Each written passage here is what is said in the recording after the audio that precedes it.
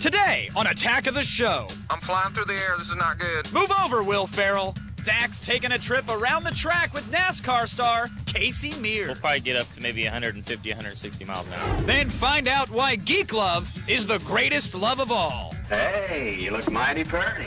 And then it's the hard-hitting sound of the Bronx right here in studio. All this and more on a live and totally original Attack of the Show. I guess your mother thought up that line. Starting right now. She did not. Drop the beat. Attack. What's going on here? Attack. Pick up on this. Attack. Attack of the Show. Attack.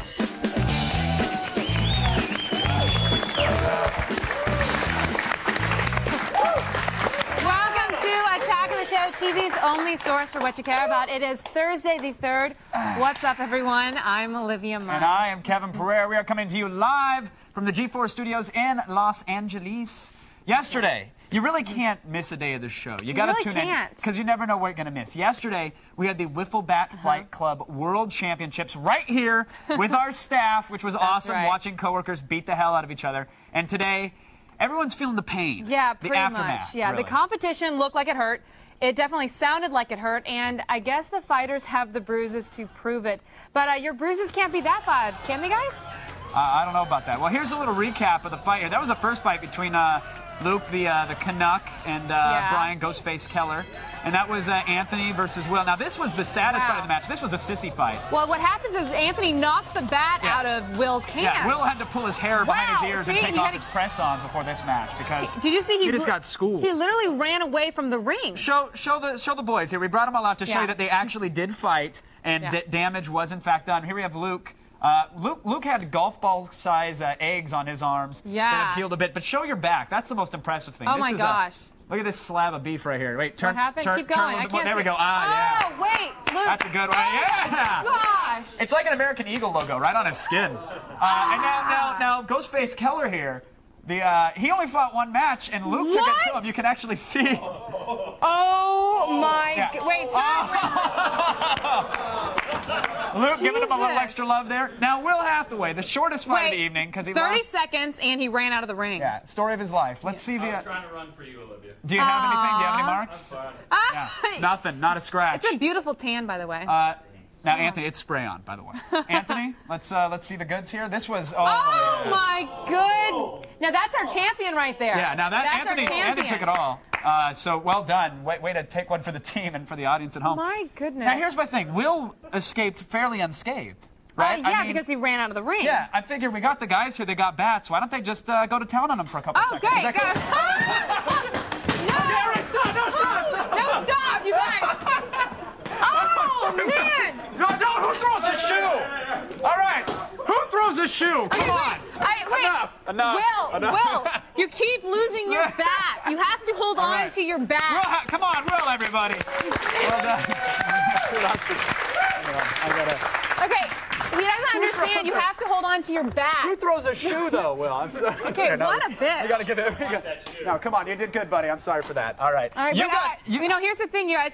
If you watched to the end of the show, you would have seen me beat the crap out of Pereira here. Actually, I was really surprised that I actually hit you so hard. You hit me really hard. Those things bruise. You got a bruise too? Well, it doesn't really hurt that bad, but it definitely I felt it a little bit because you hit me across the gut.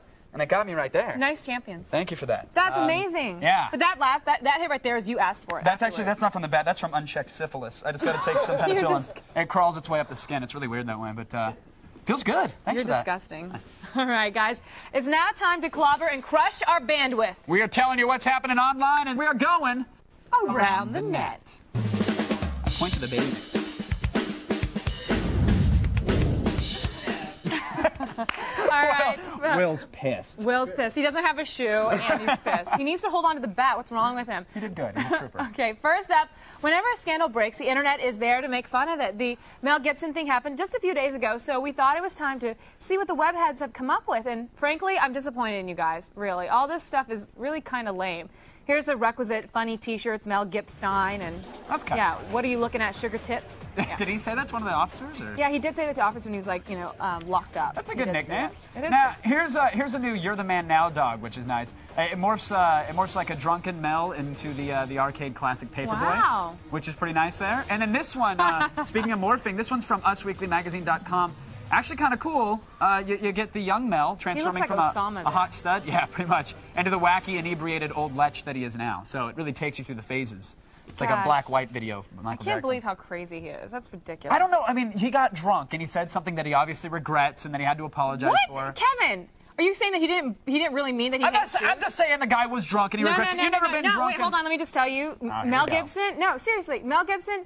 You don't say that kind of stuff when you're drunk and you don't mean it. He obviously thinks it. And his father also said that the Holocaust was a farce and never happened. And not saying that he believes that, but he never said that he doesn't disbelieve his father. He never stood up and said, Dad, you're wrong, you're ridiculous, what are you talking about? He let his father Can I get the bat? Can we bring back the bat? No. It's fine. Look, I'm just saying. You hate Jews too? I'm Jewish. The guy was drunk and said some stuff. Now he regrets it. You've never been drunk and said anything you didn't regret.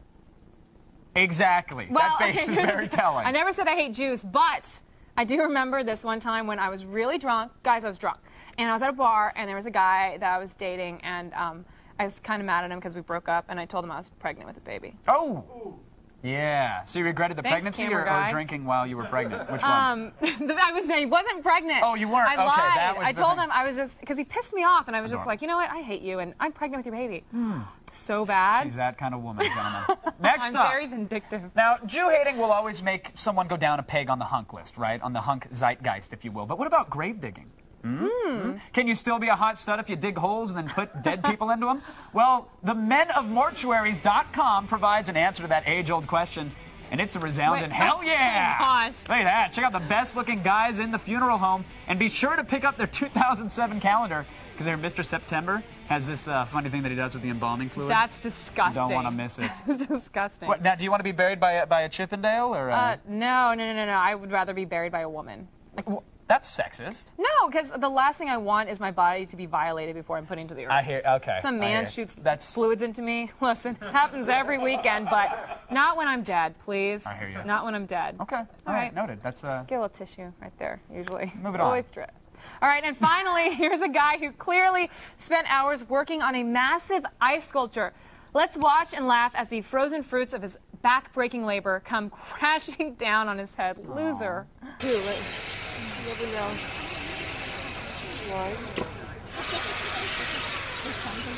Wow!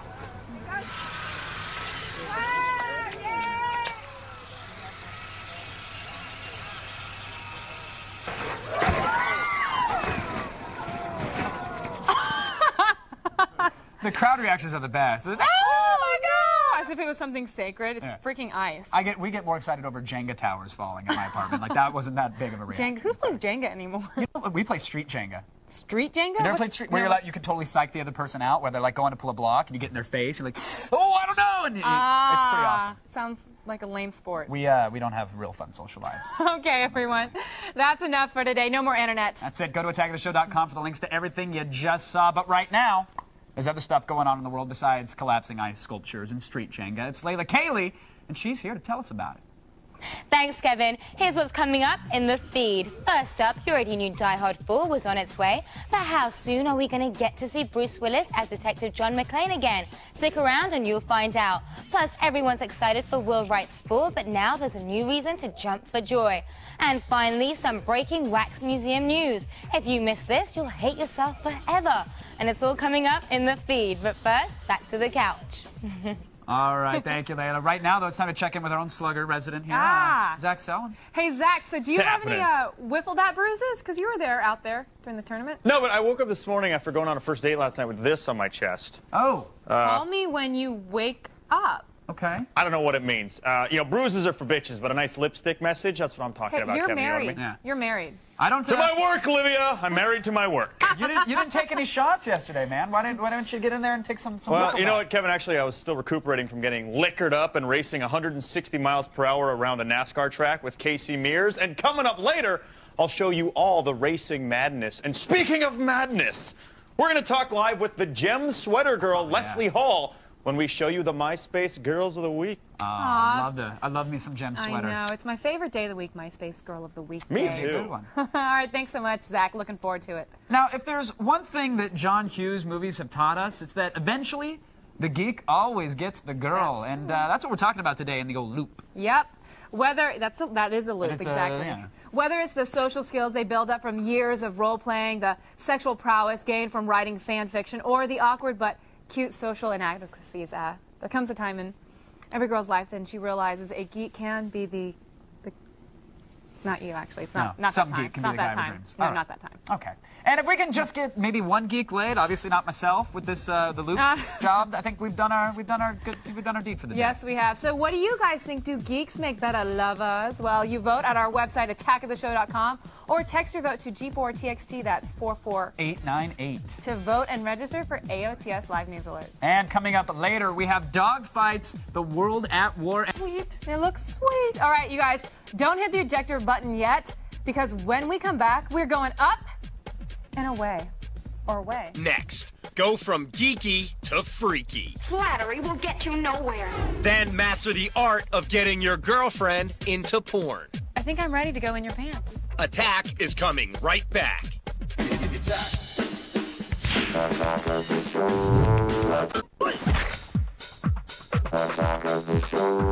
Attack.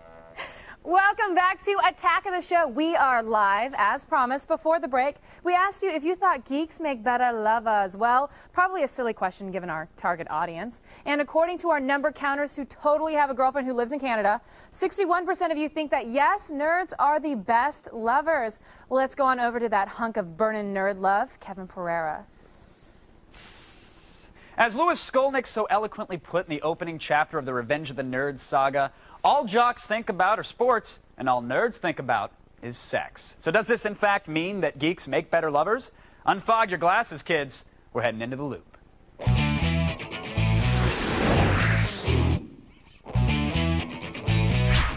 Joining us via satellite to help us make sense of it all, from his lofty bachelor pad beauty and the geek runner-up, Richard Rubin. Nice place there, buddy. Good Yeah, dig. thank you. I got my smoking jacket. I'm expecting a bunch of chicks over later. It's going to get smoldering. Radio and TV host Carrie Kasem is here, daughter of the legendary radio voice Casey Kasem. And stand-up comedian Brett Ernst is joining us as well. Thanks for joining in on the loop, everyone. Richard, got to start with you, because I know that the nerds, a little advanced when it comes to the role-playing skills. They've been doing it for years with Jolt, Cola, and Dice. But is that going to translate into making a better lover? No, you know, I would just say, I don't know about role-playing this, role-playing that. All I know is that geeks always make better lovers, especially for women who want somebody that they can control, because geeks are submissive. So if women want somebody they can control, they should go to a geek. He is absolutely right. I have to, you know, he's completely right. When was it that women enjoy being, don't women like being controlled? I don't get it. I don't know, Carrie, what do you think about that? I always like to have the upper hand. I don't know why. I've always been like that. And the last boyfriend I had was a complete geek. Warcraft, StarCraft. Wow. I mean, that gets me going. You know what I got for Christmas? He built me a computer. From the ground up. Everything I needed was on that computer. Are you still with him or no? We just broke up 3 weeks ago. Okay, see. Yeah. See. I'm available. Come on over.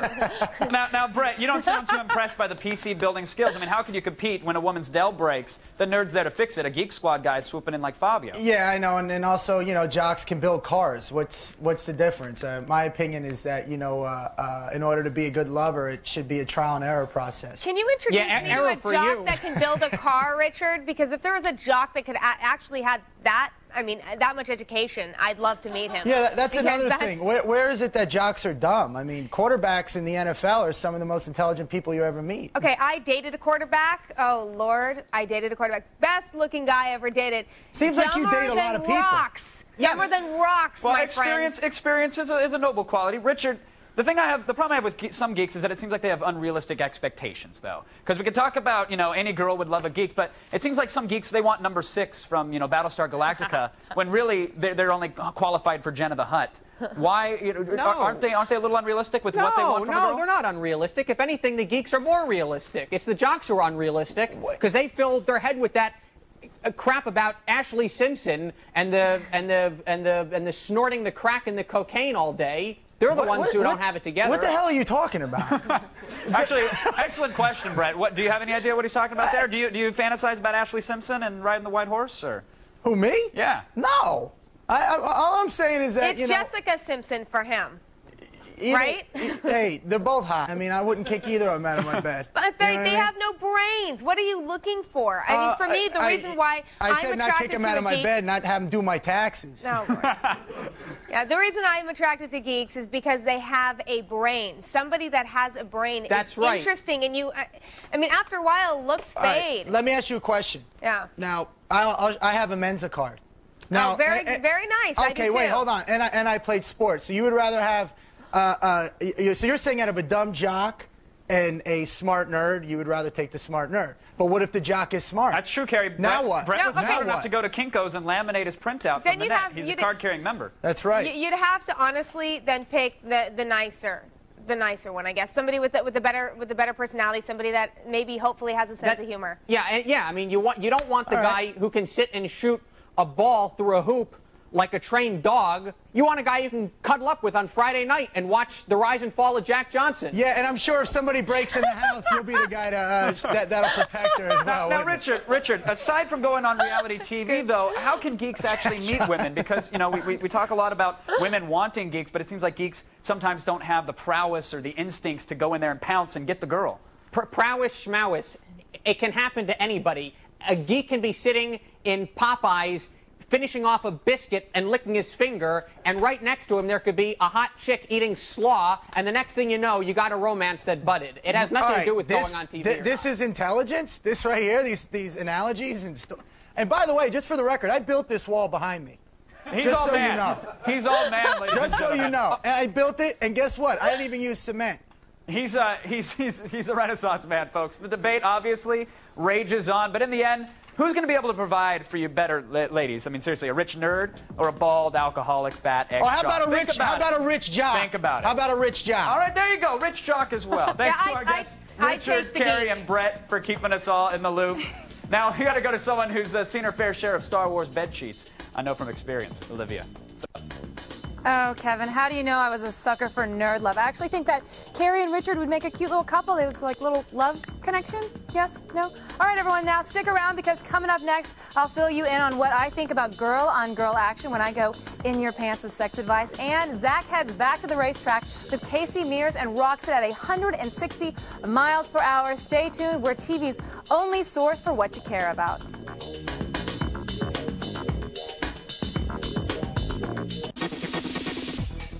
Welcome back to Attack of the Show, TV's only source for what you care about. We are live and ready to get a little giddy with Olivia. Isn't that right, Miss Munn? It sure is. So, leather, khaki, denim, corduroy, it really doesn't matter to me because they're all the same when the lights go out and I go in your pants.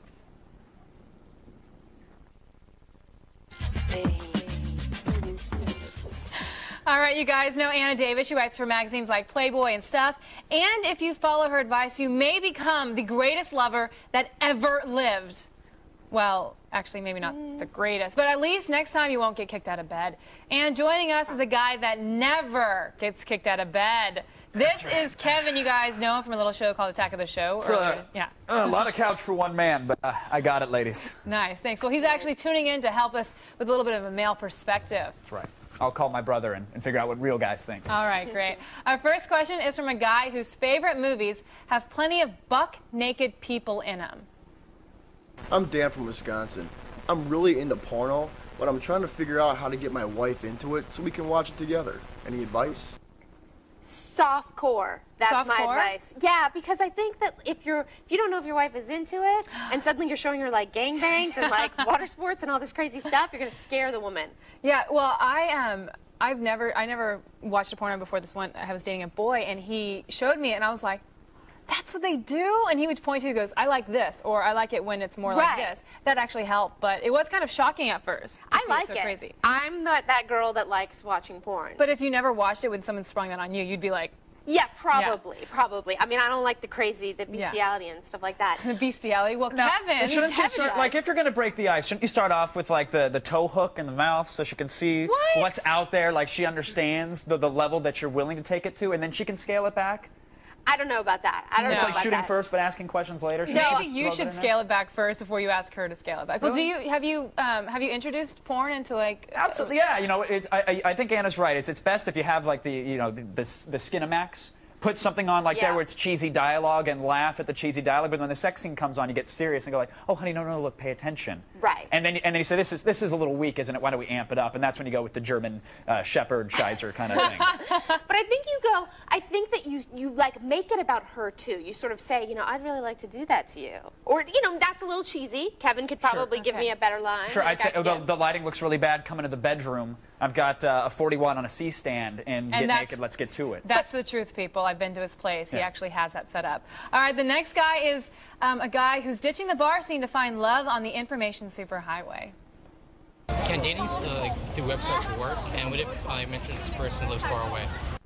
Do dating websites work, and what if the girl lives far away? Well, kind of two separate questions. Dating websites do work. I mean, eHarmony ads. Everybody knows somebody who met somebody and they're madly in love. And in a way, MySpace is a dating website. It connects everybody together. Use it right. Yeah. But I think long distance relationships, that's an entirely different thing. And I've been in them. I've known a lot of people who've been in them, and yes, they can work, and especially if you're that kind of person that really likes to sort of it always to be fresh and new, because every time you see them, it can be fresh and new. Well, now, Kevin, you meet girls on MySpace sometimes. I don't shy away. Any website. You can meet a girl on any website. Have you gone out with a girl you've met on MySpace? I absolutely have. Yeah, that's old news. Old news. Oh yeah, been there, done that. But what about have you ever gone onto a specifically internet dating website? No, never. Like that's not a good place for me. Why is that? Because I like to catch women when they're off guard.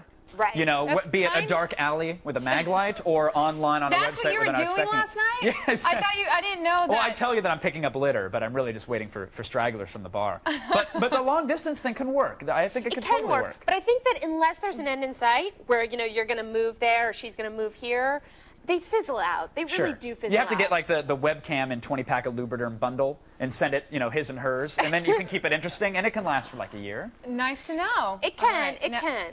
Now, this last guy likes girls, but doesn't like the girl-on-girl action. I'm not into girls kissing each other, especially when so many other guys think it's cool. Does that mean there's something wrong with me? No. Kevin will probably say there's something wrong with you, but I don't think so. No, I don't think there's anything. I mean, it's like what do you like? It's your own preference. You know, sometimes guys like blondes, sometimes they like brunettes. It's like sometimes they don't like. Some guys like that thing near their butt, like, and some guys don't. So everybody has. So everybody. What thing near my butt? Is it? You're one of those who don't. Don't worry about it. Some people like weird things, and some people don't. So everyone likes different stuff, right, Kevin? Yeah, but who doesn't like to see two chicks kissing? Our video voicemail person. And I think, look, Ian Kerner, this sex therapist, has told me that people are divided into like those who kind of like to spice things up and always raise the bar, and those who can live forever on a steady diet of missionary. And that's just who you are, and that's wonderful. And you probably won't ever cheat. Hey, that's not a big deal. Just go for it the way you like it. Thanks so much, Anna. I have 2 reasons for living. One is chocolate, and the other is sex. And, of course, your relationship video questions that you guys send in. Just go to g4tv.com/video voicemail and to upload them and to get them onto the TV. And find out more about Anna David at annadavid.com. Finally, I can get a final word in. Actually, the best sex advice out there, hardcore porn. It's taught me things that I only thought were possible on a gymnastics mat, if you know what I mean. Hopefully you do. Next, Zach burns rubber with NASCAR's Casey Mears. Well, I'm pretty liquored up. Is that a good idea? And later, it's a live performance by The Bronx. Don't go away. I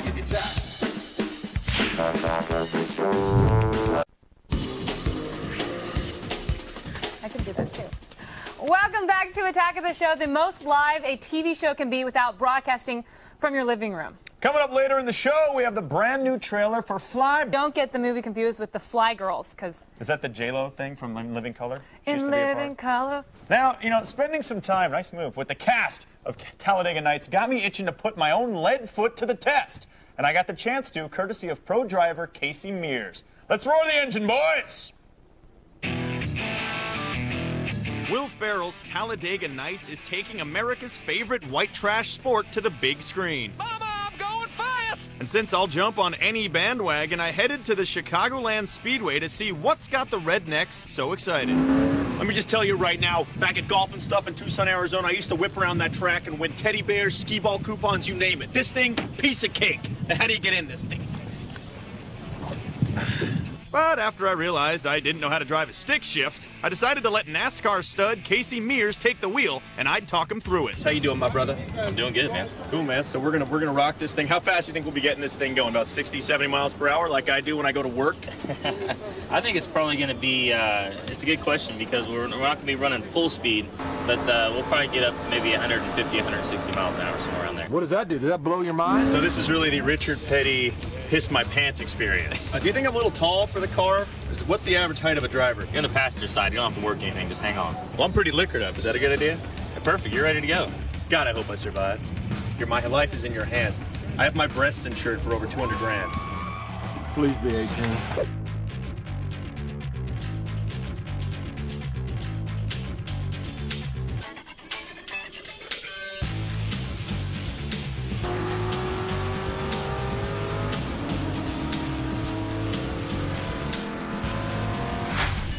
Yep, I'm flying through the air. This is not good.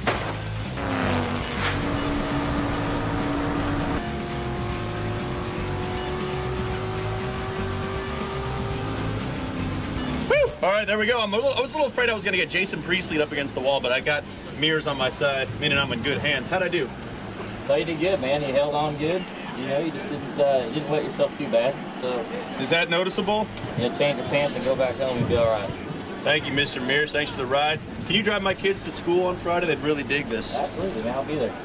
Casey Mears, man, riding shotgun here at the Chicagoland Speedway for Talladega Nights. Get me out of this car now.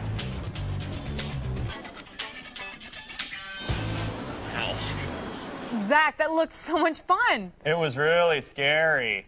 No? It wasn't scary? It was pretty scary. Yeah. I'm not into speed. Aw. You know? Not at all. Like And by the take your way, time? I have to tell you something. My lead foot is actually a serious medical condition, so I'd appreciate it if you wouldn't poke fun. All right, Oh. people? Now just go bad. see Talladega Nights. I know you will. It opens this Friday. And now, carrying an armload of all the news you need to know, it is Layla Cayley. Thanks, Olivia. I can't wait to tell you what's happening, so let's start the feed.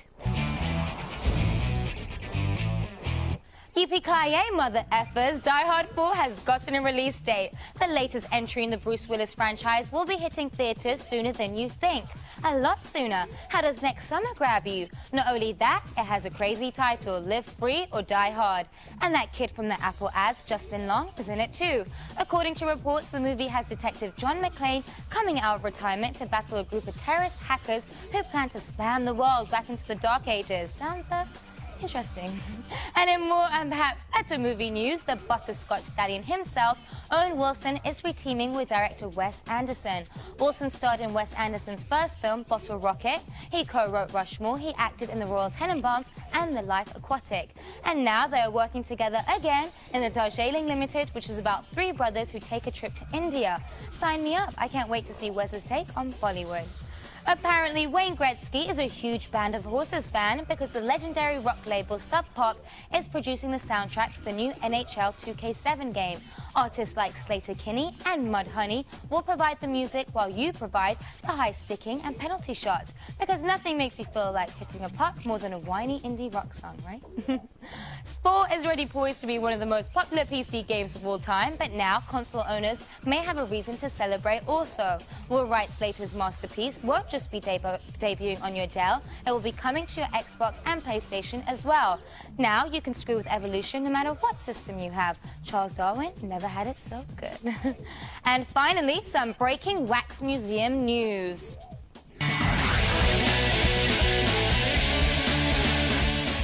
Last week, we told you about the Wax Shiloh Jolie Pit baby, and now it's a porn star's turn. But not just any porn star. I'm talking about Jenna Jameson. Madame Tussauds Museum has decided to immortalize the screen legend forever. No word on whether the statue is anatomically correct, but that's all right. I'm sure lots of you guys out there already have lifelike Jenna Jameson dolls hidden away in your closet. I want one. Well, that's all for today. Be sure to check out g4tv.com/thefeed for all the stuff I didn't have time to get to. Now do the hokey pokey and turn yourself around, because you've just been fed. Back to you guys. Thank you so much, Layla. Still ahead, we have the coolest geek girls ever, all vying to be our MySpace Girl of the Week. But right now, I'm going to smash Olivia with this bat. No, you're not. Unless you say our tagline, very peppy. I mean, really peppy. Okay, stay with us. We're TV's only source for what you care about. Get her. Ah!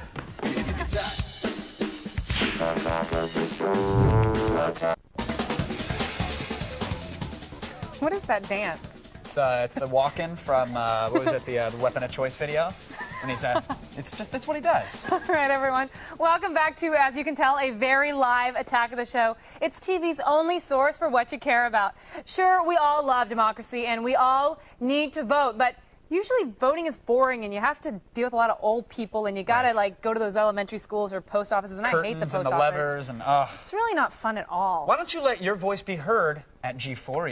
That's a little different. G4's Video Game Awards show between now and August 8th. Just go to g4tv.com/vote and let us know what you thought were the best games of the last year. Yes, just text the word vote to G4TXT. Now, imagine if you could text your vote for county judge or the president. We would then no longer be a lawless land. It's a utopia, really. Oh, a vision to strive for. The future is in your hands. Don't waste it on stupid crap like politics. No, waste it on voting for video games. Yep, we'll have all the election results for you on a very special G4 night, so be sure to tune in right here on August 8th at 6 p.m. Eastern. Now, I know a lot of you out there have had a rough going on with the ladies. That's okay, but today, all that's going to change. I swear to you, Kevin and Zach found you some super freak geek ladies. Nerds, time to lose the virginity to the MySpace Girl of the Week.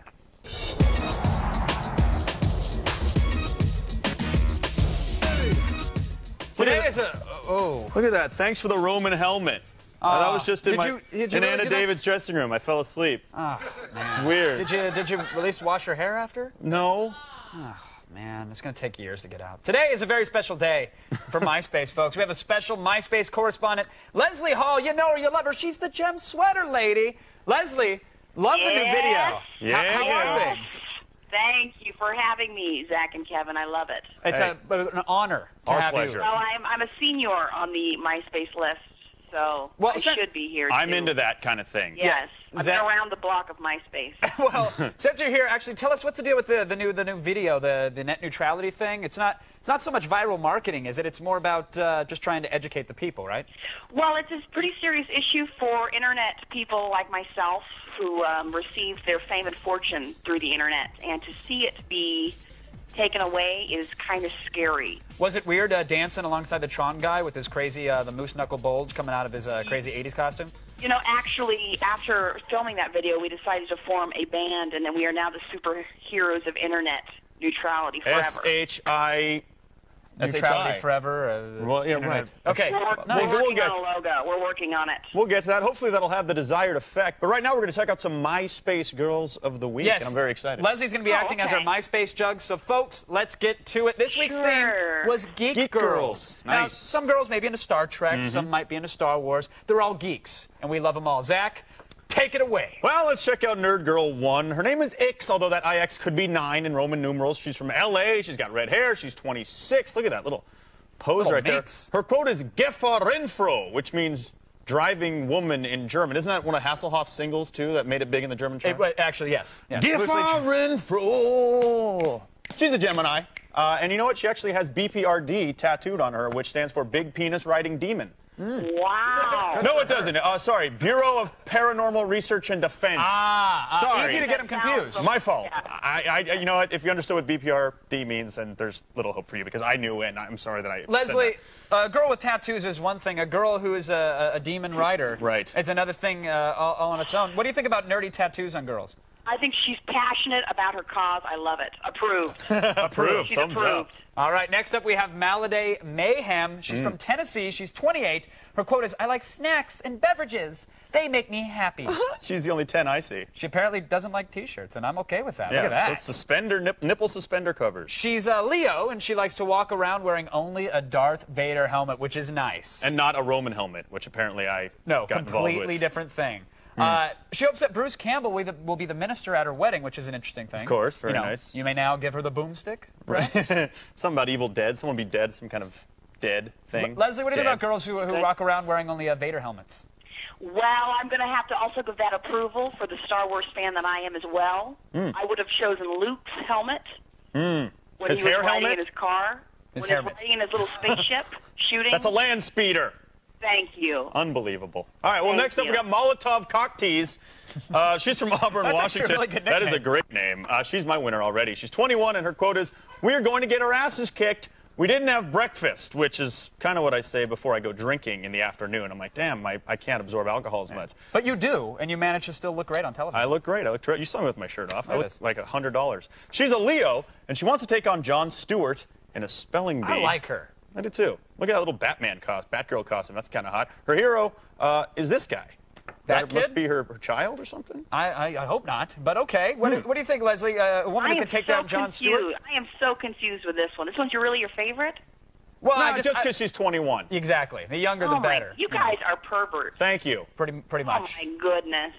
Leslie apparently doesn't watch this segment all that often. Yeah, so she would have first known timer. that just with Understood. the introduction. But Leslie, we appreciate the feedback. Thank you for helping us figure out these MySpace girls. You're horrible. We are the reason net neutrality should exist. I Exactly. believe is what she's saying. Exactly. Go and vote for your favorite, folks. Visit attackoftheshow.com and Geeks Unite. Right now, though, we're going over to Olivia. Thanks, guys. Coming up, we have a live performance by The Bronx. I just might headbang when we come back, but I don't know about that.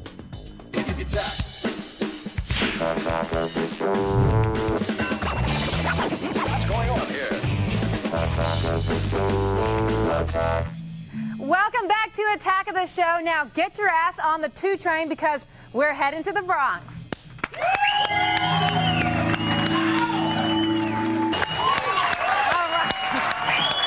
Thanks, guys. All right, be sure to check out The Bronx's self-titled album on shelves right now and visit attackoftheshow.com for more information. Stick around. We have our very first look at the new movie Fly Boys, and we've got video voicemails insanity next on TV's only source for what you care about. If you haven't been watching Attack of the Show, here's a taste of what you're missing. For more info, go to attackoftheshow.com.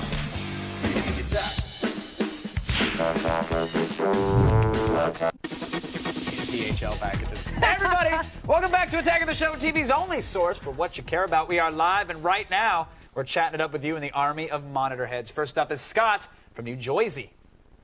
Hey guys, this is Scott from New Jersey, and my question is, what's the one thing you would not tolerate your significant other geeking out over? Okay. I know. had a good one for Well, this one. I dated a guy once. Thankfully, my last boyfriend wasn't a big gamer, but like those games take forever. I mean, there's like hours of just setting up, and I can't stand that when they get too involved in the game. Yeah, they don't pay enough attention, right? Well, it's just hours. I hear you. Hours. My Good God. last ex was like, she used to geek out all the time about unprotected sex with a gardener, and I'd be like, stop it. I'm here for you. And finally, the producers of Independence Day and The Patriot, I'm just going to move on for Yeah, it. you should. Yeah, I have a new film about our country's first fighter pilots. It's Fly Boys, and we're giving you a first look at the dogfight action. Folks, for all the things you saw and more, just go to attackoftheshow.com. Good night. Can I get a piggyback? Yeah, let's go. Bye!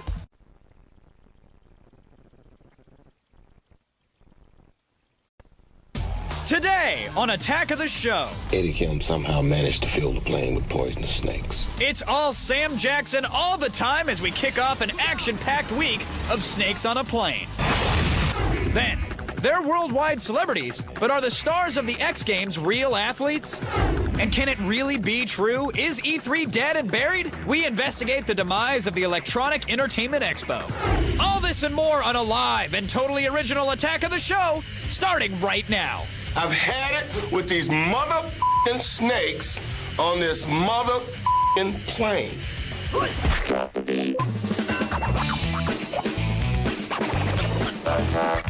What's going on here? Pick up on this.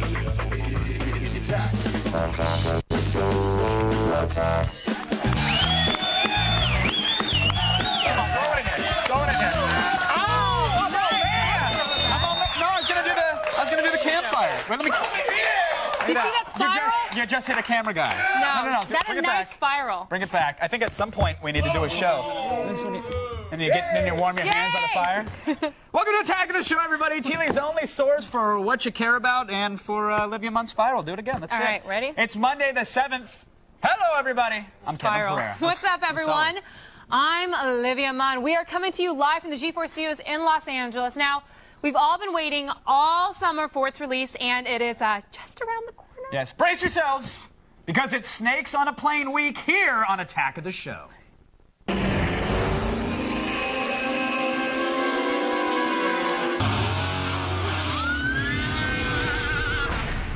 Yeah! Right? That's what I am talking about. That is what I was talking about, yes, in case you didn't know. Every day this week, we are doing something for Snakes on a Plane. Yes. Today, we're chatting with an actor by the name of Sam Jackson. Yes, Sam Jackson wears hats, right? Does, yes. Yeah, what was that thing he says on that movie? That he's had it with the mother effing snakes. On the mother effing plane. Yes, interesting. Tomorrow, we interview Sonny Mabry in an airplane bathroom. And on Wednesday, we're going to have live snakes on our set. What? Literally. I don't think it's a good idea either, but we're going to have a bunch of live snakes all No around one here. told me that. How many? Like 10? No, I think Or we're getting like 60.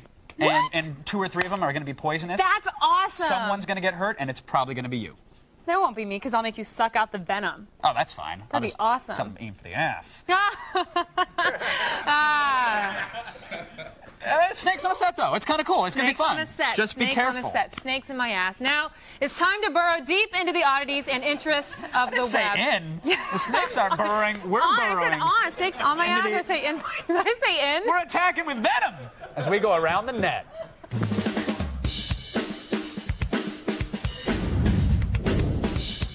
Ladies and gentlemen, go to Olivia's new website, snakesinmyass.com.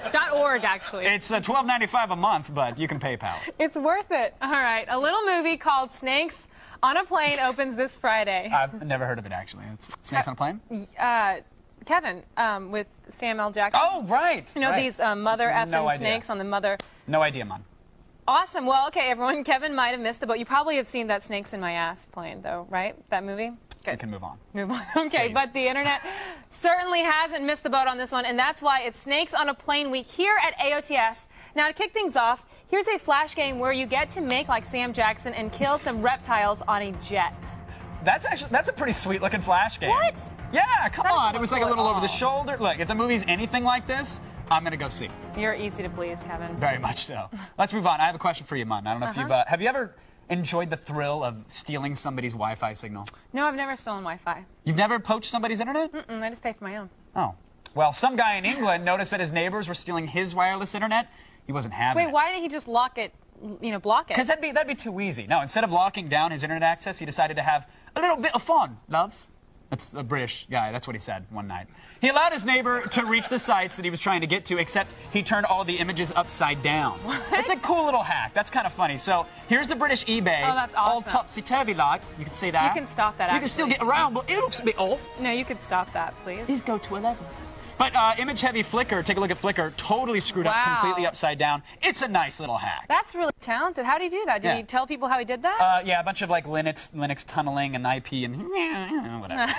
But he did it, and it was cool. It's a nice little hack. It is cool. All right, now, we'd like to end today's Around the Net with something special. Yes. Yesterday, it was the 15th anniversary of the very first web browser and the World Wide Web. All Al Gore jokes aside, we here at Attack of the Show would like to wish the World Wide Web a happy birthday with a quick browse through the lifelong history folder of the internet. Who could forget, no matter how hard they try, the hamster dance? Come on, people. Hamster dance, straight out of 1998. The original site harnessed the raw power of GeoCities and animated GIFs to become CNET's #1 internet fad. And you know what? The hamsters are still dancing to this day, Olivia. Oh my gosh. Can you stop? Okay, and remember Hotmail? Or more specifically, do you remember when you would use Hotmail for actual email and not just spam? Oh, those were the days. The days of 1996, my friends. 1996. Let us not forget how great it was to be able to purchase pet foods, toys, and accessories online and have them shipped to your doorstep for a nominal fee, of course. Sadly, not everything on the internet lasts forever, my friends. Pour one out for Pets.com, born in '98, gunned down by the .com bust in 2000. I love the sock puppet, though. I do. All right, and finally, thank Internet God that sites like Zombo.com still exists, though. The only limit is yourself. You know, anything is possible at ZomboCon. The infinite is unknown at ZomboCon. You can achieve your goals at Zombo. Just go to the website. It's funny. And okay, yes, well done. All right. And for one final birthday candle on the World Wide Web's cake, we turn to this classic archival film originally used for science, but now used for mild amusement.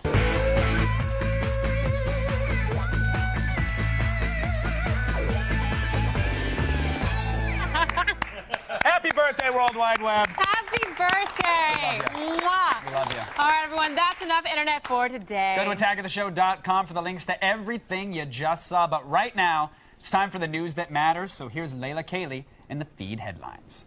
Thanks, Kevin. Here's what's coming up in the feed. First, Apple's Worldwide Developer Conference kicks off today. And of course, we'll keep you posted on all the latest news from Steve Jobs and company. Plus, guess who sped up to the finish line at this weekend's box office? If you stick around, I'll fill you in.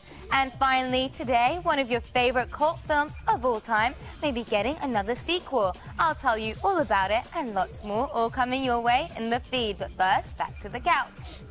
Thanks, Layla. Now, when ESPN launched the X Games as the Extreme Games, wow, skateboarding, back in 1995, they were a haven for counterculture athletes to receive the legitimacy that they deserved, from BMX to skateboarding, I think to guitar whaling, you name it, to street luging, many others. It was a place for all the misfits. That's right. The X Games continue to expand and it gained support from both advertisers and the media.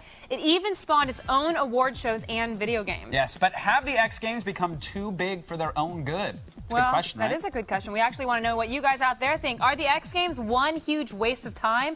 Vote on our website, attackoftheshow.com, or text your vote to G4TXT. That's 44898 to vote and register for AOTS live news alerts. I, however, love X Games. I enjoy Love them as well. X Games. I'm assuming most people will, but we'll see the results. Coming up later, though, hostages. Now, before we go to break, you all know the Nintendo Wii is coming out soon, but only AOTS can bring you their exclusive new ad campaign before anyone else. Check out this commercial. I think it's a little bit strange, but what can you do? All right. Yeah. There we go. Right. Billy! What are you doing? Relax, Mom. I'm just playing with my Wii. Stop it this instant! You're gonna go blind! The Nintendo Wii. It won't make you go blind. Next, are the X Games a real sporting event? Then the joke's on Mel Gibson as we deliver the punchline. Gibson apologized to Catholics for not being able to hold his liquor. Attack is coming right back.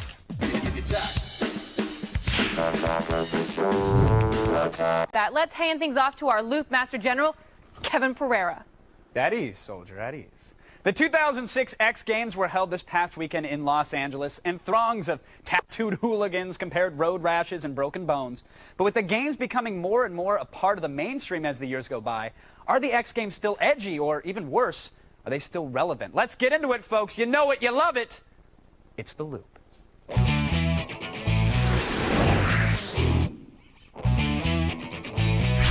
Joining us via satellite to help us make sense of it all is BMX maniac Rick Thorne, who recently signed an endorsement deal with Rockstar Bikes, and writer Adam Bordeaux is here covering the X Games for 944 magazine. Gentlemen, welcome to the show. Thanks. Rick, what's up? How you doing? Rick, I want to start with you, sir, because a number of extreme sports athletes are saying that the commercialism of the X Games, or the commercialization of it, can be hurting the sport. Do you agree or disagree, and why do you think that is? Well, I think definitely there's a lot of young kids that get involved. You know, like a lot of the top pros today got involved because they saw us competing the X Games 10 years ago. And just to be real with it, I think a lot of those kids like want the attention but don't want to work like for the contest to that level. I mean, X Games, in my opinion, has pulled a lot of people in. It's made a lot of companies successful. It's just one element of the sports. I mean, I think a lot of people look at the X Games as like the determining, like, you know, what the sport's about, but they got to remember that that's just one contest out of the big picture. So I think if anything, I mean, it's definitely helped my career and a lot of other athletes' careers that want to seek competition. Yeah, I don't know. I think the commercialism isn't that important to these kids that are there. You know, I was there for the past 5 days, and they're handing out Taco Bell stuff, and they're handing out Mountain Dew, and it's like, whatever, you know, I'm here for the sport. I'm here to watch Danny Way pull off the big air, and, you know, I could care less about everything else. I'm here to watch Travis Pastrana make history, and, you know, I think it's more to them about, you know, they're craving X gold. You know, these little kids, these little Groms. Yeah, but I think that, you know, riding's more than just medals, you know what I mean? Like, riding's about, like, it's an attitude and a style. I mean, from a constructive criticism standpoint, I think the X Games just lost the style and attitude that, like, isn't packaged. I mean, they invite 10 guys. Yeah, well, that's actually something I want to talk about for a second here, because I think some people think the X Games is sort of like the Olympics of extreme sports, that it's sort of the Super Bowl event, it's the be-all, end-all. But it's not. It's an invite-only event, isn't it?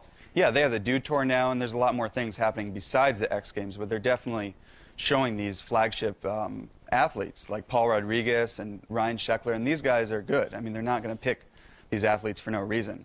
You know, it may not be like the guys that are on the streets pulling off crazy stuff, you know, every day, but they can't pick everyone. So. Right, but the argument is that, like, you can't look to, like, just the X Games as being the only determining factor of what the sports are about. Yeah. Do you understand what I'm saying? Yeah, absolutely. Rick, how could the X Games please more athletes? Is there a way to make even more athletes in this sport, in this genre of action sports? Is there a way to make them more happy?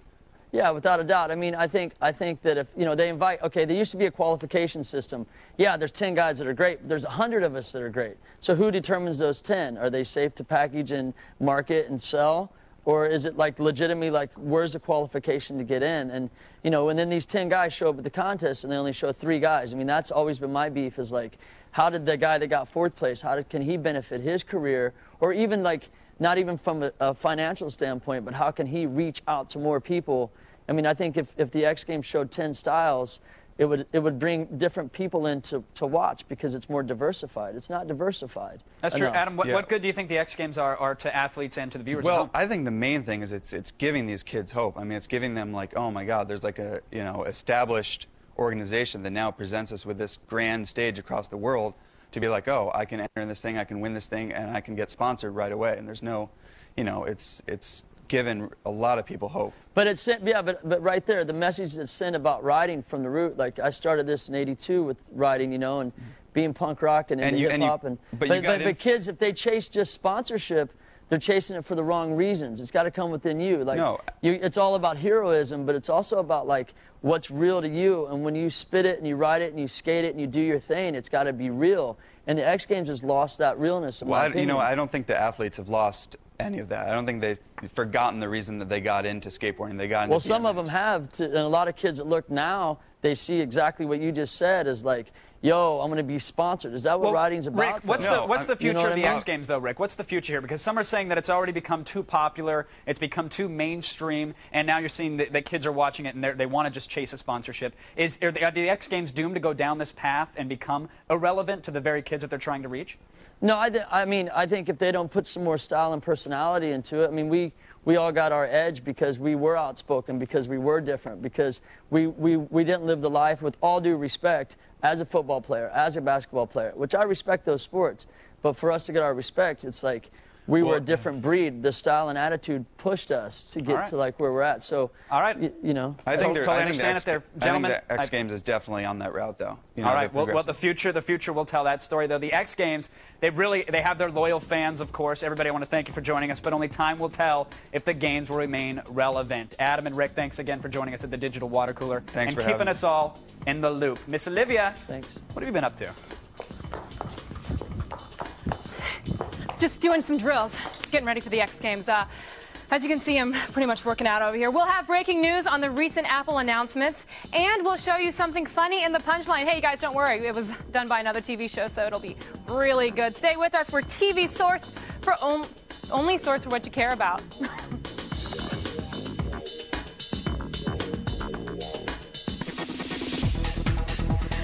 Welcome back to Attack of the Show, TV's only source for what you care about. We are live. It's like CNN, except with slightly more poop jokes. Yeah. Poop jokes, yeah. We also say Wang a lot more than they do on Anderson Cooper. Good times. Now, if you like your television short and concentrated in its bursts of hilarity and without commercials or plot lines, well, then you're ready for the punchline. See, I always go to your face on that one. We should punch each other.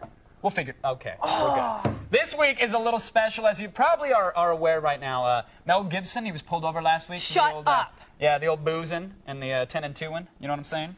And when confronted about it, he spewed a tirade of anti-Semitic slurs and some pretty sexist stuff. Isn't that right, Sugar Tits? Oh, I like that. That's what he said. I like that. Well, it's too bad for Mel Gibson, but not for us, because we get to watch the late-night talk shows do what they do best. So we're going to round up and rate the best Mel Gibson jokes from last week. All right, let's start things off with a little Kimmel from his opening monologue the day after Mel's arrest. So here Kimmel is breaking down how news stations are having a hard time talking about Mel's offensive remarks without actually saying the words in question. He also allegedly made a sexist reference to a female sergeant saying, "What do you think you're looking at, sugar?" Sugar? He called one of the officers sugar, T asterisk, exclamation point S. Which a lot of people saw as sexist, and I did too at first, until I actually saw the officer on TV this morning. It's an ongoing investigation, so there's limited information I can give you at the moment. But I can tell you he was initially cooperative with our investigation, but when we informed him he was being detained on a possible DUI, he became increasingly belligerent. See, it's the guy's name. It was the guy's name. It makes sense now. They don't give you the full story on the Drudge. That's true. That is true. Oh, well. I don't know. How do you rate this one, Olivia? Not bad, not bad. The fake line gag always works for me. I give it 3 shot glasses out of 4. Okay, 3 little Gibsons there. Look at him. Oh, wow. All right, let's try some Conan next. You love the Conan, right? Oh, yeah, I love All right, Conan. Here's his little take on it. Violence in the Middle East continued with Israel bombing Hezbollah strongholds in southern Lebanon. Yeah. Then today, Israel launched an attack on Mel Gibson's house. That was terrible. And why did the audience laugh? Oh, that was a pity laugh there. That's why we don't have audiences. No, seriously, we just, well, the crew, that was funny, right? And then that's about it. It's sad. It's really sad when Kimmel's funnier than Conan. And I hate to say it, I'm just going to give that joke a 1-shot glasser. That's all that gets from me right Seriously, Kevin, that's Conan. Come on. That's why I have to be so hard on him. I expect better. They could have the kayaker going out of the audience and then fall into his death. But listen, it hurts me more than it hurts him. Conan's not crying tonight. Okay. I will be. Fetal position in the corner of my bedroom, just like last night. Hopefully, Colbert's not going to let us down, though. Colbert or Colbert? Colbert. Character. I give that 1 3-shot glasses. Oh, okay. So 3. Yeah. That's a 3. 3. And finally, you're excused. The Daily Show. Here, Jon Stewart has been making fun of how the networks are using the Mel actual movie clips of his career to illustrate the coverage of the incident. That's good. Classic I Daily love Show. Jon Stewart. Nice use of movie clips, and the gag is making fun of the media and Gibson all at once. For that, you got to give it 4 shot glasses. There's no question. Nice. Jon Stewart comes through. Comes through once again. Are you okay? I'm good. And that, folks, is the punchline. We'll have more. We're gonna figure this out, by the way. We'll have more punchline for you every Monday. It's like TiVo, except it's free. All right, don't go anywhere because we're going to be right back. Honestly, we wouldn't kid about something so freaking serious. Next, you've read about it, you've heard about it. Now get your first look at the epic Snakes on a Plane. Then we ask the question, what killed E3? Attack will be right back.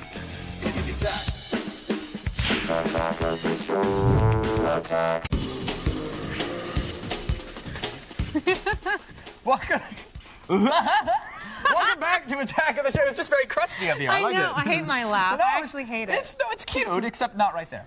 We're still live and kicking. Although at this point, it's really just a reflex. What? Come on. Coming up later in the show, we'll get you all the gaming news you need and all the stuff from eBay that you really clearly don't need at all. No, you don't. Plus, we're showing you today, presented by Dentine Ice, we'll have Year-Long Disaster joining us. It's funny that Thursday is Live Music Thursday, because it'd be crazy if it was Live Music Wednesday on Thursday.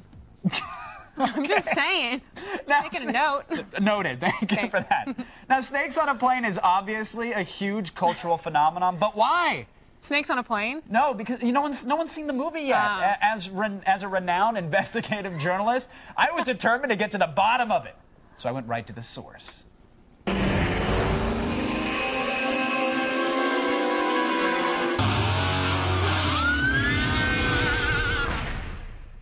When I met Sam Jackson at Comic-Con, we seemed to have a good rapport.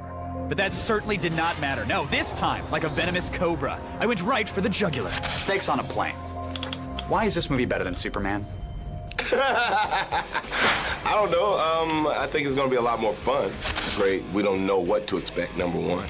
The villains are who they are. We know there's not one person, Lex Luthor. It's a lot of slithery things. Some people are going to like the slithery things more than they like the people. Kevin Spacey can be kind of slithery, though.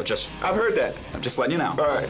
Did you guys hear that? Some are saying this is better than Godfather, though. Some are saying that this is Scarface in the sky, Sam. I mean, these are, I don't know if you've read the internet reports. This movie's a big deal, and you're in it. Well, nobody knows why, though. It's just one of those kind of things that the term itself, Snakes on a Plane, sent people into some kind of frenzy that they needed to go out and, you know, make their own videos, make their own posters, create songs around it. So it's a great phenomenon that, you know, I'm glad that I'm part of.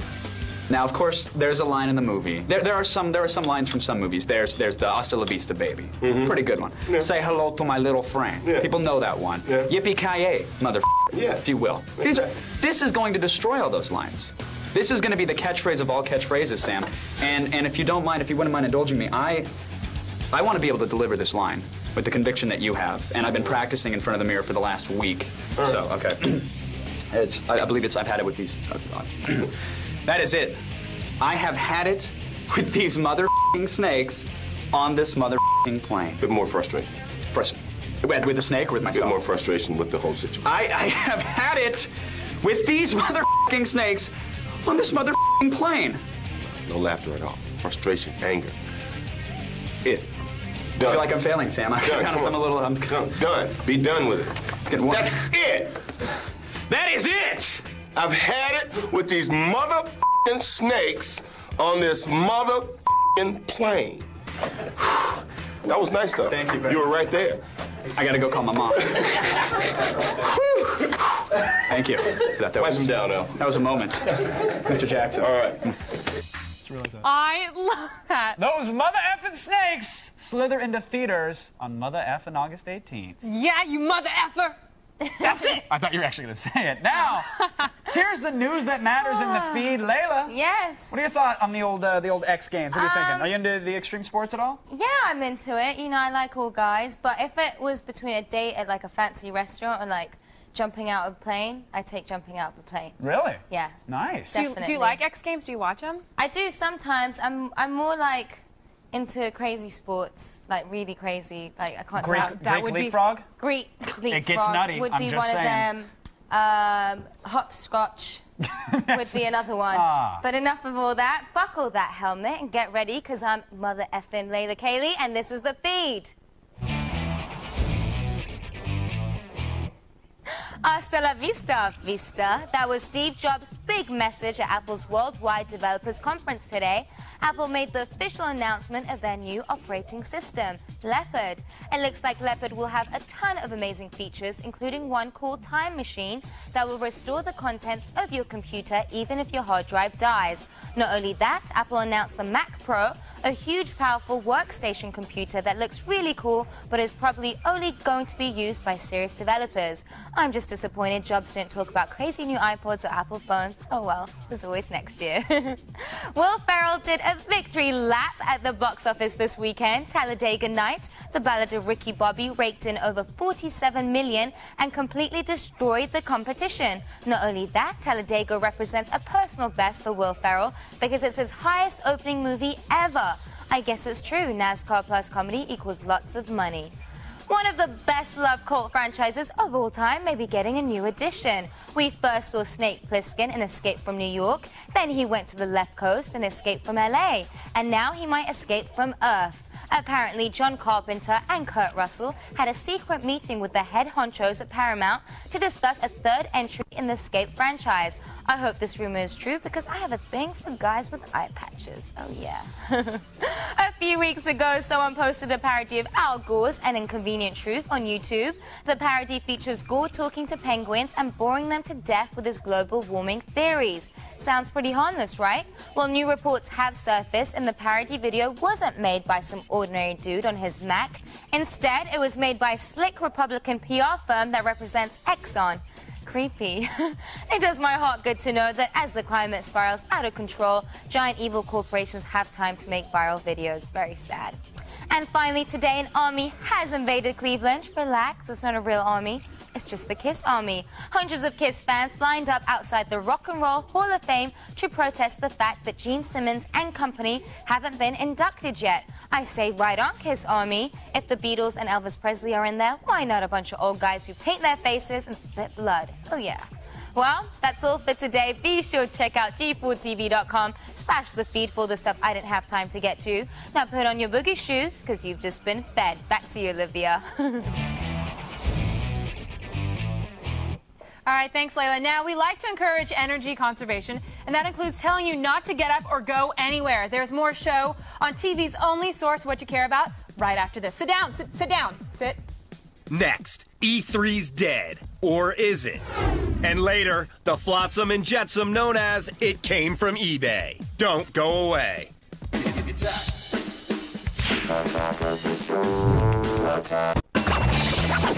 going on here? Welcome back to Attack of the Show, TV's only source for what you care about. Now, we here at Attack of the Show are about to take a closer look at what matters to most gamers, and helping sort through the gaming rumors and breaking news is actually, this is great because I actually had a dream about both these guys, Kevin Pereira and Adam Sessler and his couple snakes. Delicious. Were you wearing Crisco as well, or no? Yeah, but, you know, it got so over the snakes that we really couldn't hold on. They kept popping out. Isn't that the worst? It's like a can of the fake popcorn. It's like funny at first, then you're like, oh, I got to get them all back together. Stop it. Now everybody's cold and no one wants to hang out in the Jello pool Exactly. Thanks, Olivia. Let's get into it, Adam. Gaming news time. All right, everyone should know that next year's gaming convention extraordinaire, E3, has been canceled. We've talked about it enough on the show, but there's new info. Instead, it looks like there are going to be two versions of the trade show, a separate show for members of the gaming industry and another for consumers. This is kind of a big deal here now. Yeah, you know, I think the thing is that while there's going to be stuff for consumers that will be sort of part of E3, there's going to be so much more of that stuff. If you look at Comic-Con and how much that has transformed over the years, it's this great way to get a certain type of person into a room and show them stuff. Sure. And there have been events up in San Francisco. I think it's great because it allows the companies to make people aware of the games, get people excited, but it also allows for a separate event to actually get business done. But now that this E3 is breaking up, right, we're going to have one convention at a Holiday Inn for the suits or whatever in some sort of conference room. They were saying there's going to be another convention later on in the year. I think it was in Philadelphia or something of that nature. Yeah, I'm off. You know, it's funny you bring that up. I don't know how many of these things are actually being done under the purview of the ESA, which is the group that runs E3. Oh, so this could be another group coming in and trying to say, hey, look, in absence of E3, we're going to throw this thing, even though no one's going to care because all eyes are on Comic-Con. Well, yeah, there's an event run by GameSpot and those guys that occurred last year that did quite well. I think a lot of people are eyeing this as a whole other way to make people aware of the games. I think the other thing is that we learned about there being no E3 earlier than they intended us to learn about it. So they were kind of now it's like a little damage control. Right. So they were kind of caught with their pants down, and I think they're still formulating some plans, and hopefully in a little while we'll know something. Well, speaking of the games, Gears of War. Now here's a title. It's supposed to be coming out, I think, November 12th now. It was announced last year. It appears that the release date falls near the launch of the PlayStation 3. Isn't that weird how that happens? Tell me, Gears of War, is this, I mean, we've talked enough about the game to know it's a system seller. It looks good. People are going to buy it. But is this a system killer? I think so.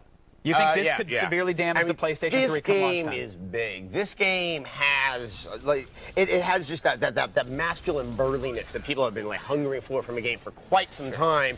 It's got a good pedigree. It looks next gen. It feels next gen. I'm sure it's going to play next gen. And it's just, it's really stunning. But I mean, that's a pretty lofty statement to say it could be a system killer against something like the PlayStation 3. It's a two-pronged sword. I think the quality of the game is going to make a lot of people think, okay, I want to get this. Absolutely. There's another thing is Microsoft knows they have a good one on their hands, and they know they have to really put something up against the PS3. And I've heard, I don't have this confirmed, I've heard a lot of ad space has been purchased. Right. Which most people at home now are going, well, that means people are going to know about the game, but there's another side of that coin. Yes, that's ad space that Sony would probably really like to sell the PlayStation 3. So I think if you add in the, you know, how many PS3s are going to be available, coupled with the quality of the game and the awareness of the game, wow. Yeah, it could be a system killer, it sounds like it. All right, now, lately it seems that third-party developers, they're battling each other over their announcements for which of Nintendo's Wii console they're going to support the most. And after EA's 6 titles, Ubisoft pledged 7 launch titles for the Wii, and Activision says they have at least 3 major titles in the works.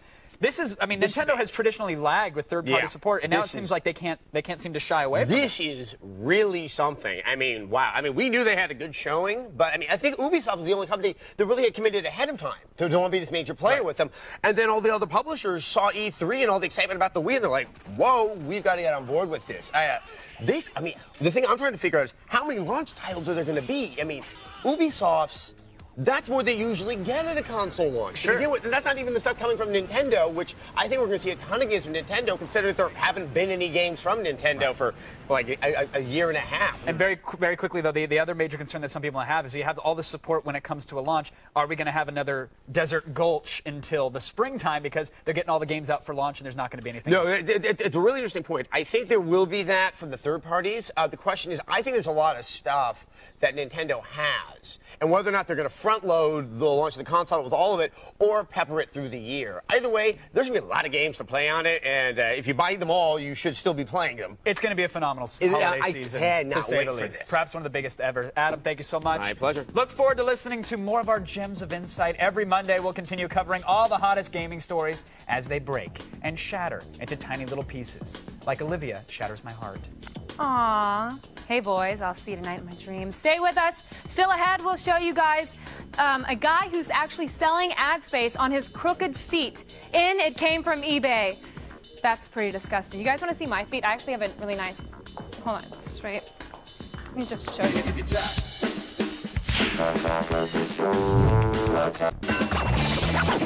going on here? Welcome back to Attack of the Show. We are live, but soon we're going to be on the move. That's right. Starting Monday, August 14th, Attack of the Show presents Las Vegas 06 Live. We'll be heading to Sin City for a week of gambling, drinking, and God willing, Kevin will get a couple venereal diseases or two or three or four. I'm trying to collect them all like Pokemon. All right, watch as I party down and rank the 4 best nightclubs ever in Vegas. And of course, the stars are going to be dropping in all week to hang with us, including Betho, Joe Rogan, Chris Jericho, and James LaShore from the show Las Vegas. It's going to be awesome. Awesome. You'll also see Zach throw his money away at some of Las Vegas' finest gentlemen's clubs and my old jobs. It's not throwing it away. It's just giving back to the community. And Layla hangs out with some of our favorite bands, Eagles of Death Metal, The Future Heads, Korn, and more. So if you guys don't want to be a loser, join us poolside all next week at 7 p.m. Eastern right here when Attack of the Show presents Las Vegas 06 Live. One of us might even wear a bikini. Probably you. Probably me. Awesome. All right, today we decided to take our job seriously for a change, so we found only the best of online auctions. Unfortunately, James Earl Jones wasn't our coach, but it's still all good. We call it... It came from eBay!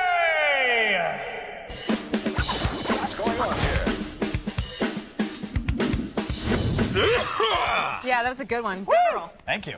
First up, a turtle painting. Now, not of a turtle, no, but painted by a turtle named Koopa, who paints pictures by crawling across the canvas. That's so cute. Unfortunately, the turtle itself, not for sale. You only get the artwork. It's $30 right now. There are 5 bids so far, but forced turtle labor is a problem that PETA needs to get on. It's just not right. And it shouldn't be, we shouldn't support it. I'm sorry we haven't talked about this auction, actually. All right, moving on. Next, a real treasure map. That is right. It's a map that the seller says leads to something valued at $50,000. Wow. Yeah, he's also offering clues to the treasure in the eBay auction with regular updates.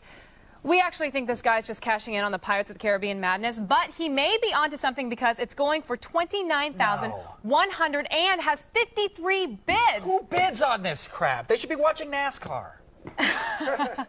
Still no map on finding Johnny Depp's lost masculinity, though. Oh, well, let me know when that auction's up there. Now, if you've got a weak stomach, you might want to turn away for this next auction. Seriously, some guy is selling ad space on his nasty, crooked feet. Those are some crooked feet. Yeah, and we're not sure who'd want that. Maybe it seems natural kind of for Dr. Scholes or something like that, but $20,000, 0 bids so far. $2,000, actually. Oh, $2,000, thank you. But you know some foot fetish freak right now? Wetting himself. He's willing to pay $20. Okay, not only are they crooked, but they're nasty, too. Like, can you not get a pedicure? It looked like James Caan from Misery after he gets the clubbing for turning the penguin. That's what they do look like. This last auction needs a little explanation. We're looking for snake-related items to go with our Snakes on a Plane themed week, of course. Well, this is what we found. Pink snakeskin, butt-hugging, soft, stretchy sissy pants with double-layer front and breakaway clips. That's right. We weren't sure what sissy pants were, but after reading the part of the auction that mentions tucked equipment, we knew we liked it. Yeah, if you're on a plane and want to conceal your snake, you know what I mean? These panties are for you. They're getting. Is that really what it's for? The old junk tuck? A little junk tuck. But I don't know any guy that has a junk like that. No. I mean, that's like junk in the trunk. That's kind of not junk. cool. We mean like, snake junk. What are they getting for this thing? $7.95 for this thing, and there's only one bid. Surprising. Oh, get on it, gentlemen. They snap away. For easy like access. that. All right. Always expect the unexpected from nasty feet to sissy panties when... It came from eBay! Stay put. Your face and your video voicemails are in our monitor heads next. Plus, we have the footage from the newest action-packed WWE-produced film starring John Cena. Stay tuned. They rip away. If you haven't been watching Attack of the Show, what have you been watching? What? To catch up, go to attackoftheshow.com.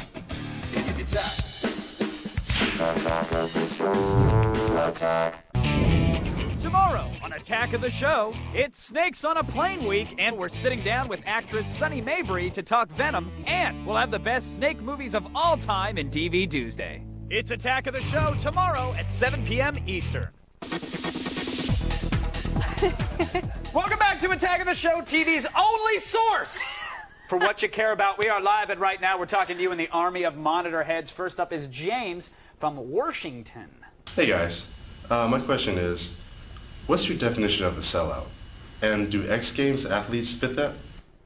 Well, a sellout, I think, is somebody who jumps on the bandwagon and pretends like they love it no matter what, like they've loved it forever. And X Game athletes do not match it because, you know, they're making money. Like, you know, NFL, they make money. Basketball players make money. You know, everybody makes money. Don't they're just hate the player, hate the extreme game. Did you make that up? No, I think I poached it from a website. Oh, I guess, probably. like, in terms of the X Games, when Tony Hawk calls his 900, like, the Mountain Dew Baja Blast 900, and he's spinning around, well, then he's sold out. Yeah, that's different. But until then, like, you know what, they're doing what they got to do. Yeah, definitely. So until that, yes, sell out. All right, finally, Carl from Colorado.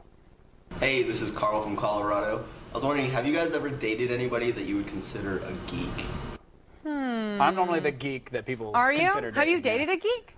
No. Because you like the hot girls. I like them just nutty. I don't care if they're actual nerds. Yes, I swear to God, that's the truth. I just he want likes them to have crazy. serious emotional issues. Yeah. But have you ever dated a nerd? Or? Probably. You know, I don't think any of my guys have been like quote unquote cool. They weren't rolling dice and casting magic missiles or anything like that? No, nothing like that. Really? But I like that my guys are always like in between. Cool, not cool. Just normal guys. Noted. Coming up tomorrow, folks, Snakes on a Plane actress Sunny Mabry stops in. Plus, on Wednesday, Olivia and I will do the show with live snakes slithering around the set. That's right. I'm so excited. I am so excited. And don't forget to vote for your favorite games of 2006. Tune in to see who wins on G4's video game award show, G4ia, tomorrow night at 6 p.m. Eastern. And finally, there's no word on if wrestler John Cena is going to run for governor, but he's sure looking a lot like Schwarzenegger these days. Yeah, WWE Films has a new movie coming out Friday, October 13th that has the Governator written all over it. Here's the trailer for the Marine. I love how violent it looks. I love violent films. I counted like at least 43 explosions in that one trailer, and therefore I'm lining up for it. Well, here's the thing. If this was to ever explode this whole building, I would carry you out like a baby, like my own in slow motion? Yeah. With silhouetted, like in Backdraft? This. Watch. Okay, well, can I say goodbye to the kids? Okay, go ahead and say goodbye, and I'll pick you up. Everybody, now for all the things you saw today and more, just go to attackoftheshow.com. It's a website on the internet. Okay, you're going to hurt yourself or me. Hold on. Okay. Hold on. Let me just sit down. I can't. Okay. Okay. All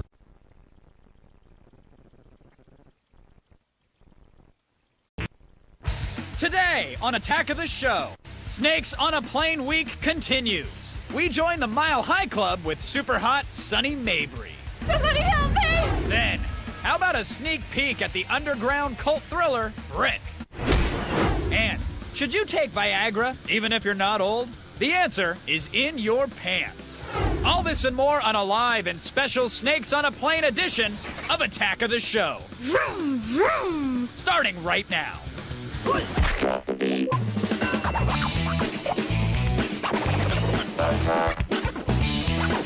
going on here?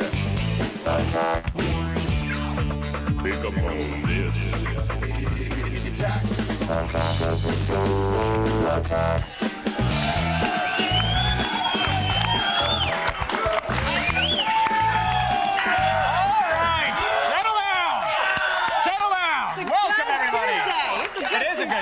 That's how you start it, with some names on the screen and some clapping. Welcome to Attack of the Show TV's only source for what you care about. It's Tuesday the 8th, and my name is Kevin Pereira. What's up, everyone? I am Olivia Munn. We are coming to you live from the G4 studios in LA. Now, you just saw G4 06 Live, and you guys voted Elder Scrolls Oblivion as the game of the year. Yeah, you happy about that? Not so much. It's a good game if you've got like 1,000 free hours of time on your hand. I just didn't do it for me. I thought Guitar Hero should have won. Guitar for sure. Hero? Yeah. Well, you know, Oblivion has a lot of fans. But Guitar Hero, I think, can appeal to more people than an Oblivion can. But I understand the fans are passionate, so right. Well, congratulations, Oblivion. There you go. Right now, though, it's time to bring you the fright, the horror, the unparalleled excitement that's ravaging through our studio because it's Snakes on a Plane week.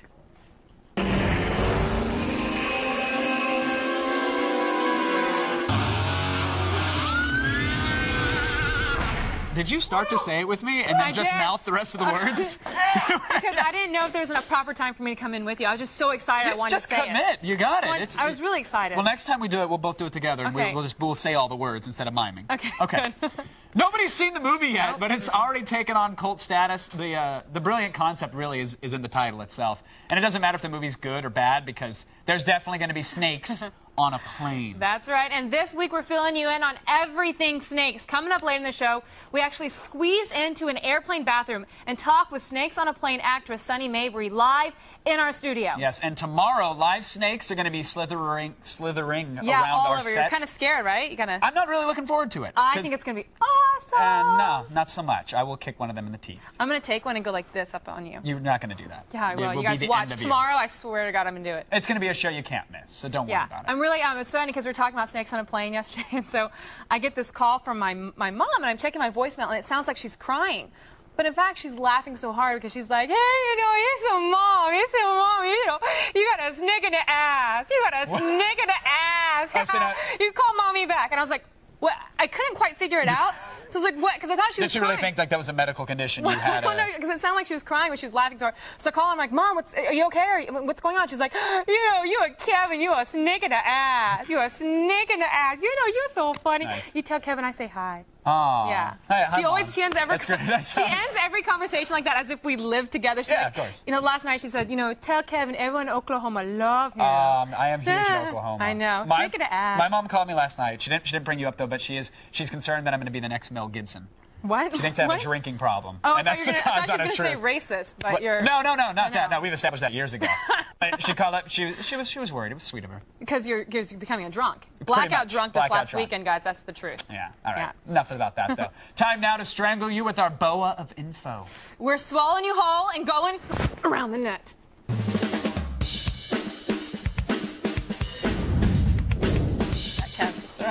Rattled them up a little bit. First up, check out Snakes on a Birthday Party. Apparently some chicks decided to jump on the bandwagon and throw themselves a Snakes on a Plane themed party. That sounds fun. There are snake tattoos, rubber snakes, snake cocktails. Uh-oh. You know what I mean? Cocktail.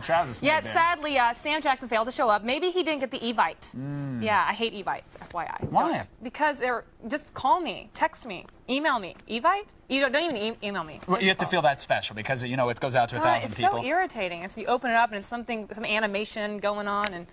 No. You know they can see when you look at it and then you just close the window, right? Really? You know, I didn't know that. They're painfully aware of how much you don't care about them. Oh, that's awesome. Never invite me. There you Evite me. Next up, folks, it's always sad when a pet dies, but usually you throw the thing in a shoebox and you bury it in the backyard. This next guy, however, did something a little bit different. When his pet rat kicked the bucket, he mummified it. That's right, straight up Egyptian style mummification. He took out the guts, then he stuffed it, and then he wrapped it up. The guy has that's disgusting. A lot of time on his hands. Look at that. What is that? That's the mummified rat hanging out the train station, apparently. Oh my goodness. I remember when I was in 5th grade, I had a hamster, and when I was outside, during the winter, I left it outside during the summer, and I was going to play with it, and then the winter came. Wait, you played with your hamster outside? Well, yeah, because in the grass and stuff. Okay, I guess I buy that. So I guess, like in 5th grade, I kind of got bored with it, and I remember leaving it outside on the porch, and when winter came and left, and the sun came up and down, I went back outside, and it was like this. It was just dead, frozen. That's a terrible story. I know. Wait, did you purposely leave it outside? No, or? I know that is really kind of terrible. That really well, did you at least throw it in the microwave and try to defrost it, or? Would you have done that? Oh yeah, totally. That's the next awesome. logical step. You got to at least try. Have you ever killed a pet? Not intentionally. Oh, I accidentally ran over my grandma's cat too once. All right, folks. Just remembered that. Fantastic. Okay. That's great. All right, enough of me killing people's pets. Peter just canceled No, but his season pass. I love animals. I love animals. I just kill them a lot. Let's get back to snakes, though. I love snakes. If that lame birthday party didn't get you excited for Sam Jackson's movie, then this next clip certainly will. It's a snake biting a dude.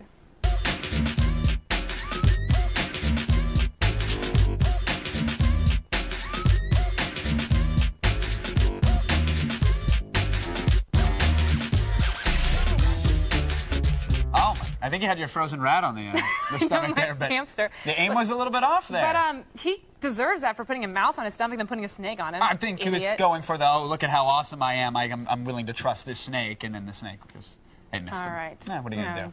Get the snake off the stomach next time, buddy. Get that mother effing snake off the mother effing stomach. That's going to be first of many today, people. Trust me. That's enough internet for today. Go to attackoftheshow.com for the links to everything you just saw. But right now, it's time for the news that matters. Here's Layla Cayley and the feed headlines. Thanks, Kevin. Here's what's coming up in the feed. First up, Sony is releasing a cool new iPod killer you'll definitely want to get your hands on, but if you want to see the exclusive pics, you'll just have to keep it here. Plus, that crappy MySpace search engine just got a little bit better. And finally, has box office champ Will Ferrell already picked his new role? The answer, plus lots more, all coming your way in the feed. But first, back to the couch. All right, thank you, Layla. Now, we are in the middle of summer, right? We're pretty much at the peak of concert season. Lollapalooza was just last weekend, but overall, I think tour sales are slumping, and a lot of people are saying that it's just because the music ain't good anymore. I know. Does Paris Hilton having a hit single on the Billboard charts a sign of the apocalypse? Well, if so, I'm dancing to it, because I love that song. Well, actually, I'd like to see her sing it acoustic version. She needs an army of robots and racks of equipment to do that. Just to be monitoring everything. I think we've, as a society, leveled out at mediocrity. And she's Exhibit A. We want to know what you guys think today. Does today's music make your ears bleed? Vote on our website, attackoftheshow.com, or text your vote G4TXT. That's 44898 to vote and register for AOTS Live News Alerts. All right, folks, coming up later, magic, murder, and mayhem. Christopher Nolan, the director of Memento and Batman Begins, has a new movie coming out, and we're showing you the footage. Stay tuned for an amazing look at The Prestige. Now, for some time, we've heard rumors that Apple Computer and Nintendo may merge. Right. And now we just might have the proof. Yes, folks, we've obtained the exclusive new ad campaign for the Nintendo Wii. And there's some slight similarities with Apple. And kind of like the Mac, the Nintendo Wii is now taking the competition. They're taking them on, head to head. Hello, I'm a Wii. And I'm a PlayStation 3. I like go-karts. Vroom, vroom.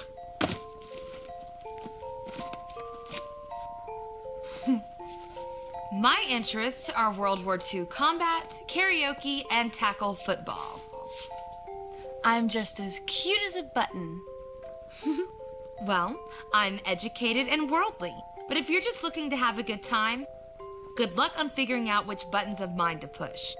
And by the way, my vibrating features have been disabled. All you have to do is just touch me, and you'll have the time of your life. But I'm multi-layered, well-rounded for multiple players, and ready to rule your life with all my multi-applications and multi-ambitions. I am large and in charge. I'm just peppy. Yeah, well, people know I mean business by how expensive I am. Good things cost good money. I'm cheap and fun. Have you ever even heard of the Blu-ray? It's the future! High definition, a viewing experience like you've never seen. Ugh! See you soon. Next, where is all this terrible music coming from? And later, discover why Viagra ain't just for the elderly. Attack is coming right back. Attack of the show. Attack of the show.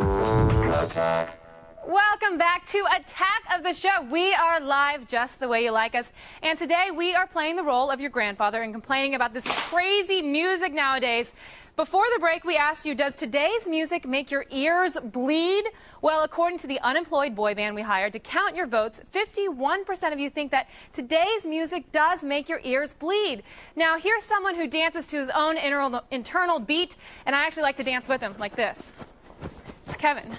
What's up? She's a dancing machine, folks. You can't shut her down. You can blame the American idolization of the country or the industry's obsession with targeting only 12-year-old girls, but most people will agree that the state of music is pretty bleak. This summer, folks, the question is, what's wrong? Who's going to fix it? Let's see if we have any of the answers. We just might when we go into the loop.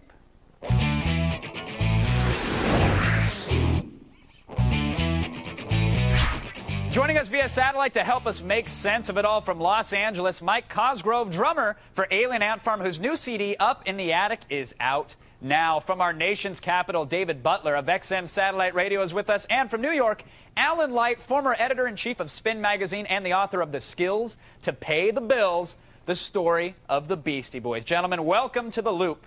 Mike, got to start with you. You're the musician here. You're making the product. Why aren't people buying this stuff? What's wrong? Is it the quality of the music itself? Well, I hope it's not my product that's got something wrong, but you know, I think the quality of pop music these days has just kind of started to go down. You got people like Lindsay Lohan and, I don't know, Paris Hilton making records when I kind of would like to see them maybe making porno or something. But well, I do believe at least one of the two is in that business. They have dabbled. But David, what's the problem here? Is it pop music's fault entirely? Are they the ones to blame?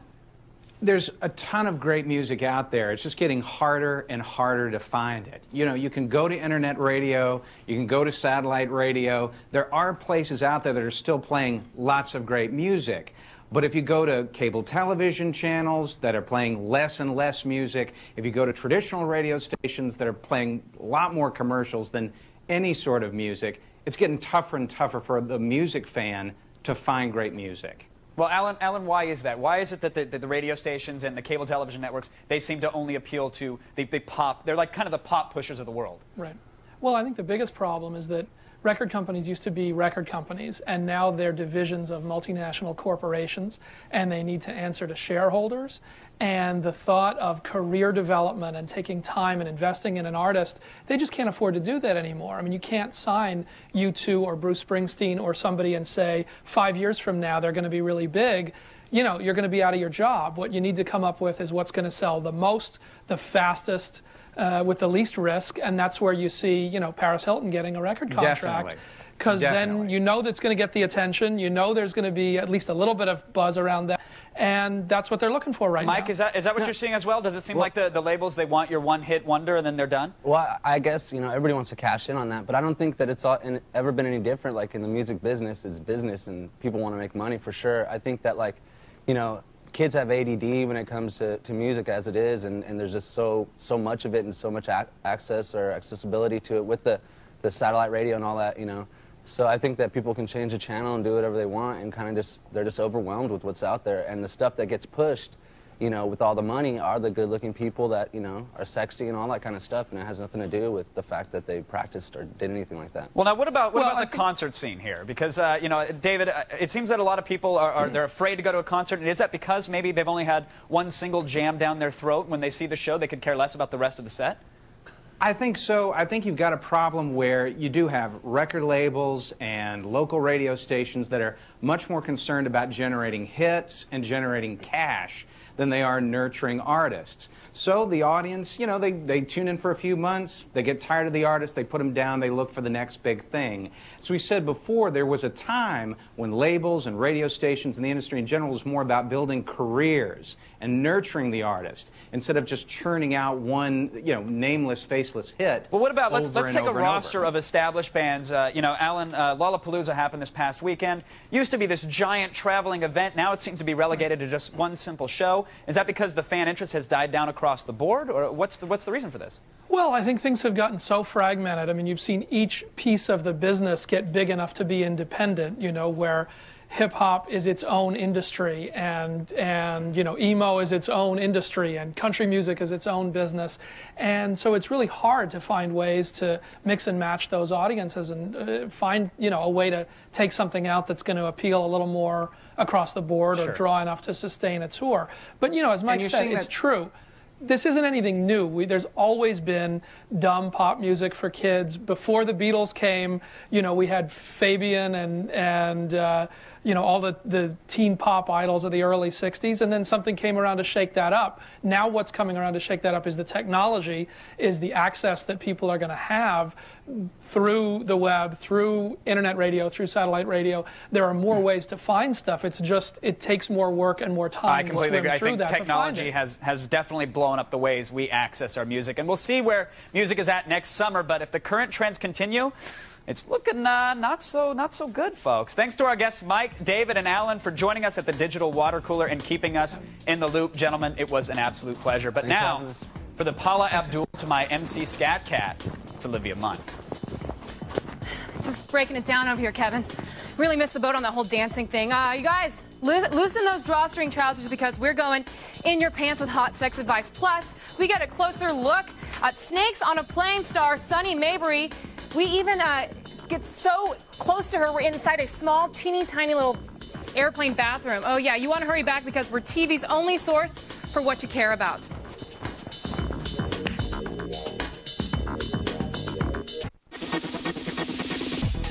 Welcome back to Attack of the Show, TV's only source for what you care about. We are still live and continuously sending out information and entertainment like the Voyager spacecraft of television shows. Right now, we're going over to Miss Olivia Hot Stepper Munn. Hey, is that a television segment in your trousers, or are you just happy to see me, huh? See what I did there? Well, there's only one way to find out. We're just going to have to go in your pants.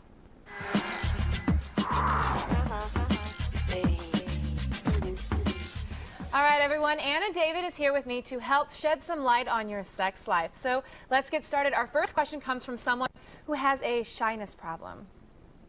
So I see this girl every day in my calculus class, and I just want to ask her out. Can you please tell me how? Aw, so he has a crush on a girl in his class. That's cute. I think, well, when you take a class with somebody, a great, you know, reason to talk to them is to say, hey, do you want to work together? I do not understand calculus.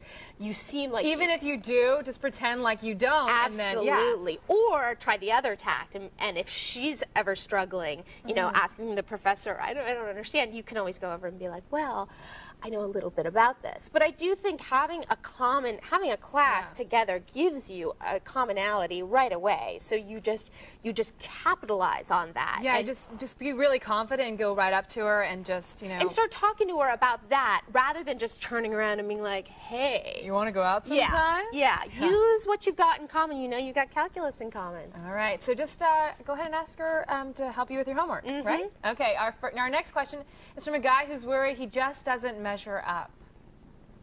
I kind of have a small problem. See, I'm only around 5'2½", and all the girls I seem to like are quite a bit taller than me. What's a small guy to do? Oh, that's so cute. Well, you know, we live in a town where short men rule the town. That's true. Hello, Tom Cruise. Yes. There's like Woody Allen. Well, there's a lot of David Spade. I mean, I'm not saying David Spade and Heather Locklear now. Yeah, I'm saying you can get a girl, a tall girl, if you're short, and you don't have to be famous to do it. Do you like short guys? Okay, I personally don't, but I know women who do. I know tall women who do. I mean, look, my mother's 4'11". She claims to be 5'2", and she acts like she's 6'3". It is all about how you act. Okay, so if there's a girl he likes that's tall, just do it. And if she doesn't like you, she's not going to like you anyways. Might as well try. Yeah, I mean, look, I think you're as tall as you feel you are. You know, like, don't go around thinking it's like the big thing. It's going to ruin your life. But then again, when you're 5'2½", you got to kind of realize you're 5'2½". But you know what? I mean, there are women who have like short men fetishes. Yeah, seriously. So find the women with short men fetishes. Or think tall. Think tall. And our last question comes from a guy in messy situation. My girlfriend wants to have sex while she's on the I think that's rather disgusting. How do I make her realize that? I find it disgusting too. Do you? I'm with you. I find it disgusting. But you know, Yeah, have you had sex? I have been coaxed into it. Yeah. And I'm like disgusted by myself. Well, here's what's confusing to me.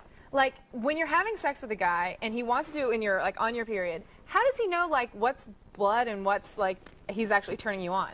Right? It's like you're having sex. Oh, God, I don't even really want to. That's where I go, guys. Like, Yeah. that's what I think. Right. Like you're having sex and you're like, you're just having sex and blood. Yeah, I mean, I know. It's lovely to imagine this, isn't it? It's the facts. But here's the thing. It's like some guys, I've been with guys who are like, I'm so turned on by that. Yeah. I love that. And the thing is, it's just because it's like it's a preference. Yeah. So you don't need to convince your girlfriend that she's wrong. You guys are just different that way. And just explain to her that it's like, it's not about her. It's nothing personal. It's just you're not turned on by the menstrual flow. Yeah, and if you like it, no big deal. Some people like it. All right, we double dog dare you to try and stump us when it comes to your sex and relationships. Send us your questions to g4tv.com/video voicemail. And to find out more about Anna David, go to annadavid.com. All right. Come a little closer. Friends, on that last question, my advice, stay away from the Red Sea when the SS Ragtime is sailing. Listen, the waters are just too choppy. You should navigate to the mouth of Mississippi instead. It's always a pleasure cruise. You know what I'm saying.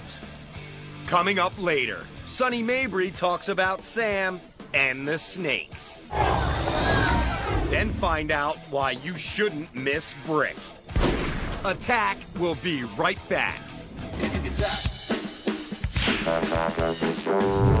Attack.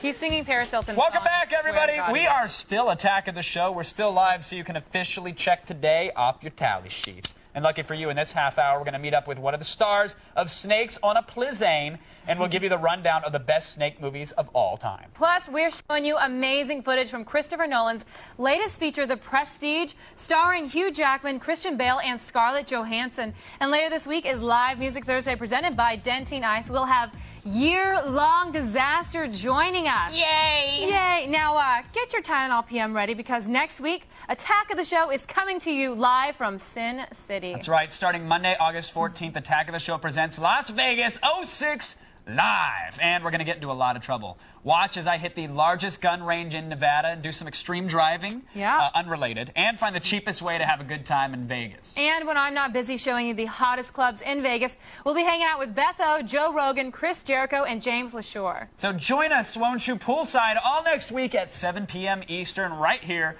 when Attack of the Show presents Las Vegas 06 Live. And remember, what happens in Vegas will forever be shown over and over and over and over again on Attack of the Show. So watch out, because Crazy Olivia's going to do some drinking and partying. Oh, I love Crazy Olivia. Let me hold the hair. I'm glad you're having a good time. That's great. This is sweet. Oh, great. On my Puma now.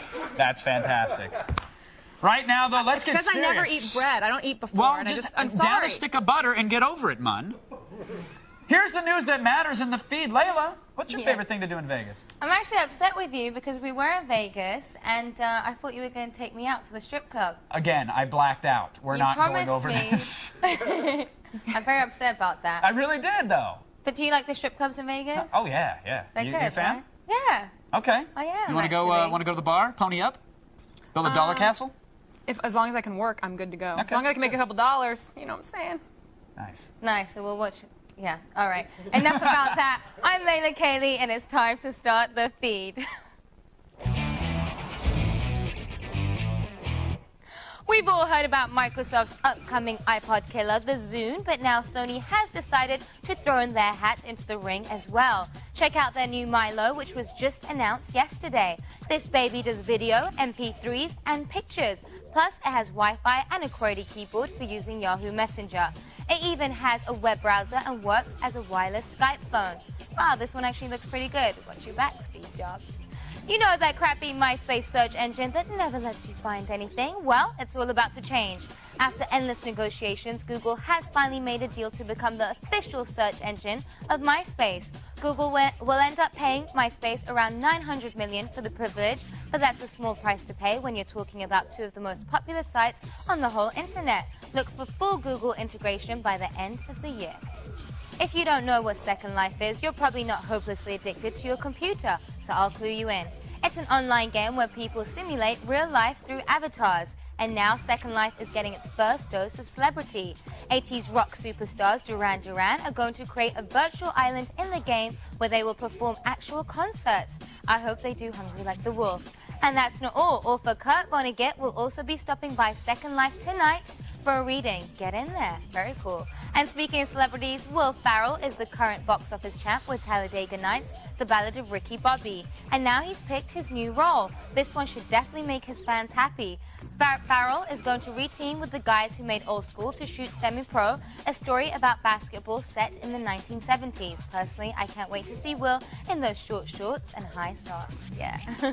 And finally, a story from our obvious files. According to a new study, teens who listen to music with sexy lyrics are almost twice as likely to have sex at an earlier age.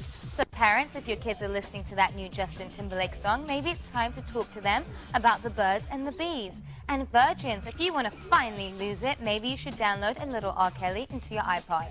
I'm on top of it. Well, that's all for today. Be sure to check out g4tv.com/thefeed for all the stuff I didn't have time to get to. Now get back, Honky Cat, because you've just been fed. Back to you, Olivia. 23. Thanks, Layla. Now, did you know 1 out of 5 doctors recommends... Shut up, Kevin. No, you're Get good. off me. I'm trying to read a tease out. That was an excuse to inappropriately touch. I'm trying to read. Tease. All right. But the joke is that 1 out of 5 doctors recommend remaining perfectly still during commercial breaks. Did you know that? Well, listen to your doctor. And he also says that we're TV's only source what you care about. Next, is Brick the new Donnie Darko? Stick around and decide for yourself. Are you making an offer? It's up.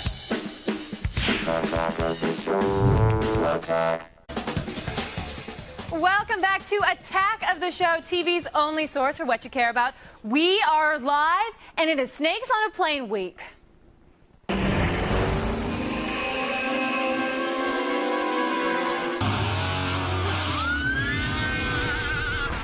Folks, today our guest stars in one of the most anticipated summer movies of all time. It's Snakes on a Plane. And what's an airplane without a kick-ass stewardess? That's the question. Take a look at Sunny Mabry as Tiffany, the flight attendant.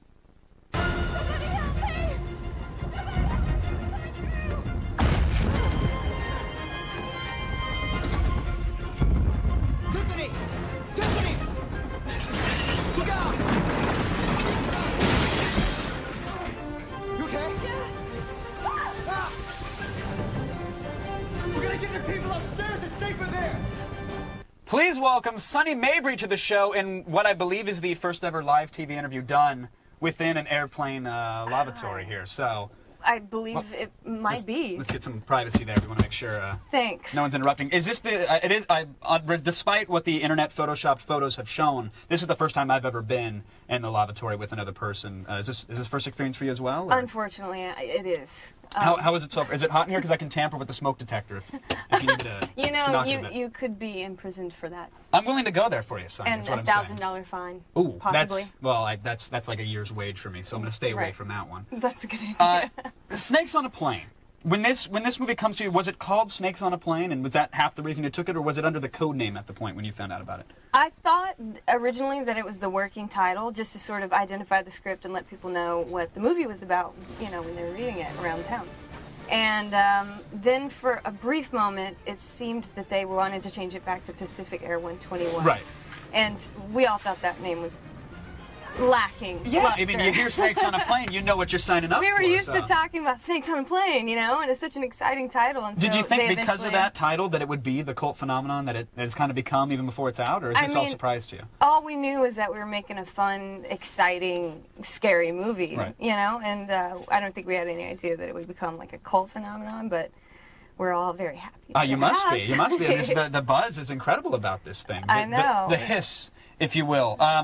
Now, did you think you'd get off easy and that you'd be working with all CG snakes? Like you'd have like a green garden hose or a green foam tube because it'd be cheaper? Or did you know you were working with real snakes at some point? That's not getting off easy. Like, I was hoping that I'd be, like, right there in the mix with all the real snakes because, I don't know, I just think that's fun. I'm from the South and, like, you know, we play with snakes and spiders and things like that. But was that like the Southern Babysitters, the box full of snakes, and you throw it out there and tell the kids to round them up? And well, yeah, kind of. Yeah. Was it easier to act when you had something staring you in the face that could actually sink its teeth into your forehead? Or? It's easier to be scared. Yes, it is. But no, I only got to work with one real snake in a scene. Only one. But it was a 20-foot Burmese python, so you know.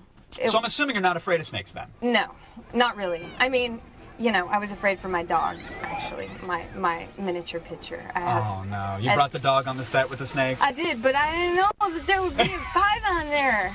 And so I left my dog in my trailer all the time and just made sure that no one would let the dog out, like put a sign on the door, you know. Beware of dog. It's like, no, dog, beware of snakes. Exactly. Stay in there. Yeah, it was that big. I mean, you know, you wouldn't even see her dent, you know. Okay. It was just swallowed whole and that's it. You wouldn't know where if it was hungry. But of course, Jules, our snake wrangler, made absolutely sure that the snakes were... They're fed, they're happy. They're not ad-libbing on set. They're not like, you know what, I'm thinking let me swallow a pincher in this scene. Right. Let's have some fun here. No, they had a very cuddly demeanor. Good. Now, according, you know, I log on, I'm a fan of the internets, and what the internets have to say about this film is that it's bigger than Star Wars. You know, that this thing is the next Godfather, and I tend to believe the internet, but they also told me that she was 18 and that she was a real woman from Florida. So they can lie sometimes. What do you think? That I'm 18? What? No. That's an incident that I'm not allowed to talk to because it's still under investigation. Oh, right. But because I was going to say we're really close, and you should be able to tell if I'm 18. No, that incident aside, though, are the internets right on this one? Should they be so hyped for this? Should they expect like a campy film, or should they expect an awesome action flick for the summer? What should they expect out of Snakes? I think that they should. I think you should walk in without any expectations, and that's when I find a movie the most enjoyable, when I don't know what to expect. But I can say from experience that I had an amazing time making it. The things that I've seen from it have been terrifying, in my opinion, especially if you know, are afraid of snakes. Of course. I'm sorry. And hey.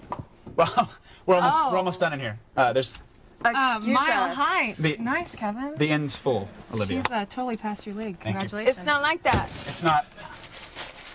I don't even know why I grabbed that. Thank you, Sunny. Thank you so much. Thank you for coming on. It was a pleasure. Thanks for having me. Apparently, other people want to use the room here. Snakes on a Plane, folks, opens August 18th in theaters nationwide. Let's go over to Olivia before she totally ruins things. Yeah. Thanks, Kev. And I thought for sure you were going to get your Mile High Club winks, but too bad. She is a little bit above your league. She's gorgeous, but I think you might be able to steal something after the show. Now, still ahead, we're giving you hot DVD picks and breaking down the best snake movies of all time in DVD Tuesday. Stay tuned. We're TV's only source for what you care about. What's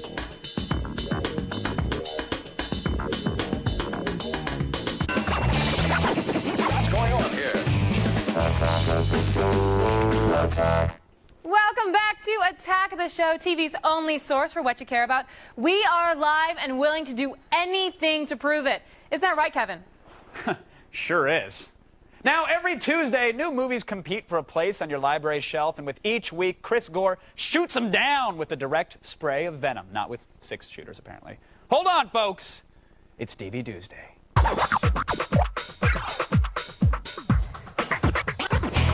Welcome back, Chris. How you doing? Doing great, doing great. Good week for movies? Pretty good week. All right, well, let's Pretty start good things week. off. What's the first one we have up here? First film we have is Brick by Ryan Johnson. This film played the Sundance Film Festival. It's an unusual teen drama where you'll see one of the characters is killed right at the beginning of the movie. Then it goes and turns into kind of a gumshoe detective story, film noir out of the 40s. What's interesting is the way that the characters speak in this film. They've got this sort of noir slang that you just buy into this universe. It's bizarre. Like one of the main villains you're seeing in this scene, they're at his mom's house. I mean, they're doing this entire scene. Mom is sort of in the background making them cookies and milk. What's cool about this film is the visual style. It was made for practically no money, and in fact, there's these amazing fight scenes in the film, incredibly violent. Yeah, and they even go into those in the special features, right? They go into the special features. In fact, check out this clip right here. I want to see the pin.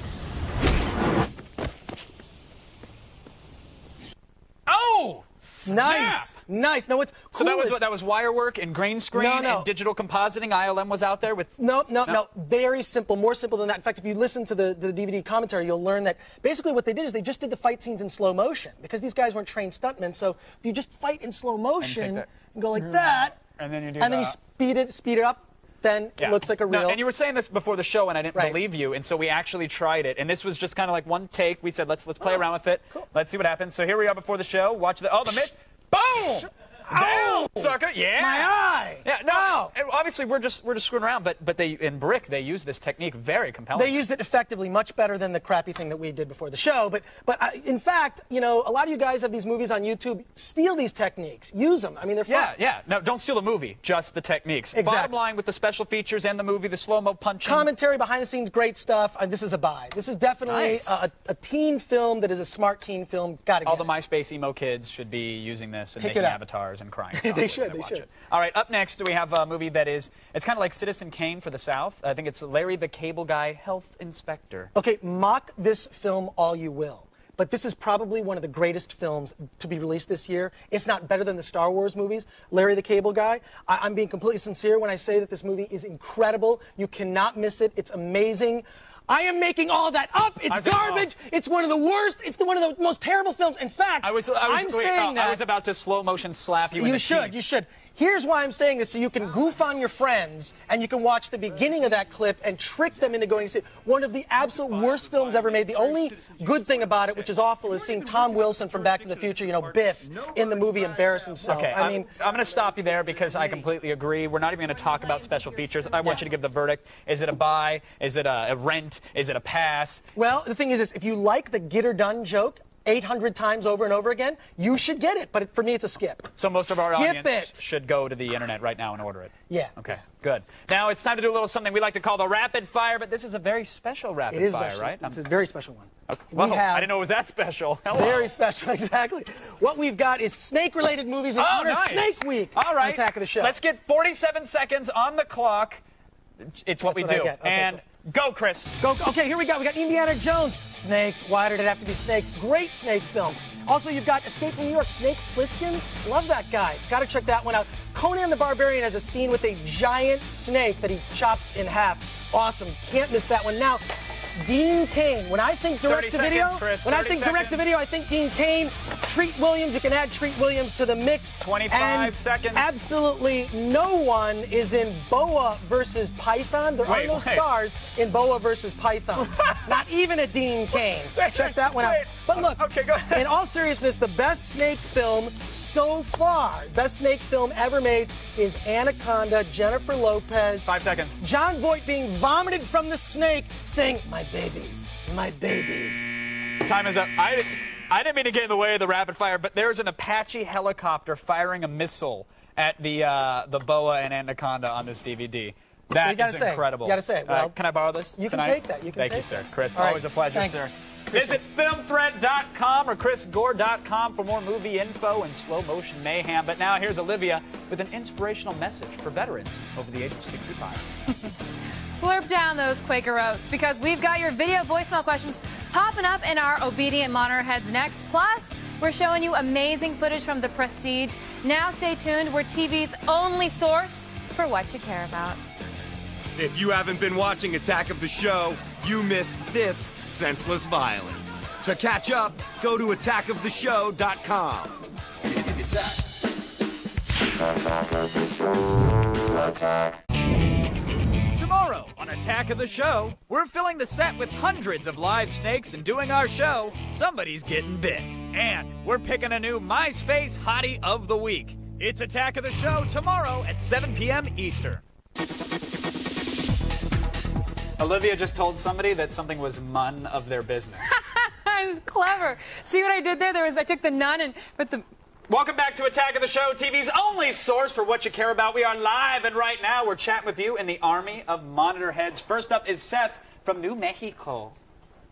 I want to know what band you think is putting up the best music right now. Let me know. I think he put his microphone in the aquarium. I don't. Who do we think has the best music right now? Oh, who are you listening to? I listen to, you know, right now I have a really good friend, Brian Greenberg, and he's very talented. He writes all his own music, and he's a musician. And I really like him. People can write their own stuff and play their own instruments. That's where it's at right now. Nice. It's very talented. What about you? I've been spinning the new Coheed and Cambria album all the time. Really? I love it. I can't get enough of it. It's one of the best rock albums of all time. Kevin's one of the biggest music fans, so anybody have any questions about music, go to this guy. He's very intelligent. Right here. About one thing only. Next, we have John from Boston. John. Hey, this is John. What do you guys think about American Idol winners? Do you think they actually put out good music? They can sing people's good music. Yeah, I mean, they don't write their own stuff. If they actually wrote their stuff, I might respect them a little bit. Yeah. Kelly Clarkson's hot, though. Really? You think she's hot? Seriously. I mean, she could stand to step on the elliptical for a couple Shut hours. up. But... All right, coming up tomorrow. Hold on. Watch out. Hundreds of live snakes are going to be all over our set. And I've got the features you need in Olivia's rack. But the magazines may all be covered in snakes. Gross. Finally, Christopher Nolan, the director of Memento and Batman Begins. He has a new movie, The Prestige, coming out October 20th. It's a tale of murder, rival magicians, and the ultimate trick. So right now, here's the ultimate trailer. Every great magic trick consists of 3 acts. The first act is called the pledge. The magician shows you something ordinary, but of course, it probably isn't. The second act is called the turn. He's obsessed with discovering your method. The magician makes this ordinary something do something extraordinary. Now you're looking for the secret, but you won't find it. That's why there's a third act called the prestige. This is the part with the twists and turns, where lives hang in the balance. Julie, come on! And you see something shocking you've never seen before. This was built by a man who can actually do what magicians pretend to do. Real magic. I know what you really are. How does he do it? We want the truth. Nothing is impossible. Abracadabra. No more secrets. Secrets in my life. Do you want to show them your magic trick or no? Well, you show yours first, and I'll see if I can show mine. Okay, I had this one where you're here, and then... Now, for all the things you saw today, and not that, go to attackoftheshow.com. It will not be on there.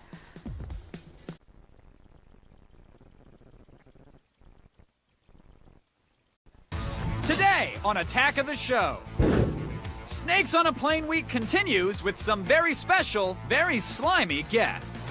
Then we paw the pages of Hooters magazine on Olivia's rack. Plus, we break down the hits. You look good, Jack. And the big misses. I moved on. So did the rest of us. Of a wildly unpredictable summer. All this and more on a live and special Snakes on a Plane edition of Attack of the Show. I have had it with these snakes on this plane. Starting right now. Whee! Drop the beat. Attack. What's going on here? Attack. Pick up on this. Attack. Attack of the show. Attack. Please be quiet. Please be quiet. You guys, welcome to Attack of the Show. It's TV's only source for all the stuff you care about. It's Wednesday the 9th. I'm Olivia Munn for at least the rest of the day. I don't know what's going to happen. Yeah, no, you'll still be mine, even though you're going to be dead. I'm Kevin Pereira, coming to you live from the G4 studios in Los Angeles. And today, folks, we have hundreds of live snakes slithering around the studio. Oh, ideas on paper look so much better. I know. It's dangerous. Our lives could be at risk. They are at risk, but we're trying to make good TV, and maybe if Kevin dies, we'll make it on YouTube. I'm not quite sure. I'll be a web classic. Maybe my life's dream is to be a Daily Nut clip. Look at this stuff. You guys, that one, the yellow one's coming right at Kevin. Yeah, let's give him a little pet there. Ooh. What's going on, buddy? You know, okay, you guys, don't try to act brave, because right before this happened, he was freaking out and crying. No, listen, here's the deal. I'm all man, but I figured it'd be better for TV if I pretend that I'm actually intimidated by the giant snake. So you didn't really actually pee in your pants just now? No, that's the actual urine. It's just good for... It's a potent smell in the studio today. I'm trying to mask it. Today, we're watching out for venom bites, and we're trying to avoid being strangled as we proudly continue our Snakes on a Plane Week right here on Attack of the Show.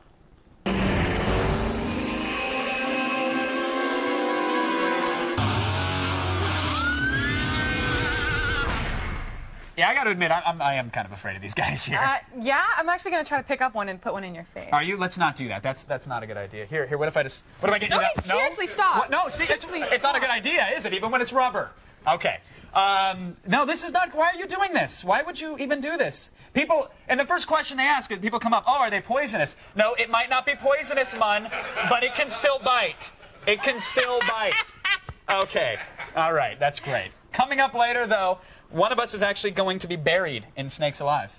I don't know if you knew that. Wait, what? Yeah, no, we're going to do it. I think we'll play a match of rock, paper, scissors. Whoever loses gets buried in snakes. Okay, so you're going to be buried in snakes by the end of the show because I'm not losing. Oh, yeah. I'm queen of rock, paper, scissors, Well, just so you know. Bring it. All right, well, while we try not to die here, it is time now to open our edition of the morning paper. Yes, we're going around the net, folks.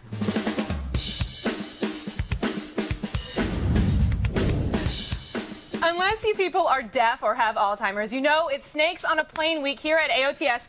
I mean, hell, we just showed you a fancy graphics package and everything. Yes, and with that in mind, for today's Around the Net, we're only going to show you one website, but don't panic. It's the mother of all Snakes on a Plane sites. That's right, it's Blank on a Blank, a site where viewers make their very own movies that have to involve an animal on a mode of transportation. I think it's like a big furry fetish site. I haven't quite figured it out, but apparently it was also a film contest. So here's a peek at Lions on a Bus. And, of course, every entry has to have the famous line, you know, get these mother effing blanks off this mother effing blank. All right, here's a look at our favorite moments from the site's very first entry, Lions on a Bus. We got motherfucking lions on the motherfucking bus! Okay, that was pretty straightforward. I mean, yeah, furry lion on a bus, a guy screaming, that didn't really do it for me. No, it didn't really do it for me either. Up the prop budget. Next up, though, now this might sound impossible, but kangaroos on a jet ski, that's a serious problem, man. Yeah, but I heard kangaroos don't know how to swim, so couldn't you just knock off the roux off the jet ski? Listen, it's a real issue, and it's not that easy to take out the roux. I don't know if you've ever been in a battle with one, especially on a ski-doo. Take a look for yourself. Behind you! It's a kangaroo! Jet ski! See, even with floaties, you can take the kangaroo down. You just got to put sand in the pouch or rocks. Oh wait, look, he says goodbye. He's a very talented kangaroo. Yeah, the Terminator 2 Wait, hand. what would you do if there's a kangaroo on your Sea-Doo? How would you knock him off? That's what I'm saying. Rocks or sand in the pouch. Weight him down, and then throw him in and pop the floaties. Clever. This boy is so clever. Now, some of these vary wildly in quality. Check out these supremely low-budget ducks on a hovercraft. Yeah, this is. I think those are bagels. I'm not sure.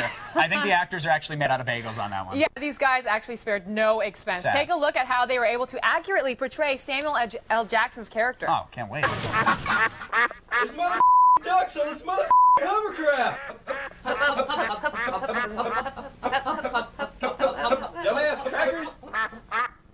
Yeah. That was embarrassing. That was embarrassing. I'm sorry we aired that. Yeah, me too. This one's actually a little more professional, okay? It's bees on a motorcycle, and we're talking not just bees on a motorcycle. We got an elaborate storyline. We got evil villains. They even hired real actors for this one. Oh, yeah, the chase scene is by far the best part. Yeah, take a look at it. What? There are bees on this motorcycle. Oh, must have used their bees to protect the medicine. Mun, stop playing with the snakes, Mun. Okay. And finally, for only one reason, Rhinos on a School Bus has to be the best film posted so far. I actually know this is my personal favorite. Yeah, it looks pretty harmless, but wait till you see this. Can I put my toys on your bus? No! Rhino, all we need to do is get you on that bus.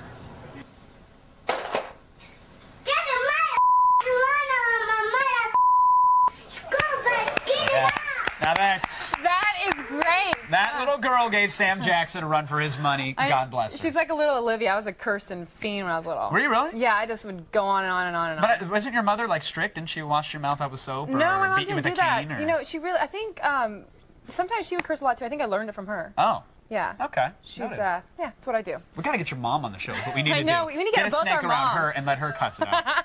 Okay, everyone, we'll think about that. Be sure to visit blanksonablank.com to register your very own animal transportation video. Yes, and after you've registered for your short film, visit attackoftheshow.com for the links to everything that we just chit-chatted about. Now, right now, we might be in a bit of a snake pit, but the rest of the world is not. Here's Layla Cayley with the only news you need to know Thanks, Kevin. Enough snakes for now. Here's what's coming your way in the feed. First, Halo the movie has a director. We'll let you know who's calling the shots, and it ain't Master Chief. Plus, Dead Rising is out today, but your gaming experience could vary depending on where you live. And finally, find out exactly how much love Clerks 2 director Kevin Smith has for his fans. All this coming your way in the feed, but first, back to the couch. All right, Kevin's scared, you guys. You're a regular snake wrangler. I mean, this is. Kevin's very scared. Okay. But then again, you're not doing it to me, so I really have no place. Do you want me to go there? Because I will. I'm All right. good. Right now, we're going to check in with our very own snake wrangler, Zach Selwyn. Hey, Zach. My anaconda don't want none unless you got buns, mun. Hey, I like that little rhyme. I love what's it. going on over there? Well, I woke up with an overwhelming sense of anxiety today. It was kind of hard for me to get out of bed. I'm always feeling tired, and I think it's mainly because I have a case of ophidiophobia. Oh, you mean like a snake phobia? Snake phobia, ophidiophobia, whatever you want to call it. Well, I mean, you obviously have to come to work today, so how do you get over this? Ride the snake, mun. To the lake, the ancient lake. Oh, I know what he's talking you know what I mean? about. I know. You know what I mean? You know how you really get over it? You take comfort in what's familiar to you. So I'm turning my attention to my one-eyed snake, trying to reel in the MySpace Hottie of the Week. Woohoo! This week we have last week's winner on the AOTS hotline right now. Winnie, you afraid of snakes? Good talking to you, Winnie. Hope everything's going well. Excellent. Remember when Winnie and Kevin were together on the Wonder Years? That was kind of hot. Kevin. What? I just tried to hook you up with Winnie. Oh, I'm sorry. I was playing with the snake. We're going to fix this, check in with Winnie in a little bit. But in the meantime, I'm going back to you guys and your pet snakes. Slither on, peeps. No, Slither I'm like, on.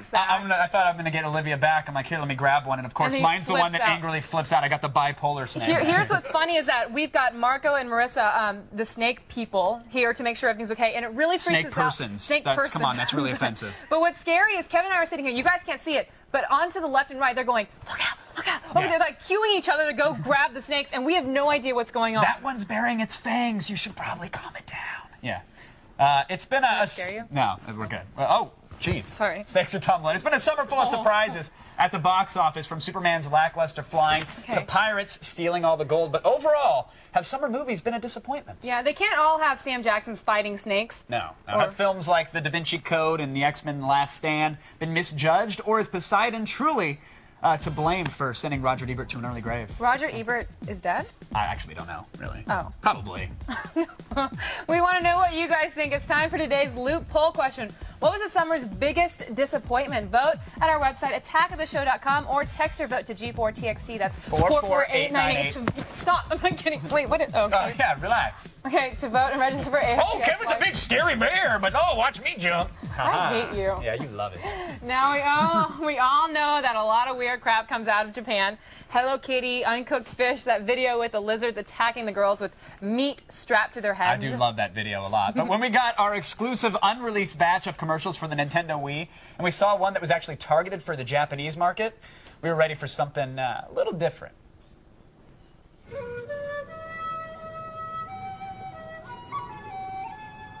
来るとは思わなかったよ。君と僕とは10年以来の友達で、僕たちは10年以来の友達で、仕事仲間でもあって、素晴らしいことも一緒にやってきたね。だけど、黙りなさい。黙れ。黙れ。おい。もう信じらんない。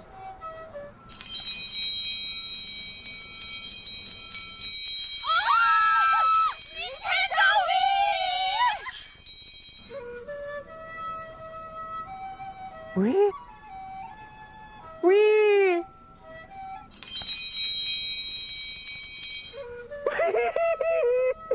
Pleased to welcome a new Nintendo Wii. Purveyor of much happiness and delight. A chocolate chip kookaroo. A sunken price point guarantee for budget economy modern medicine. A super golden first place trophy medal of amusement. Joyous hands together, clapping with luminance. It's a two-handed happiness robot.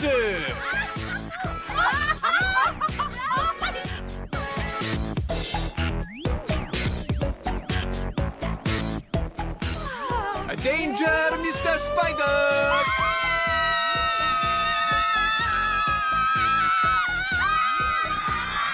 Nintendo Wii. Next, we rank the best and worst movies of the summer. Can you live with this? Yep, I'm good with it. And later, glean some wisdom from the rich pages of Hooters Magazine. Attack is coming right back.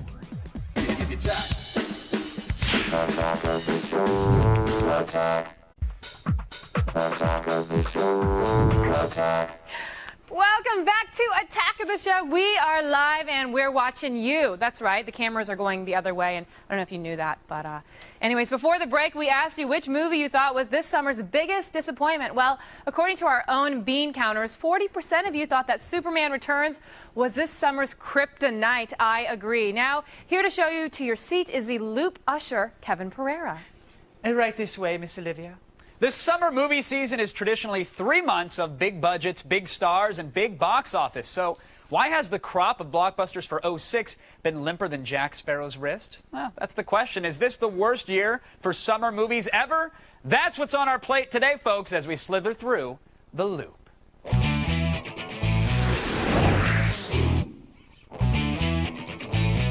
Joining us tonight to help us make sense of it all is Scott Bowles, movie reporter for USA Today, comedian and movie fanatic Rusty Dooley, and Leo Quinones, Free FM movie critic. Gentlemen, welcome to The Loop.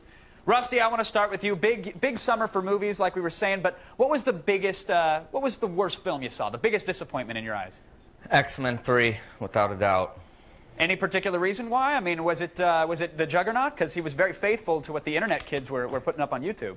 The Juggernaut is, if you read the comics, was a much more powerful. They should have CGI'd him and not used that bodysuit. They looked like a He-Man character. It looked like Man-at-Arms. If you've ever seen Man-at-Arms with that fake-looking steel helmet, looked awful. It looked like it was styrofoam. That whole thing had to go. Okay, so wardrobe issues aside, what were there major gripes with the film?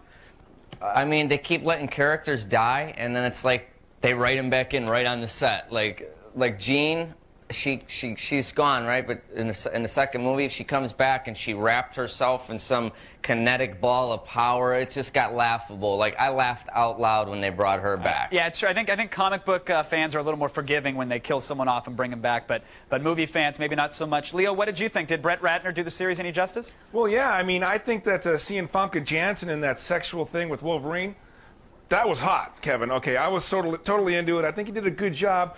But I do take issue, like Rusty, with Hugh Jackman as Wolverine. I mean, it looked like he was on Slim Fast, and Wolverine's got to be a brute, you know? Right. And I loved Hank Beast McCoy, and I think Kelsey Grammer did a fantastic Did you like that Wolverine cried like a little schoolgirl every 5 minutes? Because I believe that was very true to the comics. We could all kick Wolverine's ass, even Scotty at USA Today. All of us can, no problem. Yeah, all right, well, Scott, what do you think? Characters being killed, Wolverine in tears, the Juggernaut looking like a He-Man plaything?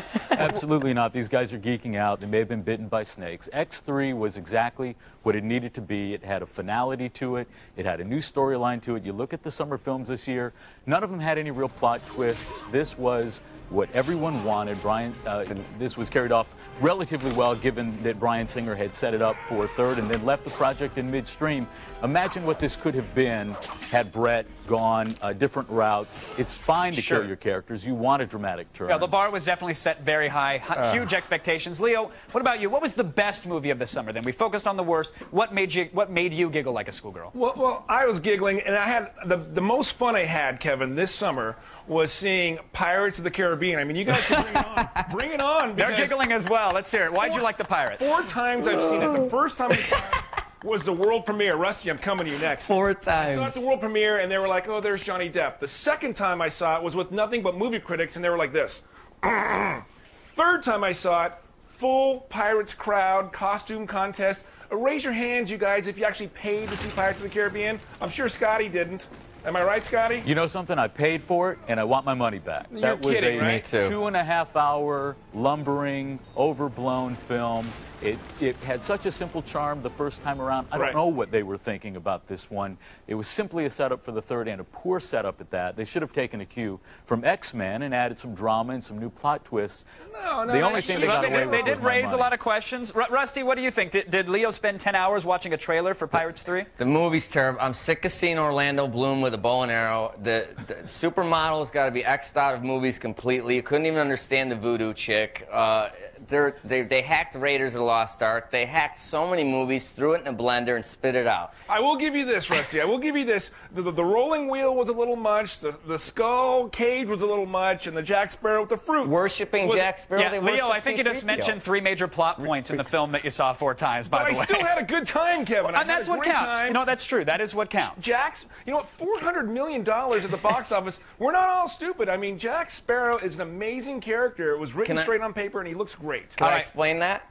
What? No, I want to move on from this. Okay. We've had enough pirate talk. We spent too much time on Johnny Scott. Tell me, what was this summer's biggest disappointment for you? Oh, without a doubt, it's Superman Returns. This guy, Bryan Singer, had $250 million to make a good movie, and he made a film that was unhappy. It ought to be a lot of fun to be Superman. You get to fly, you get a buff body, and this guy's complaining about his press. He doesn't have a girlfriend.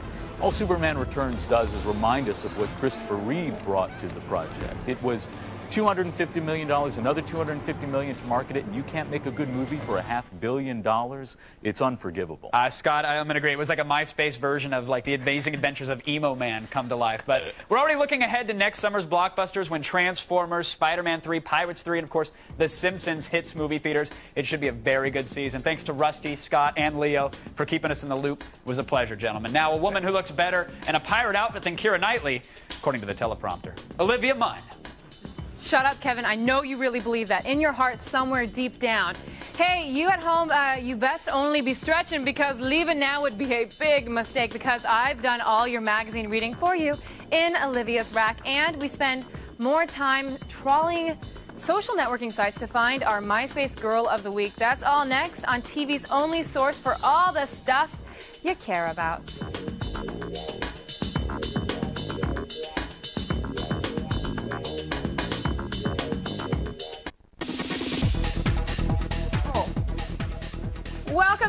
Welcome back to Attack of the Show, TV's only source for all the stuff you care about, including me dying. Of course, we are live. What you are seeing on your television screens is happening in real time right now, and now, and now. Like, it's right now. Okay, we get it. And now, it's not a torture device or a unit of lamb meat measurement. It's a smoking hot, curvaceous television segment about magazines. We like to call it Olivia's Rack.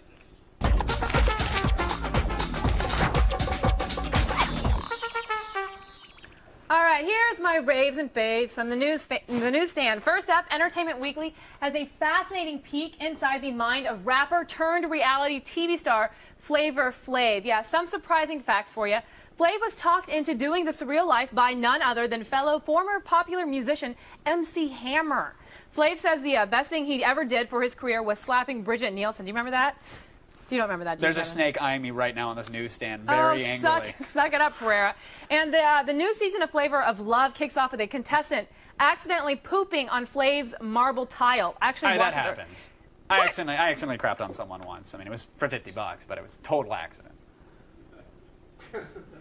Next is a magazine that I'm calling the New Yorker for Texans. Hooters proves it isn't just a place for wings and boobs. It's also a magazine that brings the finer things into your home, like wings, boobs, and bass fishing. Yeah, it's peppered with outrageous redneck bias, like a glowing recommendation for Larry the Cable Guy, Health Inspector. No, Great really? movie. Yeah, Chris hated that. Remember that yesterday? Hooters calls it an unmissable ride and the best way to spend $30. Me, I'd rather spend $30 at a decent restaurant reading a decent magazine. Oh, snap! Damn it, that was on my rack and I just... No, it's fine. It's good. You should still get it, trust me. In this month's FHM, the gang from Reno 911, love this show. They lay down the laws of partying, things like embrace the po-po, because really it should be your goal to try to get the cops to show up to your shindig and earn your hangover. If you remember, if you remember your party, then it probably sucked. That is not true. If you remember your party, like it might have sucked, that's fine. But if you don't remember a party, you don't know if you sucked at all. You know what you think about it. There's math there, and it makes sense. Next, in honor of Snakes on a Plane Week, is Reptiles USA. It's all the fun and excitement of owning a living, breathing reptile without any of the fear of it getting out of its tank and eating you while you sleep or while you host a live TV show. Sure, there's plenty of fascinating articles on properly raising snakes and frogs, but I really enjoyed the part where the turtles are doing it. Did you know that some turtles are built where their shell is listen to me, I'm telling you. No, this guy's trying to lick my elbow, and I'm not cool with that, buddy. I just met you. No, look at him. Here, I don't like him at all. Kevin, you just hold it. Okay. Be a good all right. boy. Let's just put. Okay. Okay, you good? Yeah, we're great. He is so mad at me, you guys. During breaks, he yells at me when I do that. And oh god. Okay. And finally, American Cheerleader Magazine. Wow. Where do we even begin? Let's see. There's a cheer creed you can fill in for your own self-motivation. You know, when your cheering buddies aren't there to belittle you for eating those Skittles or having a piece of bread during dinner. And, of course, Cheerleader of the Month. But nothing in there could have prepared us for Kenneth, August male cheerleading star. What? Yeah. It's Kenneth time? It's Kenneth time. Watch out, ladies.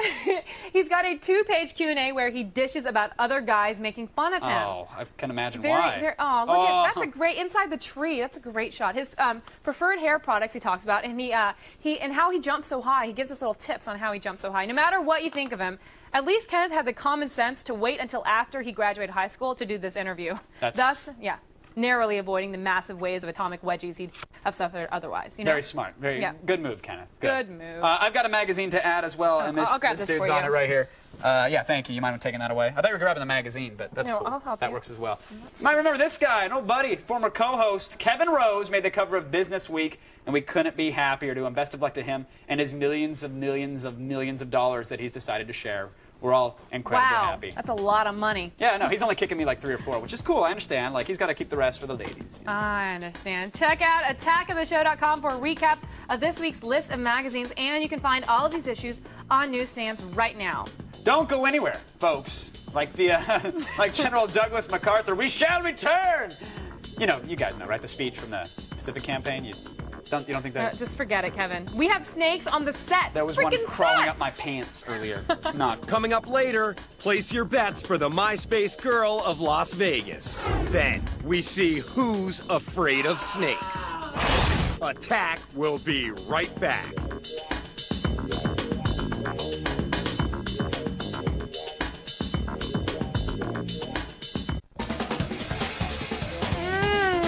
I am so glad I decided to not wear open-toed shoes today. Oh, yeah. You got stuck with the heels. I got the head. Welcome back to Attack of the Show. Well, that's what you should have. That's the woman's responsibility. Coming up in this half hour, we'll treat you to the site of the web temptresses on our MySpace Girl of the Week, and we take your ophidiophobia when we release more snakes on a set. It's really not easy doing a live television. It is not. It is very nerve-wracking. And coming up, either Kevin or I will be buried alive by snakes. That's right. We're going to be playing a game of rock, paper, scissors. Now, you guys, I'm pretty much a champion at this. The loser, ready? Rock, paper. Huh.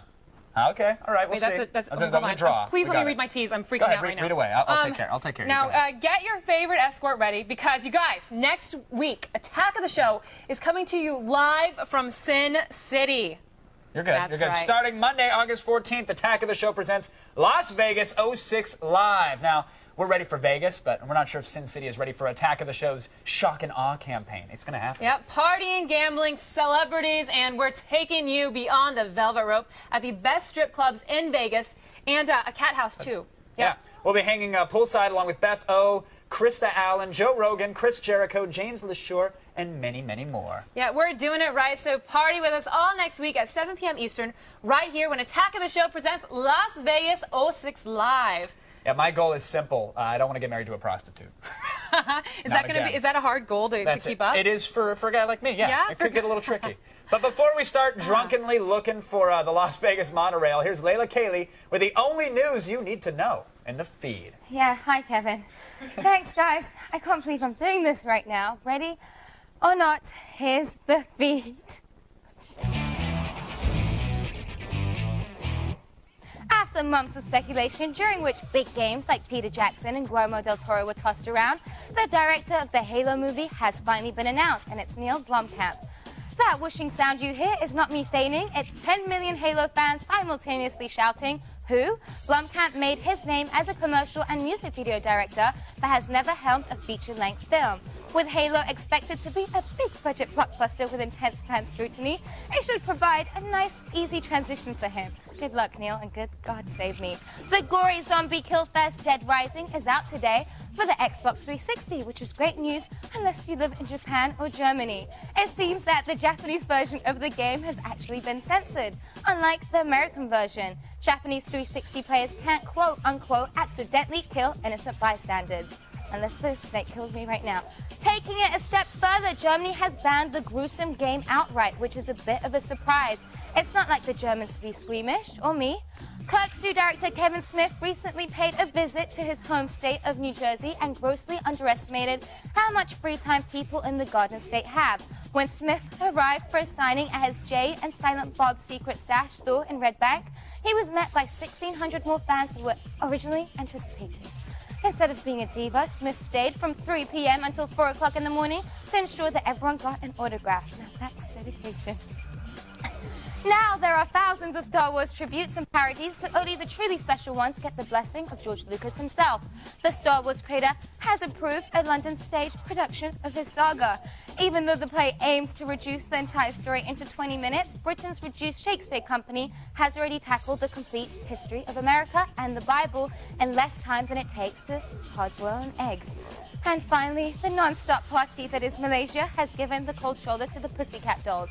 Following a recent performance, promoters for the Dolls concert were fined 10,000 ringgit, or roughly $2,000, for allowing a show involving skimpy outfits and sexually suggestive dancing to go off unaltered.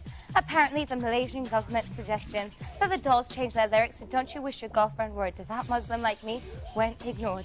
Before I faint, that's all for today. Be sure to check out g4tv.com/the feed for all the stuff I didn't have time to get to.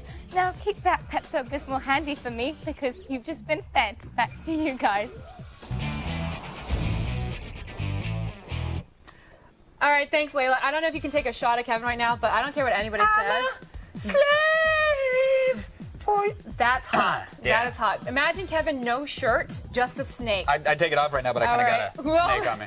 We will return in a matter of minutes with a truckload of quality television content. Stay with us. As always, we're TV's only source for all the stuff you care about. And snakes. And snakes. Next, which of these hotties will become Miss Sin City? Then, anybody can let the dogs out, but we're going to let the snakes out. I don't like the...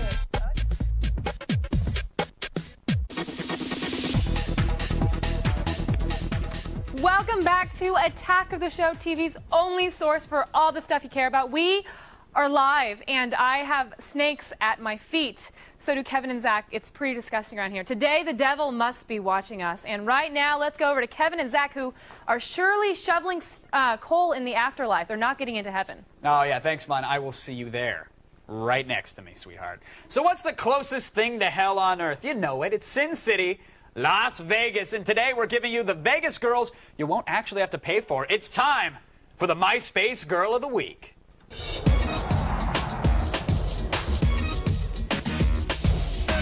Right.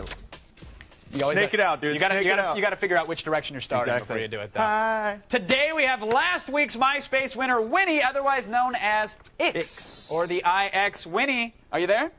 Hello. How's it going? What's with the 9? What's with the IX thing? Where does that come from? Dune, actually. Dune? Doom? Wait, Piper Dune. Oh, Dune. D-U, and I was like, if it's Doom, I know that. The movie was was my boy, Sting. but I got you. Yes, yes. Aaron Marcone's my hero. Of course. I understand that you work for Activision as well. What do you do for them? Production coordinator. Nice. Do you do any other uber nerd activities?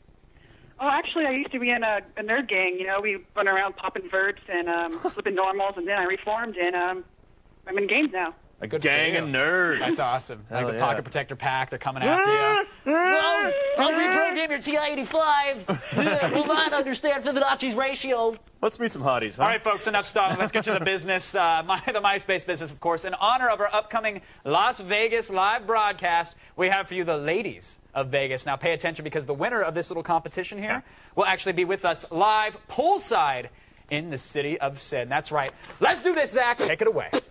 Damn wedding ring. Girl 1 is Robot Queen. That's Queen. She's from Vegas, Nevada, 22 years old. Very hot. Her quote is, "You are such a pimpstress, spunky." I like it. She's a Scorpio, and she likes clubbing, dancing, sleeping, and your mom, which means she must live in Vegas. I was going to say, I was going to bring her home to Mom, but I don't need the competition. Exactly, man. You don't want to deal with that. Her favorite pastime is seeking out and smelling Scotch tape and carbon paper. That's a problem. Yeah. There's a problem there. Why can't her hobbies be like, spanking the bishop and making the dirt pipe milkshakes or something awesome? Maybe she does like a that. flaming tricycle. You ever do that? Oh, I love it. I You're love the that. old Velcro love patch? Unbelievable. Yeah. What do you think, Winnie? Winnie, what's the verdict here? She's wearing a shirt that says "I Heart Robots." I think she might be a runner, so give her the Voight Comp test.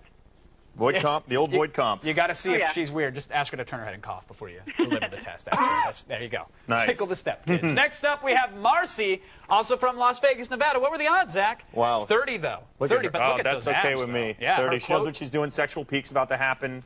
She's ready to party. her quote, though, is perlv, which I think is the sound when you've actually activated the gag reflex. P-U-R-L-V. Maybe it's something, Las Vegas. Sure. Oh, well, here it is. Her sign is a Taurus, and she's the VIP hostess at the hot Las Vegas nightclub Pure. And as such, I completely love her. Me too. I think she wins. I think she is the single greatest girl we've had on the MySpace Girl of the Week. Hands down. I think a permanent fixture in the studio might be a good idea, By the way, we're going to be there all next week, Yes, Zach. we are. So if someone involves VIP and Club Pure at the Caesars Palace... we might just be there. Yeah. Winnie, what's your verdict here? I think it'd be interesting if she had a dance-off with some of the Ferengi from the Star Trek experience. Wow, you are a nerd. Yeah, definitely. Pop and lock. I like it. How about this last girl? Her name is Shmila. She's from Vegas. She's 23. And her quote is, "If you were me, well, you aren't, so it doesn't matter. Ha ha for you." A little bit of attitude there. Shmila Spicy. is a Shmileo, and she claims that her butt boobs are her best feature. Butt boobs. Is that like a big rack of like ass in your chest? I thought it was that like ass cleavage, or you've got ass maybe cleavage. or a weird skin condition. You have nipples on your actual ass. cheeks. Yeah, either way, I'm interested. Get these mother effing nipples off these mother effing cheeks. There you go. She actually prefers vanilla over chocolate. That works for me. Sorry, Will O'Neill. And I think she's pretty cute. What do you got to go with there, Winnie? Winnie. Is she a winner? I think she's awesome because she has a picture of a baby with a bear eating his head. Ooh. Klingon approved. Klingon approved. There you Klingon go. approved. Winnie's all about the trick. I like that. Winnie, we're going to have to chat. Maybe Winnie, let's bring Winnie to Vegas Winnie, as well. we're going to go to Let's get her out Quarks, the Star Trek bar, and get absolutely Oh, yeah. hammered. Rock it up, man. I'm down with that. Winnie, thanks for coming on. Folks at home, now go vote for your favorite. Visit attackoftheshow.com and just pretend they're strippers. It'll make it a little bit easier to objectify. That's what I always do. Yeah, just singles in the shorts. Let's go to Olivia right now. It looks a little preoccupied. Wow. I think. Yeah, thanks, Kevin. It's 100 pound. It's our biggest one here. When we come back, we'll have Snake Wrangler showing us how to master the serpent. As you can tell, I pretty much mastered that. And later, it's going to be snakes on a host, not like this. It's going to be hundreds and hundreds of them all over Kevin, I believe. You can't miss it. Seriously? Really good. What's going on here? Welcome back to a live Attack of the Show, TV's only source for all the stuff you care about. Yes, and right now you care about snakes on a plane because it's AOTS Snakes on a Plane Week.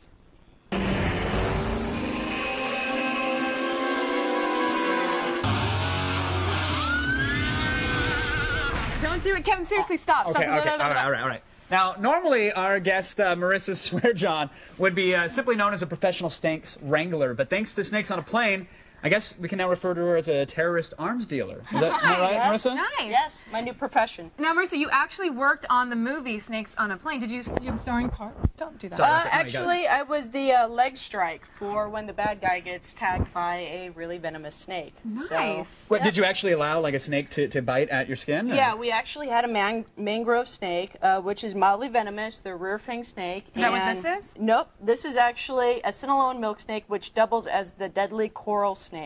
Wow. So we actually had quite a few of these guys draped over dead bodies. But you actually let the snake bite you. Yeah, but what we did was we actually wrapped my leg. It was underneath a pair of jeans. We wrapped it with some pages from People magazine. Nice. Good to know what they're attacking. Yeah, exactly. Well, we have hundreds here, but how many snakes you guys use in the movie? We actually had about 450 snakes. At any one time, we had roughly 60 out on set. Wow. Now, see, some people have attacked the movie for the realism angle. How long could a snake actually survive on a plane? Are they good at high altitude? Can they survive off the roasted almonds? You know what? Snakes don't need to eat every single day. They can get away with eating, once a month.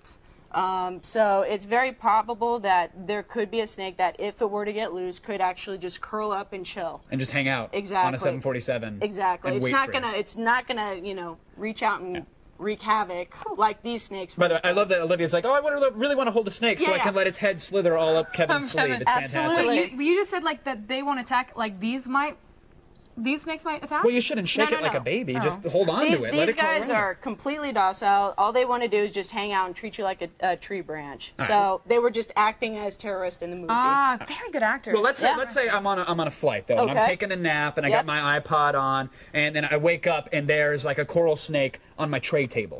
Now, should I try and get it upright and locked, or would that only agitate it? Would that actually destroy the snake? Drink another Jack and Coke and go back to sleep. Really?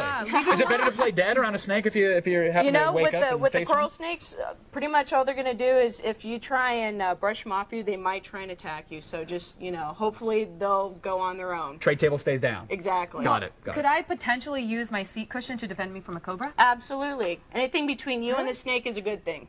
They couldn't strike through it or pierce through it? That would be pretty amazing. That'd be pretty incredible. Now, should we be worried about like terrorists getting ideas from snakes on a plane? Could you sneak one in a bag, or would it show up in an X-ray machine? It is going to show up in on an X-ray, and it is highly improbable that this would actually happen. But you could wear them in like one of those fanny packs because they don't. There's not metal in here. There's no metal. No, but they'll actually push through the zipper sometimes. See, there you go. They'll find the loopholes. They are quite good at that. Yes, it's improbable that would happen, but it would be awesome if it really did. I just want to clarify. Absolutely. To the audience at home. All right, if you Marissa, guys, thank you very much. Thank you so much, Marissa. Yeah.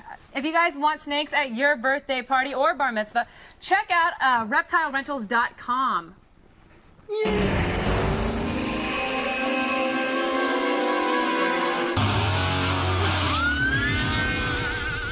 Still coming up, the loser of rock, paper, scissors between Olivia and I are going to be buried alive by snakes right here on TV's only source for all the stuff you care about. Don't be mad at me. I'm Elise, and I'm a PlayStation 3. If you haven't been watching Attack of the Show, what's wrong with you? I'm cheap and fun. Look at what you're missing. To catch up, go to attackoftheshow.com. See you soon.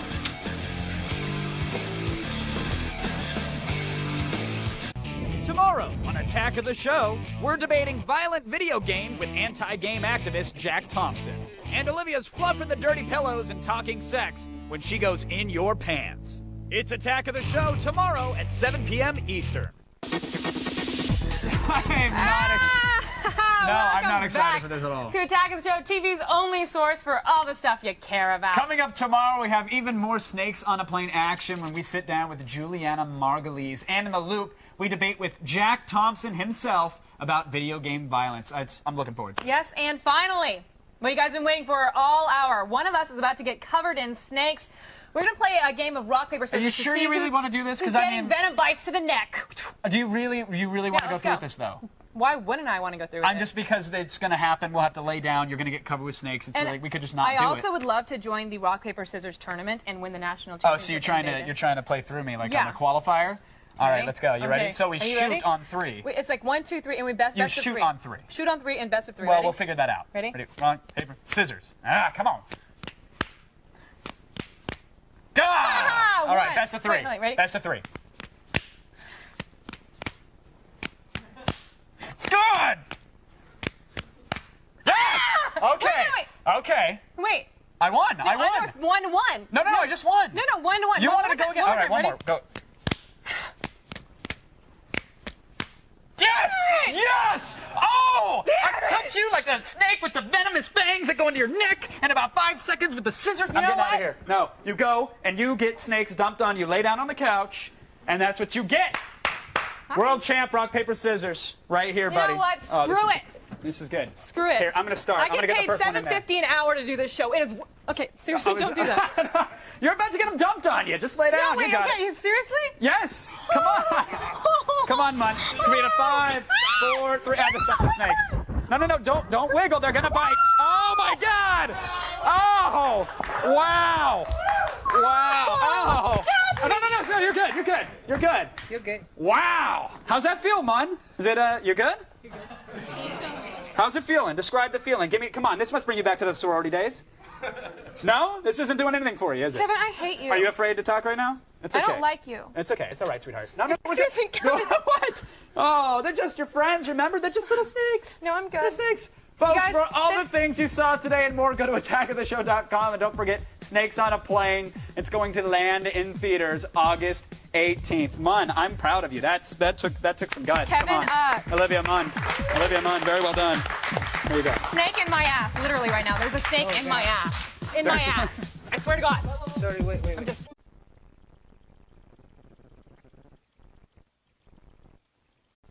Today on Attack of the Show, Snakes on a Plane Week continues as we get some in-flight guidance from Juliana Margulies. Then, are violent video games dragging down society and corrupting the minds of America's youth? Jack Thompson sure thinks so. This type of product constitutes a clear and present danger. And is your girlfriend too dirty or just dirty enough? Our sex experts have answers. Make sure to grab her breasts when you're doing it. All this and more on a live and special Snakes on a Plane edition of Attack of the Show. There's a snake in my ass. Starting right now. What's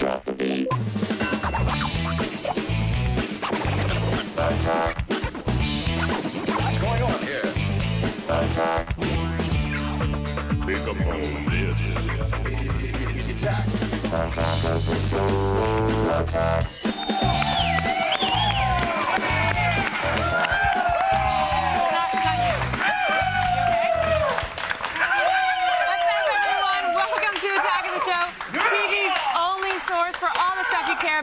It is Thursday the 10th.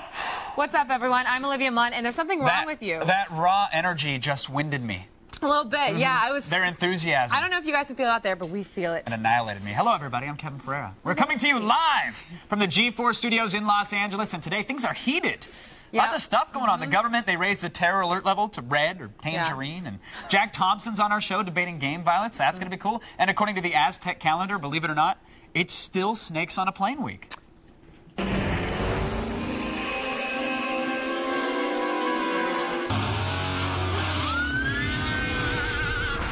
Yeah, right? Yeah. Come on. Let's hear it for graphics and squealy electric guitar. All right. We had hundreds of live snakes on the show yesterday. And thankfully, all of the snakes have been cleared out of the studio. They're not in that little... Actually, funny note, and this is the God's honest truth. The Wranglers, they were packing them all up, and of course they were counting all the snakes. They came up one short. No, they didn't. I swear they really did. And they were here late. They were like picking up couch cushions and looking in little boxes. But what and trying to happened? find it. Did they find? They just left it? They chalked it up to like bad counting before they came here. So there literally could be a snake loose at G4. Like underneath the couch? We're not sure. Yeah, but it's cool because we've had rats in the studio before, so we figure might be in the 2 birds, 1 stone. There you go. So be careful when you're using the old baño. Yeah, okay, actually I was thinking about it, and what do I care about one snake? Yeah, you had a whole garbage can dumped on you. Whole garbage can. Okay, this is where I freaked out, This is hot is what this is. No. I didn't even have to use my news groups last night. That pissed me off, though, when you did that, though. I had so many snakes on me, and then you had me jump that was a dream come true. You don't have how many soggy dreams I've had that just ended like that. But the real thing here is, we didn't dump snakes on you because we thought it would look funny. We did it because I destroyed you in rock, paper, scissors. No. And that's why you got the unfortunate dumpage. First of all, I'm amazing at rock, paper, scissors, and I think you lost yesterday in front of America. Well, I'm pissed off. You know, you can go ahead and say that all you want, but I went home and I watched it, and I did a little instant replay on my TiVo. You cheated. He cheated. He didn't. Look at that. You see that right there? That's the Eagle's talent. Yeah. He was going to do scissors, and he saw me do a rock, which would have then killed his scissors. Hey, it's funny because it normally only works on 3rd graders, but you fell right for it. Okay, Kevin, you shoot it out. I can't see it that way. What it is, you shoot it out, kids. If you ever want to cheat, shoot it. It looks like you're going rock, and if they go, paper, then just let them fly out. Looks like you were just priming it. I hate you. A little bit of that. You know what I'm saying? That pissed me off so much. Well, you fell for it, and you got snakes. What are you going to do? Okay, well, good. Well, revenge is a bitch. Because when I came in this morning, I sat down with the producers, and I let them know that I watched the instant replay, and then I brought a little present for you. Whoa! Yeah, exactly. That's a tarantula. A poisonous, deadly tarantula that actually can eat a mouse whole. Doesn't have to tear it apart, just eats it whole. I love my mouse hole. I don't want anybody eating it. Well, it's going to. Am I playing rock, paper, scissors with it, or? It's going, but it's going to be all over you somewhere. I'm not quite sure where I want to put it, but it's going to be there. You have a little bit of fear, don't you? Great. Actually, I dislike spiders more than I dislike snakes. I know. So this is fantastic. I read your little website page. Figured that out for myself. But right now, it's time to gaze upon the glory and wonder of the World Wide Web. We are going around the net.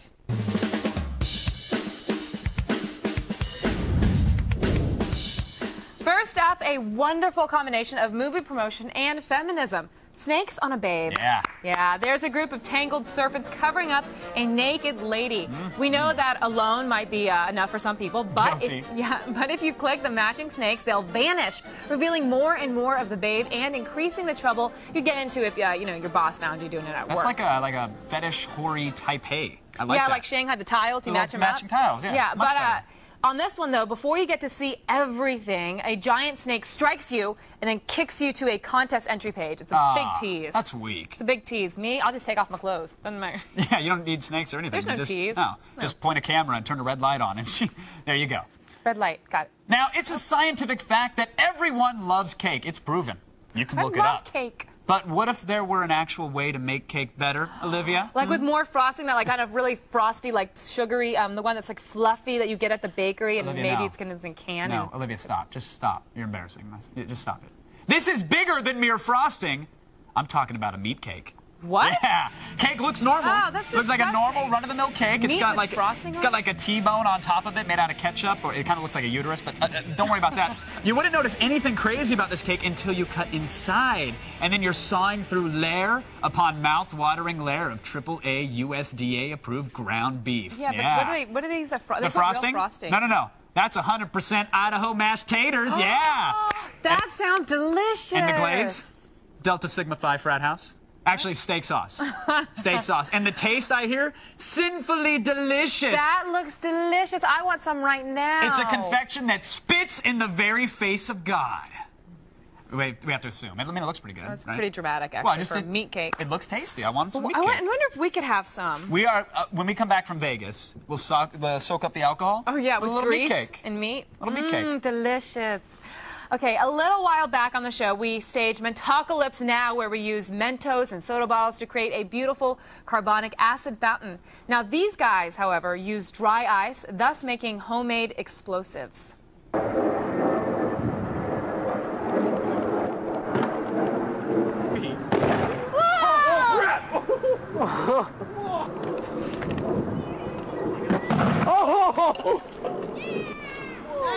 Let me see it. Let's see your head. Oh. Jesus.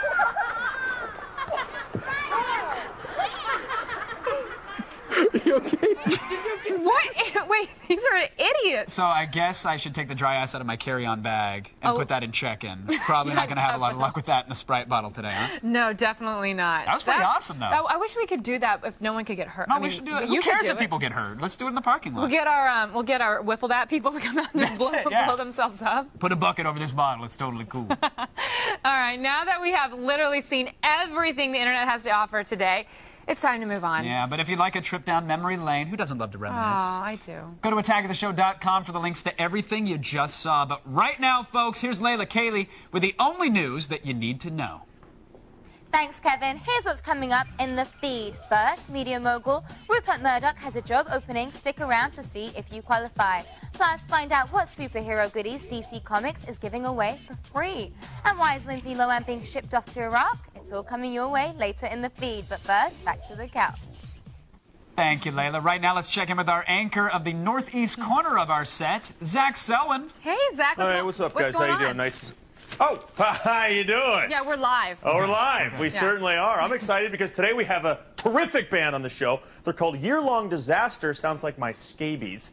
Anyway, they feature Rich Mullins, who may or may not be the son of Sean Mullins, Daniel Davies, who may or may not be the son of the legendary Dave Davies of the Kinks, and Brad Hargraves, who we don't even know if he has a father. But he was in Third Eye Blind. Now, two of those things may or may not be true. Am I confusing you? Don't worry, because stick around. This is what rock and roll is all about. And today, it's going to be like having Led Zepp or a little Cream Clapton on the show. It's going to be like 1974 all over again. I'm going to the Rainbow on the Hyatt House after this. These guys are good. Stick around. Nice. Nice. Lots of stuff going on with that band A lot today. of stuff. Now these days, they might be the dog days of gaming, but there's a big fire brewing in the video game world. The creators of Grand Theft Auto, of course, Rockstar Games, they've announced a release date for Bully, in which a 15-year-old student uses weapons to kind of defeat bullies and can occasionally fight teachers, get in trouble, etc. Sounds like a good idea. A number of organizations have protested its release, though, saying it'll increase school violence. But is this just a hot-button issue crafted by politicians to make it look like they're actually working on something for a change? Well, we want to know what you guys think. Do violent video games cause real-world violence? That's deep, man. That is deep, isn't it? I made it myself. I came up with it just this morning. Vote at our website at attackoftheshow.com or text your vote to G4TXT. That's 44898 to vote and register for AOTS Live News Alerts. Now stay with us. We are armed with smoke bombs and about to make things go boom. Boom. Boom! Oh my God. Next, who is this guy? And why does he care what video games you play? These games are leading to violence. And later, how dirty is too dirty? The answer is in your pants. Attack is coming right back. Attack. Attack of the show. Attack. Attack of the show. Attack. Welcome back to Attack of the Show. Today, we are live and we're itching for a fight because before the break, we asked you, do you think violent video games cause real-world violence? Well, according to our bloody and submissive vote counters, a resounding 91% of you said no, they don't. Now over to a man who wishes in-game hookups resulted in real-world dates, Mr. Kevin Elder Pereira. Oh, I wish they translated. They just don't, no matter how much you play them.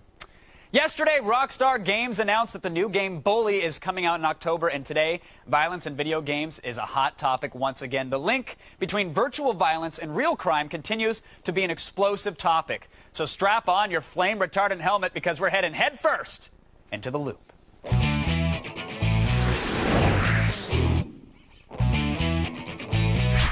Joining us via satellite to help us make sense of all the violent madness, attorney and conservative activist Jack Thompson is here. Mark Friedler, CEO of leading industry newsletter Game Daily, joins us, and our resident gaming expert and X-Play co-host, Adam Sessler. Gentlemen, welcome to the Loop.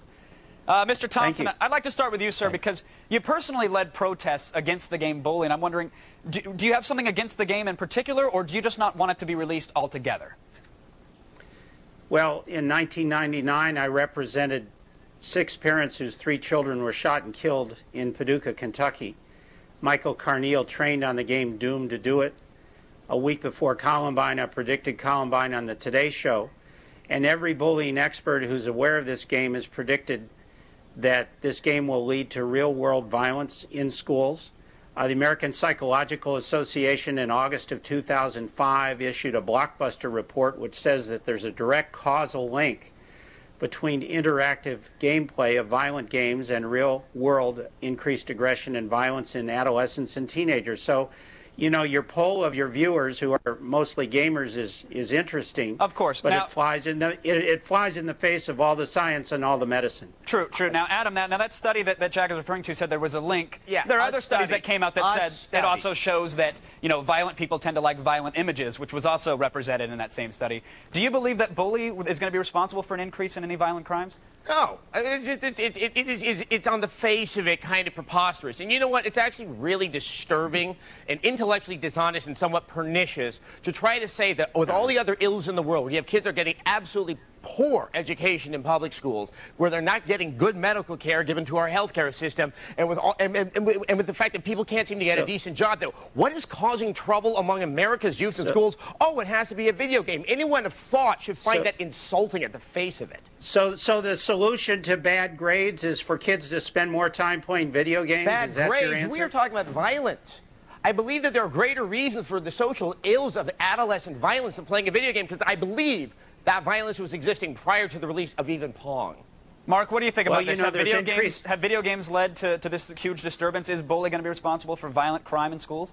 Well, it's an interesting question, and in fact, on our Game Daily newsletter just a few months ago, we had a very in-depth article about violence and the causality of games and violence in youth, and in fact, the findings of the psychologist who wrote that article, and it was a very scholarly article. In fact, if you go to our site, GameDaily.com, and type in violence, you'll be able to find it. That flies in the face of what Mr. Thompson is saying. And from what I understand of Bully, I haven't seen the game, but I understand it's kind of tongue-in-cheek. It's, you know, it's a game after all. Now, we don't, as a newsletter or as our consumer site, we don't condone gratuitous violence in any way, shape, or form. It just happens to be that is one of the expressions, you know, that happens in video games. However, I personally, as a father, am a lot more concerned about the really vile lyrics that I hear in hip-hop music all day long, the stuff I see on TV, even the things I see on cartoons on TV. So I think overt violent images aren't really a positive thing for society, but at the same time... Mark, I want to bring this back to Bully, though, because that's the topic at hand here. And Jack, have you spent any time with Bully? Have you actually seen the game being played at all?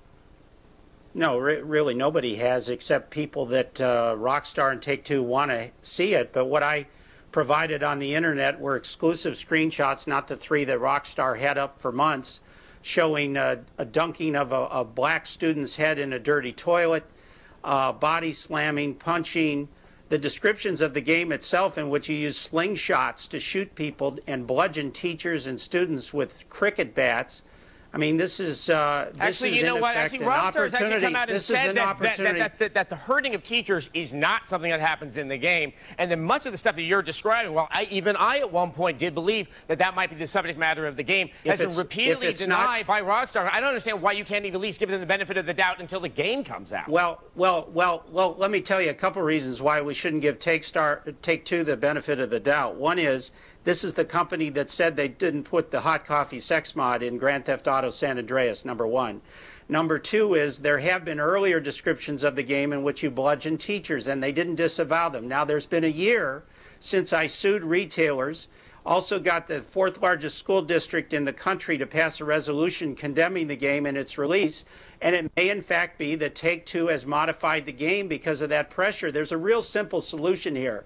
That is, show me the game. Give me the game, and I'll play it, and I'll let them know whether or not I or anybody else has a problem with it. But what they want to do is waiting to do, Jack. So why don't we just hold off until the game comes out? Because it's going to then be out. They want to keep it under wraps until it's released, and then the horse is out of the barn. But you're speaking as if some type of virus that will suddenly infect all of us who have lay hands on, and suddenly we'll just have rampant violence. I think even you would have to acknowledge that that's a rather insane thing to try to claim. Claim what? Well, you're claiming that this game, if we don't stop it before it's released, will cause rampant violence among many teens who actually get their hands on it, especially if it does get the T rating. On the face of it, it just doesn't hold. What you need to do is actually do real research rather than state your position, because it's the American Psychological Association, not Jack Thompson. There are many reports of direct causal link. I want to interrupt here real quick because I want to go to Mark, because you are a parent here. I'm curious, has your child I'm a ever parent been too. Okay, well, Jack, for you as well, but to Mark specifically here, has your child ever seen maybe or perhaps heard of another child having his head dunked in a toilet or being punched or kicked? Aren't these images that children may have been exposed to many times before in thousands of other situations? I mean, my 2 boys punch and kick each other all the time. They've never played video games, so, you know, there you have it. You know, and they're 4 and 6. but seriously, I mean, to Mr. Thompson's point, you know, look, gratuitous violence isn't great, but at the same time, we live in still a free country. The First Amendment is still here. Creative expression is protected, and at the end of the day, it's the responsibility of parents to decide what their young kids consume, and it's the responsibility of parents to know how their kids spend their time. So if there's something if there's something that Mr. Thompson finds objectionable, he's in every right to keep his kids or his relatives or whomever he wants away from it. But he's not in his right to tell. Well, it is the issue. Well, I think actually No, I'm sorry it isn't, because let me tell you. In the UK, they have laws that prevent the sale of adult and adult-themed, mature-rated games to kids. They have a First Amendment or its equivalent there. No, they and do the not. point is, of course they do. They do not have any type of constitution with something sanctioned as the First Amendment is in this country. All right, folks. No, that's absolutely we got to keep the debate incorrect. on this shore, unfortunately, and we can debate whether or not game developers or rating systems or the government are to blame, but until parents are willing to accept some responsibility for their actions of their children, yada, yada, so on and so forth. Thanks to our guests, Jack, Mark, and, of course, Adam, for keeping us in the loop. It's definitely a hot topic, and I'm sure we'll get back to it at some point in the near future. Olivia, can you start the healing process, please? I can and I will, Kevin. I'm going to tell you how I'm going to do it. I'm going to slide into your pants a little bit later and talk about how some chicks have bad hygiene. Not me, of course, not me. And then Kevin trades serpent puns with snakes on a plane star, Juliana Margulies. Stay tuned. We're TV's only source for all the stuff you care about. Just hold me and tell me it's going to be okay. No. I don't want to play games.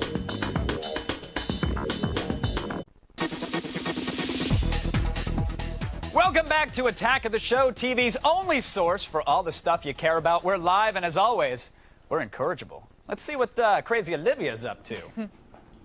Got some bedroom problems? Something you're not really comfortable asking a licensed medical professional? Well, don't you worry your pretty little head. Just relax, get ready to cough, bend over, and let me in your pants.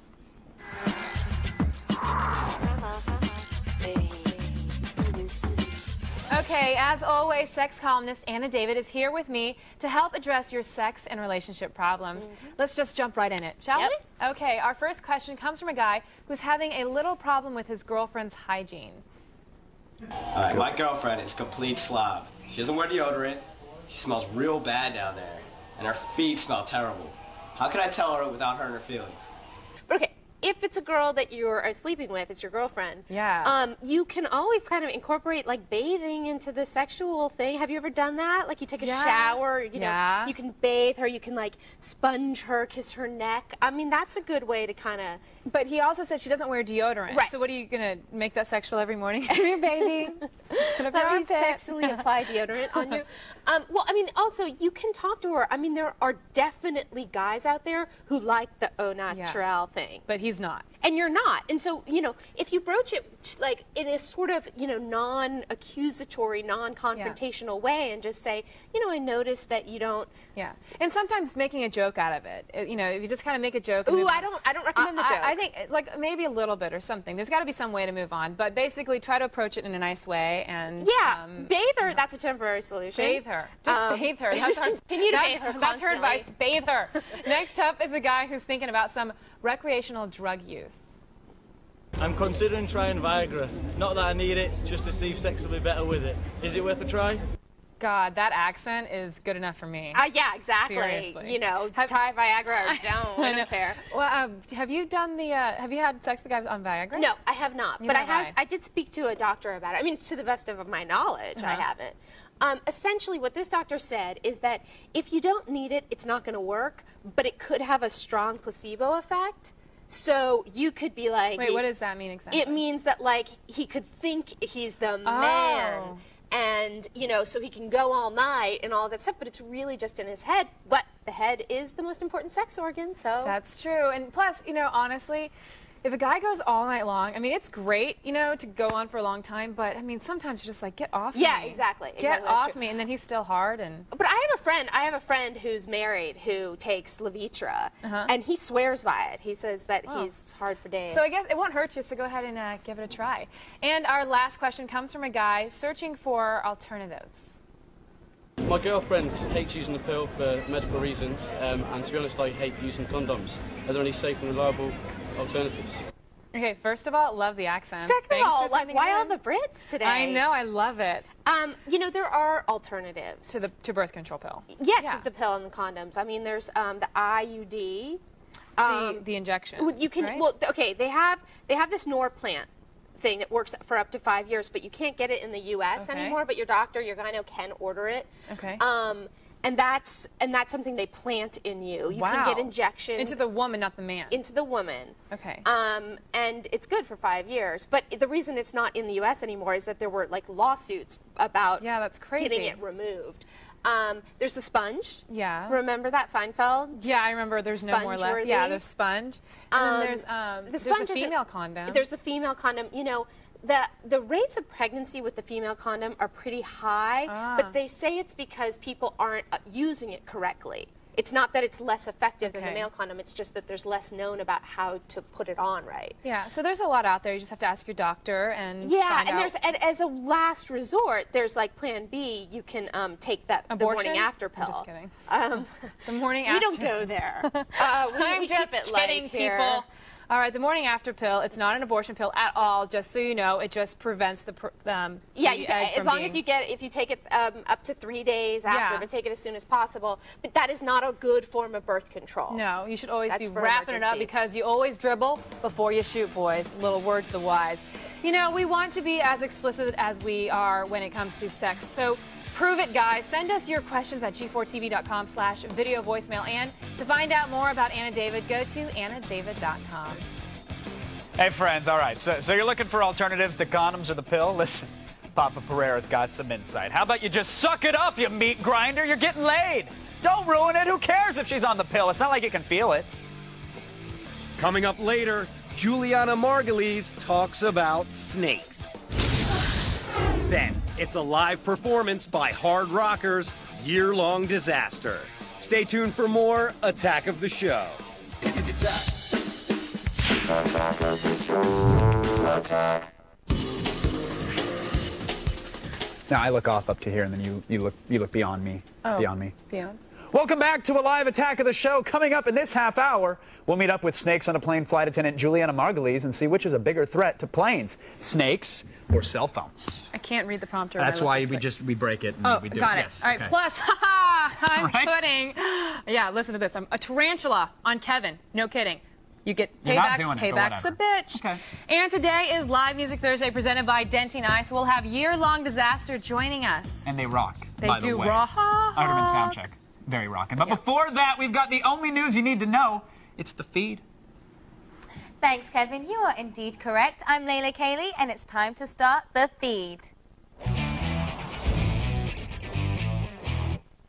Media robber baron Rupert Murdoch is looking to fill a brand new position, head of PC gaming. Unfortunately, no one's quite sure why. The job description gives scant details as to what exactly the person would be doing, but it refers to a broadband games destination being developed by News Corp.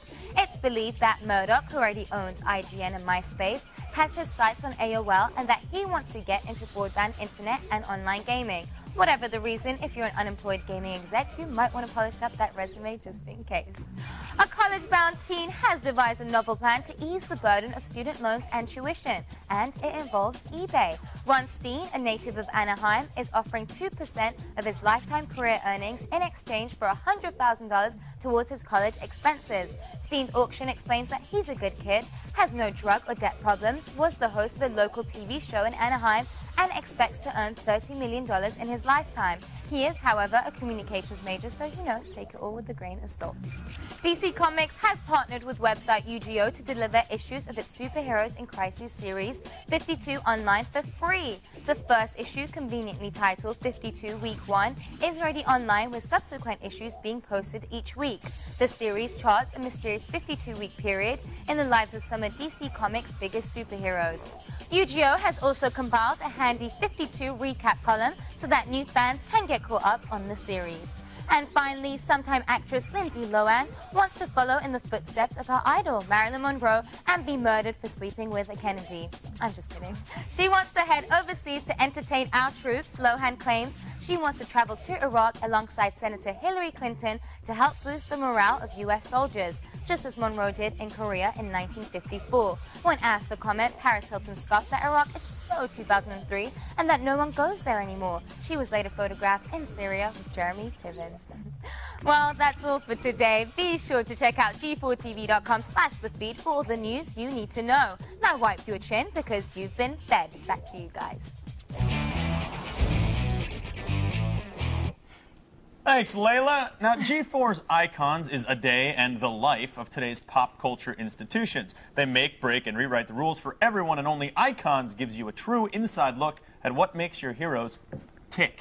Keep your eyes and mind open and question everything is the motto that artist and activist Shepard Fairey lives by. At age 19, Fairey began plastering image of the Andre the Giant on any surface he could find. And today, that image has become known around the world as the Obey Giant.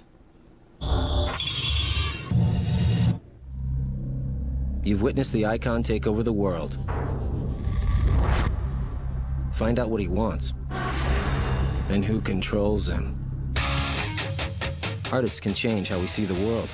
But the likes of Shepard Fairey have that special ability to change how the world views art. People like Shepard will save America. His Obey art project is known the world over, though he's operated anonymously in the shadows. You know, I'm not trying to just be disruptive for the sake of being disruptive. Depending on how you see his work, Shepard Fairey is an artist, vandal, entrepreneur, saboteur, and visionary icon. Shepard Fairey, icon. Anybody want a peanut?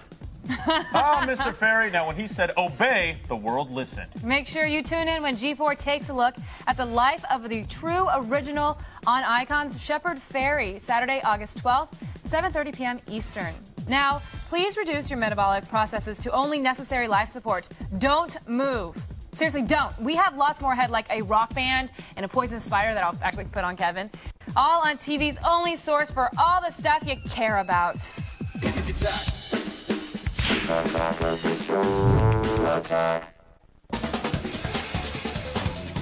Welcome back to Attack of the Show, TV's only source for all the stuff you care about. Now, ready or not, Attack of the Show is coming to you live from Sin City all next week.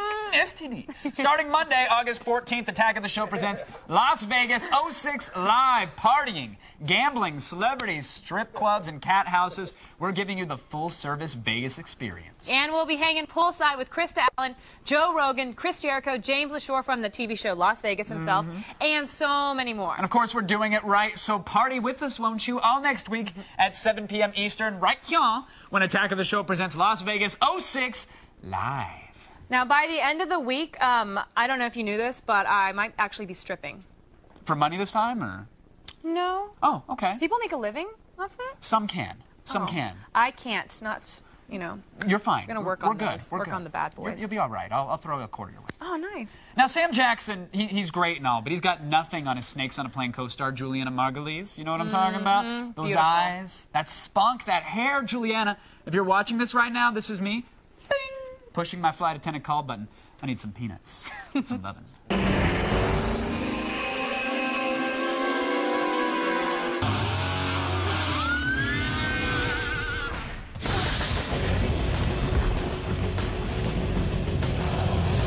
Juliana. Yes. Snakes on a Plane. Your agent comes to you, hands you a script. Does it say Snakes on a Plane on the title, and do you throw coffee in his face? No, it said Pacific Air 121, known as Snakes on a Plane, formerly known as Snakes on a Plane. And I said, are you... Joke? You know all those security scenarios we ran? Well, I'm smack in the middle of one we didn't think of. And I was like, well, it's Sam Jackson. I have had it with these mother snakes on this mother plane. It's called Snakes on a Plane. You go to this movie because of the title. Went and met David Ellis, the director. He was such a hoot. He said, come on, Juliana, we're just gonna go. We're gonna have fun. We're gonna make this fun. And we got a plane, we got some snakes. We have some snakes on a plane. It's Vancouver, you know, come on. And I was like, okay, I'm in. You play a stewardess in the movie, correct? We like to say flight attendant. Flight attendant. Did you have to study the pre-flight check-in? I did a scene in the movie, I don't know if it's still in it, where I get to do... You point the exits? Oh, yeah. That's I do the fantastic. exits, I do the whole mask over the head. The bag may not inflate, but oxygen is Exactly. flowing. Now, we did have a technical, real flight attendant there who showed us exactly how to do everything. Did she teach you how to She was hit? a little impressed with my skills. Really?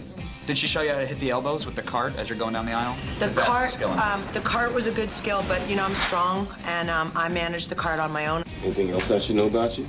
Could you help me understand the gravity of this film, Juliana? Because I'm wondering what could possibly be more deadly: a cell phone during in-flight takeoff, or snakes on a plane? Ultimately, a snake is probably the bigger of those two evils. I would agree.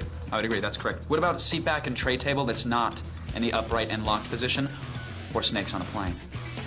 Well, my guess is that probably snake on a plane would be more detrimental.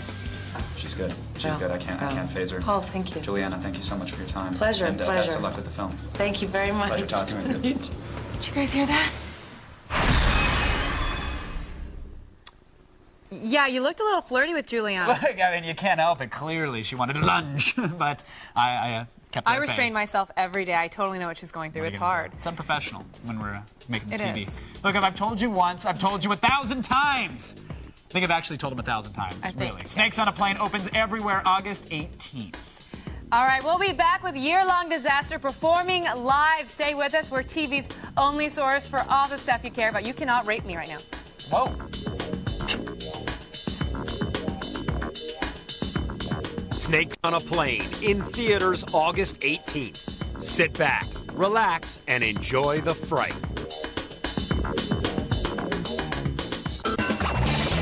What's going on here? Welcome back to Attack of the Show. We're live and ready to rock out. Here's Year-Long Disaster. What's happening?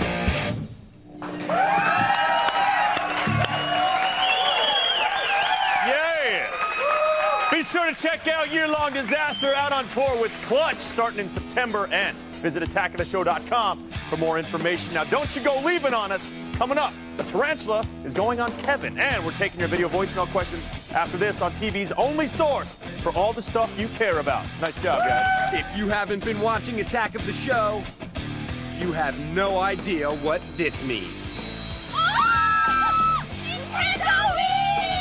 To catch up, go to attackoftheshow.com.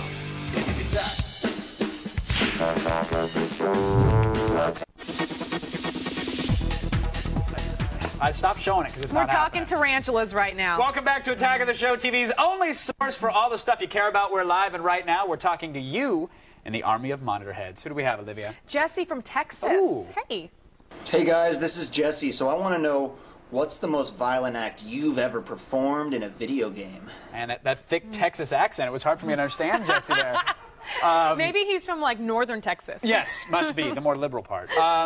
For me, it was last night playing Dead Rising. I got the like the lawnmower with the wood chipper attachment kind of thing and drove through a pile of zombies and it hacked them all up to pieces. Was it really descriptive? Like, you could see, like, there was blood everywhere. It was clearly a murder simulator is what it was. Nice. Because now I'm going to Home Depot after the show and I'm going through 3rd Street Promenade. And what I learned in the what I learned in the loop is you'll probably act that out after this. Exactly. Show. That's how it happens in video games. All right, next up we have Mark from Philly.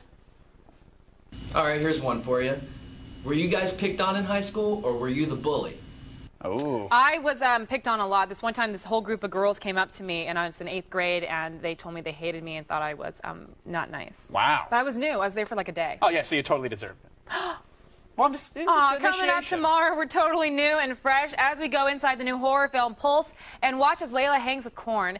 We had a great loop today with Adam Sessler going head-to-head with Jack Thompson about video game violence, and it's going on our website at attackoftheshow.com directly following the show. Yeah, amazing loop. Finally, I cheated at rock, paper, scissors yesterday. Yeah. And, you know, I think it's totally valid because you fell for it and the snakes were dumped on you, so I think we're good here. The thing we don't need the whole tarantula. I'd like to call this out is that either way I was going to do it because I know you're a big scaredy, you know.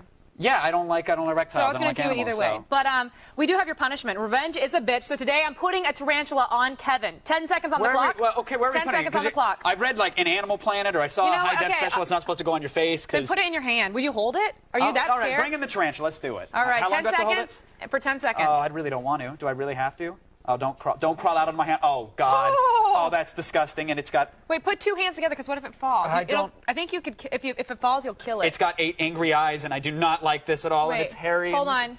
I think... When did the show become Fear Factor? Wait. Can we get rid of this? Wait, will you kiss it now? I'll give it a lick. Oh, my God. Seriously, do it. Do it. I'll give it a little lick. Good night, everyone. Watch this. Get a close-up. Kiss it.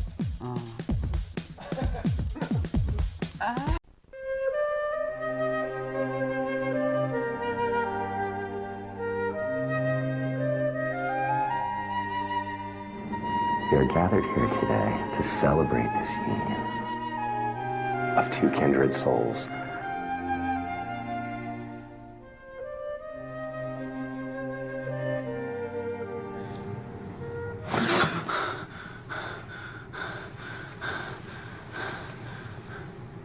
Oh! What the? Oh my God! Oh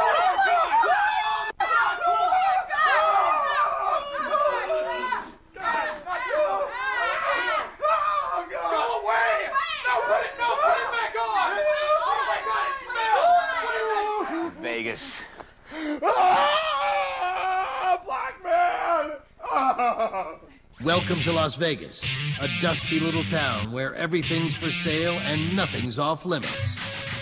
Today, find out what happens when we let Attack of the Show loose in the City of Sin. And we're doing it all totally live. Am I doing this right? We'll blow off some steam, get friendly with the locals. Ladies, nice dismount. And find our very own Miss Attack of the Show. No rules, no morals, no sleep. Attack of the Show presents Las Vegas 06 Live, a week of coverage from the most lawless place on earth.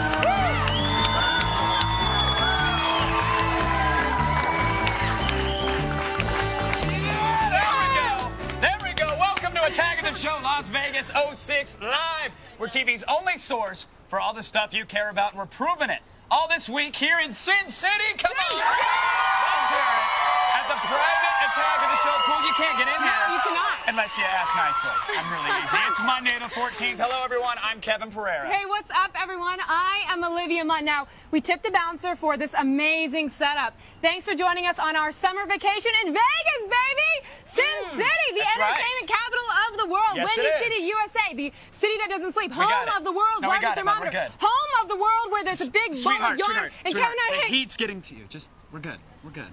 My bad. I just wanted to actually just tell them that this is the place where anything can happen, will happen, and we're bringing you all the madness live. Yes, yes. And about that whole, what happens in Vegas nonsense, well, now, what happens here gets beamed right into your living room. We're showing you everything, including the webcam that I snuck in your hotel room. So. Nice. I'll make sure to stay clean shaven. Please, I like completely that shorn for the ladies. Okay, all week long, we're giving you a behind-the-scenes look at everything Vegas. Celebrities, gambling, sex advice, partying. We are leaving no dice unrolled. That was Yahtzee, by the way. I don't gamble. We're taking you to the VIP clubs, the best strip joints, and, of course, the hottest brothels. Yes, my second job, FYI. No lame magicians or Celine Dion shows for us, Kevin. No lame. Okay. But he loves Celine Dion. He loves it. God, she was great in Moulin Rouge. She was. She was so good in that. Sweetheart. Oh, my God. Now, we're doing Sin City Attack of the Show style, and we're so glad you guys are with us. Yes, now joining us this week will be Jamie Kennedy, Joe Rogan, Chris Jericho, Krista Allen, Michelle Merkin, and then lots more. Tons of people coming to the pool. Yes, now Vegas is known as the entertainment capital of the world. So right now, let's start rolling out the celebrities. Yeah, let's do it. Now, he's not really a Las Vegas surveillance expert / tech geek with a degree from MIT. He just plays one on TV. Yeah, very, very talented plays actor. it well. A dreamboat, really, Dreamboat. You like him? I love him to death. Let's welcome the star of NBC's Las Vegas. He's hanging out with Zach at the blackjack table. It's James LaShore. Oh. Yeah, I'm hanging out with my boy, James LaShore here. James, got any tips for any of us while we're in Vegas? Know when to walk away? I don't know. Know when to walk tips. away. What about always hit a soft 17, or do you want to wait and see if she's 18 first? I'd say wait and see if she's 18. Smart man. Smart man. Now, James is going to be with us all day partying. In the meantime, let's go back to Kevin and Olivia. Hit me on that 15. I'm not afraid.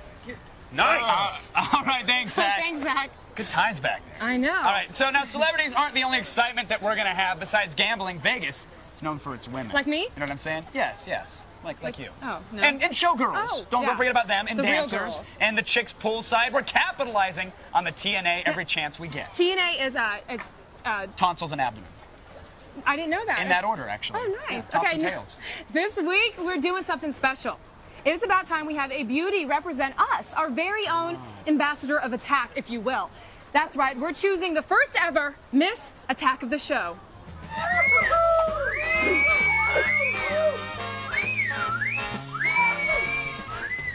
All right, let's do it. Miss Attack of the Show contestants to the pool. Let's bring it. Come on. Oh, look at this. Is this for me? Did you do this for me? Yeah. Look at this. No, you take it. Look at this. No, Kevin. No, I'm good, man. I'm good. Kevin's going to be checking out the rear end view, but look at this. 20 women are vying for the coveted title, but it's not easy Did you see them all right there? I did. I looked Okay. at them all. Actually, they came to my room last night. Girls, lucky ones that came to She's my room. thorough You're with her going on. inspections, by the way. All right, now you guys might think it's easy getting picked as Miss Attack of the Show. It's not. No. They are going to have to prove worthy. Avocado through the garden hose. That's You gotta study disgusting. Right there. Crab That's walk, disgusting. if you will. No? All right. Today we're going from 20 women down to 10 and then to 5, and then all week we're going to put those finalists to the test, all of which leads up to the crowning of Miss Attack of the Show 06 at the end of the week. Yes, and to start it all off, here's the very first round of our elimination. And Kevin, I put them in swimsuits just for you, actually. Appreciate that. Thank you. Yeah. I'm glad they got the memo. The smaller the swimsuit, the better, by That's the way. true. But let's get crazy. Let's do it. It's time to eliminate 10 of the contestants right now. Now, we've given all 20 a playing card. The contestants that do not have a face card will be eliminated. That's Jacks, Kings, Queens. Girls, flip your cards. All right, let's see it. Let's go down the line here. This is gonna be painful. I hate to send them home, so come up to my room and we'll take care of it. Oh, we have a king here. You're staying. Congratulations. Number 4. I'm sorry. Time to get wet. Jack, very nice. Congratulations. King, there we go. And 8, 5, 10. This is a bad run here, ladies. I'm sorry. It's time to get in the pool. Sad. The only chance I can get a woman wet is to send her into the pool. Queen, congrats. You're staying here. 5, 17. I'm sorry. I'll take that for you, though. We don't want to. That broke my heart. All right, 7, Queen. Very nice. I did pretty good, Mon. How you doing over there? Well, we've got a first one we got to eliminate. This is a 6. She's got a killer body, but she's got to go. Let's see. Oh, a 2. It's too bad, but she's really beautiful. I'm sorry, you guys. She's got to go. Jack, she's staying. She's hot. She's staying. 3. Now, you got to go, but you always hit on 3 in black. I'm gonna hit on all of them, if that's all right. Good to know. Good Okay. to know. Well, she'll be in the pool if you need her later. Great. King staying. Queen staying. Sorry, but she looks amazing. In person, trust me. Queen, Jack, staying. And, Number sorry, 9. gotta dip in. I'm Bye, sorry. sweetheart. Oh, Nice having you. that was painful. Painful, I know. Shattering hopes and dreams. But I thought that's you. Use them and lose them is what you do. It was pretty hot, is what it was. That's the quickest I've gone through them, actually. I swear. I swear. That's We not eliminate true. 5 more contestants later, so by the end of today, they're going to be left with all of our finalists. And they're all competing to become the first Miss Attack of the Show. It's a covenant thing. You get a trophy, a sash, a couple STDs. We throw it all in. A fruit basket. You get to hook up with Carrera here. Now, we can't pick our Miss Attack of the Show without your help. So go to g4tv.com/AOTS right now to get more info on the contestants, to check out their photos, and to vote for your favorite. You can also vote via SMS by texting the word Vegas, G4TXT, that's 44898 on where?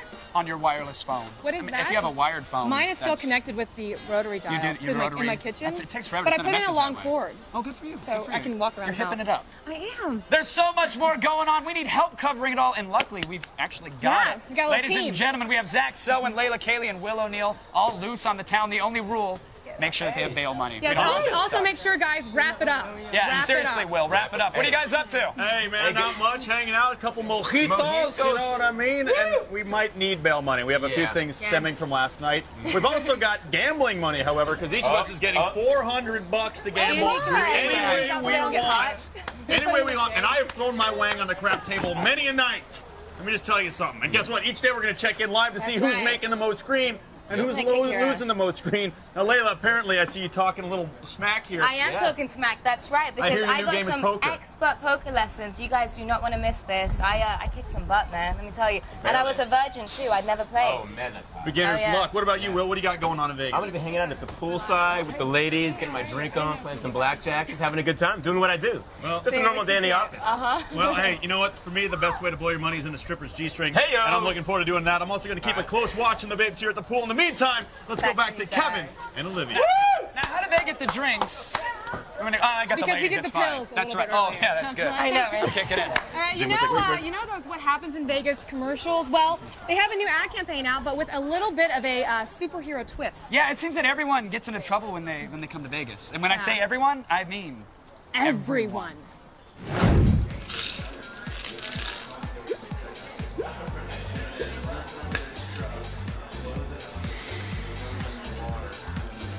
Ladies, can I interest you in a drink?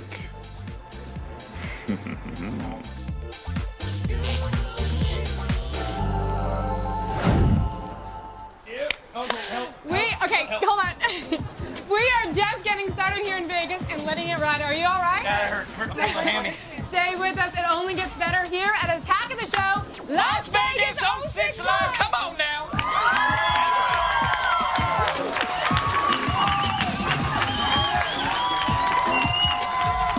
Coming up, watch as we break down the do's and don'ts of strip club etiquette. Probably not the best to do this in jeans. Then, Layla stacks her chips against poker legends. Did I just win? Las Vegas 06 Live will be right back.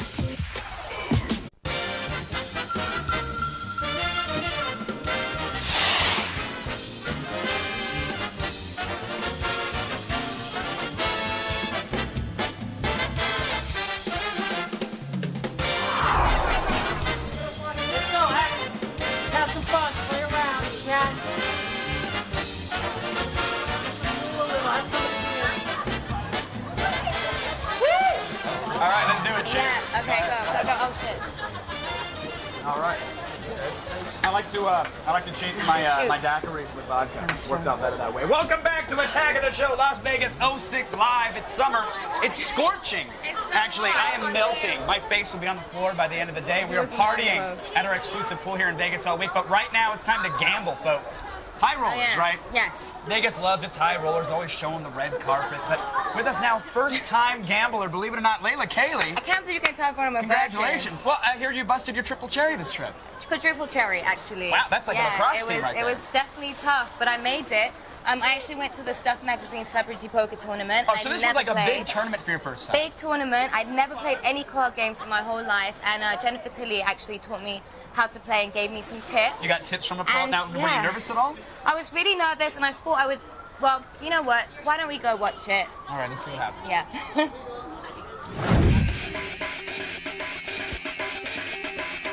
Texas Hold'em is the game that's taking over Vegas, and I just so happen to be invited to the Stuff Magazine Poker Tournament.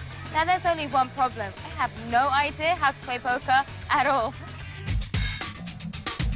I'm here with Jennifer Tilly. Now, this lady is a poker champ, and I don't know how to play, so Jennifer, you're going to have to teach me, man, because I don't know what I'm doing. What happens in Texas Hold'em is you get two cards. If your hand adds up to 20 or more, then you should bet. It's like blackjack. It's basically about looking cute, having a good time, and flirting with the people sitting next to you. I can do all that.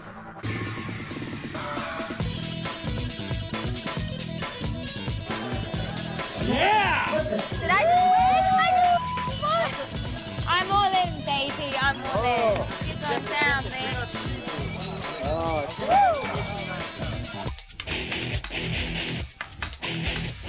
I am here with the best in the world, Mr. Johnny, and he's helping me out.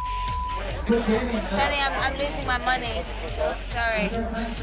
Don't talk about me. I can hear you. I'm right here. I've never played poker in my life, and I made it to the finals thanks to Jennifer Tilly and thanks to Johnny over here. So for a first timer, I think I did pretty good. Thank you so much, Jennifer, for the tips. And when's the next tournament? And I promise next time I won't be so rowdy and no more bad language. Naughty me. You made it to the final table. Yes, I did. I don't know how I did it, you know. It was like... And I would have ended to the very, very end. I really would have. What happened? Well, there was a guy called Johnny Chan, not Jackie Chan, and he's meant to be like this big poker player. I had no idea. So Johnny's like, all right, you got to go all in. You got to go all in. And I think he was trying to sabotage me. I thought he was saying he wanted to go all in. No, he told me to go all in. I would have lost it. I've got some good stamina. But he told me to go all in. There's nothing worse than that. A woman who can outlast you, even at the tables, is terrible. So, but you did good. I did good. I went all in, and I ended up not having such a good hand. But, you know, I made it to the end table. I was very surprised. You live by the river, you die by the river. Exactly. You got to learn it sometime. You have to live life on the edge. Layla, thank you so much for that. Thank you. Congrats on making it to the final table, though. Now, listen, I never like to leave Olivia alone with Zach for too long. They can get into all sorts of trouble, actually. Good. So let's see what they're up to. Hands where I can see them, Mun.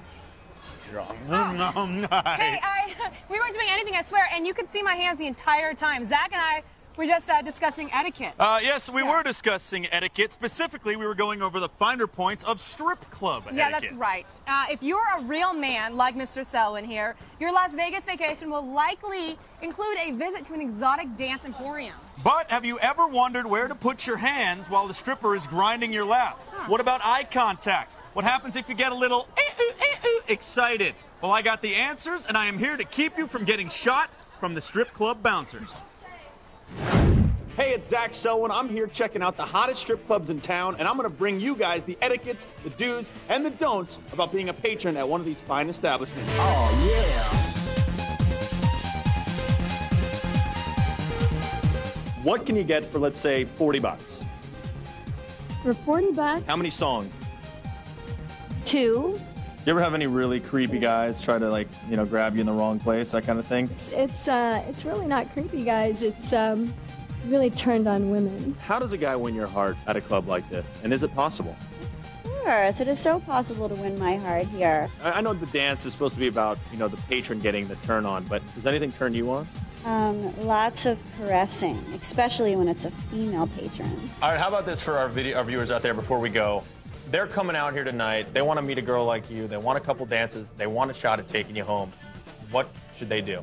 To be very, very nice and show me the highest class and the finest things, and show that you're going to appreciate a girl, because a girl wants to appreciate back. You heard it, gentlemen. You can't get the love if you don't give the love.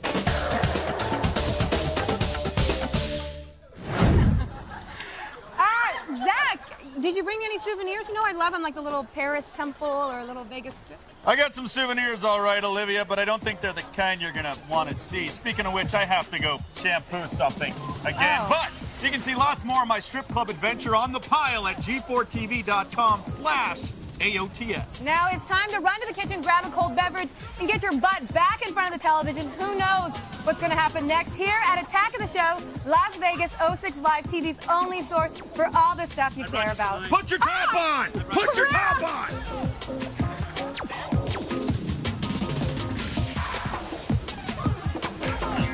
Coming up, Kevin blows off some serious steam. Oh, yeah. Woo!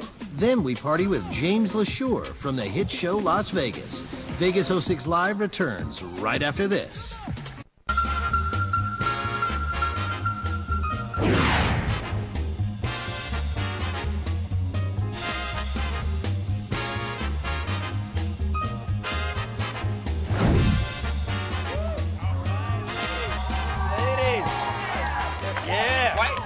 You want to hit on 17? Hit on 17. Can I just get a couple more cards or some chips? Welcome back to Attack of the Show, Las Vegas 06 Live, where TV's only source for all the stuff you care about. Yes, folks, we are live in this city where there is only one rule. There are no rules. That's right. That's how it works here. That is exactly how it works. And who better to ask about Las Vegas than the star of NBC's hit show, Las Vegas, James LaSure. Welcome. Yo. We got to get some hands in. Are you up or down? How's this going? I'm getting killed. You're getting killed? Yes. Par for the course. Pretty good, yeah. Now listen, you know, you're star of Las Vegas. I'm sure you have to do some research on the town. We just saw a little package about strip club etiquette. But any tips from you? I think a good thing to know about strip clubs is, especially for guys, to know that the women generally look better inside the club than they do outside the club. You will find that sometimes if you meet afterwards, say you meet up with somebody afterwards. Strategically lit, you're saying. Yeah. Have you ever done that? I think it's magic lighting or something. Have me you personally, dated a no, stripper? I've heard of this experience. Yeah, right. A friend of a friend. Phenomenon. The worst thing though is don't pass like an ultraviolet light over them, because then you see exactly how popular they are at the club, and you don't want anything to do with that. That too is a good thing to know. Don't do that on me either, because I'm pretty popular at AOTS. Now, you actually played a stripper on your show, Las Vegas. Oh, on the show. I was watching the show one night, and I basically see you come out in a thong. The thong. What was that about? That was about just expressing myself. You know, my character felt like that's what he had to do. So I'm not, I'm fearless. Well, do you have any tips for the ladies out there who want to become strippers? No more. No, do your thing if that's what you want to do. You know, I support it. It's, you know, it's an honorable profession, I think. There's a big Any demographic. tips for making better money? Stay sweet smelling. Sweet perfume, I think, is the way Like to go. vanilla like and vanilla. money. That always gets my friend. How Not is it me they all personally, smell I've the never same? been- How is that? I can't do laundry twice and have my shirt smell the same. But all these different women It's from the all walks magic life, of the strip club, they all Kev, smell I'm the same. telling you. Well, It's ridiculous. James, I don't know if you saw, but Pereira has a nice booty shake. He's got it. It's pretty spot on. Can you do it now, or do we have to see it We have later? to see. Can you step up on the chair I could and do probably it? pull something out for I you. was hoping but to get Olivia's booty shake, but I'm no, open. I'm Kevin's open to better. see Go yours. ahead. Yeah, Well, I if see I yours. throw there, first of all, you got to have a stack of chips in your hand. Okay, and I'll take okay, it from you you. got Thank it, you got it. And then you And just get it in there and you work it. And if there's a beat in the club, you got to make it clap Do on it the again. beat. Do it again. On the 2 and the 4. That's how we work it. Yo, man, that should And stay in Vegas. Now, some people at home, like my parents, who have disowned me several times, they're like, "What are you doing?" I got a stack of chips, Mom. And there you go. That's how you make And that's money. how you do it. And In that's how you do Vegas it here in way, baby. Vegas. You can see James LaShore on NBC's Las Vegas Friday nights. It's on me. And the season 4 premiere of Las Vegas is October 20th. Or at Girls down the street. No, Really? you're right. Really? No, that's not gonna happen. Better on Watch the the TV. show, yeah. And now, if I can get a little serious, actually, for a moment, I don't mean to bring it down too much, but break it down. We have a score of lovely young ladies in bathing suits, all vying for my approval. You know what I'm saying? And I can't wait to have my own personal Miss Attack of the show. I've got big plans for her. What are you going to do with her? They involve stacks of chips and a stuffed buffalo. Interesting. I want to see that. Invite me to your room when that goes. Oh, it's not a problem. All right, don't go anywhere. It is 100 freaking degrees out, and we are partying poolside at Las Vegas 06 Live. Lots more ahead. That's my money. Don't get hurt. I'm good. Don't get hurt.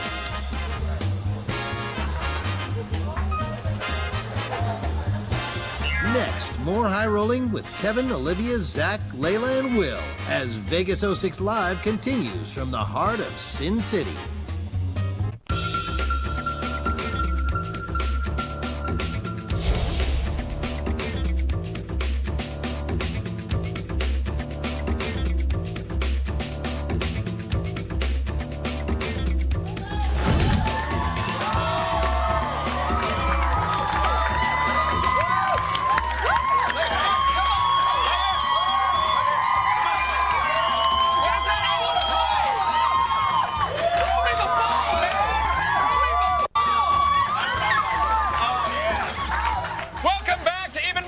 Soaked sunburned fun with the tag of the show. Las Vegas 06 Live. The party has just begun, and I'm already broke. Hey, but you are about to be a very rich man again, because coming up we are going to meet our Miss Attack of the Show contestants. Sorry, Kev. I don't think they actually sleep with the judges.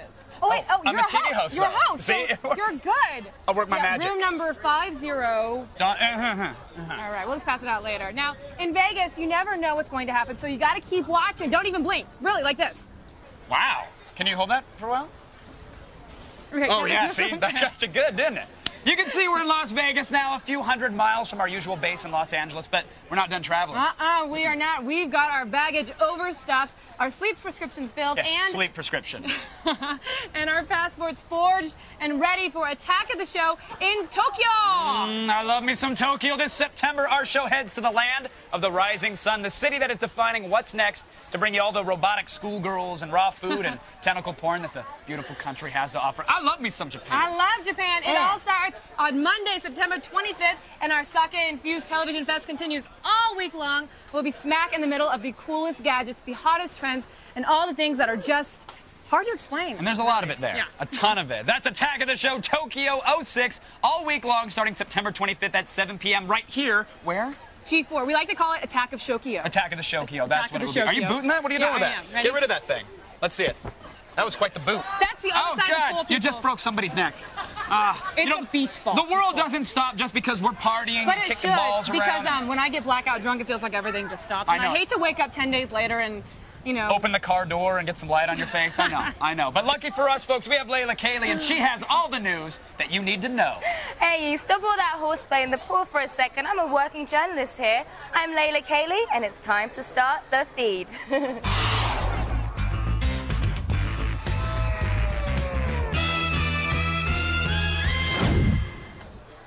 Proving that America's taste for NASCAR knows no bounds, Talladega Nights was once again #1 at the box office. The Will Ferrell comedy took in an additional $23 million over the weekend to capture the top spot. The high school dance drama Step Up was a surprising number 2, earning about $21 million. This put it above Oliver Stone's World Trade Center, which came in third with $19 million. Microsoft is tired of doing all the work for you, so it's going to let you design Xbox 360 and PC games for yourself. The company is releasing free software called XNA Game Studio Express in beta form this month. Microsoft hopes to create a gamer-created slate of titles that can be sold over Xbox Live Arcade. Initially, the company will control which titles get sold, but it hopes to eventually allow the users to dictate the lineup. And finally, in an effort to boost its flagging animation industry, China has decided to pay its animators more money and foster a more creative atmosphere. I'm just kidding. They're banning things. Specifically, China's banning The Simpsons, Pokemon, Mickey Mouse, and other foreign cartoons during prime time. It means the Chinese public will have to watch Chinese-made tunes. It's very sad. Well, that's all for now. Be sure to check out g4tv.com/thefeed for the stuff I didn't have time to get to. That little more sunscreen right there, because you've just been fed.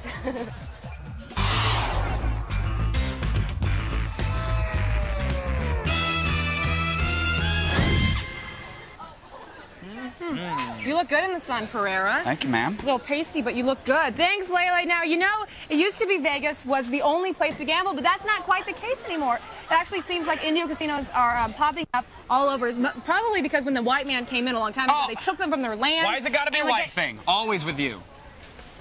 And these days, it looks like everyone with even a drop of Cherokee blood running through their veins is looking for a piece of the action. Who did that?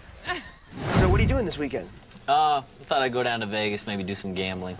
Oh, why don't you just go to one of those Indian casinos? You know, they're so much closer. I've never been to one. Wait, aren't you part Native American? Yeah, I'm 1/16. You know, I've never been to one either. Let me look one of these up for you. Hold on a second. Holy crap. It says here on Wikipedia that if you're 1/16 Native American, you can run and operate your own casino. Nah, can't be true. Dude, it's Wikipedia, all right? It's gotta be true.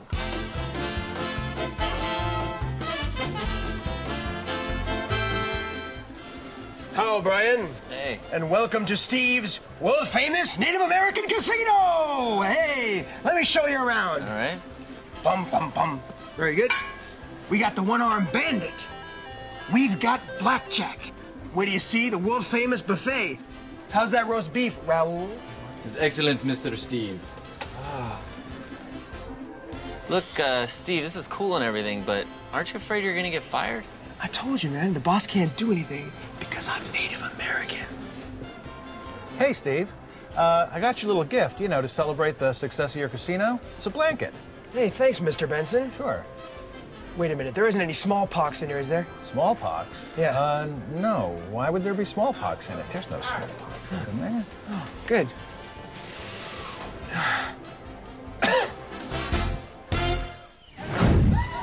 No, you're the most beautiful here, I swear. They're just there in bikinis hanging out. Fan higher, Pereira. Okay, yes, ma'am.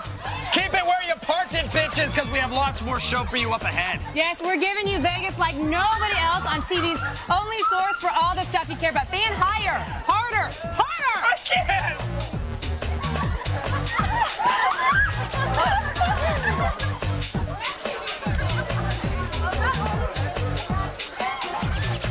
Still ahead, Olivia takes you behind the velvet ropes to the hottest clubs in Vegas. Clearly, I'm not the only one who wants to be here. And later, Miss Attack of the Show. Don't go away because Vegas 06 Live will be right back.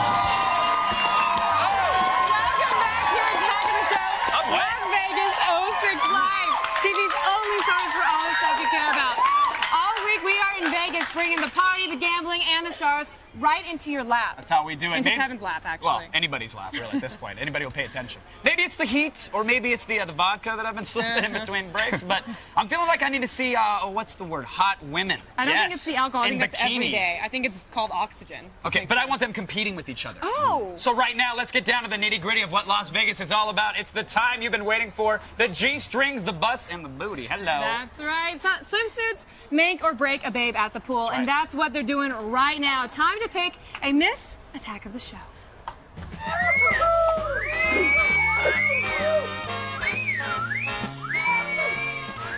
Now listen, this job of picking Miss Attack of the show, listen, it's harder than I thought it would be. So we need some help, some reinforcements. Of course. Bring in some real men here. Let our guest judge, beauty pageant expert and correspondent for Las Vegas Fox 5, Jason Feinberg, say hello to him. What's up, guys? Let's hear it for Jason. Come on. Thank you. Thank you. Thank you.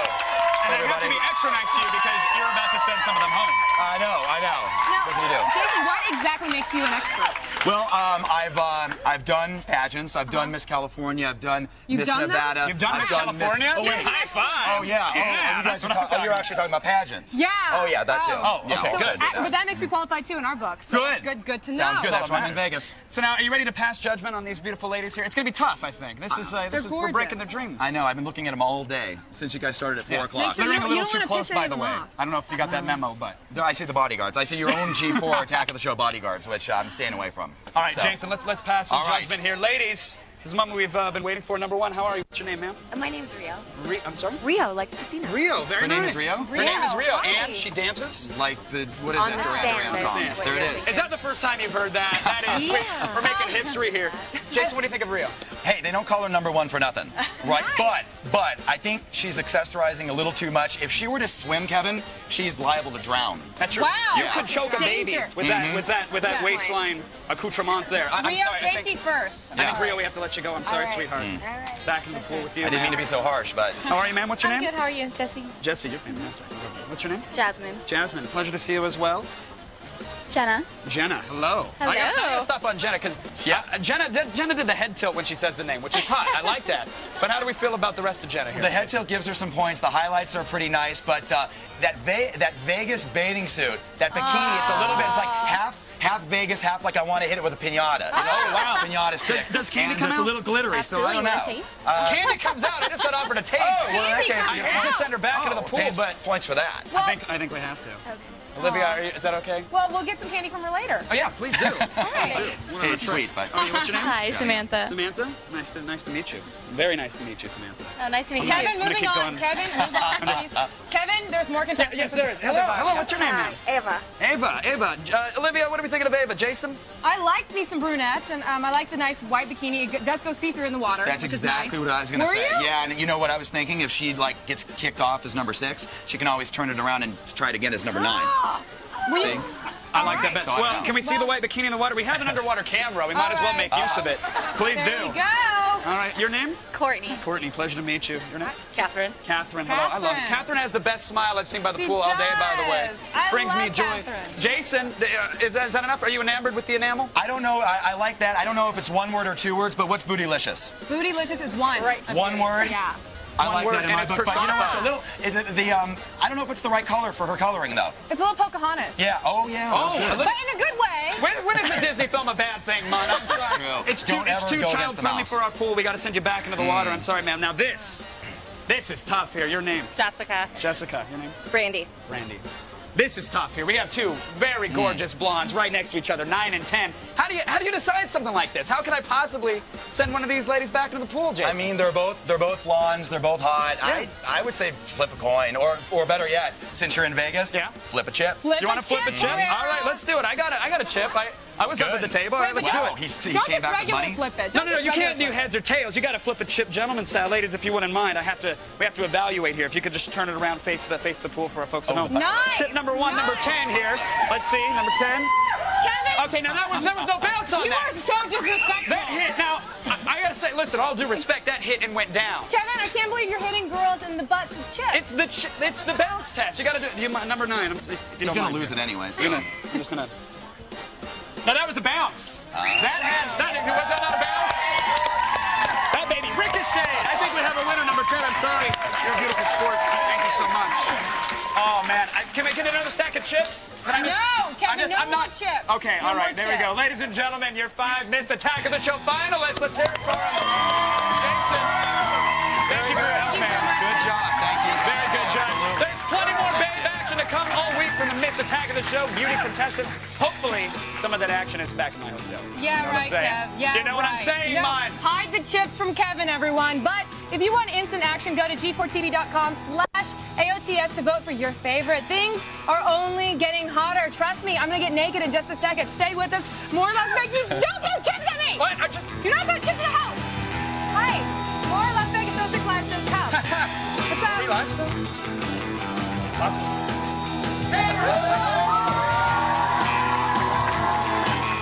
Next, Kevin gets strapped on the strip. And later, it's more action from Sin City as Vegas 06 Live returns.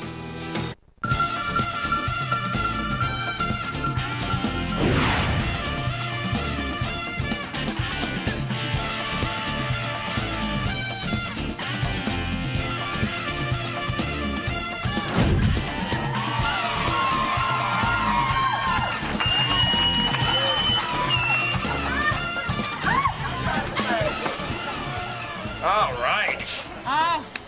Top of the world, sweetheart. After all that chip testing, I worked up a thirst. All right, welcome back to Attack of the Show, Las Vegas 06 Live. I'll say it. Drink. Ready to go. We're coming to you from poolside and then blah, blah, blah. And, did you drink? Yeah, I'm drinking. Okay, good. Okay, where you're expected to be drunk 24 hours a day. What's that, man? Drunk Olivia! Drunk Olivia. Woo! Okay, everybody loves Drunk Olivia until you hold them in here. They don't call this Sin City for nothing. A man can only take so much gambling and drinking and womanizing before he cracks. But thankfully, there's a place right off the strip that lets you blow off a little steam. And I mean literally, with automatic weapons. Vegas is the ultimate adult playground. You've got casinos and escort services. You can drink on the streets, you can smoke wherever the hell you want, but what do you do when you're tired of the slots and the scotch and the smoke and the sluts? You blow off the strip, and you come to the gun store. When you first walk into the gun store, your senses are immediately assaulted. The smell of the gunpowder, the sound of the shots, and all the firearms on display, I'll tell you, they're enough to make a grown man cry. So, Ernie, you're going to be my guide. You're going to take me to the range and walk me through what we're about to do, right? Exactly. We have a variety of guns for you to try. So we have a revolver as well as a Glock semi-automatic pistol. Here we have a Heckler & Koch MP5 and a 12-gauge Mossberg shotgun.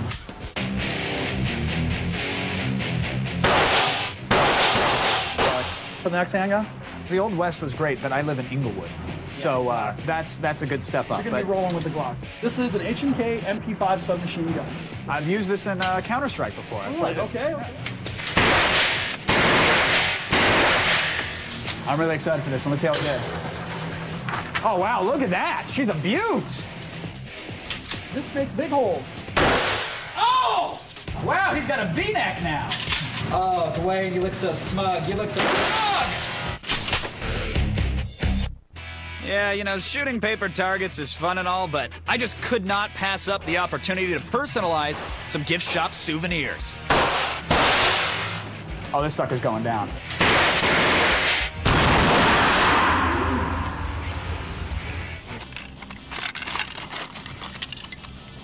Yeah, who'd have thought with a little submachine gun loving the slots in Vegas? Happened to get a little bit on the loose side. Kept on my fingers, got on my toes. I didn't kill anybody on the crew, I don't think, right? Yeah, that's how it goes down at the gun store here in Vegas. Oh, yeah. They had the best drinking games there, by the way. You were shooting pretty good out there, weren't you? Blanks. Story of my life. Oh, blanks. No, and if you guys are like me and can't get enough of Kevin firing off round after round after round of high-powered weaponry, then check out our web-exclusive video on the pile at g4tv.com/AOTS. Now, it's almost time to get totally wasted crazy. Oh my gosh, that's right. Yeah, it's... All right, come out and play with us. TV's only source of the stuff you care about. Let's go shoot some people. Come on. Oh, not me. All right. We're in break. Are we? Coming up, Olivia's all-night club crawl continues as Vegas 06 Live returns.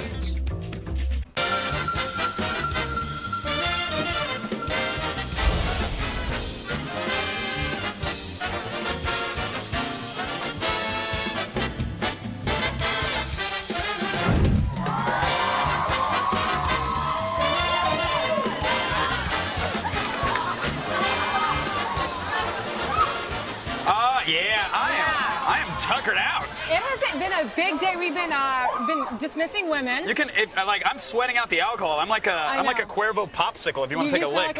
I don't want to taste. No? Okay. That's the trick normally works. Now, most of the action during the day in Vegas takes place poolside, but at night, the real party's in the clubs, you know. Yep, I know. Drinking, dancing, and hooking up, that's what the city is about. And like any girl, I just had to check out some hot Vegas night spots. I started out with the Empire Ballroom, right smack in the middle of the Las Vegas Strip. Get out of town.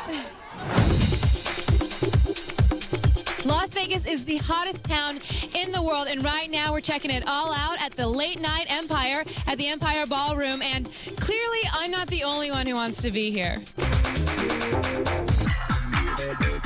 Tell me what the crowd here at Empire is like. Well, the reason why I love this crowd is like it brings it back to the old school vibe of Vegas. It's all about like the energy and the spirituality and just having a good positive time.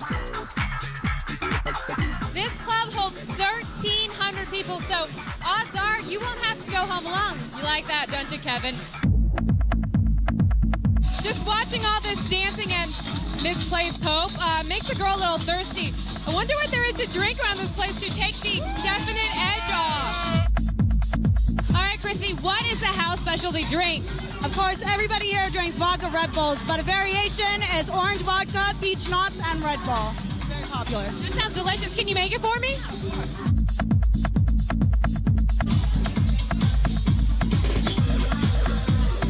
So good. So freaking good. Now, we are in the VIP section. What does it take to get behind those ropes? Basically, VIP section is based on, bottle service. High-class clients. Gives yourself your own private little area where you feel like, you're the VIP. Now, if you're looking for a place to party until the sun pops up, then Empire is definitely the place for you. Now, I can only think of one downside, the massive hangover you're going to have after a couple more of those drinks. But you know what? I'm going to go ahead and have another one because I'm not going to work today. Tune in tomorrow to see what other clubs I got in trouble at. Yes, that's right. We're partying all day, all night, and all week here in Las Vegas. Tune in to see more gambling, strippers, and even the inner workings of a brothel.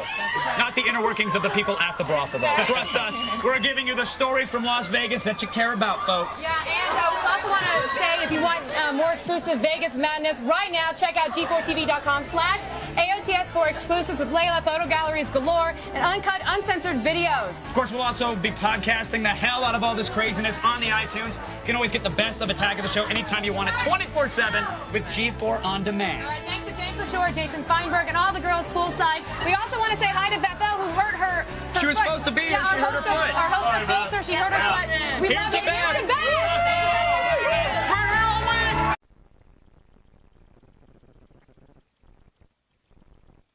Vegas, baby. And the Attack of the Show party is just getting started. The decadence, the glitz, the glamour. I feel like Cinderella. Today, we continue our search for Miss Attack of the Show. We're running wild with Jamie Kennedy. Do I talk to the camera? And Zach lives out his showgirl fantasy. Plus, we're going your pants Vegas style. Let's go see how the other half lives. No rules, no morals, no sleep. A week of live daily coverage from the most exciting and dangerous place on earth starts right now.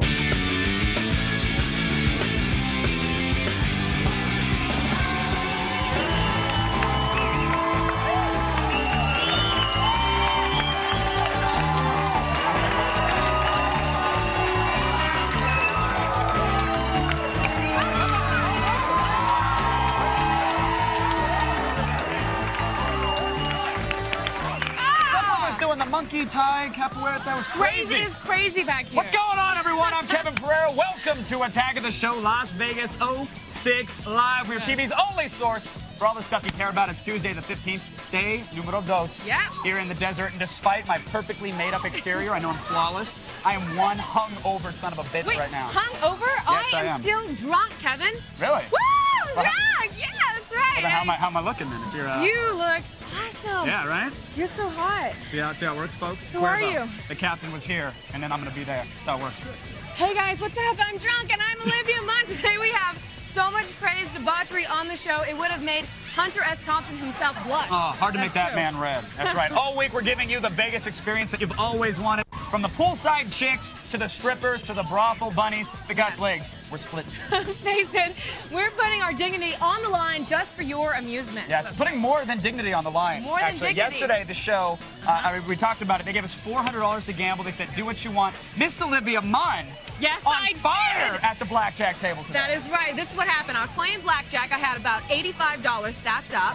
And Mr. Kevin Pereira and our writer Chris was behind me. I and take they, full credit. Yeah, and they both said, go all in, Mun. Go all in. Hold that thought. I want to make sure we're technically good. Camera, can we check in on camera 5? You pushed. Is camera 5 still up? Okay, good. We're good on We're camera good? 5. Okay. Camera 5 still fantastic. All right, thanks. Good. My favorite camera good. of the set. Now, can I to finish my story? Finish your story, please. So You go they said, all go in. all in.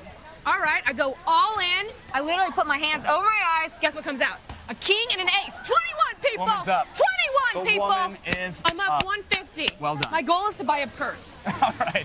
Now, Zach Selwyn's over across the pool. He's at the blackjack table right now. Is he all in? What are you doing, Zach? How's it going? I'm all in, guys. And you know what? If you look up funny in the dictionary, you'd probably find a definition of the word funny. And now here's a man who's so talented it cannot be denied. Ladies and gentlemen, I'm talking about my boy, Jamie Kennedy. And of course, what would LV, Las Vegas, be without the beautiful Michelle Merkin, the Queen of Vegas? Vegas would be nothing without her. This entire city would shut down. We're glad she's here. We're glad you're here. What's your favorite thing to do in Vegas, guys? Hang out with you, Zach. Is there anything better? Yeah. I'd like to tell you, but you know, Sugar, what happens in Vegas stays in Vegas, am I right? Yeah, we can't say. We could tell you, but then we'd have to kill you. Wow. We can't say More about what happened with cliches than I us. want to shake a stick at, Kevin and What Olivia. We'll happened be with hanging out with us? these guys. In the meantime, let's check in with you guys. What's going on? Thank you, Selwyn. Now, I don't mean to be a buzzkill, but we have some very important work to do here. That's right. And by work, you mean judge and stare at hot chicks. Because, folks, it's day 2 of Pick and a Miss Attack of the Show.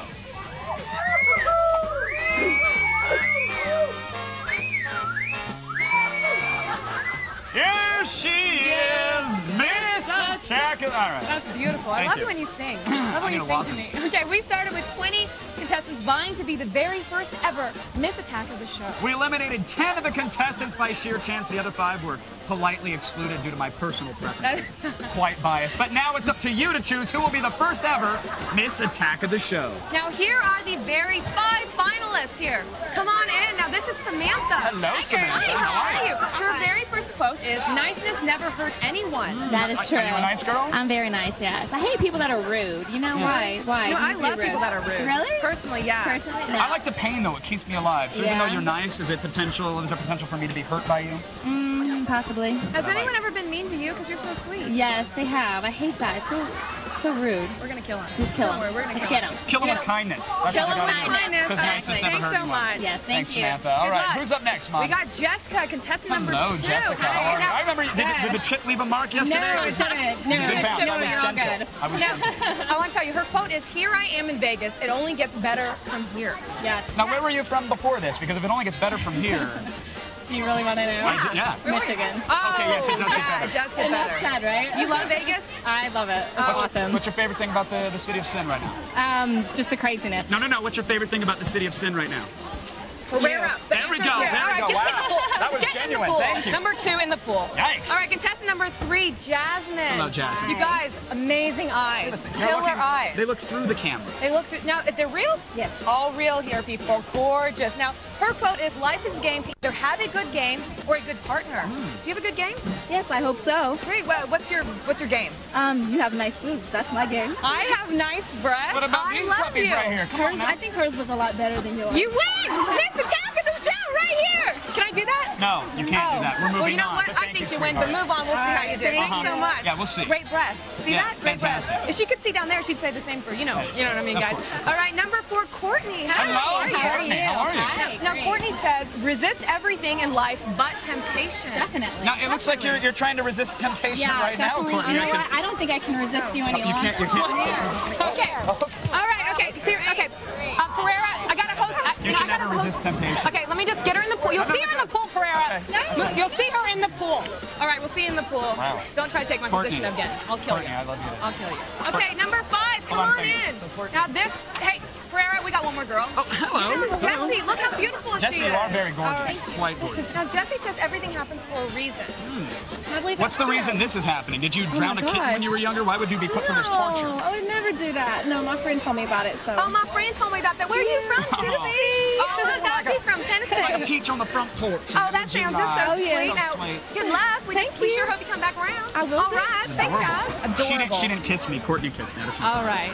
All right, folks. Today is Q&A with a little bit of TNA. It's going to be our chance to get to know the contestants a little bit better. We want to know what makes these girls tick. Just a little bit. Go to G4TV.com/AOTS right now to get more info on the contestants. Check out their photos and vote for your favorite. Now, there's even web exclusive I'm sorry, camera video. 5. Is camera 5 still up? Are we good on camera 5? What's going on? Camera 5?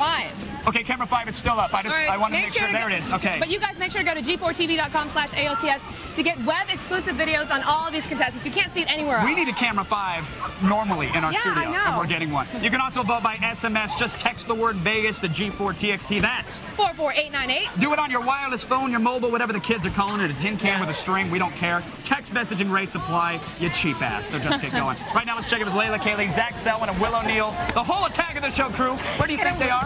So when do you get your braces up? Hey guys, how you doing? Nice to see you. You know, we were all out last night gambling away that $400 that G4 gave us. Will, got any luck on the tables? No, I lost all my money, and then I booty called Layla Kaylee. No, he didn't booty call me because 2 he in the ain't morning. getting no booty. Okay, You well, belligerent You booty fool. called me at 2:30 in the morning. Okay, I guess your well, priorities are with her then. Exactly. It was Layla first, and then Zach. Whatever. I woke up alone, but and Yes, broke. you But did. hey, it's Vegas. Actually, I saw him down the strip with a hooker, but sorry, Will. Let's not bring that up. Layla, I hear you're a master of blackjack. You know, I keep losing my virginity here in Vegas. Last night I played blackjack for the first time, and I actually didn't win like the poker game, so... Anyway, You know better what? luck next time. Better luck tonight. I'm sure Will will be calling us all night long. We're going to be here hanging out all day. In the meantime, Kev, Olive, what's going on? Hey, Will? Yeah, you booty called me too, just so you know. So I moved on to Pereira. Yeah. Wait, I'm second to Will. No, I didn't think I could get you. But then I realized once I get naked, I'm as easy as can be. No, I didn't know. No, But now- but as long as you're not taping it back, I'm there. Okay, well, this pool party is just getting started. Get a cold cloth for your forehead. The party has just begun at Las Vegas 06 Live! Woo!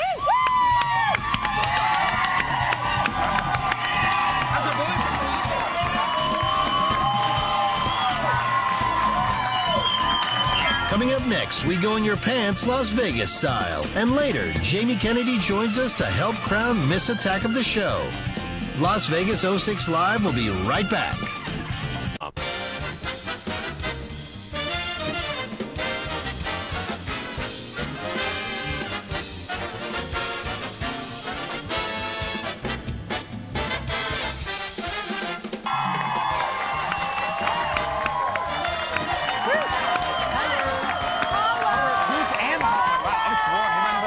That's an adorable. Can I, you mind?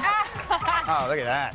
That's cute. Nice. Welcome back to Attack of the Show Las Vegas 06 Live. All week we are partying poolside, and when you stare at wet bikinis and booty shaking all day, you actually start thinking about sex. It's really weird how that happens. Yeah. But luckily, we're able to relieve you. Isn't that right, Miss Munn? That is right. Now, first advice to get laid, take off the hat, Kevin.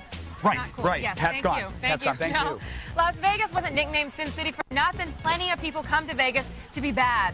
Very, very bad. And I'm ready to get dirty with sex advice. Baby, I'm going in your pants. Mine? Yeah.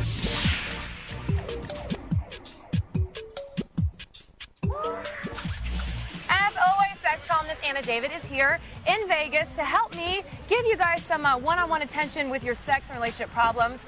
And also, Richard Rubin from TV's Beauty and the Geek joins us. Let's get right to it. Our first question is from Beauty and the Geek's Richard Rubin, who's right here poolside. Richard, how are you? Look at that. Not Guten bad Tag. life, huh? Hey, so what's your question, Rubin? My question is, look, there's a lot of bars in Vegas with gangs of girls. If I see a pretty girl and I want to approach her, how do I get her away from the herd? Oh, so he wants to get a girl out of the herd. That's hard. Okay, look, it is not so much about what you say, it's how you say it. Wouldn't you agree? So what's a good line? Well, you know what I always liked? Don't I know you from?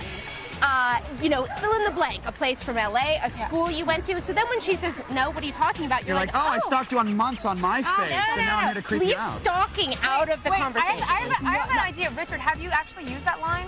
No, I haven't. Really? But can it be any city? Does it have to be Los Angeles or New York? No, Can it be only... Duluth or Nome? Or... No, it doesn't work those. Only those cities. No, only Los Angeles. Yeah. But Richard needs help pulling this girl away from her friends because they're going to swarm I around have her. specific advice about this. The worst mistake guys make is they think they need a wingman to come in there and steal, like, possibly their chances with the girl. Go in there solo, conquer, and kill. See, I really like removing a pistol and shooting at the ceiling. All the women scatter, and then in the chaos and confusion, grab the one you can want. grab her and be like, "Hey, how about a drink?" Yeah. No, but the thing is, the best insurance you can buy with a girl is butter up her friends. Isn't that true? Yes. No, yes. No, it doesn't work for Especially me. if they're fat. Just a stick of butter and it keeps them all happy, and then they think you're great. I think really the best thing when there's a herd of girls around you, they come in herds because they don't want guys to bother them. You got to do it by just honest to God, be yourself. Like if you just be, I mean, you're a great guy. I've talked with you. Be yourself. Come up with whatever you think of in the moment. There's something cool that's on the TV. There's somebody you know. Somebody makes a joke. Get in there. Just be yourself. But make sure, I say, and I'm going for a little bit more manipulation here. You're nice to her, you give her a ton of attention, and then you're nice to the friends, so for a second she's wondering. Right. Then pull out the gun. Yes, pull out the gun, spill a drink on him, wipe him up. That's it. Anna and I are just dying to get in your pants, but we can't go into your pants without your help. So send us your video questions. Go to g4tv.com/video voicemail. And to find out more about Anna, go to annadavid.com. Thanks, Richard. Thank you, Richard. Now, more happy endings ahead. Kevin, you happy about that? I'm very happy. Very happy about that. Stay tuned. Las Vegas 06 Live TV's only source for all the stuff you care about. Happy ending? Happy ending now.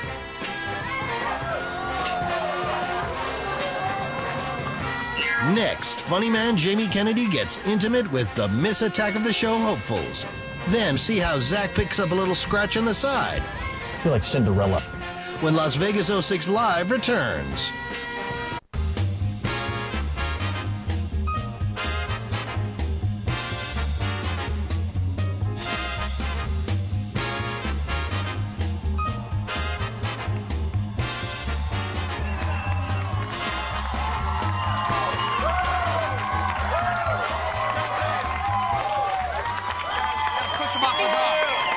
Push him up the dock a little bit. Knock it in there. Nice. Oh, yeah. Good stuff. To Attack of the Show, Las Vegas 06 Live, TV's only source for all the stuff you care about. So, Kev, do you see any shows last night? Because last night I went to see Le Rev. You saw Le Rev? Okay, at the Win. I got Oh, yeah. Come on. No splashing at the pool. You can drown a baby. What's up? No, I didn't see a show. I didn't see a show. I went right to bed. I saw the K1 at the Bellagio, but as of right now, I'm officially showless. You're a Kinda little like, loud Tom right Brady. now. What? These people are so loud, it's hard for me to hear you. They're having fun. What are you going to do? Don't be a fun Nazi. Don't squash it. Well, right now, time to bring in a showman of unique skill and power. That's right. You know him from Scream and the aptly titled Jamie Kennedy Experiment. He's also one of the dopest and whitest MCs to ever rock the mic. It's Jamie Kennedy. Come on. Jamie Kennedy! Hi, Jamie Kennedy. What up? How are you? Thank you. How are you? Thank you for having us. We're pounding it. So I know you're a comedian, so you've been traveling all over. Now, Vegas has got to be one of the coolest places. Anything crazy happen here? Yeah. Actually, one time I got married here.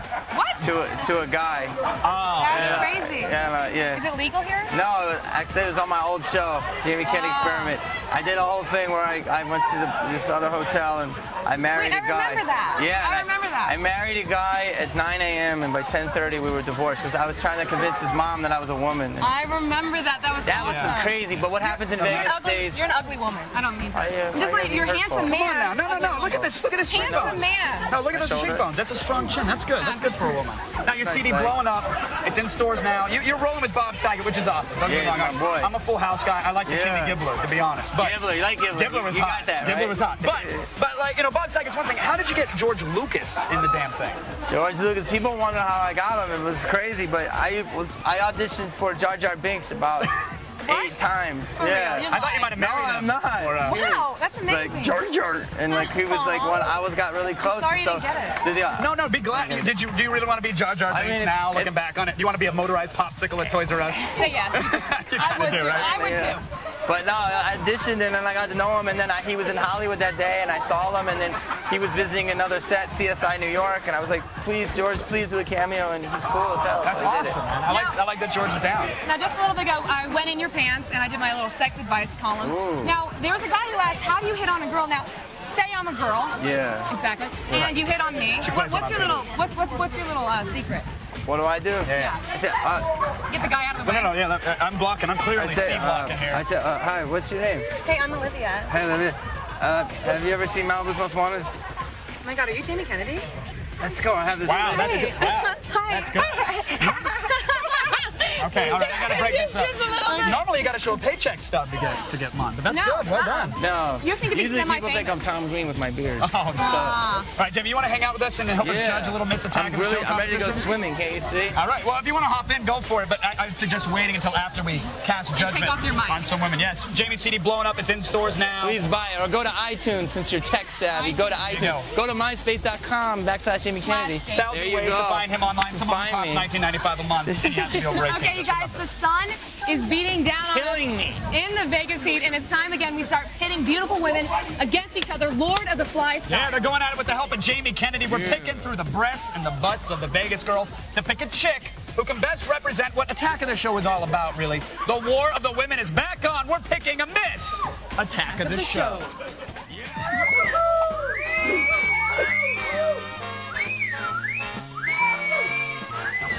Now, Jamie, we figure you can't help us give your opinion on these girls unless you really get to know them, right? So maybe you could ask them some questions and help us narrow the field down? Yes, I'd love to. Olivia, let's get it going. Start us off. Right, the first contestant is Samantha. Samantha, get over here. What's up, woman? Hey, what's up? I must say, your boobs are looking fabulous today. I was checking them out. Thank you so much. They look really good. Yeah, you can send boobs. How about my boobs? Yeah, I'll let you touch them later. Okay, good. Thanks. All right, so you want to ask a question, Jamie? Yeah, I do. Hi, Jamie. How's it going? Hi. You got a good question for me? Yeah. He's got a lot of questions. Make it good. Make it Oh, geez, you're bossy already. I'm bossy. You like that, Um, right? You like that, right? What state is Mexico in? Arizona, California, or Las Vegas? Oh, Mexico is in Mexico. Oh, my God. She knows it's like New York, New York. It's Mexico, Mexico. Oh, okay, yeah, it's okay. Oh, that's Samantha. She's good. Mexico's Mexico. Nice try. Bing, bing, bing. Yeah, who doesn't like brains? I don't know that. All right, so Not enough for the mind. Thank you, guys. there you go. Wow. All right, let's get up. Very good. Jessica, come on in. Our next Jessica, how are you, sweetheart? I'm doing fabulous, but I'm not gonna lie, I'm kind of looking to make out in the pool right now. Anybody? You ready? Yeah. Awesome. Funny is sexy, or money is sexy? How about I'm sexy? Does that work? How about what? How about you're sexy? You know what? That's not bad either. She's picking funny and money. Is what she's doing. I do both. Yeah. Funny and money. I'll take both. Oh, all right. Well, ding, ding, ding, ding, ding, ding, ding, ding, How ding, ding, about broken, moderately entertaining sometimes when it's on the prompter? No? Okay, no, all right, that's good. Let's move it on then. Okay. All right. Thanks for completely ruining my chances with any of these women, Jamie. You're Very nice doing, of you. no, we're going to have a good time later. Me and you. This is Jasmine. Hi, Jasmine. Are you ready? Gorgeous eyes. Thank you. Jamie Foxx or Jamie Kennedy? Oh, I'm walking away. Jamie Kennedy. Hey, whoa! Wait. Hold on, if Jamie Foxx was standing here, what would you say? Jamie Kennedy. No! Whoa, wait. All right, now, who starred in Ray? Ray. Jamie Foxx. Who starred in Scream? What is his name? Matthew. That hurts. Ouch. Dillard. That hurts. Ouch. Now, wait. I don't know. Oh, Jamie Kennedy. There you go. Hey, who starred in Attack of the Show Las Vegas 06 Live, though? That's Wait, the I've got question. one more stumper. Can I ask for one more Olivia stumper? Munn. What movie was Jamie Foxx and Jamie Kennedy? Did I say that like a third person? Yeah. In together. Which movie were Jamie Foxx and this guy in together? Ooh, what two Jamies? Two Jamies. Right, you go ahead and tell us. I don't know. Bait. Very popular Big movie. Renter. Huge underground. Huge. All right, thanks huge so at much. Blockbuster. Good At your answer. local Hollywood video, not Blockbuster. No. Blockbuster didn't pick it At up. Blockbuster Hollywood Video. Oh, wait, how you excuse me a second. Are you back in? Hey, This is Courtney. Hi, Courtney. How are you? Hi. I just want to balance things out for camera, guy and girl. Guy and girl here. We got this. You want to ask Courtney a question? Courtney, didn't you already answer one or no? I thought, oh, I must have. No. Okay. The blondes look alike. If it was your choice, silicone or saline? Not Saline safer. Hey! All right. Saline. Thanks so much. Thank you. Why? You just getting her out of here. What? Jeez, look at that. I thank them much. No, that was a perfect question. Jeez. It's a perfect question, perfect answer. What more can you ask Oh, for? sorry, please. No. Come on in, Jesse. All It's right, not my this is fault you called Jesse. Courtney. Hi, Jesse.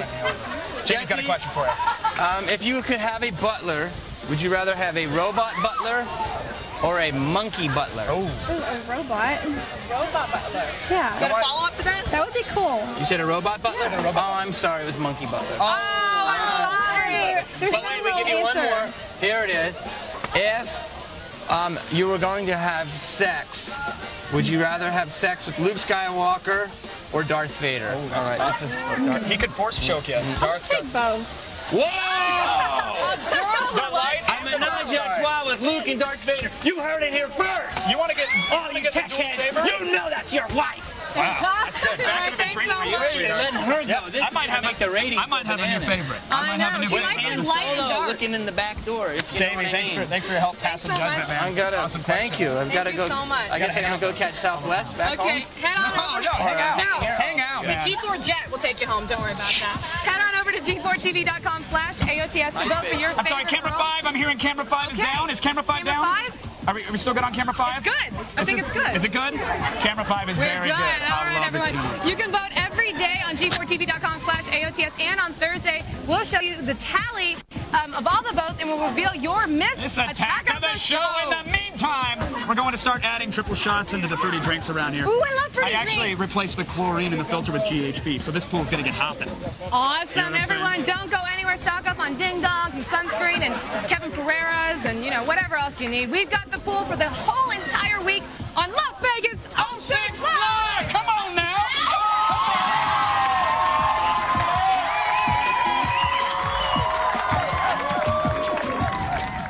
When we come back, Kevin, Olivia, Zach, Layla, and will smack it, flip it, and rub it down. Don't go away. Las Vegas 06 Live will be right back.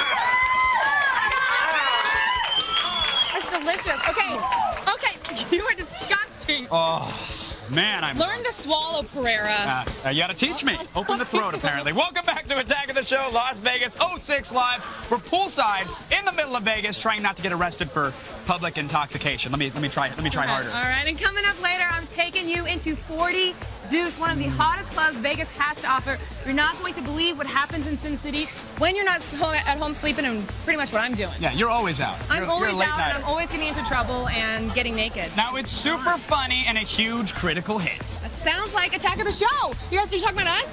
Believe it or not, I know it sounds like us. It's not. Yeah. It's Arrested Development. People are running wild here on the set. People are going crazy through our The show that puts the dysfunctional back in family. Yes, weeknights beginning September 4th, Arrested Development comes to G4 with its own particular brand of comedy. They're going to keep Dad in prison at least until this gets all sorted out. Also, the attorney said that they're going to have to put a halt on the company's expense account. Interesting. I would have expected that after they're keeping Dad in jail. So get ready, folks. Arrested Development starts right here on G4 Monday, September 4th at 11:30 Eastern with a very special commercial-free premiere. No need to do that. Very exciting. Yes, I love that show. Put it down. It is a show that makes you feel good about your family. Impossible. Impossible? No. Your family's that bad? I refuse to believe. I've got to be FedEx. You know what? It must be you, because the Mama Pereira and Papa Pereira, I met them. They're good people. You might meet them on Thursday, by the way. They're coming to the show. They're good people. Now, if you're like me and just too hungover to read a newspaper, it's okay. You're fine. That's one of the reasons we have Layla Kaylee here with all the news that you need to know. Hangover? Try to aspirin, plenty of water, and sunglasses. I have a hangover too. But enough of that. I'm Layla Kaylee, and it's time to start the feed.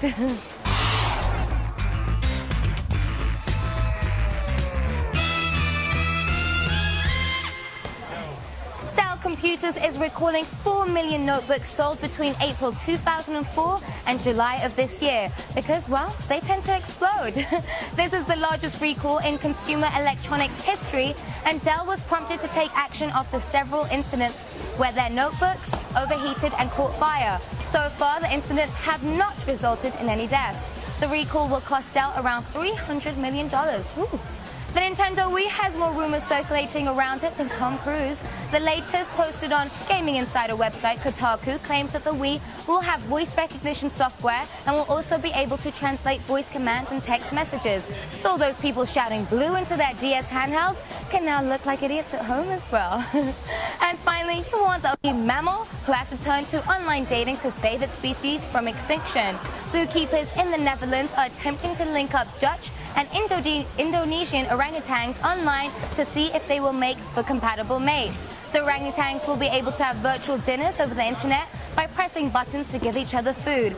The process has shed some light on the behavior of orangutans. It turns out they too will also lie about being into yoga to male chicks. Oh yeah. Well, that's all the news you need to know. For even more, check out g4tv.com/thefeed. Now it's time to double down. That's Blackjack Talk. You've just been fed.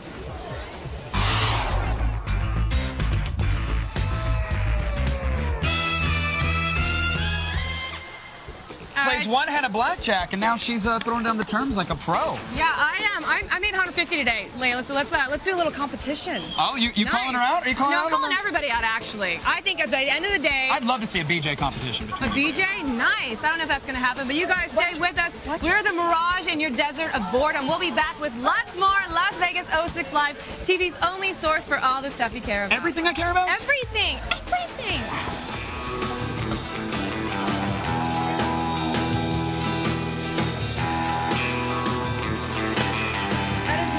Don't leave now. The most beautiful women in Vegas are dying to meet you when Las Vegas 06 Live returns.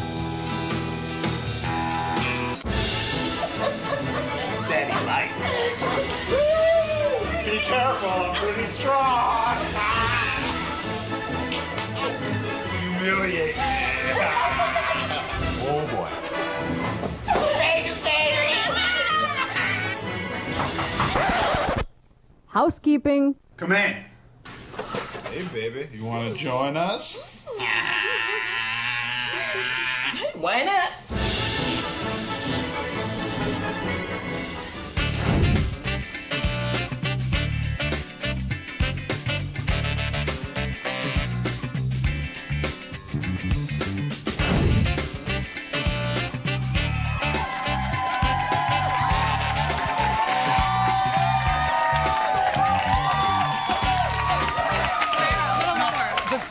I just need $10 more in poker chips. Just $10 more. Okay. Please? A little lower and you get 10 more. All right, welcome back to Attack the Show, Las Vegas 06 Live, for TV's only source for all the stuff you care about. Yeah, you care about gambling, strippers, and drunk bikini girls, right?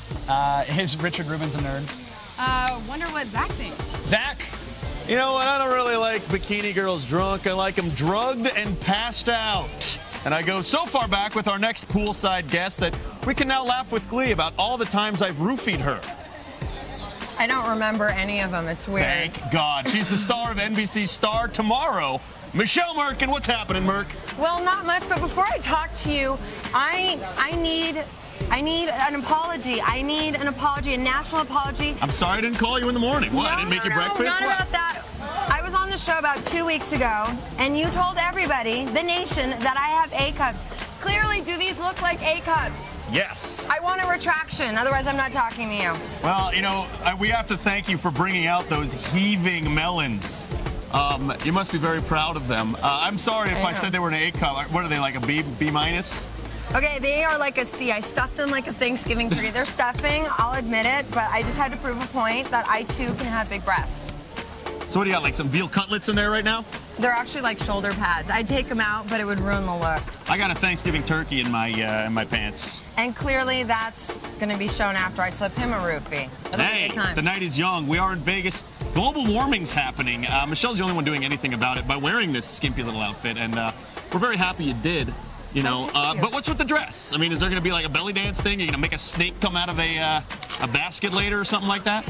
You know, I was hoping I'd make a snake come out of your basket. But that's what I'm talking about. But it's Vegas. We're here. She'll be here all week. Okay, can I just say, the last time I was on this show, everyone made fun of me that I didn't have a MySpace account. Right. And so I I made a MySpace account, and it's an ode of you because I love your work, Zach. Love your work. And if you scroll down MySpace / Michelle Merkin, to my heroes, it says my mom, my friends, anyone who wears spandex and a cape, and Zach Selwyn. Spandex and a cape, that's all it takes to be on Michelle Merkin's hero list. But I'm very honored. The only way that you can truly be my hero is if you wear some right now. Come on, God. baby. Put them on. This is because you call me A-Cups. I have to embarrass you just a little bit. Are these husky? I don't know. Just put them on. Put them on. All right. I'm going to do this for you, Michelle. They're extra small, I am a superhero in my own mind. Is small. This is going to look really terrific. Do it. Do it. Do it. We've got armadillos in our trousers here. What's up, y'all?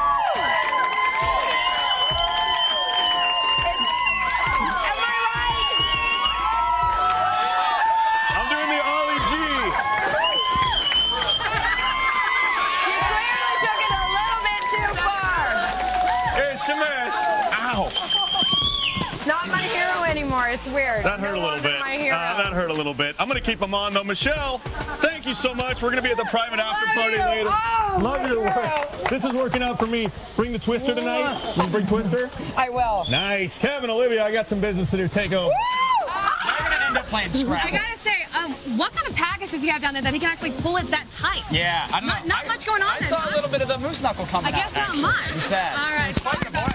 Oh, wow. Thank you, sweetheart. Oh, thank you so much. Stay with us. I love Vegas. I'm going to put on a little more sunscreen. Yeah. Okay, Kev, you want to help What? with sunscreen? Yeah, absolutely. Nice. Can we have let's go ahead and check that number 5 cam. No, it's for Olivia. It's for Olivia. Oh, hey. There we go. That's nice. Nice. It's a nice touch. Thanks. You're welcome, sweetheart. We'll be back, folks. Right after the break, your every showgirl fantasy comes true as Vegas 06 Live rages out of control.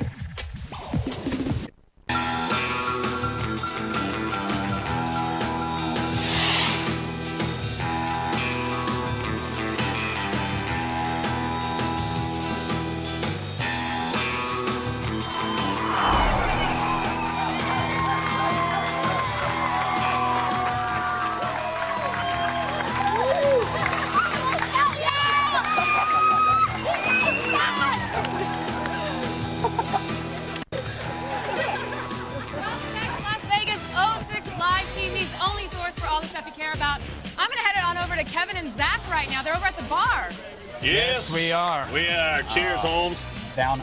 Yeah. You know what was great with vodka? Jerky. Oh, I'll go for a little Jack Links right now, a little peppered. Oh, yeah, get it going. Now, when you think of Las Vegas, what's the first thing that comes to mind aside from beef jerky? Booze. No. Okay, well, what's second? Blackjack. Third. Flaming Hurricane drink, San Remo, Wayne Newton's package, hairpiece. I don't know. What's third, dude? Showgirls. Right. Exactly. Showgirls. Yeah, I guess great movie. You went out to do some digging, right? It sure did. Now, you have the most comprehensive, in-depth, meticulous examination of the glamorous life of a showgirl. I sure do. Hold on a second. Yeah. Okay. Not that it's not tasty. It doesn't look good on camera. Well, here, give me that then. Oh, sorry, you have that's this. good. It's always better the second time around. I did check out some showgirls, and I had a great time doing it. All right, I'm hanging out with Jennifer, one of the dancers for Fantasy. What's it like to actually dance for Fantasy? It's awesome. We have a lot of fun. We have a fantastic cast. We have 8 stunning, beautiful, technically trained dancers. We have fun backstage. We have fun on stage. We have a really, really good time. I'm dying to be a part of the show, and I'm willing to do anything, help you out. If you need a fluffer or anything like that, is there anything I can do for you, girl? I do have something in mind for you. Nice. So what am I going to be doing, like massaging the girls and whoa? Look, ladies, I found us an assistant. What do you mean assistant? Like massages and stuff? You guys need a rub down? Little oil boy or anything like that? Oh, goody, girls. Let's put him to work. What can I do for you guys? Can you get my pink bra over there? It says 36D. Yeah, sure. Yeah. Zach, can you put some powder on for me, please? Hey, Zach, can you clean my brush, please? Zach, can you go to the food court and get us all coffees, please? Zach, can you sweep up my toenail clippings, please? I feel like Cinderella. My evil stepsister's here. Zach, I need to be bronzed. Can you throw that in the dirty laundry? The black bra, not the pink one, Zach. Refill my water. This job sucks. It's the hardest job I've ever had. I just want to be a dancer. Right.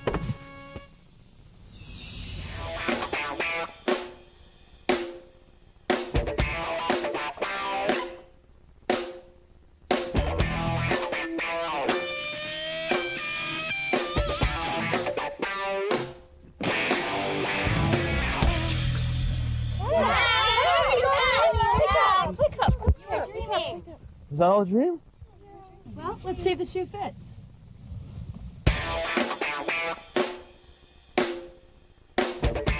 It wasn't. Vegas, I've arrived. Oh, those crazy bitches. Now, that seemed pretty in-depth there. Did you get to even did you get to put on pasties for the high beams? I wanted to. They wouldn't let you? No. Why not? Oh, they let you do everything else, but the pasties are off limits? Yeah, they're like, hey, you can dance around with a bunch of naked girls. Pasties, absolutely not. Yeah, that would be crossing the line at this point. Yes. Sir. Oh, I'm sorry.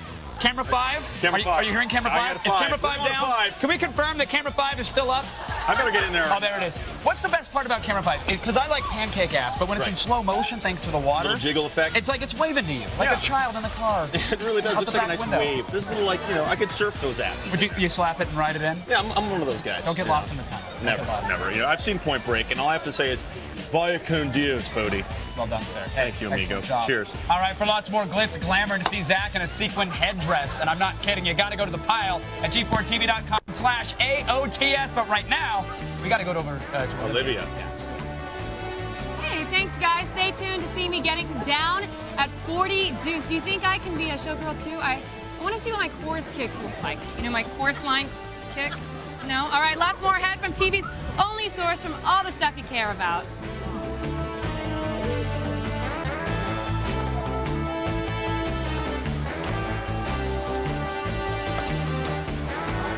Coming up next, Kevin, Olivia, Zach, Layla, and Will grab Las Vegas by the horns.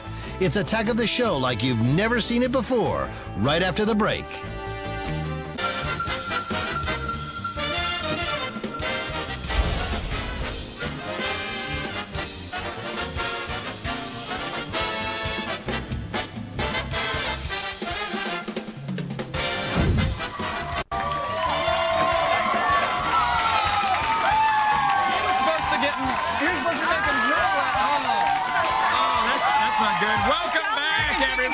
She took him down. He got murking.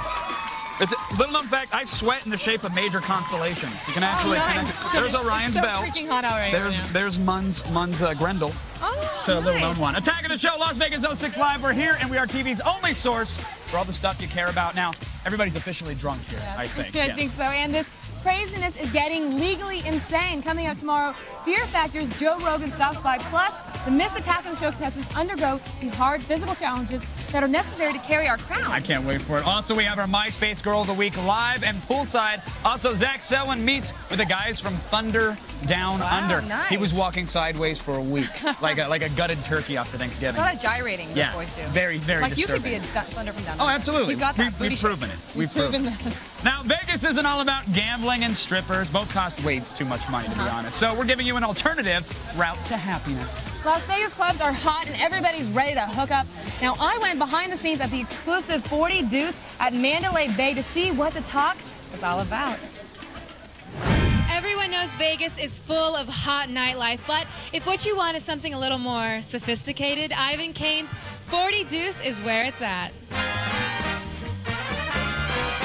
Burlesque is huge in Vegas, and no one does it better than the girls at Ivan Kane's 40 Deuce. Let's go see what life is like for the ladies. What makes people want to come to this place? When I first saw this club, my boyfriend and I, we fell in love with it because it's so small, so intimate, and it's just got an amazing ambience. You know, you've got the beautiful red couches, and it's so cabaret style with, of course, the show at the same time and cool music. I've never seen a club like this before. Every night you guys are playing on stage with these gorgeous women in their gorgeous underwear. Now tell me you're not immune to it already. Well, I don't think you ever get immune to anything like that. Good answer. One of the cool things about this is it's not really a choreographed show, and we do get to play off one another quite a bit. The best part about the job is we actually get paid to do this. Now, if you don't find yourself fired up after a night at 40 Deuce, you might want to go ahead and check your pulse because you're probably dead and don't know it. Okay, that was a wild night, and those girls are pretty hot. They look like that. Look at that. It does feel real. It is nice. Folks, it's only going to get wilder here all week on Attack of the Show because it's Las Vegas 06 Live! Hello. Way to look alive, Will. Go ride the whip, Will. Go ride the whip. In the meantime, type your way over to g4tv.com/AOTS AOTS for exclusive Vegas videos, photo galleries, galore, and tutorial on how to count cards in blackjack. I'm pretty much the professional in that. Yeah, just don't blame us when they're busting your knuckles on the back of the Mirage. It's going to happen. Head in the vice clench. And don't forget that you can download and enjoy the best of all of our AOTS Vegas Craziness podcasts on iTunes or at g4tv.com/AOTS. Come on, Kevin and Olivia, in your pocket. How freaking awesome and creepy is that? It's mostly creepy. All right. Now, you guys make sure to take your last look at Kevin's skinny white legs. Oh, let me see those. Sexy. Nice, let's see as high as I can carry. Look at the dams on that Philly. Carry you.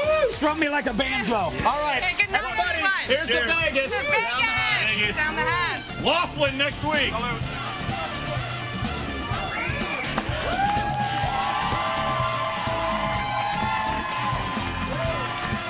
Jack Link Beef Jerky, the official late-night snack of Attack of the Show in Las Vegas. Feed your wild.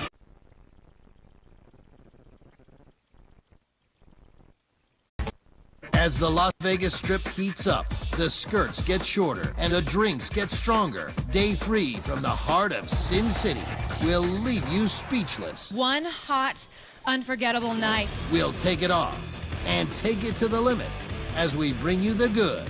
Now that was a bounce. The bad. It's probably not the best to do this in jeans.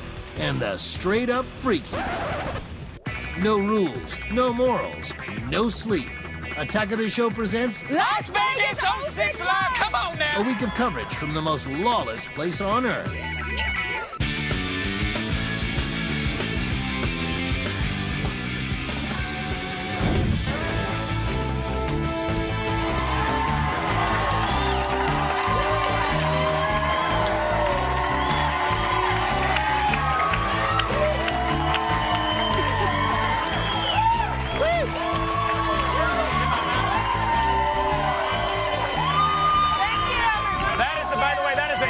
Violation, the 2 women on the raft. That is against pool regulations, but I approve. But we encourage Keep it. In fact, if anybody else wants to pile on, go for it. Welcome to Attack of the Show, Las Vegas 06 Live, folks. We're TV's only source for all the stuff you care about, and we are proving it all this week here in Los Angeles. No, Sin City. Sin City. Vegas. It's Thursday, the 7th. No, Kevin. It's Wednesday. Wednesday, the 18th. And we're here at the 16th. No. I'm okay, drunk as hell. All right, Kevin, let me just take over. Hey, what's up, everyone? I am Olivia Munn. He is Kevin Pereira, and we are here at the private AOTS pool. Thanks for coming along on our summer vacation in Vegas. That's where we are, Vegas. Can you say Vegas? Good. This is the place where inhibitions are locked in the hotel room, right next to your valuables and your common sense. And we're bringing you all the madness live. That's right. We've been spending the entire week trolling the strip and blowing our lunch money on things that we're probably going to regret spending it on later. Definitely. All week long, it's a behind-the-scenes look at everything Vegas. Celebrities, gambling, sex advice, gambling, partying, gambling, drinking, gambling, sex, gambling. Yeah, advice. We're leaving no fake important stone unturned. No. But you're leaving the bus cards unturned because you went all in. Yeah, you guys, today. my heart is broken right now. So is your wallet. Last night, I was up $200. G4 gave us $400 each to gamble with. That made me up, $600. Yeah. Sat down at the table with Mr. Pereira here. Oh, don't blame this on me, sweetheart. I went all in. I have nothing now. You can't go all in on blackjack, too. She got laughed at, first of all, and then she lost all her chips. He hit on a 12. Who hits on a 12? Everyone laughed Who's at you. up and who's down, all right? And I bought an Asian baby on eBay. I'm going to teach him how to play Pai Gow. It's the odds, they're going to pay off. I just got to wait like 18 years. It's going to work. We're smart, the Asians. We know how to count. Now, all week long, we've been hanging out poolside with bikini babes and celebrities. And joining us today are Joe Rogan and Ariel Cabell. They're here. Yes. What's going on? Let's check in with Zach, who's hanging with the celebs right now. Thanks, guys. Yeah, I'm chilling here with Joe Rogan and Ariel Cabell without a cause. I got it in there, girlfriend. Welcome to our little pool party. Joe, how's it going, buddy? Good. What's going on? I hear you're a huge blackjack fan. I don't really play cards. It's kind of boring to me. You hate cards. You hate marriage. Anything else? I don't hate anything, man. Hate's a strong word. It seems like a boring thing to play with paper. Ooh. And if I was going to gamble... Except when there's money involved. Yeah, but if I was going to gamble and lose enough that would make me feel bad, I would feel like such a loser. Like, why am I doing this? Why am I playing with paper and spending money. Good It's advice boring for to me. all those at You know what they home. should do? I think they should have video games in Vegas. If they had video games, I would be called broke. slot machines. No, like real video games where you can play like Quake. Oh yeah. You know, how Little badass Joust. would that be? I'll Play it for put some money on Halo, Joust what right if I now. get I would be Halo comes stuck. to life. They would have me. Exactly. I would lose all my money. They have to have a video game tournament like The Wizard. Remember that movie? I love that movie. I love that movie. You're probably in that movie. Anyway, we're going to be checking back with you guys in a little bit. In the meantime, let's go back to Kevin and Olivia. Go for the pee whistle. Go for no wizard reference. All right, never mind. Yeah, I'm a giant man. Thanks, Zach. All right, let's check in on camera number 5 right now. Camera number 5. Yes, let's check with camera 5. How's it doing? How's it doing? Camera 5 good? We are good. Camera 5 is great now. Camera 5 is great. Today we're operating on my theory that you can't have enough female companionship, so we're getting down to it. More of our Miss Attack of the Show contest. Yes, when we started, 20 women were hoping and dreaming, all chasing the elusive title. We narrowed it down to just 5, and these 5 have been proving to us all week why they deserve to wear our crown. Yes, and my handprints. Time to see what we have in store for our hopefuls today in the Miss Attack of the Show contest.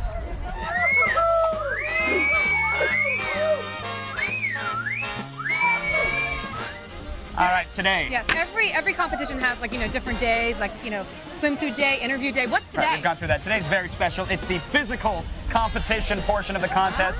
It's not going to be easy being Miss Attack of the Show. We know that. So we want to make sure that our winner can handle all of the pressure. Yeah, today we're starting things off at the bar, where it is brain freeze chug. The contestants all have large daiquiris. The one to get the most down and keep it down in 30 seconds. Keep it down. Keep it down is very important. Always swallow, girls. A little word to the wise. Wins the round. That's the winner will receive a shopping spree and dinner at one of the best steakhouses in Las Vegas. Now, they're only going to have 30 seconds. Contestants, are you ladies ready? Girls ready? You look ready. Well, those are some big, I did not know that they were Oh, no, they're going to get it down. They're pros. To be Miss Attack of the Show, you got to be able I to tried to guzzle a chug half with you liter. a daiquiri once. It did not work. Did not work. Brain freeze. 30 seconds on the clock. Are you ready? Count them down, Miss Munn. 3, 3, 2, 1. Get chugging. Let's go. All right, good form. Open the throat. Open that throat, Jessica. Samantha, come on now. Tilt it back. Get in there. Arch it back. Time is running out. Time is running out. Jessie spit back up. That is not a good girl. That will not get you bonus points. Courtney. Flagrant foul on Courtney. That did not go unnoticed. That is terrible. Chug it, Courtney. Just tilt it back. Get it all over you. What is with these dainty women? Chug it down. Time is up. What is that? Oh, yes, Samantha. Look at this. Nice. Oh, look at this. Oh, goodness gracious. look Time at is that. up, girls. Time was up. What? Now, okay. No. Real quick, Olivia. I got to say, there's some controversy here because before we pick a winner, Courtney, how did all this get out of there? I know I didn't see this to your lips the entire time. What happened there, sweetheart? Oh, you're passing the buck. Passing the buck. I think Courtney should have to chug the rest of this because she tried to cheat. Courtney, you got to chug it for cheating. Let's go. Get it down, Courtney. Let's come on. Get it down, Courtney. You hate me right now, don't you? Okay, no, she's gonna bump me. Okay, that was mean of me. That was not going well. Now, I know number 1 over there started spilling it down her breast and her stomach. Now that's bonus points. Well, that actually is bonus points. We did not say there was no cheating. No. There was always cheating at AOTS. Okay, so Jasmine and number 2 over there, so that's number 2 and number 3, they were both drinking after the time was up. All right, so also cheating is also okay. I think it comes down to Jessie or Samantha. Who do you want to give it to? Jessie or Samantha? Come on, Jessie? Samantha?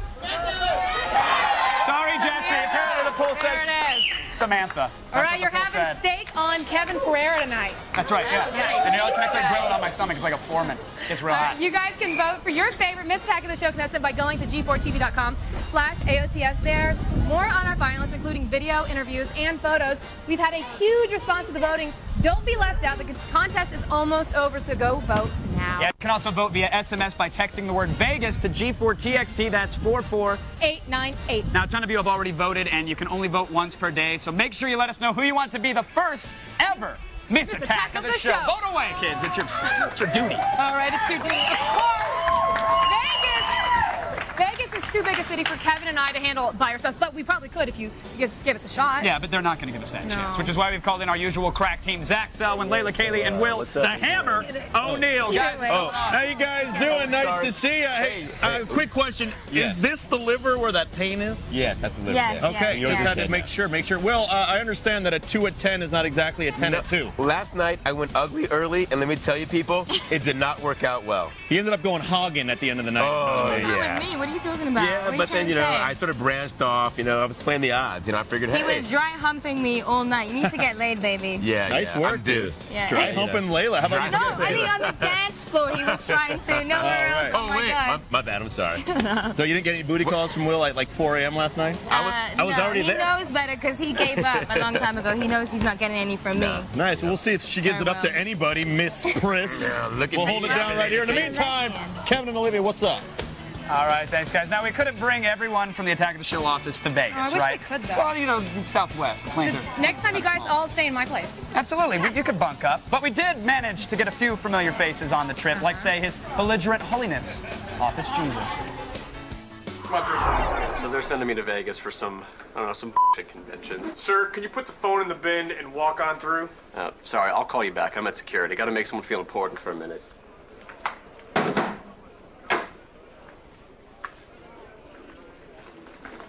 Sir, come on back. I need you to walk through one more time, please.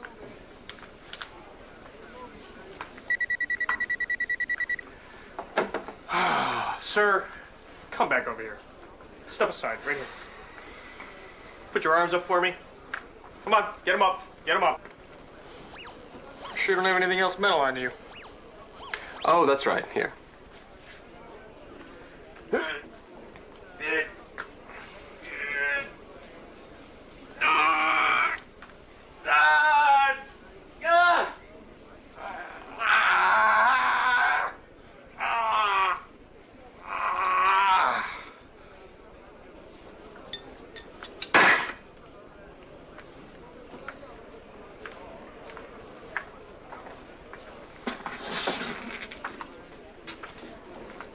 I did the nail thing again. That was awesome. It's always awesome.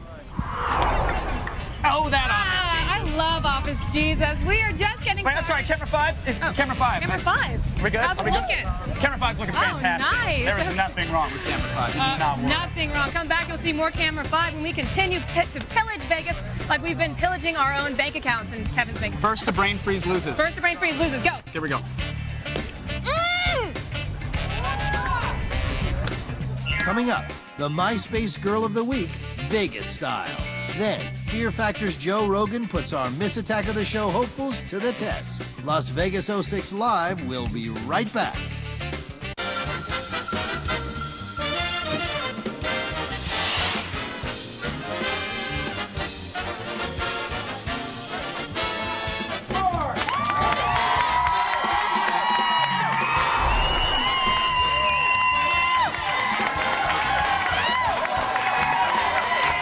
Welcome back to Attack of the Show, Las Vegas 06 Live. I'm the resident nerd here, Richard Rubin, watching the babes in the pool with a close eye. And now let's go over to Kevin and Zach.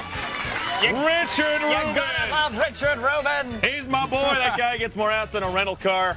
Kevin, listen, we're in Las Vegas. I have a question for you, dude. Why are you still trolling MySpace for hot chicks? It's a complicated answer, Zach. It has to do with my contractual obligations and my crippling fear of intimacy. Oh, okay. But it keeps me going. But keep that in mind because I bring you a very special Sin City edition of the MySpace Girl of the Week.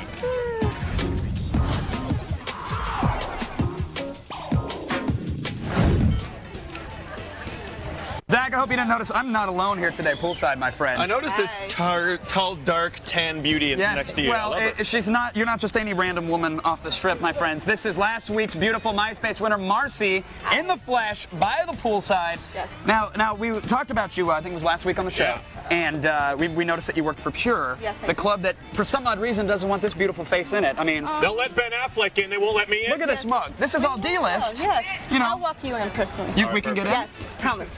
Are there any tricks to getting into the club? Yes, call me and I'll get you in. Call you, we'll get you in. Marcy's number will appear at the bottom of your screen, everybody. Just blow her up. Is that the cell phone that we got there? Oh, the MySpace. Okay, the hit her up on MySpace. MySpace. Very smart. Yes. All right, folks, it's time to get into it. You know the drill. This week we have, in the spirit of Sin City, some deliciously sinful Suicide Girls. Zachariah, Yes. take it away. I'm going to do that. The Suicide Girls, you know, if you're into it, like a lot of tattoos, piercings, and weird labias, that kind of thing. This first girl's name is Luella Suicide. She's from Hollyweird, California. She's 20. She's insane. She's 20, and her quote is, "Beer makes my tummy smile. which is funny because it makes mine jiggle and go in weird little. It's a little doughy, actually. Little doughy. But I like it. I like the 2-liter. You rock it well. Thank you very much, my friend. You know, this girl's a Pisces, and she lists her occupation as your worst nightmare. What would that be for you? For me, running out of duct tape if I'm going to West Hollywood. You know what I mean? Oh. You? Yeah, mine might involve some sort of, anal bleaching. Oh, yeah. I don't want to talk about it. Yeah, when you run out of time. Exactly. Her favorite ballad is Tool's Prison Sex. Now which, that's hot. That is hot. Great song. Plus, it's a good for role playing. Light a candle. And Prison Sex rules. Throw a bar of Irish Spring on the floor and just have at it. Marcy, what about you? What do you think? Oh, she's cute. She's cute? She's cute. A girl who's into prison sex? Weird, would she get into Pure? All right. That's the answer I got when I called. I'm like, hey. Hi. Okay, great. Your silence speaks volumes. Thanks. She's cute without the makeup. Okay, done. Cute. Natural beauty. Yes, what you natural think, which beauty. Is a big compliment. She can come back in. Next up, we have Vanessa. Her location is Albuquerque, New Mexico. 23, getting up there, Zach. Yeah, it's a little old. Born in the 80s, I can handle it, but, a little old for me. Her quote is, no one can make you feel inferior without your consent. I think a bouncer at Pure can make me feel very inferior. Doesn't that mean no means yes? Is what that means. That's exactly what that means. Her sign is a Cancer, and she lists her occupation as the Jolly Giant, which is the nickname for my wang, actually. So we got something in common, which is nice. It's happy. Right. It's happy. happy. Common right there. She's a huge musical theater geek, but that makes you happy. I want to be a producer with a hit show on Broadway. Tip the hat. I want to be Anyway. The problem is that this piece of info follows a picture of a guy eating his own heart. Jeez. So let's keep it in perspective. Marcy, what do you think about her? She dominates. She dominates? Yeah. The makeup. Would she get into Pure? Her natural beauty Another is natural beauty. but she has beautiful eyes. Beautiful eyes. The window to the soul. But without the makeup. The shattered, tortured, bruised, and scarred soul. I don't get the makeup, but hey, I'm all for her. Keep it pure if you want to get into it. Yes. Keep it pure, We baby. have a dress code, so natural beauty is more better. No labia piercings. Yes. No, sorry. Remember to check out G4TV.com/AOTS and vote for your favorite. Marcy, thank you for helping us out. Thank you. We will see you tonight. I guarantee it. Let's go over to the all-in gambling fool herself, Miss Olivia Munn. All right, guys, I need a second wind of beer and a wardrobe change, but you guys stick around. The Miss Attack of the Show contestants are putting it all on the line when Las Vegas 06 Live continues. I'm going to drown Elvis again one more time.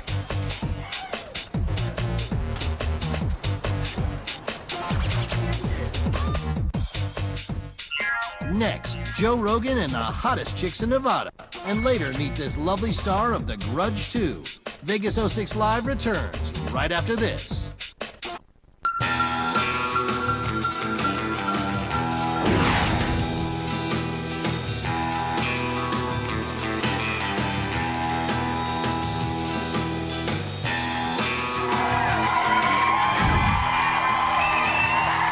Welcome back to Las Vegas 06 Live. The women are tremendous. They are in tremendous physical condition. Let's go back over to Kevin and Olivia. How does Richard get the beautiful women fanning him? How does he get that action? I have no I need to idea. flip up sunglasses. It's producers, actually, just so you know. She's talked to them. Thanks so much, Richard. Now, Vegas has a lot to offer, but when you're a man who's famous for being a comedian and watching men break each other's arms in a cage, this is kind of like the Garden of Eden. Folks, do me a favor. Help me welcome Joe Rogan to the show. Joe, what's going on, man? How you doing? How you doing? You know, a lot of times with like celebrities, guys on TV, even sports announcers, people at home, they get an idea of who that person is without knowing them. And what I love about you is that you've got this blog, you've got this online journal where you're as open and honest as I've ever seen someone be. Does it ever freak you out? Do you do it for the fans? Do you do it for yourself? I do it for both. It's how I write. I mean, I just don't censor myself. I don't censor myself in conversation, so I don't censor myself when I write on the internet. It's just the only time I do is when I do TV shows, and that's where. But not live gets TV. confused. You want to drop a couple F-bombs? No. Sorry. Now, you are headlining on the Maxim Comedy Tour this fall, and you must travel around to a lot of different places and also in Vegas. Anything crazy happen here? Crazy happened in Vegas? Crazy I happened mean, besides last night stuff in that you Vegas. can't talk about. Yeah. Stuff that you shouldn't talk about, yeah. Stuff that you should talk about. One time my friend Tate choked out a guy in the lobby of the Hard Rock. That was pretty interesting. What for? He was like 6'6", and he was like like a frat kid, like a real drunk, angry kid, and he was bossing people around. And he was trying to tell my friend Tate that his room wasn't his room. Tate's like 6'3", 220 pounds. So he's not a tiny guy by any stretch. Anyway, the guy, the bottom line is my friend Tate wound up choking him unconscious, and while he's holding on to him, while he's choking him, because the guy attacked Tate, while Tate's choking him, the security guards come, and they go, break it up, break it up. I go, dude, don't worry about it. He's going to be fine. He's just going to teach him a lesson. So the security guards go, hey, man, you're that dude from Fear Factor. And so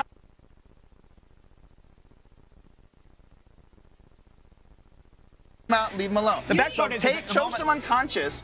He backs away from it. His friends pick the guy up. The guy goes into an elevator. We never see him again. That's awesome. The end of it. You need to hang out with us when things So basically, you're just saying that they killed the guy in Vegas. That's They killed the guy in No, Vegas. the guy was fine. What's awesome, the moment the fight started, Joe hopped up on the blackjack table and started doing commentary. He was one of the best we were in the lobby of the hotel. I won't say what hotel. Did I say it already? No, you shouldn't. You shouldn't. There's a dead man in the elevator still. No, the guy's alive. You just got taught a little lesson. It was interesting. Where you are alive and you're going to hang out and help us judge this competition? Whatever you want to do. I'm not doing anything today. All right, good. Good. No, you're hanging out poolside. We got to get you some drinks. Here for you guys. And we're going to do some commentary. For everything Joe Rogan, you got to find out about his Maxim Bud Light Real Men, a comedy tour. You got to visit his website, read his blog, listen to his podcast, joerogan.net. All right, man, hang out with us. Olivia, we have 5 gorgeous women doing outrageous things in the hopes of winning the coveted title, Miss Attack of the Show. Yes, it is unbelievable. Apparently, our producers have yet to tell them about the special Will O'Neill project. Yeah, qualifying round for that. Yeah, that gets sticky. Yeah, but let's not slow things down with details. It's Miss Attack of the Show time.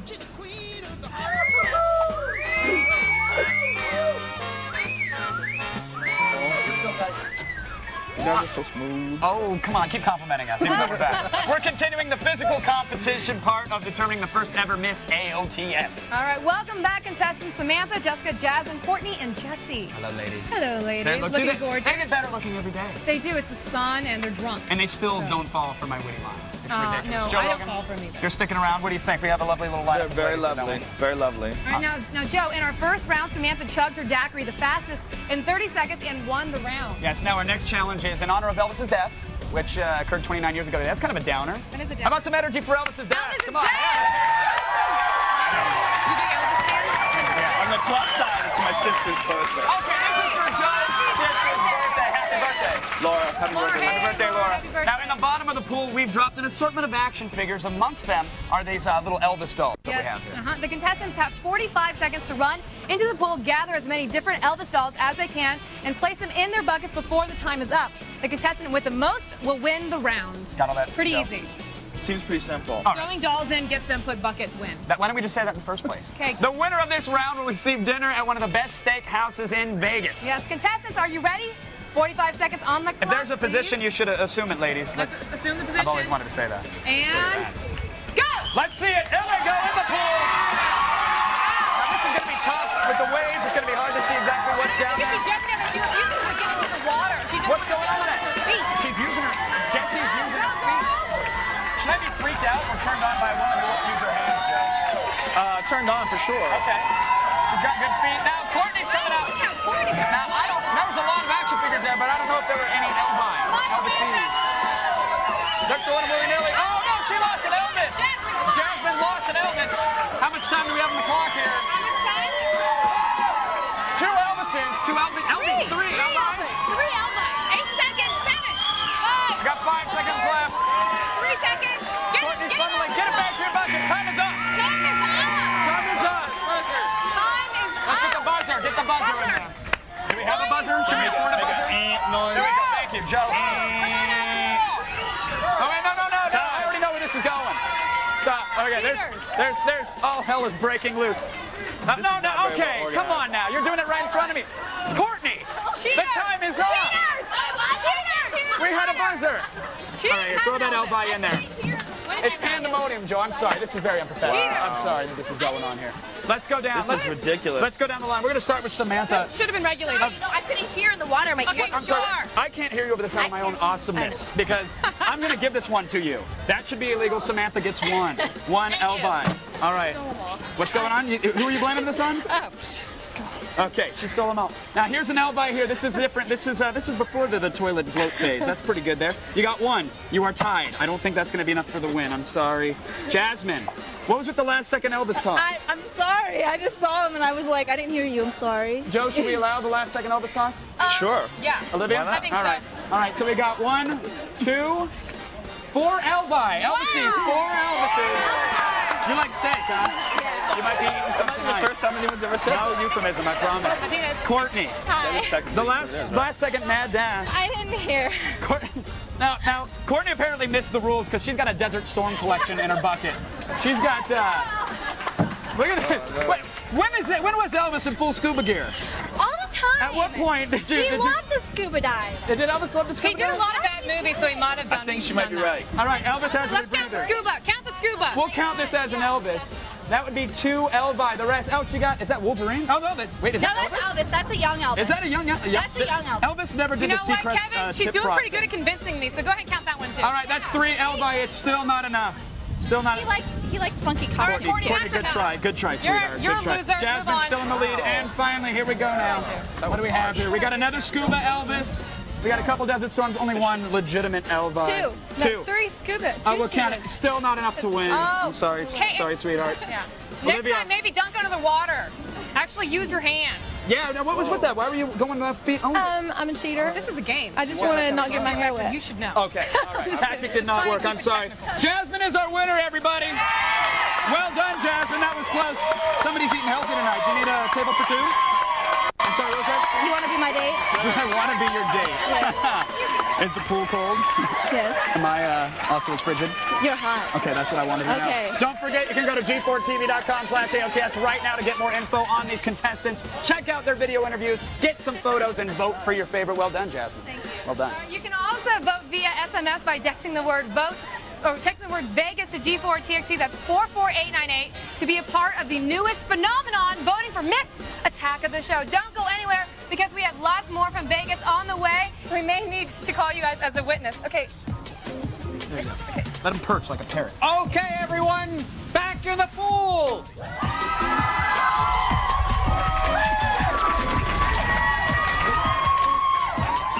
Next, see if Zach's got the goods to rock with the Thunder Down Under. Then go inside a Vegas sportsbook as Jimmy the Geek bets on anything and everything. Welcome to Vegas, baby. Let's go make some money. Don't go away because Vegas 06 Live is coming right back.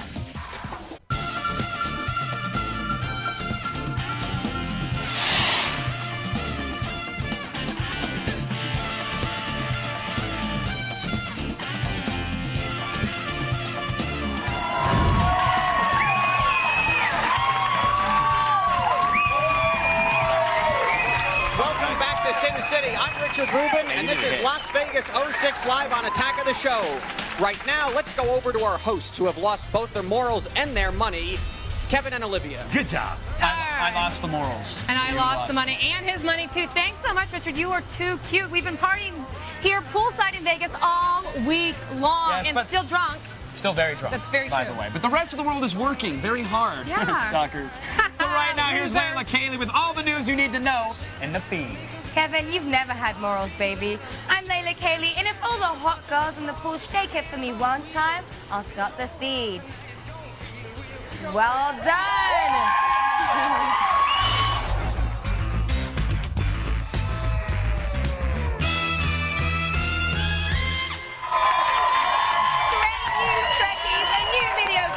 Coming out that will feature all 5 captains, Kirk, Picard, Cisco, Janeway, and Archer are all beaming aboard Star Trek Legacy. The game marks the 40th anniversary of the sci-fi franchise, and it's also the first time all 5 captains have worked together.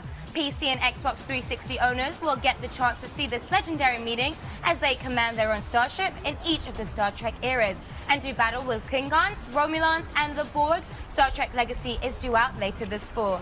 I just hope they don't forget the tribbles. Attention gamers, Nintendo wants you to get off your fat ass and start exercising.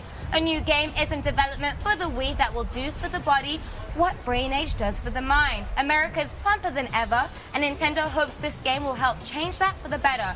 Much like Dance Dance Revolution, you'll be off the couch and shaking that Wiimote like fitness celebrity John Bastow in no time. No word on the title exact gameplay yet, but I'm definitely hiring a personal trainer to get ready. Oh yeah. And finally today, in what is absolutely, positively not a publicity stunt, magician David Copperfield says he's discovered the Fountain of Youth, and it's on one of the islands he owns in the Bahamas. He says there are waters there with magical powers. When you dip a dead leaf into them, it comes back to life. When an injured bug lands there, it flies away with gusto. Copperfield even says it's what keeps him looking so young and sexy. Well, he's invited scientists to the island to investigate his claims, but I'm sure they'll be proven true and it won't come up on some cheesy primetime magic special. David, you're smoking something. All right, that's all the news you need to know. Be sure to check out G4TV.com for the stuff I didn't have time to get to. Oh, and by the way, if you'd like to see what happened when yours truly ventured out to Vegas strip club, a female strip club, you'll have to head over to the pile at G4TV.com/AOTS. It's definitely too hot for TV, so take a look. Now go do a belly flop, because you've just been fed. Back to you, Kevin.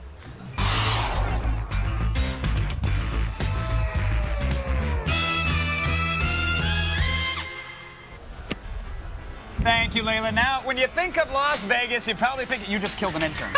You just killed. I'm so drunk. When you think of Vegas, you probably think of G-strings, right? Granted, you probably don't think of beefy Australian guys wearing them. But I actually have a feeling that Zach Selwyn won't be able to get that image out of his head after a dose of Thunder from Down Under. Don't ever. Hey, it's Zach. I've been in Vegas for 3 days. I've lost all my money. But I saw this ad in the paper that said that Thunder from Down Under was hiring dancers. So I'm going to put on my best fake Australian accent, go in there and make some money, hey? Hey there, I'm here to audition for the Thunder from Down Under. What are your qualifications? Well, I was born and raised in Sydney, grew up in the outback, went to Brisbane for high school. I cheer for their mates. I believe the marsupial is the most dangerous mammal on the planet. I also listen to Midnight Oil in excess, and I believe the great white shark, Greg Norman, was the greatest goddamn golfer to ever put on a pair of khaki pants. Before shaking my moneymaker, I decided to get some pointers from a real Aussie. Hey, what's it like with the dance? Do you think I got a shot? Mate, you got the accent, you're from Australia, so, you know, all you got to do now is, I guess, lift some weights, get to the gym, you know. I don't like those too often. Walk me through it, mate. Okay, straight off. Swing it around, down through the legs. That's right, and then that's it. With my confidence high, I was ready to shed my inhibitions and shake that ass. Yeah, yeah.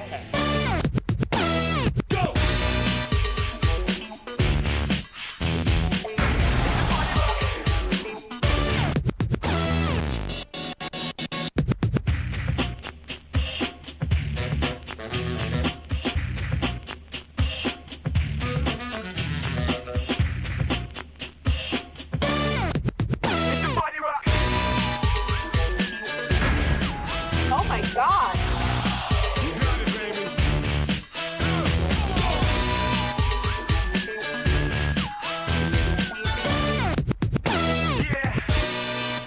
All right, mate, you're hired. Good on ya. Oh, this is terrific. You know, I'm not even Australian, really. What? No, I'm from Arizona, mate. Mate, you can't be an Aussie to be in this show. You know? There you go. Get out of here. Well, I'm sort of from Australia. I'm from a part, not exactly in. Nice try. You got plenty of talent, but I'm sorry you can't join our show. You know what? You can keep this.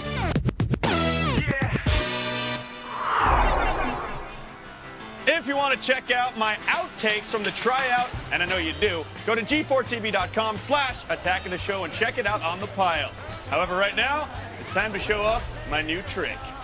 Yeah!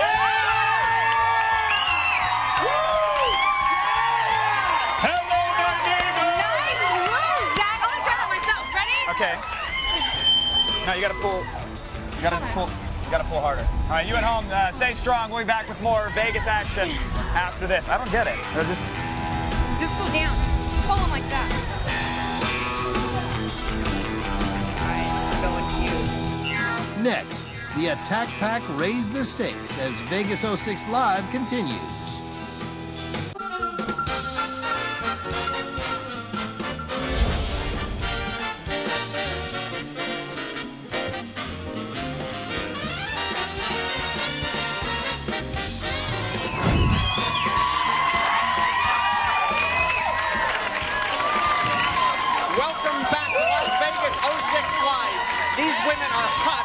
the form, shape, outline, silhouette. I'm gonna have a coronary. Let's go over to Kevin and Olivia. Did you see that? Anything else? No, I think she's good. That guy was using the old bowling ball grip. That's how you support it. That's fantastic. It was very thank fantastic. You, Richard. Thank you so much. Vegas. I'm loving it already. Right? Like the treatment? You intro away. I'm gonna go ahead and okay. Now, when Ariel Kebbel isn't being terrorized by an ancient curse like she is in The Grudge 2, she's hanging out by the pool in Vegas with us being terrorized by, well, us. That's right. Welcome to the show, Ariel. How are you? Love it. Shot Grudge 2. I did, recently. in Tokyo. This was in Japan, right? In Japan, We're going to Japan very soon. I heard the show is going. Shokyo. Yeah, attacking Shokyo. Yeah, I love that. Should we be worried? Should we be concerned? What should we be looking out for when we're there? You know, I get the idea that you guys aren't really the serious bunch, so I'm not going to... Whoa. I am... She's I'm like Barbara Walters. and he's the Stone Phillips. All right, well, I'm going to really stray away great, from all the traditional stuff and go... I'm saying, first of all, there's vending machines. Everything you order through vending machines. So if you guys like want lunch, you'll see like Japanese businessmen lined up pressing a button of, you know, like chicken and French fries. Walk inside and get it. What was your meal choice? I didn't eat any of that, but I went the sushi route. You did go the sushi route. So you got like, what's that? Get that happy meal. You didn't. Arigato gozaimasu. Arigato. Now, you went there to shoot Grudge 2. Who do you play in Grudge 2? I play Allison Fleming. She's you feel really bad for her. She's got no friends. She's got nobody. She's got, no offense to you, she's got long black hair and big black eyebrows. Well, so far this sounds like you're beautiful. So far this sounds typecast not. for me, actually. Wow. No. Why didn't I get that? Yeah, why didn't she get this? Yeah, but she gets taken to the Grudge house and she thinks it's to be a part of like the cool clique with the cool girls, and actually it's to embarrass her and humiliate her, and then we all get cursed. Why are they so mean to you? You're so sweet and nice. Was it a fun film to shoot, though? It was amazing. Shimizu San was awesome. Amber Tamlin was awesome. I mean, we all went karaoke, and you guys must go What's your karaoke song? Well, with Shimizu San, it was Hotel California. Oh, nice. She doesn't speak English. Was it one of the video karaoke joints when they have like they're singing like a very Americana song, like Hotel California, and then they've got like 3 Asian guys? Oh my God! No, it is so serious. Like every karaoke house is packed.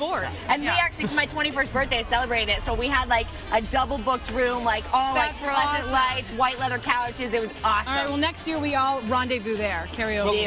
We'll do it. I'm a Love Shack guy, so if you got back up on that, that'd be great. Shack, babe. I gotta stop you. Now you're a great singer, but we also hear you do a lot of screaming in Grudge 2. Can you give us a little scream? Let's pretend we're in the locker room and I'm like that 80-year-old guy or woman in your case, and I stand next to you like this, completely exposed from the show. I'm like, hey, how's it going? Good workout? What kind of? Okay, no. That's my scream. Okay, well that's not a good scream. Okay, but what's your scream when someone's coming at you? And... All right, here we go. This is from all the theme parks in Orlando. Ready? 1, 2, 3. Wow. Right. That was amazing. Great. It's fun. So that hurts my ear a little bit. And if security asked, we were rehearsing that in my hotel room last night. There was nothing else going on. Really? That's good to know. My boyfriend will be happy with that. Yeah. I'm getting my ass beat on. Great. Just read the out. Okay, The Grudge 2 opens in theaters nationwide on Friday, October 13th. Yes, there's no clocks. Friday the 13th. All right, there's no clocks in this town. And that just adds to the fuel of crazy Olivia. I'm so dizzy. What?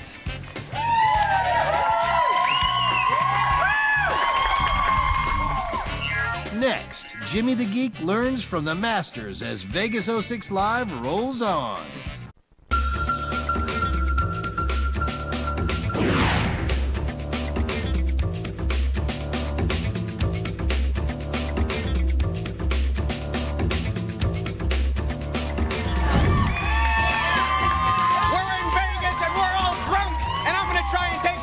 These girls. Meanwhile, back over to Kevin and Olivia. I'm all in. I'm all in. You don't go all in on blackjack, first of all. Wait, that's what you told me to do earlier when I lost $600. You're going to keep losing your money. Stop it. Thank you, Richard, to do a redo? Thank you. You can't do a redo, please. Just grab here. Just take that. Take the 10, and there we go. We can do that, right? That's totally fair. All right. Now, Vegas just wouldn't be Vegas without one man. No, not Bugsy Siegel. Attack of the Show's own handicapping money man, the one, the only. It's Jimmy the King. All in.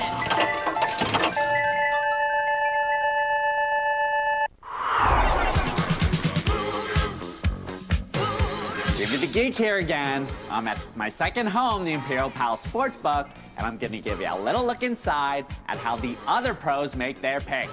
Okay, Mike, before we start, a little touchy question here. What crew you with? You with a certain crew, you know, Gotti, Gambini? We're with the Imperial Palace crew. That's the crew, okay. What about the skim? Is there a... All in the past, all in the past. How you guys making any money here at the Sportsbook?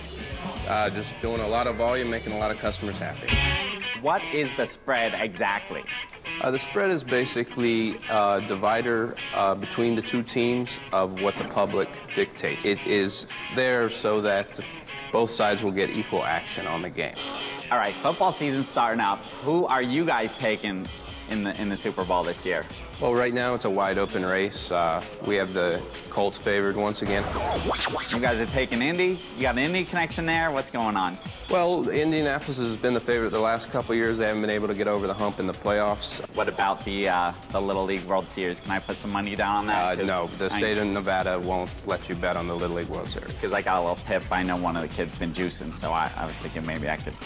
It's illegal in the state of Nevada right now. All right, I got the picks right here for this year's Super Bowl, and they're picking the Colts. I say screw that. Peyton Manning is a total choker. They got Pittsburgh up here too. Forget that. Go with the Seahawks, kids. I'll tell you what, they got robbed last year. They're going to do it this year, and it's a lock. All right, I got it. 19.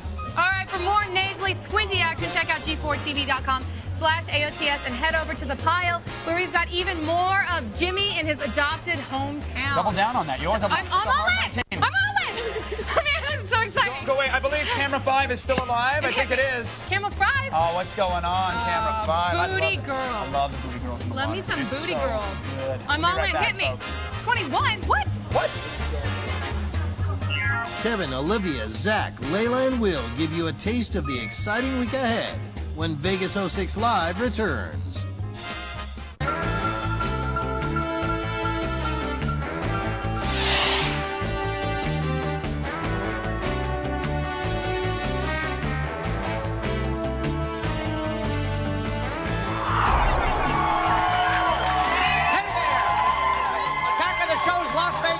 Live has made me a man. Thank you, Kevin and Olivia. Oh, man. Let's shoot him now. Vegas. Let's do it. All right. Here's to Vegas. Here's to Vegas. Vegas. It's also to my mom back home. And to Laughlin. And Fresno. And Herrera. God willing. We still have a few more days left in the Las Vegas Sun. Tomorrow is the day we've all been waiting for. We are going to be crowning a Miss Attack of the Show! Hell yeah, we are! You're not going to believe what's in store for these girls on the final day. Yes, Willow Neal Test. Yes. Plus, we have one of the top competitive eaters in the world with us, and we sent him and Zach to an all-you-can-eat buffet to bust it. We are breaking the buffet tomorrow. Did he chow down someone? Did he chow down? We'll find out tomorrow. We'll find out. I saw him in practice. The guy was gobbling up everything. He can eat 3 Jack Link's jerky packets right now. That's all right, go. Man. You want to take that challenge? Where's my pepper? Right. There it is. Also, former WWE champ Chris Jericho joins us live poolside, and Will Neal takes you inside a real-life cat house to see how a brothel works. It has nothing to do with pets, right? No. You got cats wrapped? There you go. A little bit, yeah. Just eat that. That's it for today, but we'll be back here poolside tomorrow. However, if Vegas has killed any self-control you had left, then get instant gratification on g4tv.com/AOTS. Cool. You'll find Plato's exclusive visit to a strip club, and trust me, it's something you have to see. Plus, we have a photo gallery, our list of the 10 stupidest sports book bets of all time. We'll also be podcasting every drunken second of our visit on iTunes. You gotta get Vegas any way you can. And if your cable is cool, they'll let you tune in whenever the hell you feel like it through G4 On Demand. So keep the adrenaline pumping, and we'll see you guys tomorrow. Hey, let's see how much we can shove in Zach's mouth. All right, let's go. Come on, Here, someone, shove it in. Shove it in. Get it in there. Choke it down like a prom queen. Choke it down, Sarah. Go, All right, Olivia, let's go.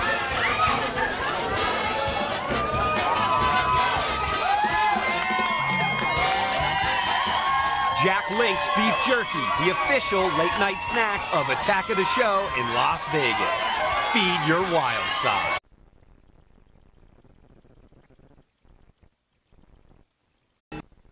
It's Las Vegas, Attack of the Show style. We've sampled the nightlife, made some new friends, and cruised the strip. But with 3 days down and only 2 to go, it's time to take our live party up a notch. Ante up as we take Las Vegas by storm. Will breaks the bank. at a brothel. He's been a very bad boy. While Layla gets cozy with the Eagles of Death medal. Plus, we take our pro eater buffet busting. No rules, no morals, no sleep. Attack of the Show presents Las Vegas 06 Live. A week of coverage from the most lawless place on earth.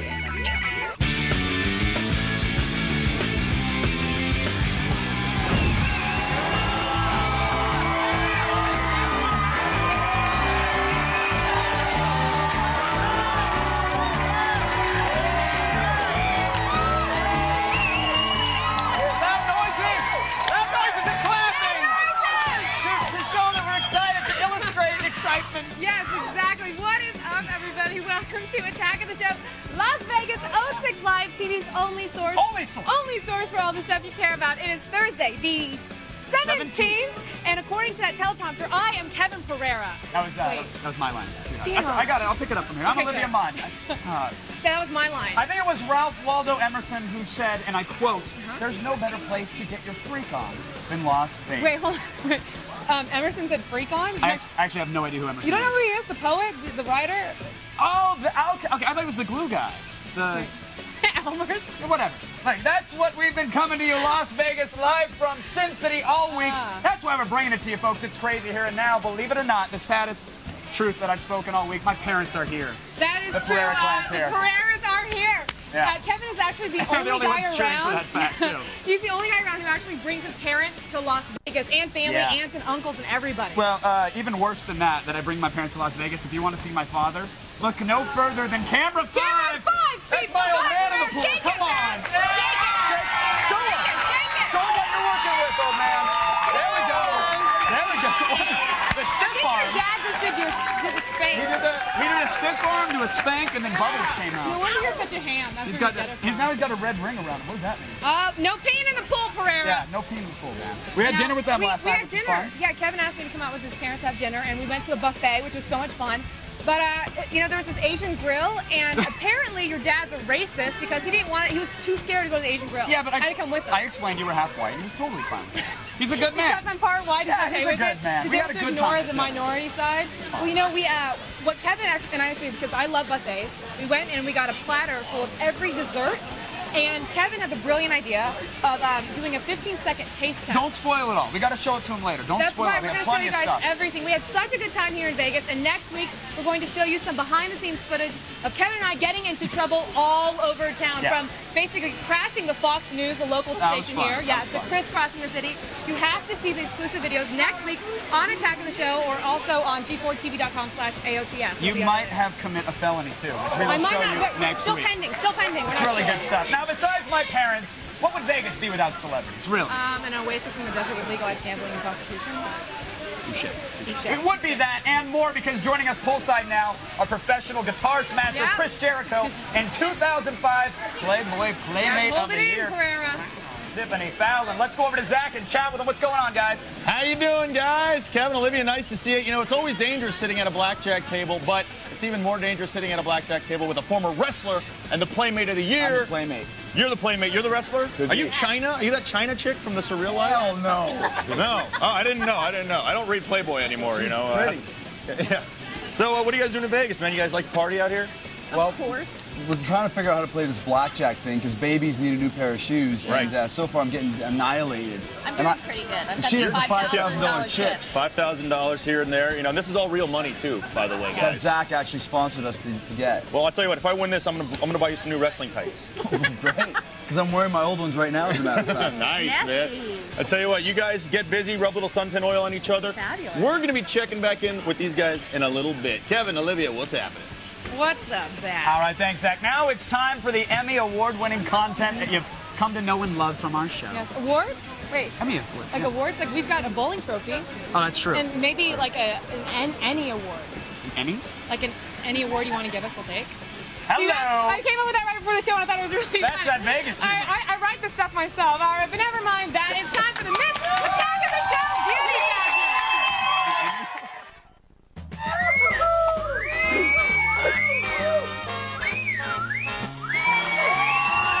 Listen, you got to settle down. We got a show to make here, people. Wow.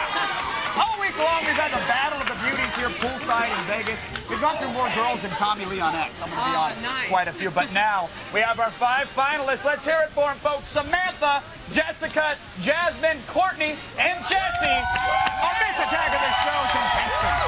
Yeah, I love them so much. I know, you love them all. But Are they legal? I don't care. I think they are legal. You've all voted at home, and now it comes down to the simple fact that in life, there are winners and losers.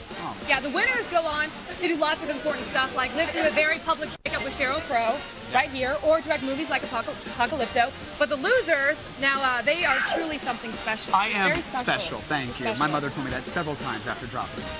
And that is what today is all about, and the votes are in. And right now, folks, the lowest vote getter has to be eliminated. Yes. Heartbroken. Heartbroken. Well, let me tell you, our first Miss Attack of the Show contestant that we will send packing today is Jasmine. Jasmine, come on down, sweetheart. Let's hear it for Jasmine. Come on now. Great job. Wow, that's tough. Come here, sweetheart. What's going on? You're too much. You're still beautiful. Now, as a consolation prize, Jasmine, you do get to go hang out with my father in the pool. Does that excite you at all? Nice. Yes. Jump, open arms, Dad. There you go. You go right to him right there. Jasmine, it's a pleasure having you on the show. Thank you. You're a sweetheart. Nice. Oh, okay. Wow. There you go. Can I get in on that? Oh, actually, no. Oh, okay. No. Well, if you can't get babes like Kevin, obviously you can't. No touching. Okay. No touching co-host. There's always the internet, you guys. Yes. Kevin, check onto the internet. I've done it. When you're done looking at porn like I do, be sure to check out g4tv.com/AOTS to get more info on the contestants, including exclusive interviews and photos. Now, if you've been watching the show all week, you know that we smuggled Layla, Zach, and Will into the desert with us. Because Vegas is just too damn big for only 2 hosts to handle. Hey, guys. Hey, guys. Look, guys, the threesome isn't cheating, you know? No, not at all. It doesn't count. Can I just see him? Hi. Sorry. Layla, how you doing? What'd you do last night? I'm all right. What did we do last night, Will? We gambled, we lost money, we lost drank money. and I tallied gained too money. much. You won money, I won lost money. I think I'm up. I'm beating everyone right now. I think that I almost married Zach last night. Yeah, we You did. guys did actually get more than married. Okay, You guys nice, yes. were in bed together this morning when I found you. What does the baby do? Well, I don't I'm know, man, carrying but I it, can't wait to see him. He's going to be a gorgeous little guy. Pregnant with that baby. God help me. I'll tell you what, guys, you know what? I'm getting hungry, so I'm going to run off and bust a buffet with world-class competitive eater Patrick Deep Dish Bertoletti. For real. In the meantime, back to you guys. I didn't mean that. I didn't. Okay, thanks, Zach. We're just getting started, and there's lots more Vegas hijinks on the way, so double down on your remote and keep it locked on G4, bitches. Check this out. What's going on here? Okay, so... Oh! What are you... Just make an X. Make it. What are you... Make an X. Oh, my God, really? Just fuck it. Coming up next, Will shows us the strength of his pimp hand as he takes us into a house of ill repute. And later, what does it take to get kicked out of the all-you-can-eat buffet?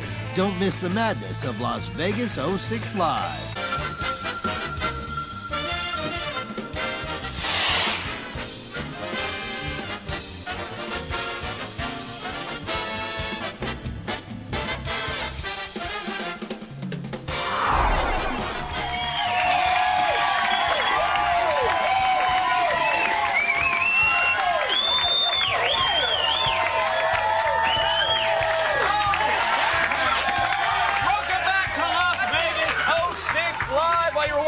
I went to the hotel concierge to buy a ticket for Cirque du Soleil's Mystere. I'm very excited about that. Wait, hold on. You're going to a show tonight that features men writhing around in spandex all by yourself? Ticket for one, baby. Dude, that's a Cirque du Soleil. You see what I did? Because it's Cirque du Soleil, and I said Cirque du Soleil because you go in there and make you gay because there's guys in spandex, and I said Cirque du Soleil. But I fancy French acrobats. There's nothing wrong with that. That's... All right. I also love me some food, though, not just the Frenchies. No, and lucky for me, Vegas is full of it, man. Yeah, everything from the finest restaurants in the world to the filthiest strip club shrimp cocktail, it's all here. And we decided to see just how much of it one man can eat. That's right. Zach just met up with Patrick Bertoletti, the 4th best competitive eater in the world, and they just arrived at one of the biggest buffets in Vegas. The goal is simple. Find out how much food one guy could cram down his gaping maw before management throws him out. All right, if you are hungry in Las Vegas, there is no better place to be than the Imperial Palace Emperor's Buffet. And of course, I got a guy with me who's going to put a major hurt on this smorgasbord. Of course, I'm talking about Deep Dish, my man, Patrick Bertoletti. Good to see you, my brother. How you doing? I'm doing very good. How you doing? Not bad. You got a few plates here today, don't you? A couple, yeah. Nice. I see you've selected from the gamut offered here at the buffet. Now, you have some titles behind you. Can you tell us what you've won or where you've placed in past competitive eating competition?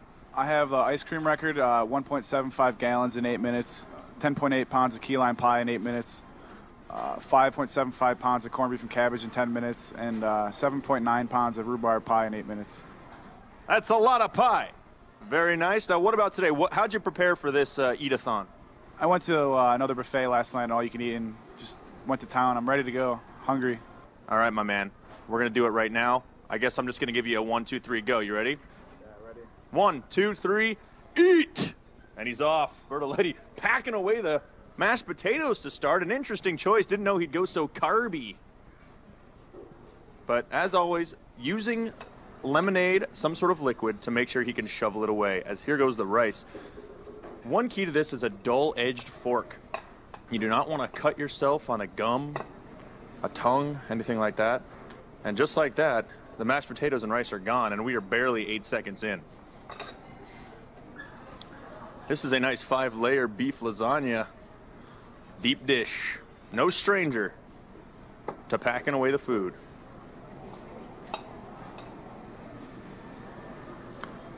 All right, man, you guys keep checking in with me. I have a feeling next time we talk, most of these are going to be gone, so we'll be right back in just a few with Deep Dish. In the meantime, eat away.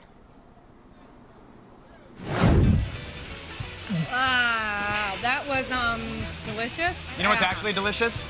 Camera 5. Can we get a shot? Look at what's going on there.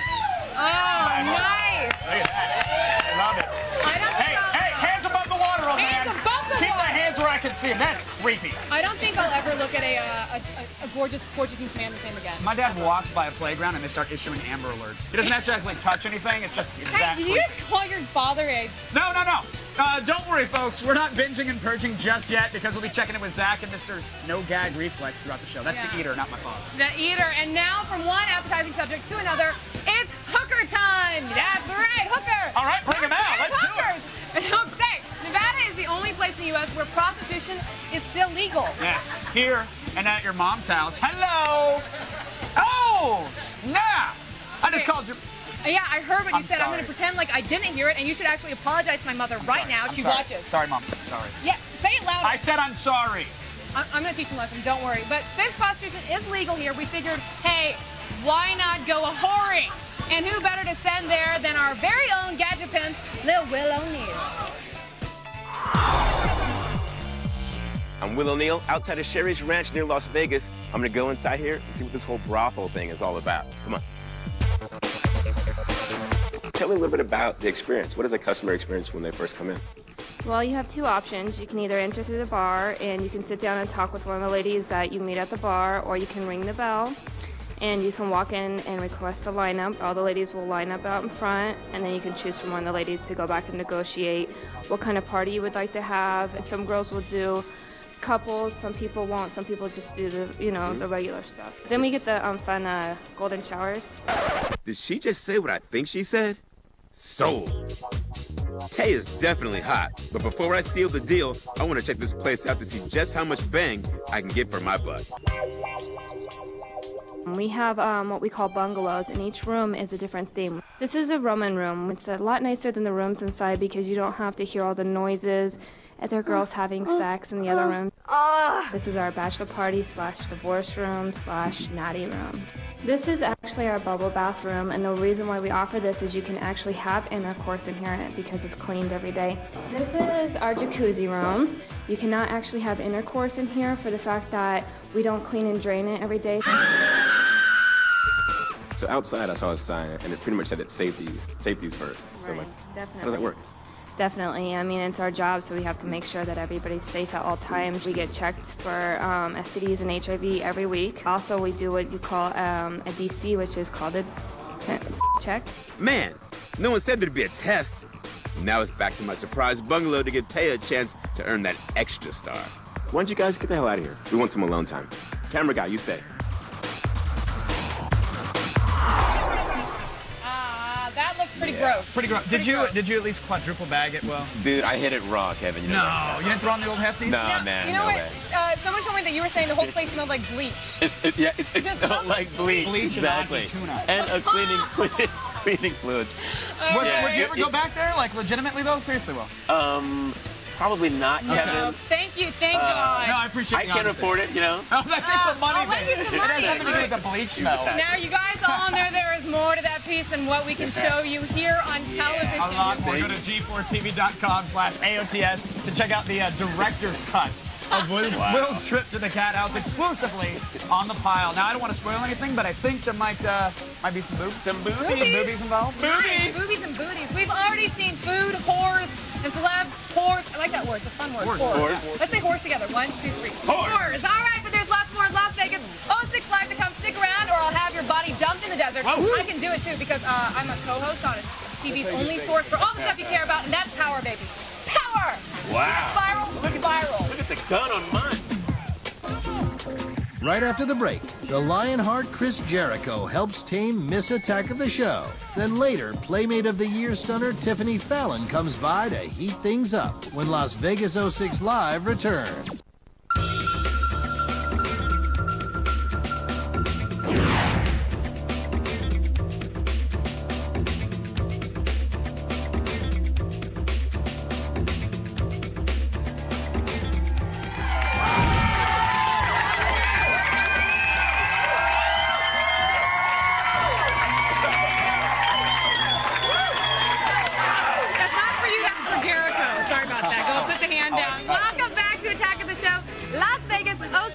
TV's only source for all the stuff you care about. We are live and in Vegas, Mother Effer, not New York, not Chicago, not any of those other lame-ass excuses for a city, unless we do a live from New York, 06. Man, those cities are awesome. In Vegas. Love it. That's right. And the madness is just beginning. That's right. You can't do a show in Vegas without former WWE champion Chris Jericho showing up.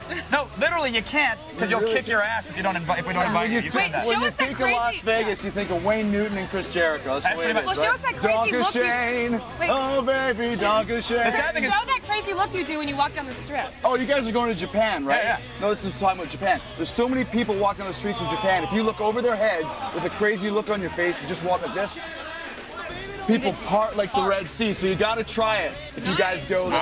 That'll be our kickers out. I feel now, have you been getting confused for me all day? Because it's been happening ever since I took my shirt off earlier before the show. Everybody's like, oh, Chris Jericho. No, it's Kevin Pereira. I had clothes when I got here, but I've lost my shirt in Vegas. Hello! Boom. It happens. Hello! Now, you're not smashing dudes anymore. You're smashing duets. You're in the new show with Celebrity Duets. Yeah, the Fox show Celebrity Duets. It starts on August 29th, and it's like a Dancing with the Stars thing, except for your singing. But you can sing. Some of those stars don't have any footwork. You're in a band, right? Yeah, I'm in a band. My band is called Fozzy. But the other guys that are in the show, everybody can sing. There's people that have done Broadway. Other people have bands. Some people are like choir singers. Alfonso Ribeiro, remember Carlton? Yeah. He's like a choir singer. Have you written that out? Like, it's not unusual. See? You got him beat. Now Carlton. I just did Tom Jones and Wayne Newton in Las Vegas. Why don't you have a show at the Rio yet? Why aren't you at the Palms? I'd be further down. I'd be like at the Aladdin or like the Sands. You're at the place where you can bet on rock, scissors, paper. Yeah, exactly. Right, we're playing War for money here.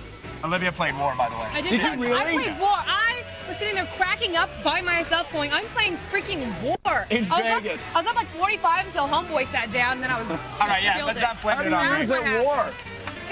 Well, high card wins. High card wins, yeah. And I lost. The rules are actually pretty simple. And I realized See, that's why I lost my shirt. This is what I realized. I don't have a problem with gambling. I have a problem with losing.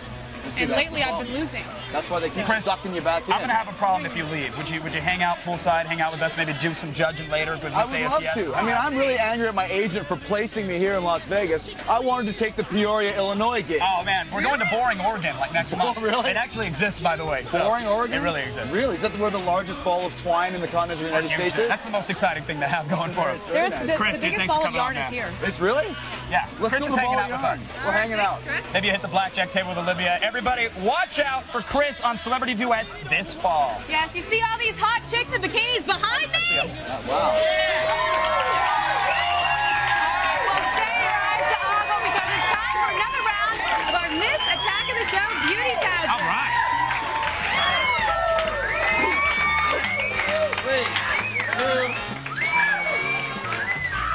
Yes, folks. Folks, it's time now to take another lady and throw her out of the competition like she's weak old milk in my fridge. Oh my gosh, What? of course. Although I will Of course you say, wouldn't just do like the that. milk, even if it's a little chunky, I'll eat it. I'm just saying. That's disgusting. That is disgusting. I'm a man. You like them thin, I know that. All right, of 2%. course, we wouldn't do any of that without a sappy American Idol style send-off now. Would No, we're real crooners here. You voted at our website, and we're eliminating the next lowest vote getter right now. It pains me, folks. It really does. It breaks my heart. But our next Miss Attack of the Show contestant that you're sending packing today is... Samantha! Oh! Samantha! That can't be. Samantha, come on down. Did you guys like Samantha? She was a big hit poolside. Is there something wrong with what's coming out on her TV set? Did they not see how gorgeous she is? I think my father had something to do with it because he was saying all day, Samantha, he wanted you to join him and maybe do a couple laps in the pool. Maybe it's his fault. Do you mind? Maybe he feels even worse than you do. Could you console him? Maybe get onto camera 5 with Ferreira. Absolutely. No, that's fine. Do you want to make out? Yeah. It's not optional. Okay, seriously, I can't watch that. Okay, yeah, don't. No, it's like my a little father's much brother harder. making out with someone in front of you. I can't do that. Come on, All hang right. out with And, okay, you are chill I'm out gonna today. go. And we now have the 3 finalists: Jessica, Courtney, and Jesse. Now you're on the prompter now. But sorry, Samantha, that's the breaks. But you and Jasmine come up to my room. We can commiserate later. Some consolation hugs and kisses. You would do that. You'll be there. But in the meantime, check out G4TV.com/AOTS for more behind-the-scenes footage of all the girls at Poolside. Now, before we go to break, I'll give you a little roulette advice from Wesley Snipes and Pastor nice. 57. Nice. Yeah, What is it? always bet on black. Yeah, you know what I hear? That your black word counts. That's my motto. And always stay tuned to G4 for even more Las Vegas 06 Live. We'll be right back. Camera 5? No, Camera 5? no more camera 5.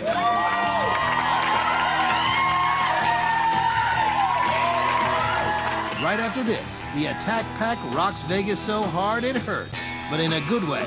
It's Las Vegas 06 Live.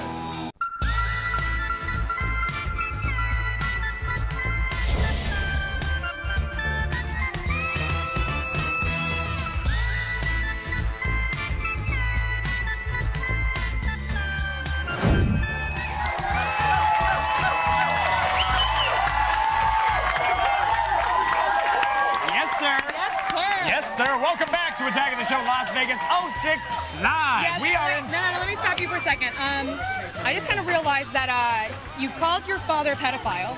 You called my mother... Insinuated. You called my mother a whore, I didn't. flat out. And you basically called my brother and I incestual. Yeah, but one of those was in the prompter today. And all 3 were true, actually. See, thank you. I'm on fire. 3 for 3. We're in Sin City, and there's lots more insanity on the way, including Smoking Hot, Playmate, Tiffany's Fallon. Keep it under control. I'm relaxed. I'm relaxed. No snakes by this pool.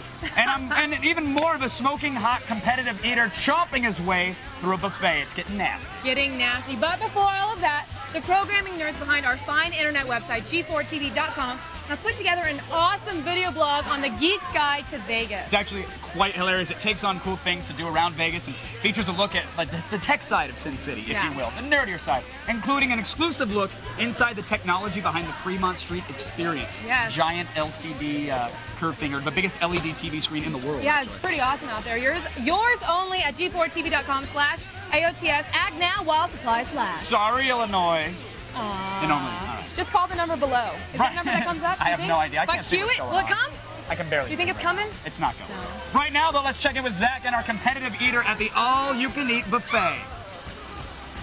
We're looking to bust the buffet. Time to see how they're doing. How are they? Hey, guys.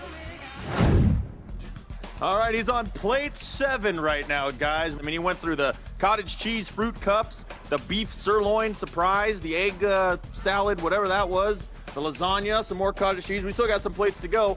He's on the scrambled eggs and the corned beef hash right now. Likes to mix a little lunch and breakfast. I like what he's doing. And as you can see, he has not gained a pound. Me, I have 2 beers, and I have a 3rd chin. I'm getting a little hungry, though, so check back in for the 3rd round. We should be back here in, who knows how long. Couple minutes, but I'm looking forward to seeing how much more Patrick can put away. My bet is that he's not going to finish these plates. But check back with us in just a couple minutes, and we'll get you updated. Cheers! All right, sure, Vegas is fun, but there's lots of serious, scary stuff going on in the world. And here's Layla to tell you about none of that. Nope. But she will tell you all the news you need to know, and that's very nice of her. That's right, Kevin. I'm a nice person.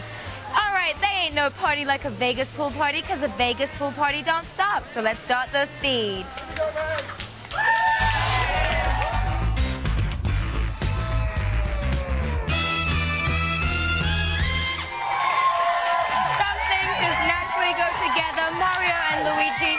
Michael Jackson and Little Boys, and now Burton and Depp. A newly announced project will be their 6th time working together.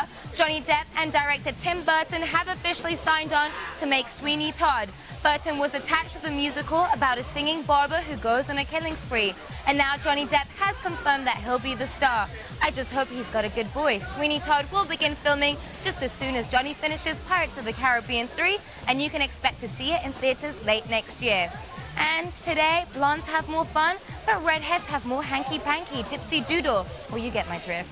After analyzing the sex lives of hundreds of women, German scientists have concluded that women with red hair are knocking the boots way more often than people with any other hair color. Even women who dye their hair red are signaling that they're on the prowl. So guys, the next time you're in a bar and you're looking to hook up, go for the redheads. Bonus points if the carpet matches the drapes, if you know what I mean. No wonder I don't get any. Anyway, that's all the news you need to know. Be sure to check out G4TV.com/thefeed for the stuff I didn't have time to get to. Now don't go rolling any snake eyes now, because you've just been fed. Back to you, Olivia.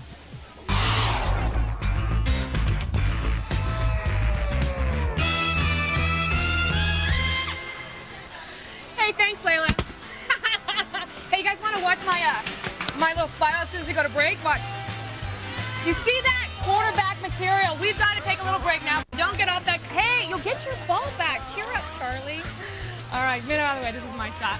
All right, don't get off that couch, or I'll get my friend Vinny to take you in the back room of the casino and work you over with a meat tenderizer. Stick around, because we're TV's only source for all the stuff you care about. Here's your ball. I told you you'd get it back. Hey.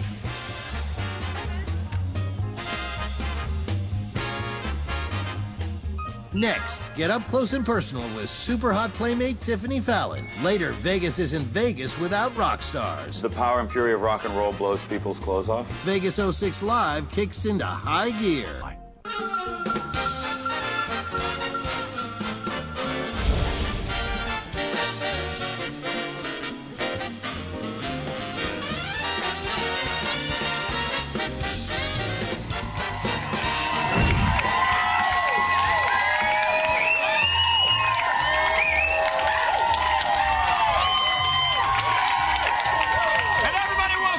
Attack of the Show Las Vegas 06 Live. We're TV's only source for all the stuff you care about, and we're not just cashing in our chips yet. No, far from it, Kevin. In fact, it's only getting hotter. Yeah, it's family, please. Hot, hot, hot. Now, when I was out, picking up celebs to bring with us to Vegas, I had several stringent requirements. They're about First, to say strippers. No, I didn't. Celebs. They had to be hot chicks. Okay, had to be hot. Second, they had to look amazing in a bikini, and third, they had to have a lot of experience hanging poolside. Oh, well, I guess luckily we have Tiffany Fallon, and she fits the bill on all accounts. And here she is, ladies and gentlemen, the 2005 Playmate of the Year, Tiffany Fallon. Congratulations, Tiffany. I just realized I'm really far too far away from you here. Wait, I'm way closer to you. I know. All right, this week is it's like an Oreo cookie. Look at your sandwich in between two brunettes. This is the widest Oreo I've ever seen. Anti-hef. We're an inverse Oreo. I know. I was going to get to that in a second, but first, we have our own pool party going on here. How does our pool party compare to Hef's grotto? Well, usually they're a little bit less clothed. Okay. Girls and naked people. Can we lose the bikinis? All right, they're doing that now. People, trust me. But, it's just fun. It's much like this atmosphere. Everyone's just hanging, having a good time. And if things happen, oops, well, they happen. Now, here's the thing. Sometimes being clothed is good, because that way don't you get bored of nudity? No? No, I don't think I ever have. But I mean, when I hear the grotto, I think it's crazy there. And who would if you look like this? No. Thank you so much. But it's is it really as disgusting as some guys might hope that it is there? Like, do you skim the pool and it looks like glue coming through the net? I would not trust the waters. That's what I'm saying. You wouldn't bottle it and sell it in the store, right? Well, it depends who your customer is. Do you hang out there? I have been at the mansion quite a bit to visit and visit with Hef and his girlfriends, and but in the grotto, no, I've never been in the grotto before. I mean, I've kind of waded in there, and then I just kind of was like, you know what, this is not so cool when you're by yourself. Yeah, so, you can feel the skin tingling. You're like, I don't think I'm supposed to do that. Yeah, you need a few shots before you go. Can we come next time? Of course. Tiffany. Well, you can, Olivia. I know. I understand how it works. Believe me. Hef has a strict policy. Listen, you're Playmate of the Year, huge honor. But does that automatically make you a bunny? Or is there a difference between a Playboy bunny and Playmate of the Year there is and Hef's girlfriend? There is a big difference, and people use those terms so interchangeably. Sure. So a bunny is what used to do the bunny clubs. They used to be the waitresses at the bunny clubs and wear the bunny uniform. So there's a food chain to it all. Yes. That's at the top, and he gets to pretty much eat anything. He kills everything, yeah. He overruns. He should. He owns everything. But Playmate is what you see from month to month, the Miss September, the Miss January, girls that you would see featured as that month. And you're the whole year. And then you get voted on the whole year. The same girls I had no chance with once we go to commercial break, so I'm going to enjoy it right now. Enjoy now. I'll actually sign up for you. Oh, I'm a married woman. I am a married woman. I see more of Tiffany, a lot more. Visit TiffanyFallon.com. I need a cold shower. Yeah. I'll cover for you. Your dad's next. All right, anything to help a friend from getting blue balls, just go ahead and get in the shower. There's lots more Vegas on the way, so be sure to tip your cocktail waitresses. Heck, forget the tip. Go ahead and slip her the whole thing. Stick it in. I mean, stick around. Stick around. Kevin, don't stick it in. Leave her alone. Leave the guest alone. She's a celebrity. Okay, that's gross. Coming up next, Layla goes for a mustache ride with the Eagles of Death medal. Just give me a moment, Jesse. That was amazing. Then it's time to separate the best from the rest as we crown Miss Attack of the Show as Las Vegas 06 Live continues.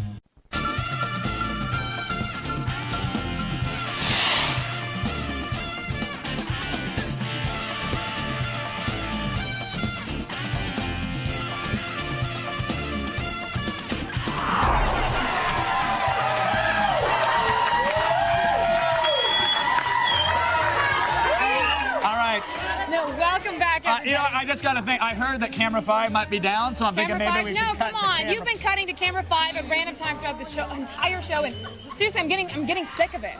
I didn't know you were such a prude, man. Why don't we cut to Camera 5 then and check it out? Stop it. Seriously, I'm really sick of it. I'm really sick. That's really irritating. I want to see boobs all day. You know what? Let's cut to Camera 6 instead. Camera 6? Hey, what's Camera 6? Yeah, that's right. Camera 6. We're done? Camera 6. There it is. What's going on? Are we seeing Camera 6? Are we seeing What the hell is going on right now? What? I'm not. We're in Vegas. You didn't expect us to actually pull this show off, did you? I know. I mean, really? Well, it's basically your dad in a shower with a girl, They might a have seen bikini-clad girl. All right. Now, when we last checked in with Zach and our competitive eater, Patrick Bertoletti, he was up to his lungs in shrimp cocktail. Yes. How much more progress has he made? Did he make his buffet the bitch? Well, let's find out. All in. Blackjack. Unbelievable. Patrick Bertoletti, the deep dish. His appetite has not run out. My luck in Keno ran out about 6 plates ago. I don't know how many we got going down here, but that seems to be it right there. 2, 4, 6, 8, 10, 12, 4, about 15, 16 plates of many kinds of food. You can't do this with liquor, can you? You can't mix your liquor like that. Not a good idea, definitely not. Now, what do you think? What was your favorite thing? I like the... I'm trying to think. So much, it's hard to remember all the food I ate. I like the mashed potatoes and the gravy, that was pretty good. Tasty gravy. And what about the $12.99 price? Do you think you got your money worth? I think I got it, and it's definitely worth the price. It's good food. Nice. Well, you got to be done here. I'm very impressed, and I'm sure you're full, so you might want to go call it a career right now, huh? I got some dessert, maybe. I think I got a little bit room left. You're going to eat that right now? Yeah, I might. Why not? I'm in Vegas, right? You heard him. He's in Vegas. He also holds the world record for the amount of ice cream consumed in a 10-minute period. Back to you guys. I'm gaining weight just watching him eat. Yeah, suck on that, Kobayashi. I hate to be the maid who cleans up that guy's hotel bathroom. Yeah, it's got to be pretty nasty, but that was so worth it. Now, Vegas is full of people who come down to party. I'm sorry, Olivia. I think we're good on Camera 6. I think we're good to go on Camera 6. Can we see Camera 6? He's a married man. You're hard out, He's also a man who slipped me $1,000 to do this throughout the show. So. Nice. Do I get half of that at least? Yeah, I'll give you half. All right. If I call back to Camera 6 or back to the underwater. Yeah, either way, we're good. All right. Now, Vegas is full of people who come down to party, but do you do it better or harder than rock stars? I mean, I'm playing your hand for you, don't worry. Here to prove it is Layla Kaylee, who got the chance to hang with the Eagles of Death. That's an eagle?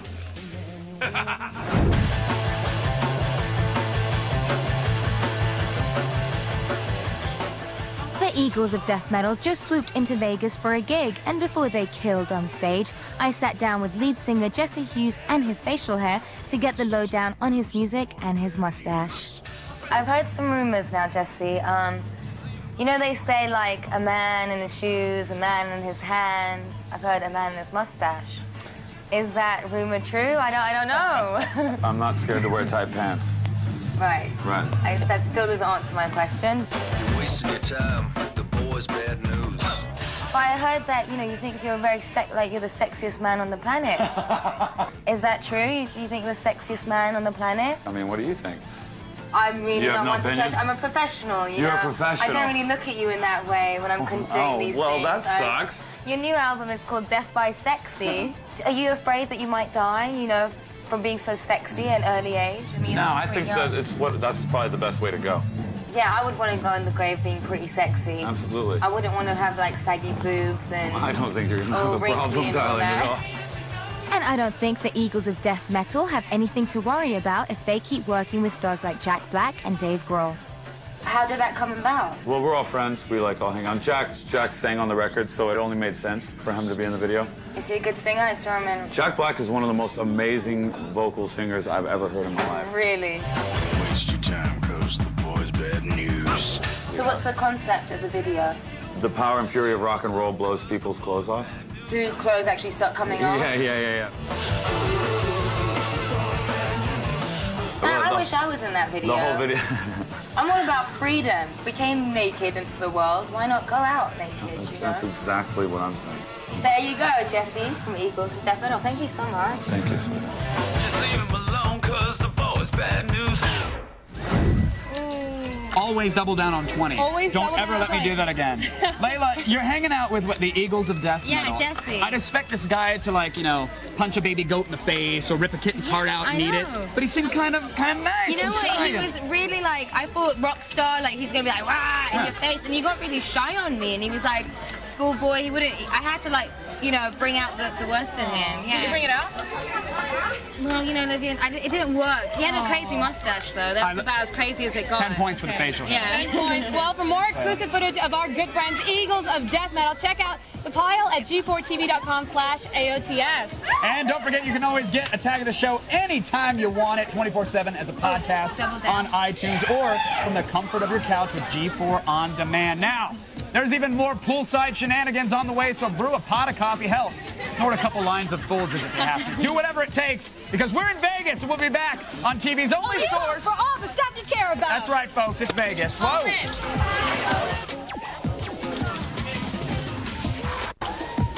The moment of truth has arrived. Who will be crowned Miss Attack of the Show? It's all happening right after this on Las Vegas 06 Live.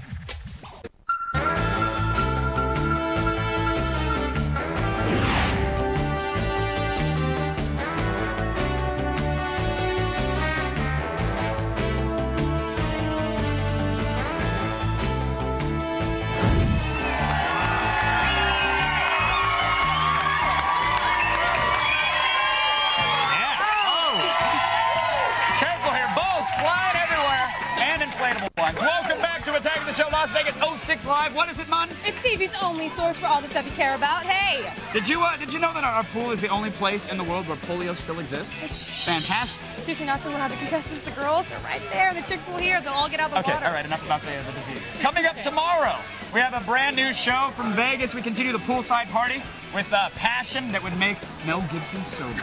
Watch as Olivia takes you behind the velvet rope at more of the hottest clubs in Vegas. We have lots of hot sex advice when Olivia drunkenly dives into your pants. Yeah, I always do that. You do? I don't know why I do that. I'm always drunk when I do it. I'll do it sober too. Plus, we're taking you inside the 40th anniversary of Star Trek at the Vegas Hilton, and Lil Will is checking the bullet points on bitches.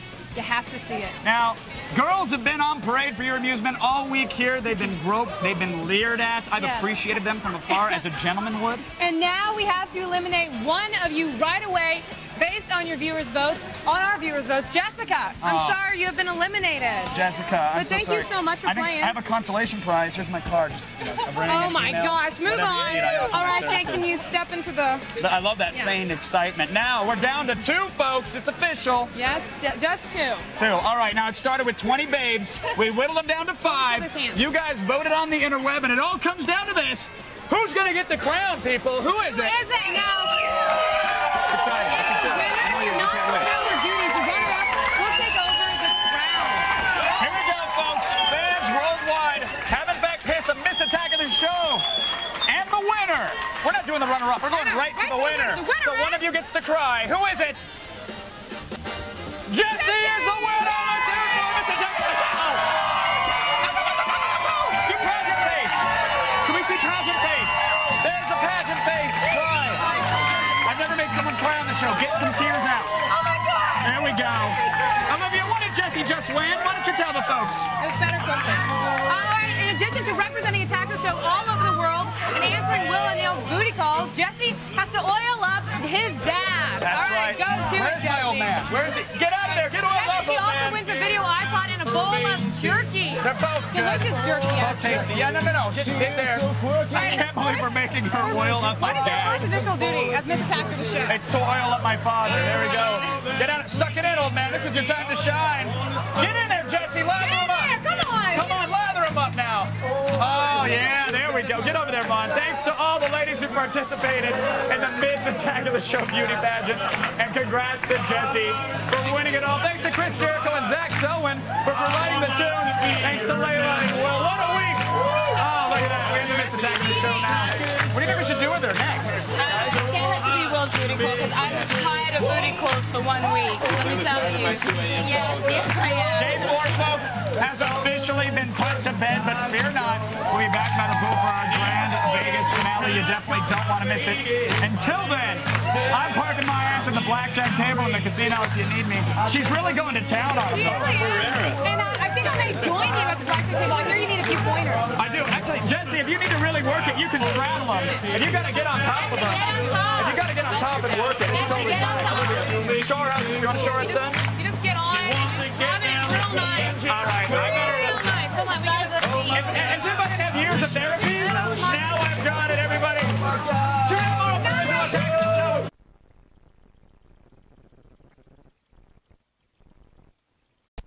Just when you thought the party was over, Attack of the Show kicks it into high gear. Las Vegas, get ready because we're going big before we go home. Hey, I'm Kelly from the Vegas Call Service. I think you made a mistake. Brace yourselves, it's gonna get bumpy. No rules, no morals. You have got to be shitting me. No sleep. And after today, it's all over. Your next spin's on me. Attack of the Show presents Las Vegas 06 Live. Last call.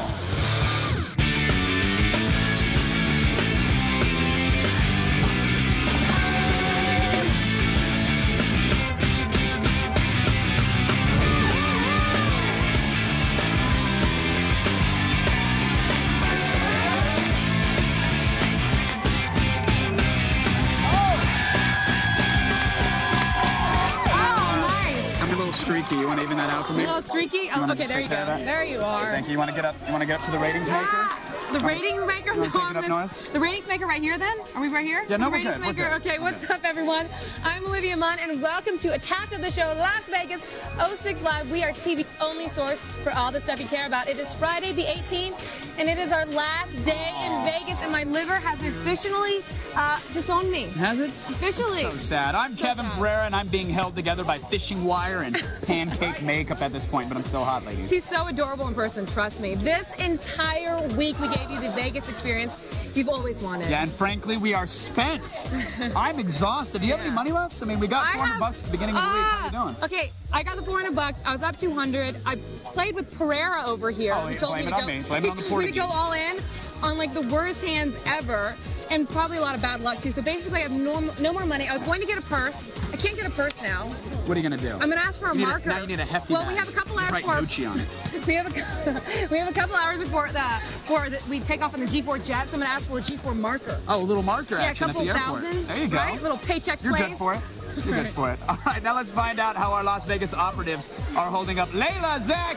Hey, what's going on, kids? Zach's not doing so great. Hi. Never mind. Kevin, I'm dead. I died last night after an Asian ladyboy hooker tried to pick me up.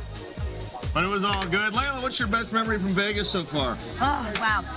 My best memory was definitely the strip club. Hey, these are my shots. Stop. And the poker tournament where I was talking smack to all those people. I was so belligerent. Nice. But, you know, I just kept it real. That's how I roll, man. You know what? I sucked so bad at gambling that I had to do something a little different, and it takes a mind like a steel trap to win at blackjack. And since Intelligent waved bye-bye to you about 25 Jack and Cokes ago, I'm going to take you to blackjack school, people. Check it out. Please. You know what? I can't win. I can't catch a break. Unbelievable. The only people who make money in this town are the dancers and the dealers. So you know what I figure? Screw it. I'm gonna go figure out how to become a dealer in this town and make some real cash.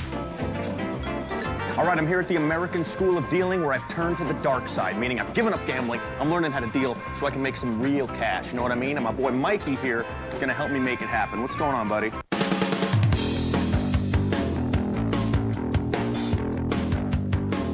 So this is a soft 17. That's a soft 17, because it can either be 7 or 17. You're right. Okay, so I must hit on this. On this particular table, yes. 24. Does that win? Well, actually, that would be counted as a 14. Uh-oh. Sorry, sir. What do you think, Mike? Do I got it? Maybe we should try another skill. All right, my training's almost complete. I just got to pass this final test before I get my diploma. How you guys doing? I'm Zach. I'm your dealer. First mistake, never shake hands with the dealer, huh? What do we got here? 10 and a 5. That's 15. Yeah, that's not going to do it today. I'm sorry. I'm so sorry about that. How about this one? Oh, yeah. Looks like you got swept, Ace. Sorry. Keep playing. Good luck, you know? Wait till you guys see what I have. Huh?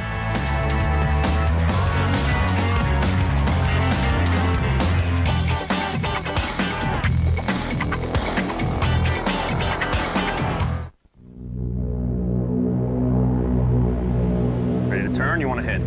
I'm gonna stay. You gonna stay with that? A lot of money there.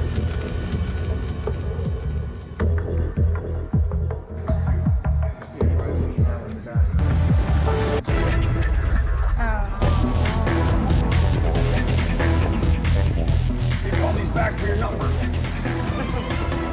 No? No? What is it, the wedding ring? How'd I do? How do you think I did? Hey, where do I cash these in, buddy? You know those have no value. Yeah, right. I mean, come on, man. I just wiped the floor with that girl. Where do I get paid? Forget about it. So what, these aren't worth anything? Mike, these aren't worth anything? Can I get bus fare, buddy? Now, we all know that Vegas is a hedonistic playground, but sometimes people can take it too far. And by people, we mean a douchebag in a cape. No, you mean a really hot guy in a cape. You know, I kind of sort of have a crush on him. Oh, that's sad. Hi. What's up?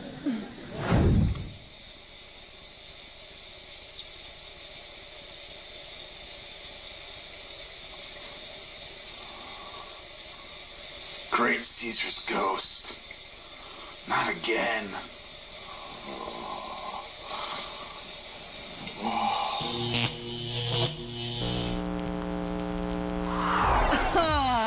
Disturbing. I guess we are the only safe bet in this town, but That's sad. Don't follow Pereira. He gives terrible advice. I give great advice. You just follow bad advice. That's true. I do that. All right, you guys, stick around. We have more Las Vegas 06 Live right after this. Give good advice, and I wouldn't follow. Coming up, 5 days of partying are almost over, but we've got one last hurrah as Vegas 06 Live continues.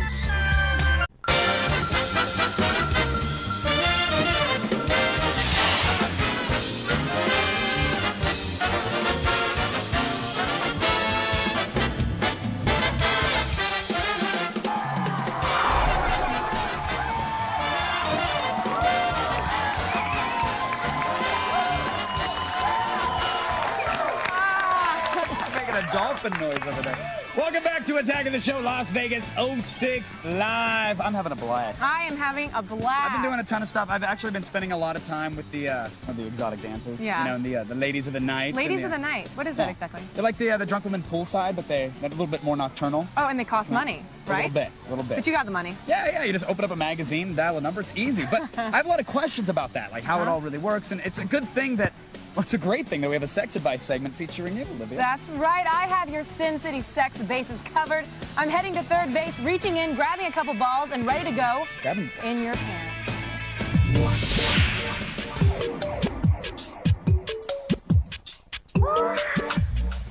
As always, sex columnist Anna David is back again to repair your sex life. Our question is from Jimmy, who's right here poolside. Jimmy, what's going on?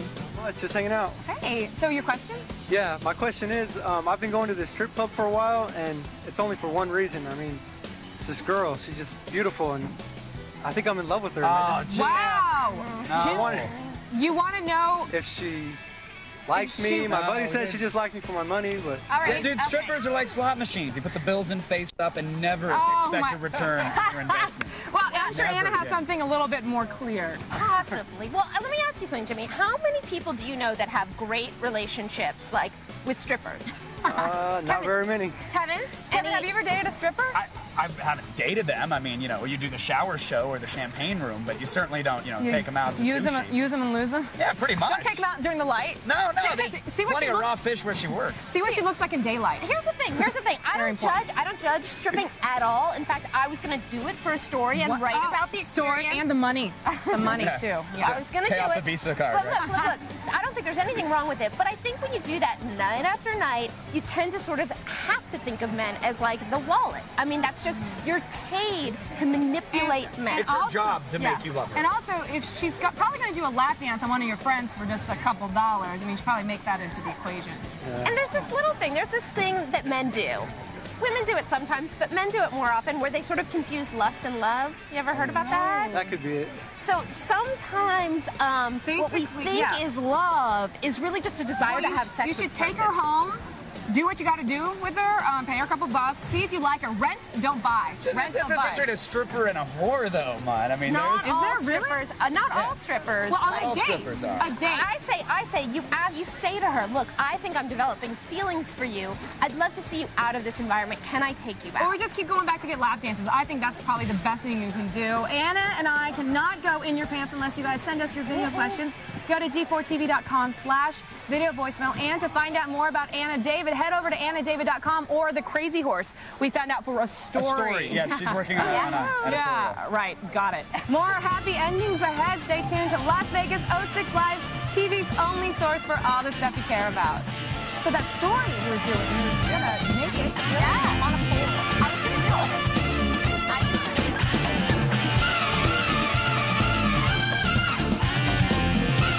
Next, the Attack Pack does things that would be punishable by death in Syria as Vegas 06 Live returns.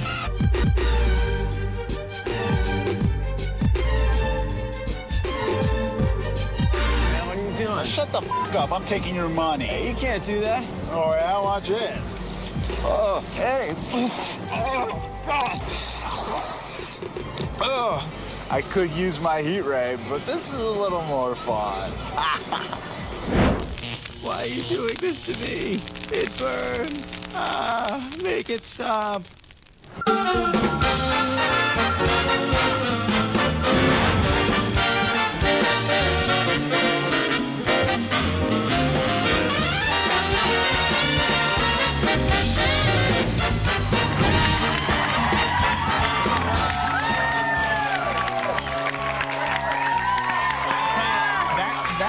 Like this set is like The Sims. It's like you come in and someday there's a new toy or something. I know. I want to be in there. The pool's got a little murky. I wonder what they're doing in there, actually. I'm hoping it's suntan lotion, not a little Zach. creamy. Okay, everyone. Welcome back to Attack of the Show, Las Vegas 06 Live, TV's only source for all the stuff you care about. We are barely live from the den of sin and loose morals that is Las Vegas. Yes, now when you go to Las Vegas, you expect to spend a lot of money. You have to, right? But yeah, basically you go big or you go home. But right. What I learned is you go big and you go home broke is what we do. Right, you're 2 for 1. You're synergistic that way. But I took it upon myself to see how you can get by in this city by spending almost nothing. Seriously, it can be done. Well, that's because you're TV's Kevin Pereira and that's how you roll, right? Better believe it, man. Yeah. And even though I'm sure you perceive me as some high-rolling whale because... No, I don't actually. I don't perceive you like that. Right. You're, $5 tables, $10 tables. Yes, I can be a low roller too. That's great. Thanks. Believe it or not, the life of a cable television darling, it's really not that glamorous. The $100 I make a week doesn't last very far in Sin City. So what's a guy like me supposed to do? The answer's simple. You gotta roll low. Before you start any night of low rolling, you gotta get a little something in your belly. So I hit the Ellis Island for some great dinner specials, like a $5 steak. Oh, but that's not all. These are our tanks filled with brew. We make our own beer. Every night it's $1 beer. $10 into the night, I got $5 steak, and notice 5 beers. That's how you start off a night at Low Roller.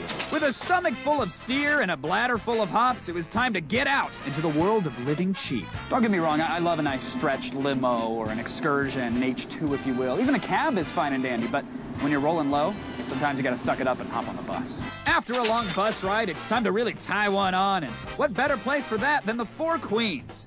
Here, I can drink by the yard for $10 and fill a football with booze for $5. Oh, and of course, I also managed to do a little bit of gambling. $5 in the machine, a couple comp drinks because I'm playing, purchased a few as well. I'm down about $20, and in about 20 minutes, I'm gonna be plastered.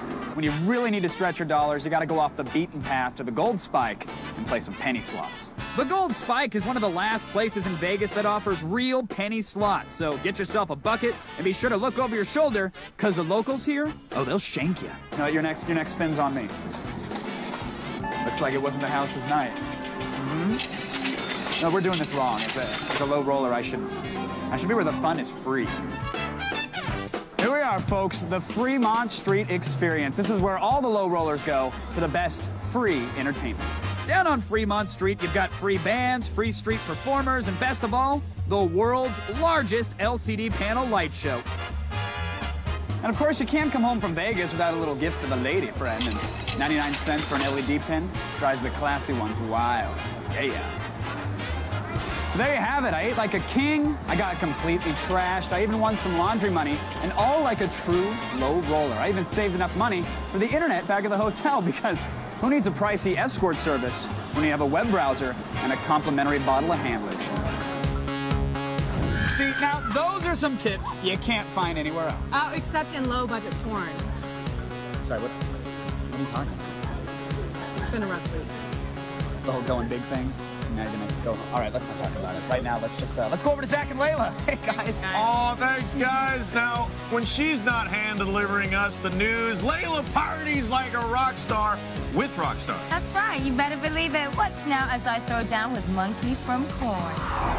Keep holding on when my brain's ticking like a bomb. These guys are doing the Family Values Tour. Tell us a little bit about this tour, Monkey. This is a tour that we started, I think, in 1998. Right. And we kind of had the concept of doing a festival-style tour and having a lot of different genres of bands and bringing bands that we like, you know, that we're friends with.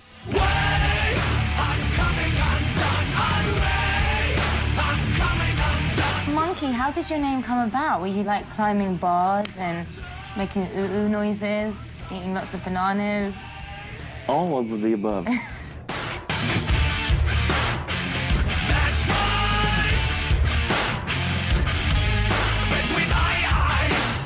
And you are in Vegas, and you look like a really clean-cut guy. I mean, you look like someone that would vote for President Bush. Yeah.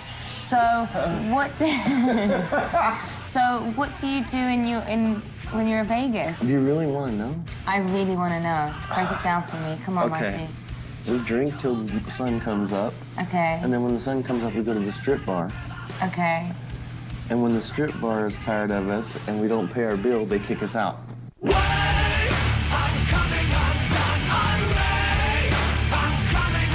Okay, I got to ask you about the hair, because you and Jonathan, are you guys having a competition on who has like the better hairstyle? We're having a dread off, yeah. You are? How do you get these? Like, do you mind if I touch? Do you mind? No.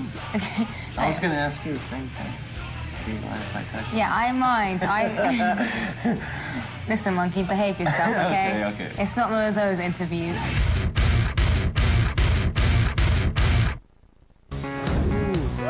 For more exclusive footage of Jonathan Davis and Korn, head over to the pile at attackoftheshow.com. And don't forget that you can hit up our podcast on iTunes or check out G4 On Demand. Just make sure your cable provider has approved That Much Fun for You. It's time to go back to Kevin and Olivia. Nasty. Now there is more waterlogged Vegas action coming your way, so man up and stay where you are. Seriously, bathroom breaks are for suckers. Hey, do you want to make out?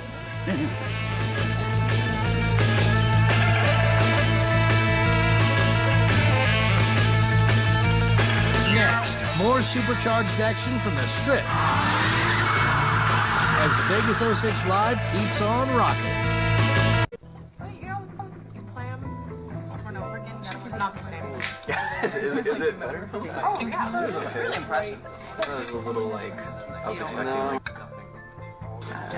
not crazy. That sucks. I think I have to stop. There were some. I saw some I can though. great Jimmy Choo shoes. I want to get if I win. Ooh, unbelievable. Yeah. I can't. Like $300 is not that. Oh my god, what is that? Ew. That's disgusting. Oh, God, you don't get that much hair in something. Ew. Oh, God, whose is that? Oh, no.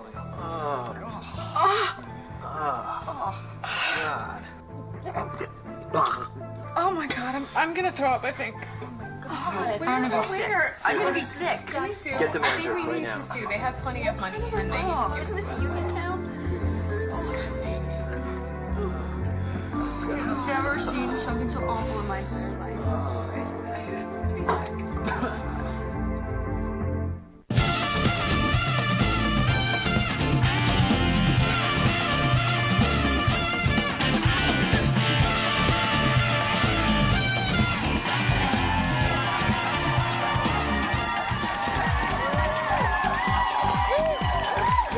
These noodles are so unwieldy. You ever notice that? Like, they're not convenient at all. No, they're not convenient at all. You're supposed to lay on it like this. They keep you in the water. Oh, really? I've been using them as a sea ring in the pool. It's about right. Welcome back to Attack of the Show, Las Vegas 06 Live, TV's only source for all the stuff you care about. I deserve that. I'm Kevin Pereira, and I'm neck deep in either women or debt. I can't remember which at this point. I know, both. That's right. You're hot like that, Pereira. And Talk if about you my eyes. talk about your eyes, that's enough, seriously. Okay, all right, you're right. Come on, narcissistic. Fair enough. Please. Okay, if you guys at home need to detox from Sin City with us, head to G4TV.com and check out the Geek's Guide to Vegas, where we explore the tech side of the glitter and the gloss. Lots of gloss. Lots of like the gloss, including the nuts and bolts of old Vegas. Now, when you think of icons, right, you might think of the Strip, right? Or you might think of some certain names that come to mind, like George Washington, Martin Luther King, Eleanor Roosevelt, Yeah. Seth Green. The Wait, list- well, Seth Green? Seth Green. You mean like the actor Seth Green? Hey, okay, hear me out for a moment, and you two at home, all right. That guy played Scotty in the Austin Powers movies. Yeah. Awesome, all right? He was brilliant as Kenny in Can't Hardly Wait. Don't forget about that. I love the dreads. He also does the voice of Chris on Family Guy, and the dude created the Robot Chicken. Okay, I gotta say, now that I'm thinking about it, he does seem icon-worthy to me. That's right. And if you need more proof, he just wrapped up a recurring role, I hear, this past week on the breakout hit Entourage. What was to be the best line? What was that line? The best line of the season by far, it was, I blasted her in the face like a Jackson Pollock. In the hierarchy of outcasts, there are dweebs, nerds, geeks, and then there's Seth Green. I always feel like a champion of the geek mentality. As the most recognized character actor of our generation, he's the man of 1,000 faces. From an evil son to a love-struck monster. You think you know Seth Green? There's this great myth in Hollywood that I'm like the nicest guy in the world. You have no idea. Seth Green, icon. Okay, Okay, seriously, Kevin, are you that much of a child? I'm this Okay, many. I'm convinced you guys don't want to miss icon Seth Green. Stop, Kevin, just stop. Okay, no, now it's mine. It's mine now. All right, take the You play nice. Sorry. All right, catch Seth Green icons this Saturday at 7:30 p.m. Eastern, only here on G4. I wonder how much penicillin I'm going to need to put in my mouth on that noodle. It's been in our pool all week. Okay, all right. Be sure, be so sure. Vegas is full of casinos with high-end technology built to rip you off, Yeah, right? that's right. Rip It me is. off. And usually Lil Will would be right on top of that, but now he's in Sin City, and this time he's checking the bullet points on bitches. Really? Seeing as Attack of the Show is in Las Vegas, I figured I'd show you punks how a true player does it in Sin City. This week, I'm not hooking you up with deals on technology, I'm showing you how to make the ultimate hookup. I'm talking about bitches. Charlie Sheen said it best. Pimps like us, we don't pay hoes for sex, we pay them to get the hell out of here. We're better to hit and run than a brothel. Check the bullet points. The women at Sherry's Ranch are no joke. They're all fine as hell, medically tested, and you negotiate the price up front. He's been a very bad boy. Everywhere you turn, there's some dude handing you a flyer for some dope-ass bitch who'll come to your room 24/7. What's not to like about that? Can I help you, baby? What's up? Hey, I'm Kelly from the Vegas call service. Ooh, baby, I think you made a mistake. Oh, no. There's no mistake, baby. No, baby, this is... You gotta pay for this, mister. Don't you try to get out. I want to be Check the bullet points. Don't get played, player. While the bitch on the flyer is fine as hell, I guarantee that ain't the one that's gonna show up at your room. Also, while the prices might seem good, you may wake up minus a kidney. Or two. If your bankroll's not on swole, a regular chick might be your only option. But don't get me wrong, there's some fine ones out there. Check the bullet point. Regular bitches come in all shapes and sizes, and you can find them anywhere. School, work, the bus. Hell, you can even find them in church. And best yet, if you play them right, they're free. That's it from Vegas, bitches. Be sure to check out my blog at attackoftheshow.com. And sweetie, can you come to prom with me next week? I said prom? Yeah. I'm out of here. Where are you going? You know, either Little Will is going to be a star or the dude's going to be in prison. Yep, check the bullet points, bitches. Man, I just can't stop saying that. You've grown a little bit. Throw it, not show her. Yeah, I got some surgery. That's rude. Despite restraining orders, threats of violence, and the complete breakdown of our bodies, the party here, it's not going to stop. Come on back for more Attack of the Show, Las Vegas, 06 Live!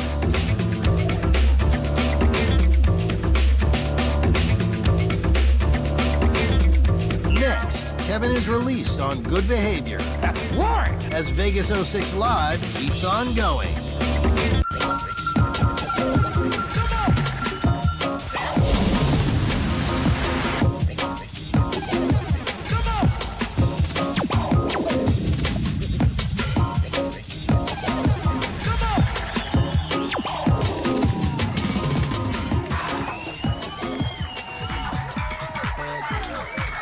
You know, last day in Vegas, why not one for the road, sweetheart? Why not two for the road? Make it 4. 4? Bring it. Cheers. Bring it. No. Cheers.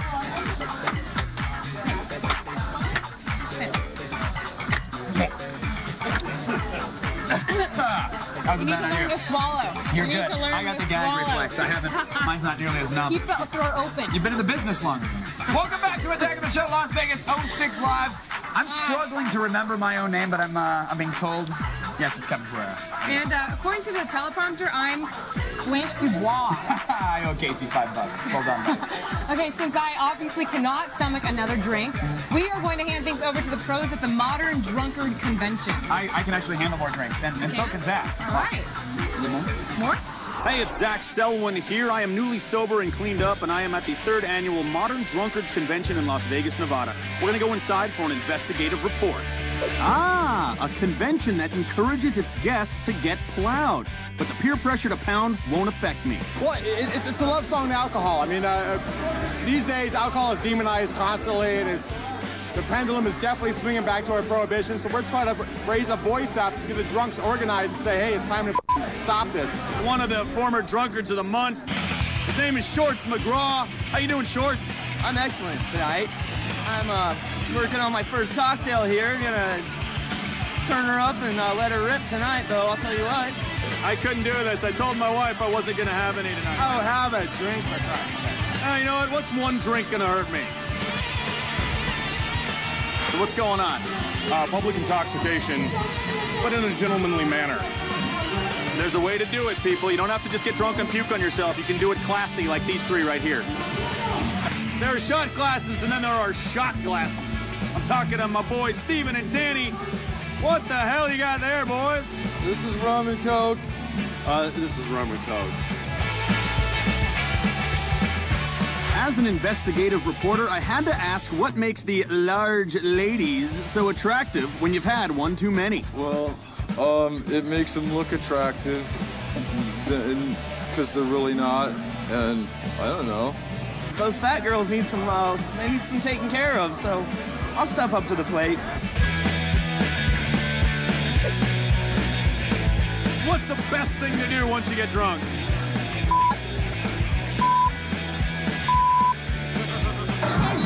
Yeah. Come have a few with us tonight. Okay, where's a few with us happening? And what does a few mean, and what does with us mean? What's up? Just walk. Oh!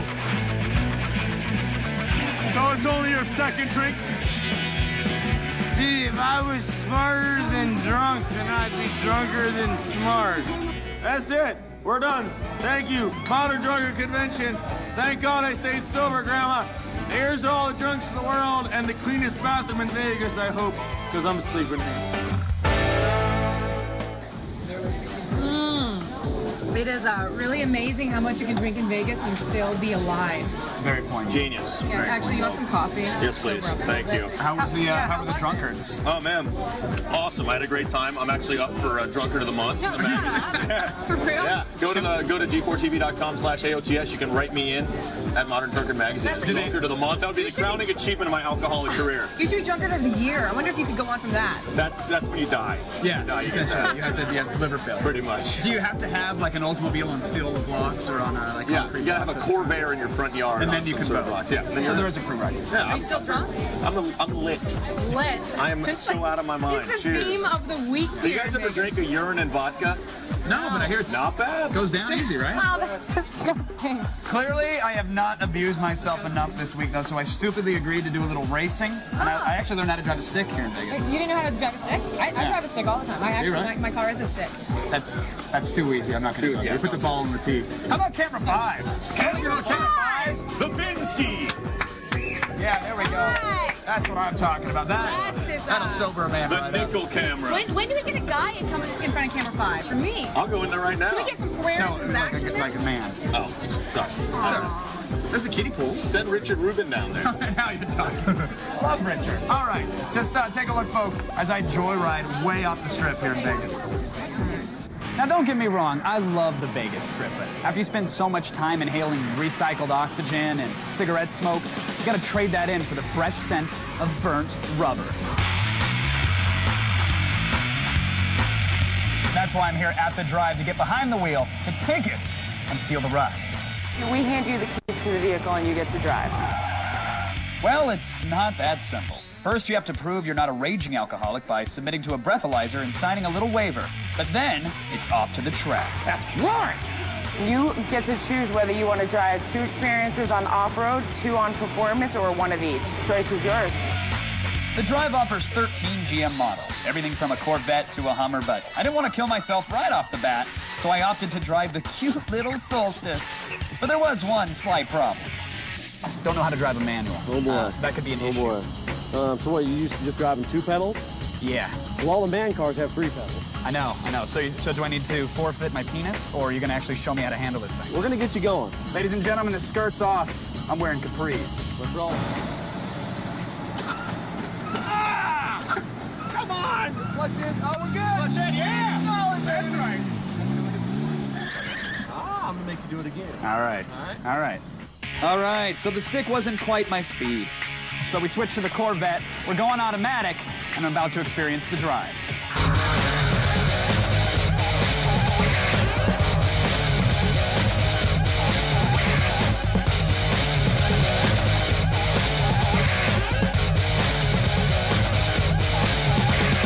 But no trip to the track would be complete without a little 4x4 off-roading. It's the perfect way to end the day after some high-performance action.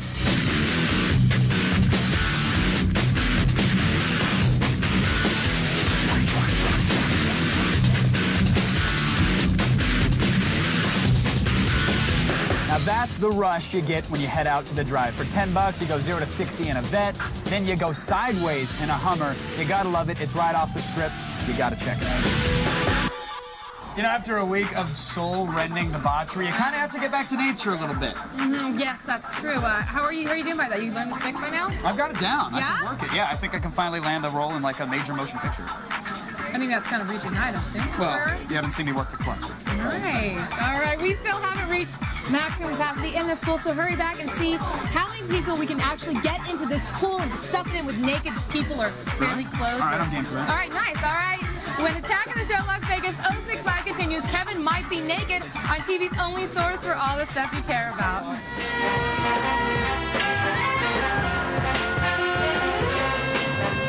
Next, all the Kevin, Olivia, Layla, Zach, and Will you can fit in your mouth as Vegas 06 Live continues. I'm trying to find this convention center. I think I'm lost. No, I passed fake New York. I passed the plastic Eiffel Tower, too. Was that the green neon or the pink neon? Is it No, I'm at Las Vegas and Flamingo. I'm right there.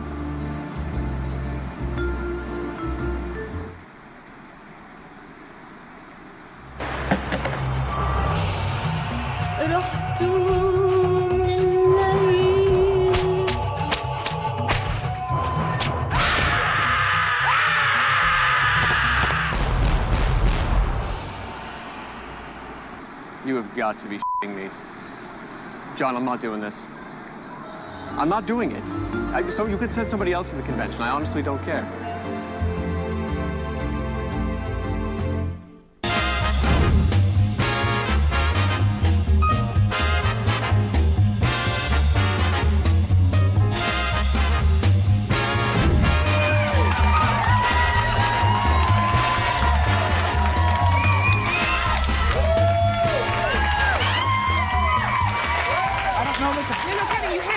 I don't even have insurance on my car. Why would I get insurance on the dealer? Because that's you don't want to get insurance. I don't get insurance. Okay, I don't and get I always insurance. all week long I've been hitting on a 16. You're hitting on a 16? Hit. 17. Good. We're good. And I've got a 6 and I'm hitting. 16. Guys, if you're ever in Vegas and you're low on money, just do the reach across the table trick. You snap over here, dealer's distracted, you come back with a whole stack. It's Kevin, really, it's that easy. You know why it It's doesn't that work? easy in Because Vegas. there's cameras upstairs and they come in and they drag you out and they There's beat you cameras like right here. Talk to it. Hey everyone, welcome back to Attack of the Show. Las Vegas 06 Live. We've been here all week poolside and it's been an amazing experience. Yes, yes. What's the biggest thing you've learned in Vegas aside from the cameras being around everywhere? Don't play next to Pereira and dollar bills chafe when stuffed in a G-string. Amateur. Yeah, you try it. I'm just saying cocoa butter. What's your Now, we've been trying really hard to show you everything that's cool in Las Vegas. And, I think we finally succeeded. Yes, yes. One more for you folks. We're going to take you inside the Star Trek, the 40th anniversary celebration at the Las Vegas Hilton. You're making a mess. Now you're being a child. I'm here at the 40th anniversary Star Trek convention in Las Vegas, where I'm obviously dressed as an original Klingon. This is so not gangster. What's your name, sir? Admiral Ken Krob. Okay. Starfleet Corps of Engineers. And your little assistant here? This is Mr. Data. He's an engineer also. I'll give you a Klingon joke. Yes. 2 Ferengis in a bar. Okay. I go in and kill them. People come from all over the world. Well, actually the galaxy to meet up and talk Trek. Let's go meet some of them. Find out why they would make this pilgrimage to Las Vegas. Okay, so you're here from Trek to the Troops. What exactly is it? Well, Trek to the Troops is an armed forces style tour where we're actually taking cast members of Star Trek overseas to entertain the troops. Live long and prosper. Blah. I was one of the Orion slave girls from Enterprise. Miraz is the character I played. I love this convention. Actually, this was the first time I ever did a convention here in Vegas. This is my first year here. Okay. So, yeah, it's been first year in Vegas, too. So, very exciting. Lots of people here. Very fun. Over the past 40 years, the Star Trek franchise has raked in millions upon millions of dollars. With a new film coming out in 2008 by J.J. Abrams, safe to say that things aren't stopping anytime soon. We boldly went where many have gone before, and I'm happy to say that I survived life as a Klingon. Now I saw this really hot Orion slave girl back there. I'm gonna go holler at her. Yes, if you're a diehard Trekkie and can't get enough, make sure you make some plans to spend Labor Day right here on G4. Yeah, you can play. Yes, because we're taking you to a Star Trek fans paradise. Don't miss our Star Trek The Next Generation Labor Day Marathon on Monday, September 4th from 5 p.m. to 11:30 p.m. Eastern. I think you're supposed to. There's something. To that. Something like that? I don't really know. You might be pregnant. No. I'm not sure. Starting September 5th, Star Trek 2.0 debuts at a brand new time. You'll now be blasting off with Kirk and Spock at 6 p.m. every weeknight. I've lost all sense of time and place, to be honest. But I know that we will still be here after this commercial break. Please say the same. Yes. I think they should, right? We should say the same, because I'm going all in. Going all in on a 16. I'm all in. The I'm all TV's in. only source of all the stuff you care about. Go. Go all in on blackjack? You can.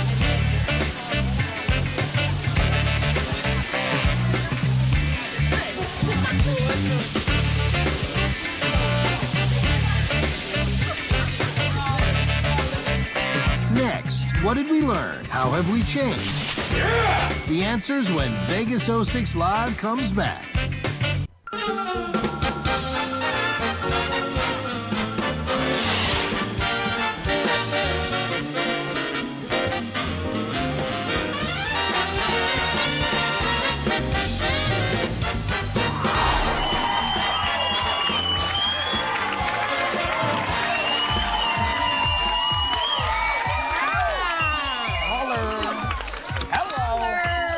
Attack of the Show, Las Vegas 06 Live TV's only source for all the stuff you care about. We are refusing to let the party end. Not gonna It will end. not stop, despite what our bodies and our on-set medics say. Hello, everyone. Kevin Ferrer. Hey, what's up, everyone? I am still Olivia Munn. We have collectively lost more brain cells this week than a meth addict on payday. Really? And that's true, because I did the math earlier in our suite, and I was like, You don't I let the dealer carried do a the math 3. for you?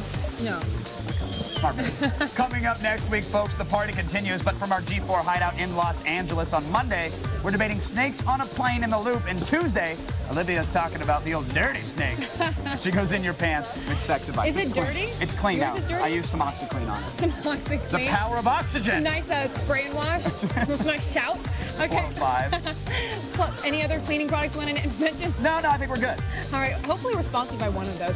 Plus, Wednesday, we have MySpace hotties that'll make you easily forget all these poolside babes. And then we round out the week by talking to Mark Wahlberg about Invincible. He is a great guy. So nice. Dreamboat. So gorgeous. Now, we've all pushed ourselves to the limits this week, but Olivia, as usual, she went above and beyond, folks. That is right. When all these other went to bed, I hit the clubs. He hit the bed, I hit the club. So it's fitting that we close things out with a look at the red hot nightclub Rainbow.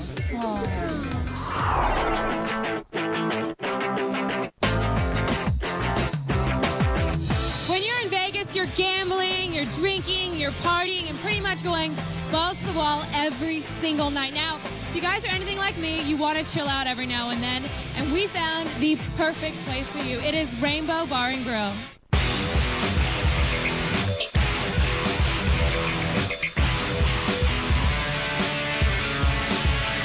If a guy sees you and they want to impress you, what do they gotta do? Buy us a drink. Yep. I think we found our lushes, folks. I think that. Are you drunk right now? Not yet. Getting there. Getting there. We haven't found the guy. So we're looking for boys to buy him drinks.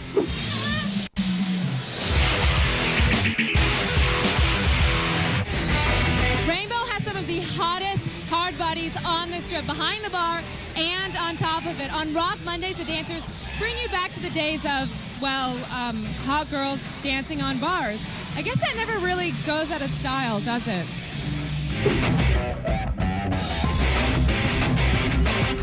So is this a place where you come to meet people, to hook up? Yeah, you know what? Yeah, I do. Yeah. Okay, yeah. So if a girl wants to get your attention, what does she have to do? If you're gonna get my attention, I'll just look good when I'm looking down from the stage, looking at her. So basically, all you have to do, girls, is be a girl and watch this show. So if you want a place to hang out and just chill with your friends and not worry about some pretentious list, you gotta check out Rainbow Bar and Grill. See, there's good people around everywhere. Is that the lead singer from Winger? Yeah, it looks like fun. I'll give you that. Yep, your girl likes to party all the time. Party all the time. Yeah, but right now I'm pretty pooped. Are you? Pooped. And I only say pooped because it's in the prompter. I don't think I've ever used that word in my normal day life. Well, that's fine. You be pooped. But you know what? Vegas all week long has pooped me out. That's true. That's it, folks. I honestly think that we've squeezed every ounce of fun juice that this godforsaken city has. And yet the party still will not end. Even if they want to try, they can't stop us. Go to g4tv.com/AOTS and dive into the pile for outtakes, exclusive footage, and more fun than we could fit into a week of shows. Is that diving? I'm gone. That's really sad. I'm gone. I know. Because you're too young to know that move. I'm sorry about that. And of course, iTunes is hosting the official podcast of the show so we can continue to pleasure you with sweet sounds. Audio. We'll see you Monday, folks. Back in Los Angeles for your regularly scheduled Attack of the Show. All new and original. You love it. Did you guys have a good time? You guys have a good time. Shaking? Amazing. You are shaking. But it's hot. Thank you, Vegas. We had a blast. Good night, everyone. You guys. We will see you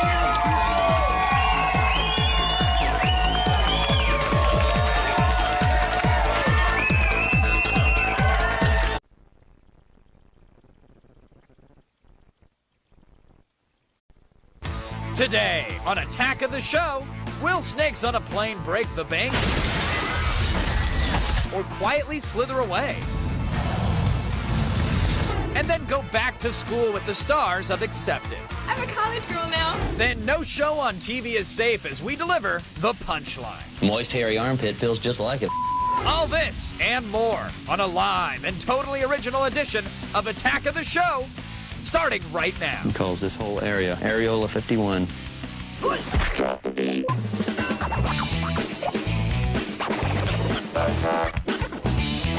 What's going on here? Think upon this. Attack. Attack of the show. Attack.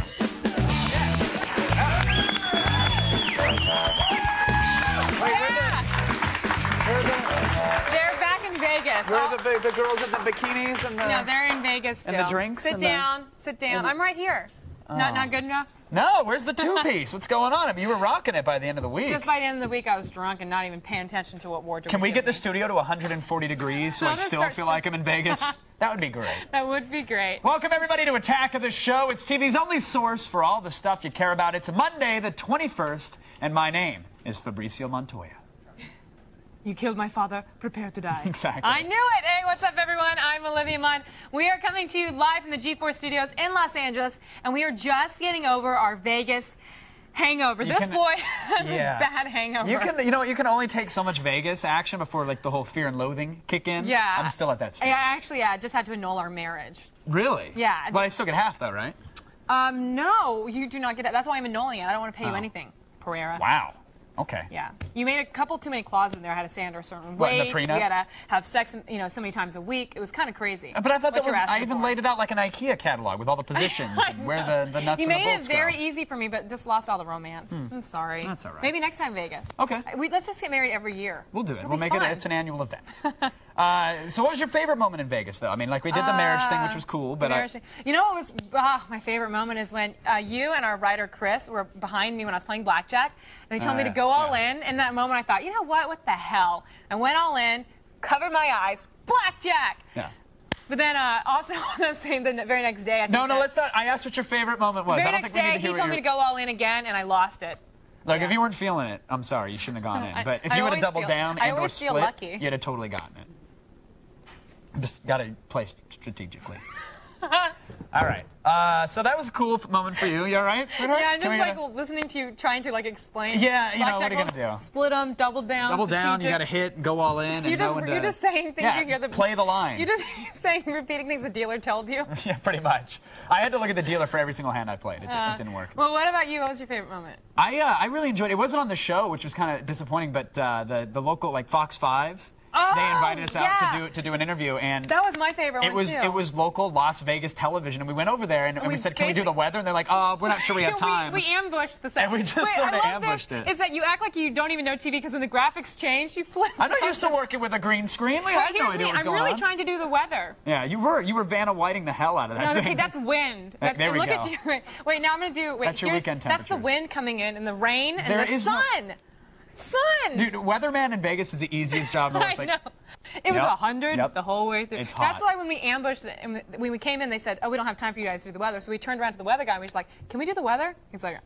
I don't care, whatever. Because he doesn't have anything to do. Go for it, it's sunny. No, really nice guy. It was really, really cool show, too. It was really fun to watch. I want to ambush the weather everywhere. Also, we ambushed the segment because we were done with our interview, and you continued to do a special announcement, which was my candidacy for governor. We actually have some really big news right now. We'd actually like to make an announcement. Okay, but we are getting a wrap. Go ahead, though. Go ahead and announce. I'm running for governor of California. Yeah, so I wanted to announce my candidacy. That's here in Nevada. We're petitioning in Nevada and Arkansas, very huge. We're probably going to concede that Wisconsin will not jump on the Pereira bandwagon. But we're really excited. So. And you'll be running against a porn star, and I mean that seriously.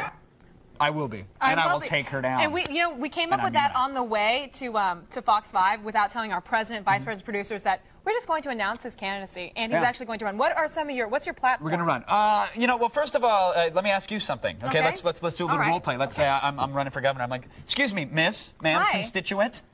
Olivia, nice do you like global warming? Oh no, I hate global warming. What about traffic? Oh, hate traffic. Illegal. Done.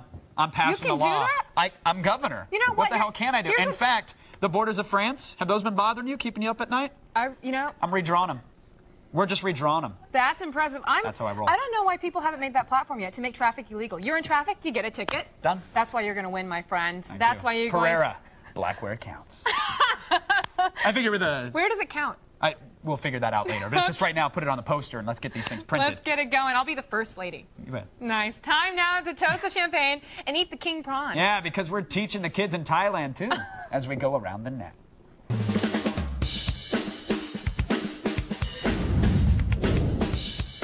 First up, you know those attractive Hollywood A-listers who get paid millions of dollars just to look pretty? Thanks, Kev. Well, some blogger with Photoshop and a little time on his hands decided to give them a taste of their own medicine and turn them into fat asses. That's when you come back. Angelina Jolie, look here. Oh, that's Angelina Jolie and her baby daddy, Brad Pitt. Bad Pitt? Look at that. No, I mean, he's going to look like that in 5 years anyway, so that's He doesn't need Photoshop? No, that's probably legit. You're just jealous. You can't forget smoking hot tennis star Anna Kournikova. Hello. Let's see. Look at that. Wow. Those are some, wow, those are some thighs. Those would choke a man. They could. She couldn't hop over that Do not venture downwards with that, boys. And finally, there's the very lovely Britney Spears. Whoa! Wait, Kevin, hold on. Seriously, I don't think that picture's been doctored.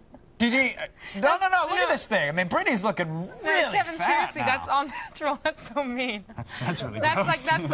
She's pregnant. I know, but dude, you don't have to, like, you could see, like, the baby crowning in that skirt. Like, you don't need to, like, if you're that far along and you're that big, you don't really need to be rocking that outfit. You can see the Cheetos bag imprint on the kid, too. Yeah, that's out. really unhot. I promise when I get pregnant, I'll never look like that. Appreciate that. Appreciate Very that. nice. Well, up next, it's a very fitting segue. It's the World of Warcraft whores. That's right.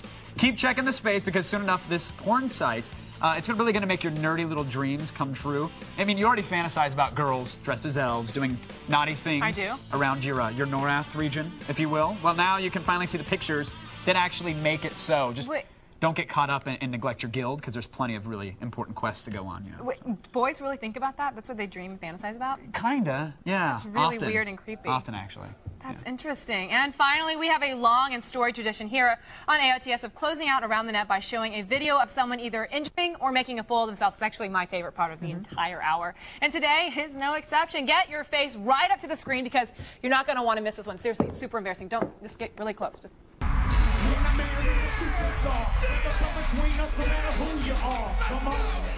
Just get it, you feel it, you lose control. This is that hip hop flavor mixed with a little bit of rock and roll. I love it! You know, I actually watched the Teen Choice Awards last night because they kept teasing that K-Fed was going to be on. If I knew he was going to do it, I would have watched. But I didn't realize just until literally just now, watching that clip again, that he only... Like, he didn't get that you should sing the chorus and let the the backing track back you. He backed the singing track behind him during the chorus. He only says he's only saying like every word. He's like, get it and hit it and split it and with it. And it's like, no, dude, there's lyrics in between. Don't let the CD that's in the thing do the work for you. I wasn't going to be surprised if he was bad, but I'm just so happy he's so bad. It just makes the world right again. You know what though? Like the mix was terrible. That's not his fault. His album's still going to be huge. That track is going to be popular, and I'll probably be thumping it in the Subi. You're lying to me, right? Oh, swear to reclining the seat. You lie. Doing the ghetto lane. We can't be friends. Okay, that's enough internet for today. And hit. Go to attackoftheshow.com for the links to everything you just saw. We are not friends. If you support him, we're not friends. No longer. That's fine. Friends with benefits. Right now, it's the only news that you need to know. Here's Layla Kaylee to tell us what's coming up in the feed. Thank you very much, Kevin. I'm still hungover from Vegas, but I'll do my best. First up, after months of hype, did Snakes on a Plane finally cash in at the box office? Stick around and I'll fill you in. Plus, it was South Park versus The Simpsons at last night's Creative Emmy Awards, but only I know who came out on top. And finally, guess which Transformers will be making it to the big screen? The studio has spoken, and I have the inside scoop. All this and more coming your way in the feed. But first, back to the couch. Thank you, Miss Kaylee. All right, let's now... Oh, Zach, Yeah. You all right, buddy? What's going on? Sorry. He's got a lot of hair. He's got to make sure that it stays beautiful. Tame the beast. Remember that first day of school when you spent like 3 hours on your due? You wanted to look money walking through the halls? Well, the kids are going back to school already, and it's time to tap those kegs and start the panty raids. You know what I'm saying? Did you guys ever get in trouble at school? No, I never got in trouble, but my mom was mean. She would have killed me if I ever got in trouble. What about you? I almost got expelled twice. Shut up. Yeah, For what? I had this website. I did videos, and one time I used dancers from the special day class. Yeah. Wait, the special day class? I hear you, man. Yeah. Hey, they're people, too. They had fun. They were in it, but the school didn't appreciate it. Did you abuse them for them? No, they were dancing. One of them was raising the roof, but one of her arms was shorter than the other, so it was kind of like... Hey, you know what? It was like a Tahoe slanted roof. You know? At least it was classy what you're doing. I married Kayla Turnode, one of my teachers. No, you did not. You lie. How old were you? I was 17. Wow. Pretty hot. Mrs. Deegan, nice to see you, baby. How's it going? It was worth the 4 days off. Was she hot? Was she hot? Later on, I'm going to take you guys on a little campus tour of the new film Accepted, and we're going to talk with the star Justin Long, who's weirdly often mistaken as a Mac computer. You know that guy, right? I'm a Mac. I'm a PC. I'm a PC, yeah. He's also an actor, you know? Yeah. He's a Mac, he's an act, he's a Mactor. There you go. See what I'm doing? I like that. That's good. He was really funny in The Breakup. I don't know if you guys watched that. It's a chick flick, kind of, but... I didn't see it. All I know is that Vince Vaughn did a lot of this. Why would I want to do the dishes? Olivia just cuts through and speaks right to the demo, though. I love that. You want to talk about any Freddie Prinze Jr. movies or anything like that while we're at it? Or Let's talk about Summer Catch, guys. Oh, God. Was he not a... Okay, you guys, I don't watch Freddie Prinze Jr. movies. Oh, you pitched right to my heart. Nice catch. I hate you both. It's been no. Speaking of movies, seriously, it's been a summer of box office disappointments. It's been really sad this year. And the saving grace was supposed to be those mother effing snakes on the mother. We know the line. We get it. We got it. Despite the cult status, the film failed to really attract a big audience. Didn't happen. That's right. Snakes on a Plane estimated weekend gross of just under $14 million, narrowly lost out to Talladega Nights. Now, you were just telling me that if they didn't include the Thursday Nights numbers, they wouldn't have even beat Talladega Nights. Now, they're allowed to include it in the weekend box office. But yeah, I mean, Shampoo on a Plane was more of a threat than this film at the box office. Like this last week. I know. Don't bring that L'Oreal. Well, okay, I'm sorry. Toothpaste, Scope. Yeah. Pantene Pro V and suddenly I'm Al Qaeda. Whatever. So why didn't supposedly both the best and the worst movie ever find an audience? Like, why didn't it happen? Why didn't it? Well, we want to know what you guys think. What were you guys thinking? Was Snakes on a Plane's buzz stronger than its bite? Vote at our website, attackoftheshow.com, or text your vote to G4TXT. That's 44898 to vote. And register for your AOTS Live news alerts. Very important news alerts.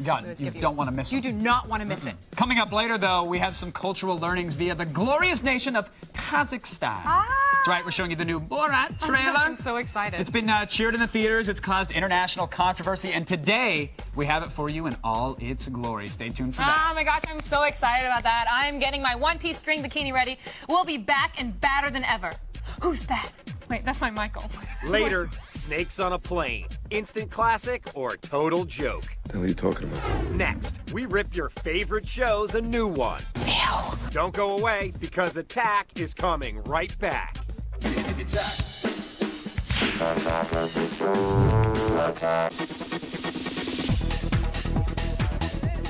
Get it? Hey! Welcome back to Attack of the Show. We're live. Yes, live, folks. Now, look, I'm not going to beat around the bush with you guys. I respect you. And honestly, I want to keep it very straight with you. That's why I'm just going to come out and say it. It's punchline time. Punchline, get it? Yeah. Pee Wee Herman is back, folks! Wait, where'd he go? There was this thing with he went to a movie. It was like a theater, the porno, and doing some of the old, the Yahtzee. And what's yacht? You mean just playing a board game? Playing the dice game. He was in Vegas? He wasn't in Vegas. He was just at a theater. Oh. It was a long time ago. I loved Pee Wee Herman when I was growing up. Yeah? Give me her Pee Wee Herman laugh. Is that it? Wait, I really don't know how to do a Pee Wee. Wait, did you actually watch Pee Wee Herman? Yeah, I think. It sounds like a baby walrus. Wait, did he do something like this? Like a seal in heat. Did he? Okay, anyway, in this Jimmy Kimmel clip, I don't even know how to. Jimmy Kimmel clip, Paul Rubens shows off what the next talking Pee Wee doll will actually say. This is what they want me to say for Pee Wee doll. That's hot! Oh, I see. So they're updating it now. Yeah. For the, I see. It's supposed to be contemporary. Seacrest out! What are you looking at, sugar tits? That's what you told me it is, right? No. Damn it! No. Wait, do Chewbacca, just so we clear out the... Yeah. Olivia Munn, available for bar mitzvahs, folks. She's got a woman of many talents. As long as you get my, as long as you hit my rating, then I'm good. As you should. You should. Well earned. Next up, the new Adult Swim show Metalocalypse, which is pretty much awesome. Yes, the band Death Clock wants its metal to sound so hardcore they're going to record it in a submarine. What about that? What does this lights mean? He will die without safety briefing. Hey, I'll take it from here, okay, buddy? Squizcar, I think I need that safety briefing. Oh, really quickly? The reason I come in here was we're all going to order some food. Do you want something? I can't think about it now. What are these buttons flashing? Start thinking about what you want, because honestly, I'm starting to get hungry. Anything, no gnocchi or okay, something. I'll write that down. Fill it up. Oh, by the way, don't screw this one up. What is this button? I think I need it. I gotta get going. See you later. Wait, did you see that? Was he submerged in that pink crap that Ed Harris had to breathe in the abyss? That oxygenated water? The best part was when they put the mouse in it, and the mouse was like, and then it just starts doing the breathy little, the chomping thing. But then how did it go? Do that again? Yeah. All See, right. I made you do it now, yes, too, thank right? You. Now you feel like an idiot We're like even. I do. And finally, I'm going to have to take this serious for a second. You remember last week, actor Bruno Kirby passed away, sadly, of leukemia. Yeah, of course, it was really sad. It happened out of nowhere, and no one knew it was happening. So what does the local LA news station do? Well, they visit a celebrity event and then callously break the news to unaware stars. On camera, nonetheless. In this week's most unintentionally funny clip. As fans and celebrities filed into the Pantages Theater, prepared to enjoy the opening night of Dirty Rotten Scoundrels, I broke the news that Bruno Kirby had died. Yes, he was, he played my mouse husband in Stuart Little. What? Oh my God, are you kidding? Oh, that is horrific. Oh, that's horrible. Oh my God. What? Bruno just died. When? Several hours ago. 57 years old. Of what? I'm kind of breaking it to everybody in the line. I didn't know that. I knew him. I didn't work with him. Oh, no. He just died. No. 57 years old. Oh, my gosh. No, I had no idea he was ill. I had absolutely no idea. What a D-bag. What is wrong Did you with hear how people? excited he was, too? Like, and I broke the news to him. He was He's so like, "Here we go." excited. They hang out in front of, like, the AIDS clinic. By the way, you're positive. It's like, no, like, you don't need to, like, hang out and surprise people with like, terrible news. Like, stop I know. it. And he was, I like how he set it up, like, so did you work with him? Yeah. Was he fun to work with? He's dead. Yeah. Yeah, you Here's a great guy. Did you really enjoy him? You won't anymore. Oh, my gosh. You gotta love local news. Yeah, and that's the punchline. Of course, we're going to have even more punchline for you every single Monday, so now there's really no reason to watch anything else on TV. All right, still ahead, we'll bring you all the gaming news that's fit to talk about on a television show, including the latest rumors, which have become as common as corruption scandals in Brazil. Did you know that they're very common there? Very, very common. And we'll talk with the stars of a movie about college rejection titled Accepted. Oh, the irony. I just got it. How delicious. Stay tuned to TV's only source for all the stuff you care about. What's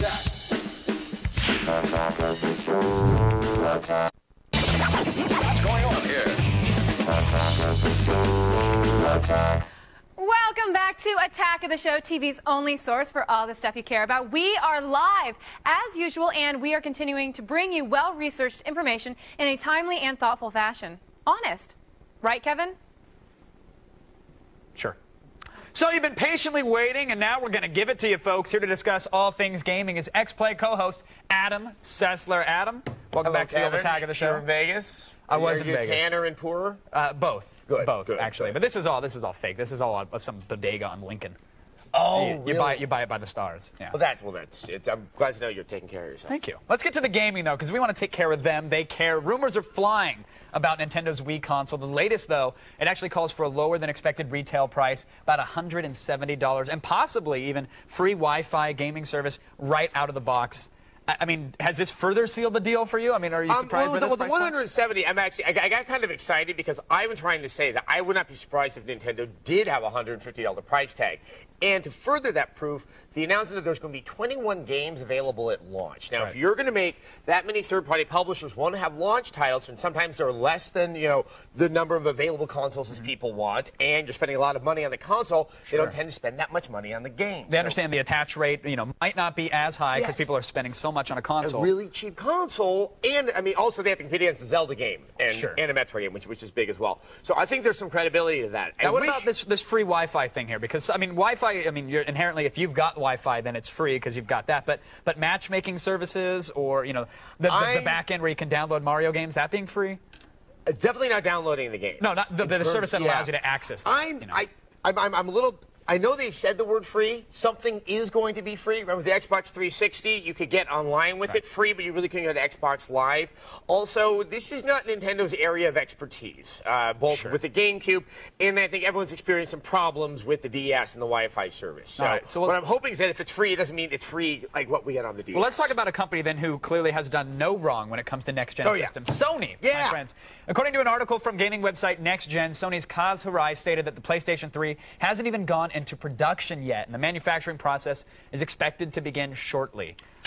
There's going to be like 4 of these things available in November, There is going to be a shortage. Kaz Hirai himself kind of said that. He didn't say 4, he said 700,000, which for each territory, that's not a terribly large number. Sure. I don't think this is as big a deal as what I thought when I first heard it, just given the fact that Microsoft was in pretty much the situation. The PS2 pretty much had this exact same thing. Remember when they cut it down to 500,000 from $1 million? Right. This happens every time. I'm not 100% that not going to production now is going to put them at any more of a deficit than what they've already sort of conceded is going to happen at launch. It's going to be really hard to get a PS3. I think people should just expect that. Either get on a list now or wait until they figure it all out. I think the big question is, are they going to sell bundles? With a $600 console, do you have to buy a bundle? They've got to. They've got to, especially with such a shortage. But Yeah, exactly. We'll see, of course. Finally, a shocking bit of news. Very quickly here, Infinium Labs announced that the mystical Phantom gaming console is no more. No. Instead, the Phantom has been downgraded to an online game service, kind of like what GameTap offers, most likely. They're also going to sell this wireless keyboard and mouse thing that they've come up with. You were shocked by this announcement, right? I heard you crying in the keyboard. Yeah, you know, I was crying. We'll never get that minute and a half we just had talked about the Phantom back. We knew from the beginning, right? Literally, when this started, I'm like, no. And they're like, Adam, do you have a comment? I'm not commenting on something that sounds like a Phantom. Right. It's obviously, I'm not going to say anything to get me in trouble. I've been suspicious about everything that surrounded this. Well, even Kevin Bacchus was here on the show a while back demoing it, and I said, that. I was here. Is this really coming out? And people were like, why didn't you grill him? I'm like, because, well, the guy said it is, but no one really believed it. I lost a bet in a poker game. I don't know. I mean, really, the Phantom has sort of been this, why are we spending time on it? Why are we talking about something that doesn't exist? Right. And almost by its name alone, it seemed to be kind of like mocking people who are trying to take it seriously. Well, now don't it's worry a about that GameTap anymore. thing. It's gone. We won't be spending any more time on that little console. That's all the gaming news that we could scrape up today, but of course, you can look forward to listening to our Gems of Gaming Insight every single Monday. They sparkle and shine, just like Olivia Munn. Aw, thanks, Kev. Now, don't go anywhere at home. We've got plenty more stuff to learn you on. This is the washing machine, for example. Coming up next, we'll meet the stars of the new movie Accepted. Then we'll check in on Snakes on a Plane in The Loop. Today's gaming news was delivered to you by Domino's and the new XLP pizza. Get the door, it's Domino's.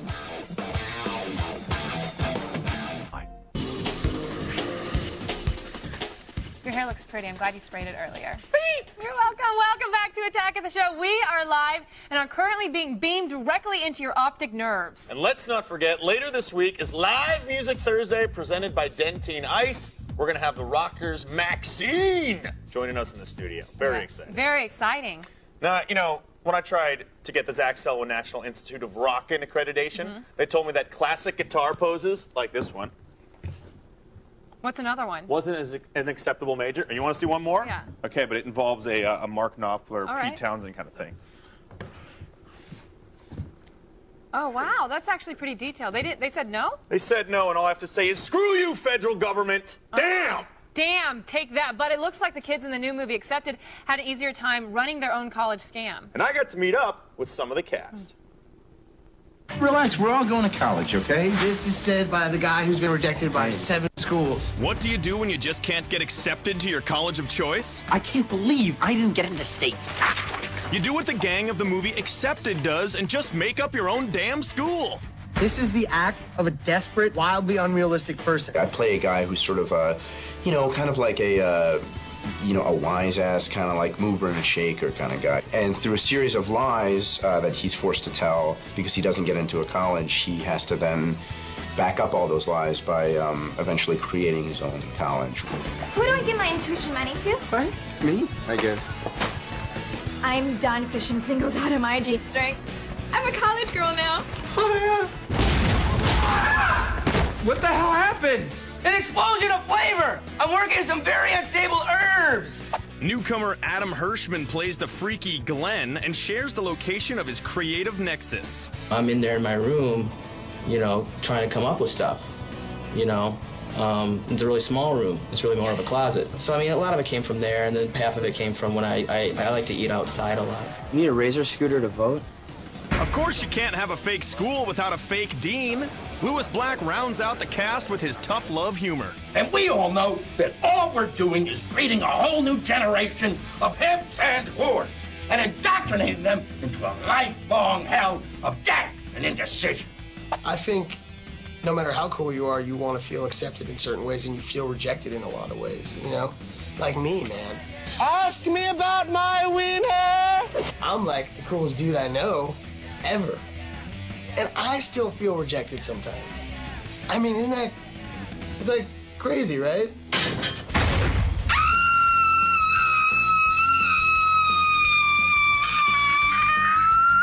What the hell was that? It'd be really cool if you guys wouldn't tell people I scream like that. So if you're a reject who rejects rejection, join the club and get in line to check out Accepted. Can't believe this is a class. Yeah. I didn't know that guys can scream that loud. Can you scream like that? Just more gutter. Accepted is in theaters now, along with Zoom. Yes, but right now, here's the only news you need to know. Hey, Layla, did you go see Snakes on a Plane? No, I didn't. Did you guys see it? No. I did not yet. I actually stood up Kevin by accident. I'm still recovering from our Las Vegas trip, so... Ooh, that was one for the books. Anyhow, I'm Layla Cayley, and it's time to start the feed.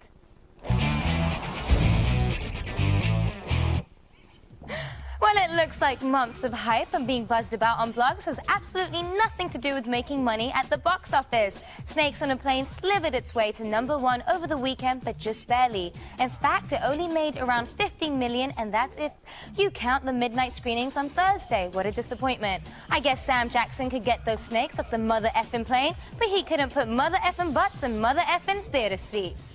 The Animation Emmys were handed out last night, and it was a classic showdown between The Simpsons and South Park. Despite South Park having the more controversial Trapped in the Closet episode on their side, it was Homer and company who came out on top. For the 9th time, The Simpsons was named Best Animated Series, winning for their episode The Seemingly Never-Ending Story. Too bad, South Park. I guess that's what happens when you mess with Tom Cruise and Scientology. Fanboys, you can officially start peeing in your pants. The Transformers that will appear in Michael Bay's upcoming movie have been announced. According to the film's writers, lots of your favorite robots in disguise will be making their live-action debut. Of course, Optimus Prime will show up, so will Bumblebee, and the Decepticons. Megatron and Starscream aren't going to be left out either. I just hope they didn't forget about Grimlock. And you can see these Transformers in all their CGI glory when the movie opens on July 4th of next year. And finally today, you've probably had this image burned into your retina since you were a little boy. Of course I'm talking about Princess Leia as Jabba the Hutt's slave. Who could resist a chick in that gold bikini? Well, now there's a new way to see the princess, and it's in that Star Wars Lego game. Some horny gamer has played it long enough to find Leia in Lego form. A little flat-chested, but still pretty hot. Well, that's all the news you need to know. Be sure to check out G4TV.com/thefeed for the stuff I didn't have time to get to. Now we're going down like London Bridge because you've just been fed. Back to you guys.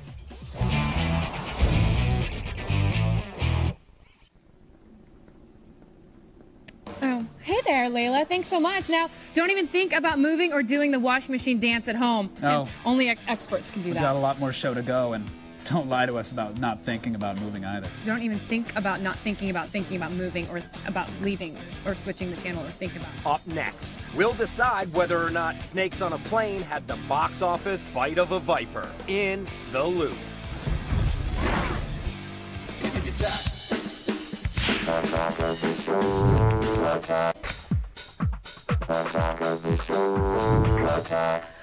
Welcome back to Attack of the Show. I'm so glad you guys came back to see us. TV's only source for all the stuff you care about. We are live, and we're talking snakes. Before the break, was Snakes on a Plane's buzz stronger than its bite? Well, 73% of you say its buzz was stronger than its bite. Let's go over to Kevin to get the debate started. But was its buzz stronger than its bite, Olivia? Think about that. Snakes on a Plane had the title, it had the marketing buzz, it even had Samuel L. Jackson, but in the end, it failed to fill the theaters. Now, did Snakes on a Plane get a bad rap, or were audiences just tired of the concept long before the film even opened? How about we discuss it in The Loop?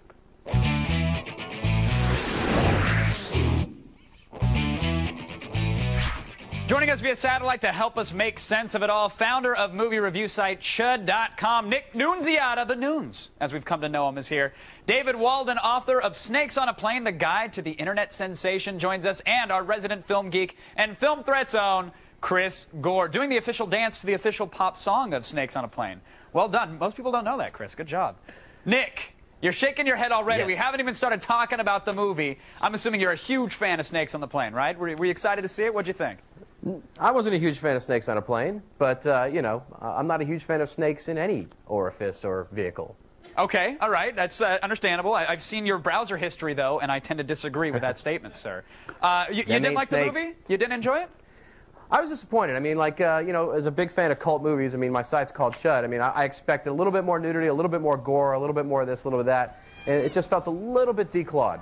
Chris, what about you? I mean, we knew this film wasn't going to be Citizen Kane exactly. Were you upset with it as well? No, first of all, I loved it. I thought it was fantastic. To quote Pete Vonderhaar's review on Film Threat, it's simultaneously the best and worst film ever made. But give me a break. Nick, when you're aspiring to make a bad film and you succeed, which is kind of a Zen question in itself, give me a break. How could you not like it?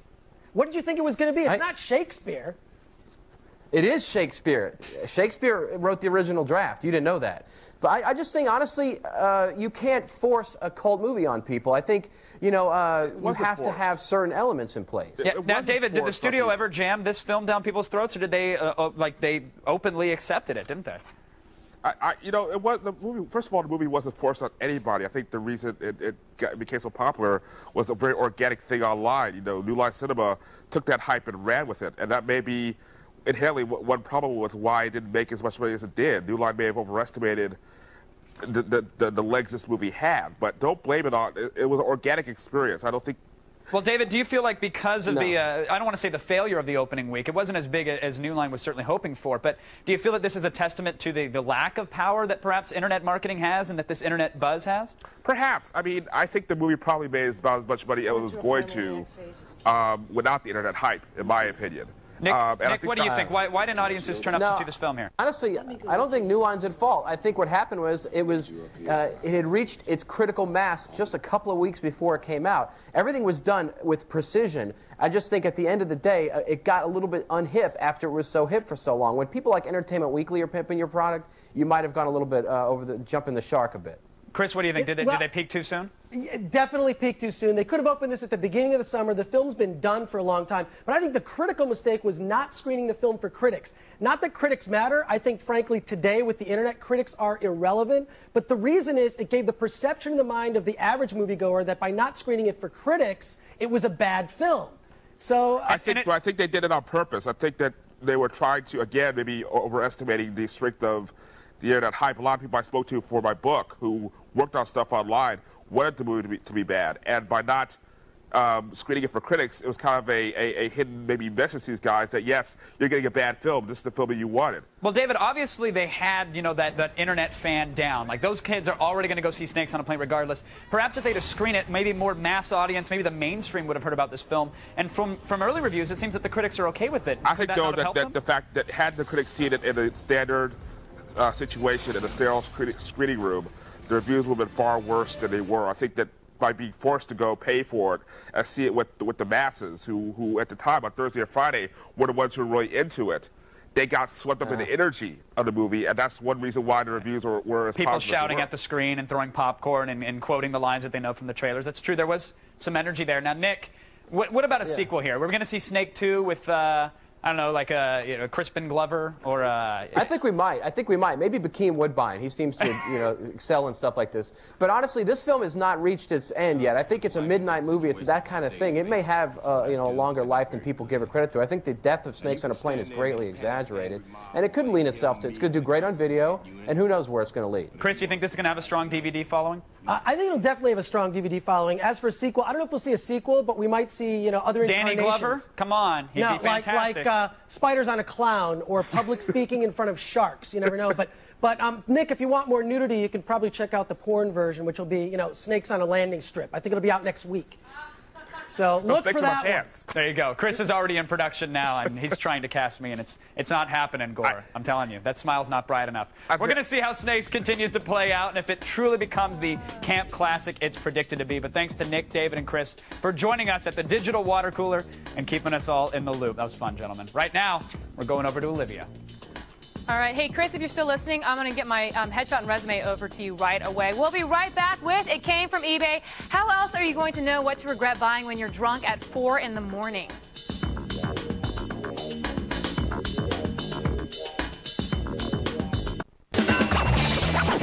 going on here?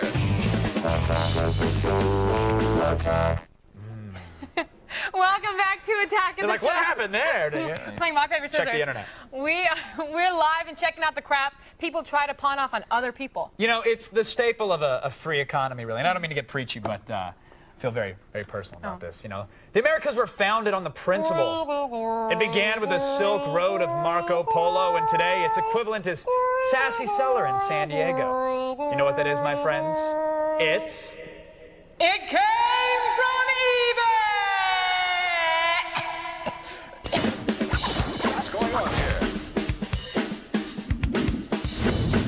First up, folks, we are taking you inside a video game. Now, you must be bummed. All those hours that you spent playing video games that you've never actually been asked to be in one. Aww. Well, now here's your chance. Hey! I have no idea what the details are of this auction, but I know it's going to put you in a video game somehow, somewhere that you can control, preferably with a controller. Can't you just do that with Spore? Or, when you can just create your own creature? The three-headed demon woman with like 13 tails, and it's like, it's Mun personified. Yeah, I get it.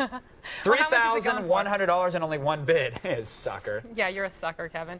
All right, it wasn't the masterful craftsmanship that went into this Stormtrooper outfit that made us want to feature it. It was the giant pictures of an angry, sweaty man in a rock quarry that did. Yeah, exactly. He's posing in this thing as if he were in some kind of J. Crew catalog from a galaxy far, far away. Look at that pose. It's like I know. his blaster holster is item J17. It comes in khaki, evergreen, and red.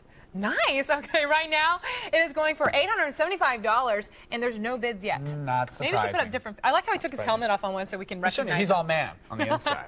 Now, everyone seems to be appearing in one of the 4 major food groups these days. The Dalai Lama, he was on a potato chip. Oh. Virgin Mary appears in a bag of beef jerky. Just last week, E.T. showed up in a tortilla. We had the vagina on a chip. We did. I mean, everything is popping up. But now, Samuel L. Jackson appears in logo form on toast. What? There we go.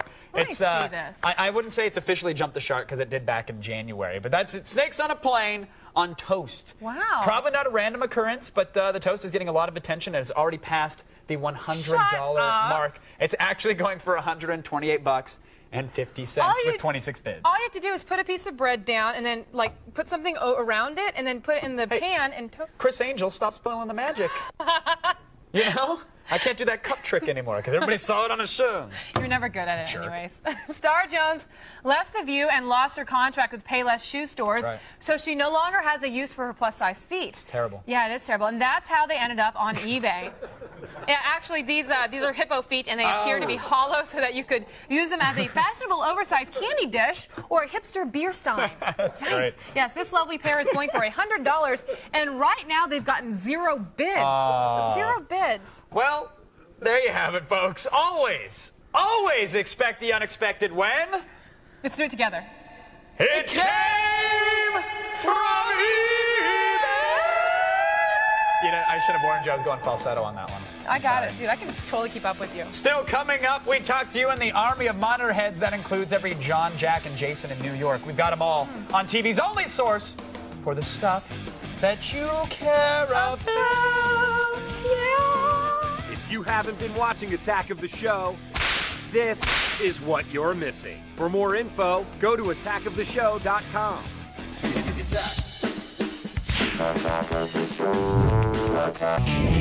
Tomorrow on Attack of the Show, Chris Gore brings us The Wizard and Silent Hill. Plus, we go inside the Ed Norton and Paul Giamatti film The Illusionist for some sleight of hand. It's Attack of the Show tomorrow at 7 p.m. Eastern.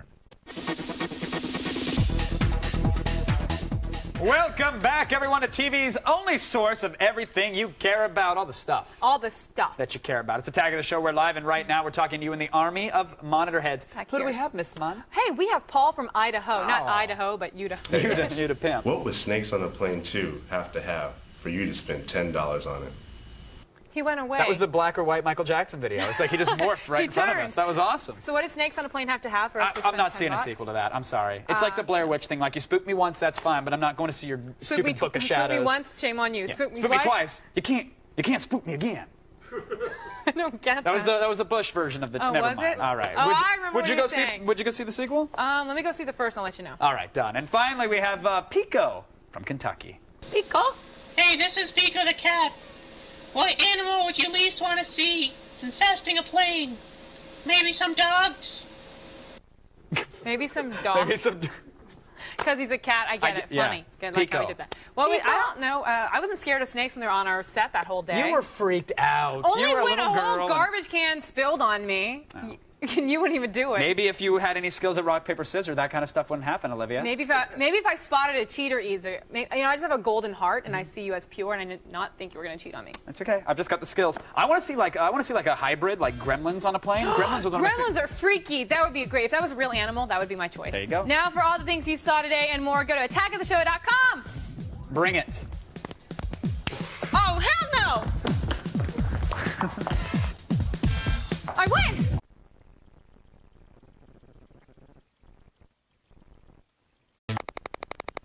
Today on Attack of the Show, Ed Norton uses his magical powers to the love of Jessica Biel in The Illusionist. Promise you'll enjoy this next show.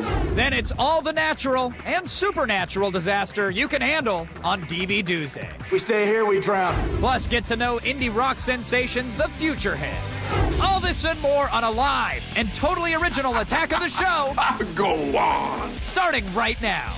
I love the Power Glove. What's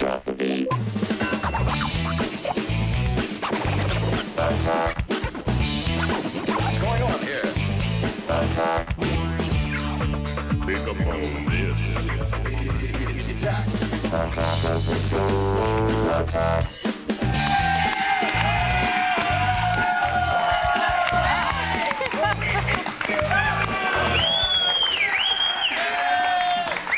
And Fuego today in the studio. The things they say, it just sounds like when you watch it, it just sounds like I know, at just home noise. it's one big wall of noise. Yeah, but we hear here. exactly what they say. What's up, everyone? Welcome to Attack of the Show, TV's only source for all the stuff you care about. I am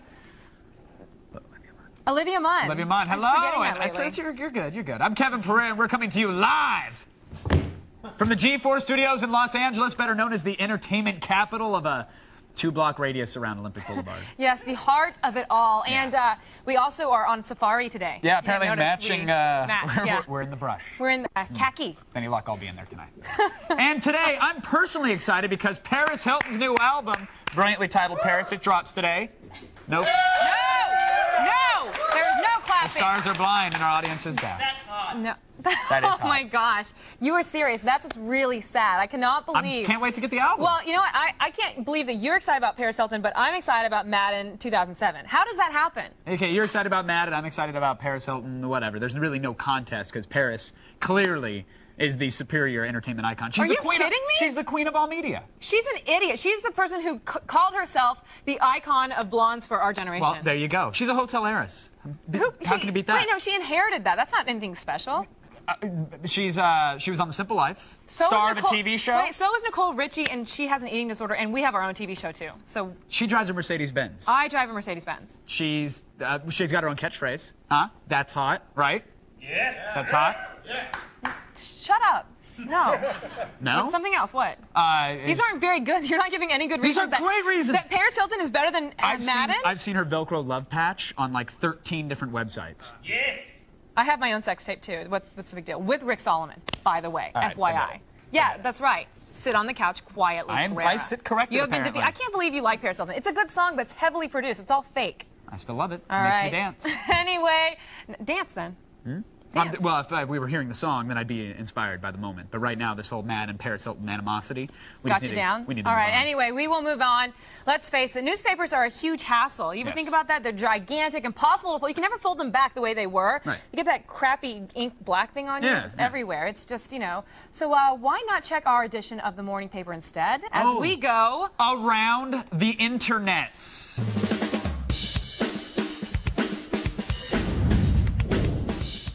Ever since Jason Biggs banged an apple pie, fruit was catapulted into the realm of sexy. But I've never seen fruit as sexy as this. Yeah. Here's a website that takes it takes ordinary stuff from nature, like trees, vegetables, and flowers that all have one thing in common. They look like private parts. Yes, they. Yeah, that one looks diseased. Actually, that's disgusting. Yeah, like okay, this eggplant looks a little excited. It does look a little happy to be there. It's also crooked too. Some boys have crooked ones, and hey, I bet you wouldn't mind spending a little time with this honeydew. You know what I mean? You know what I found with fruit? You know what I mean? I learned it the hard way. Go seedless. You have to. Do they hurt? Some seeds, honeydew, they have soft seeds. I'm just saying it can get backed up, and then it's like a seed spitting contest the next time. Okay, because it gets stuck in your.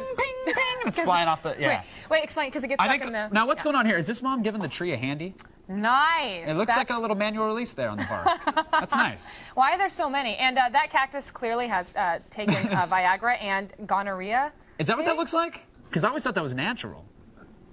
That's what yours looks like? Man, it's like a rocket pop. That's not cool. That's disgusting. Have you ever had sex with a fruit or food? vegetable? No. I was going to tell a story about a friend that I knew that had sex with food, but it's too gross. I'll tell it. He had a friend that had sex with roast beef. Yeah.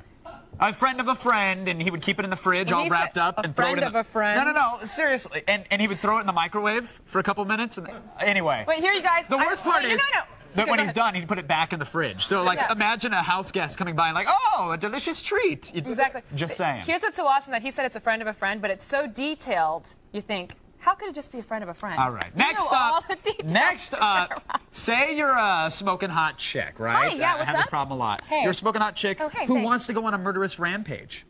The problem, though, is that you can't find a weapon that doesn't clash with your outfit. Worry no more, Miss Olivia, thanks to Antonio Rielo's Lady Weapons. Yeah. Now all your favorite killing machines are covered in fur and jewels. Okay, first of all, I hate animal print. Do you? Animal print is like the tackiest thing ever. It's not natural. Plaid is tacky. Animal print's awesome. Okay, I hate animal print and plaid. I hate them both. They're both tacky. Oh, okay. Can you combine the two? What if we did plaid animal print? Like what? Like a pleata? It's possible. I got this 44 Magnum here. It goes perfectly with your Louis Vuitton bag and these semi-automatic rifles. They're going to be the hits on the runways this fall. I guarantee you. And what fashionable psychopath could live without these hot couture grenades? Yeah, I wish I could have a grenade. No, I'm glad you can't. Grenades would be fun because, whenever anybody tries to attack you, just like, whatever, what's up? I got a grenade. And you just bomb them. You understand that throwing it there would destroy you and everything else in a certain radius. That's how. I would kill myself for the sake of being right. Wow. All right. It's a good thing you never are. And for the lady who likes to get her murder on with a little extra flair, there's nothing better than this lovely battle axe. A battle axe? Yeah, that's kind of hot. How are you going to walk around with that? Are those rosary beads attached to it? Anyway, violence has never looked so good. Now, on to a slightly less glamorous, but no less hilarious weapon, the potato gun. Yeah, here's a guy taking a deadly spud to the back.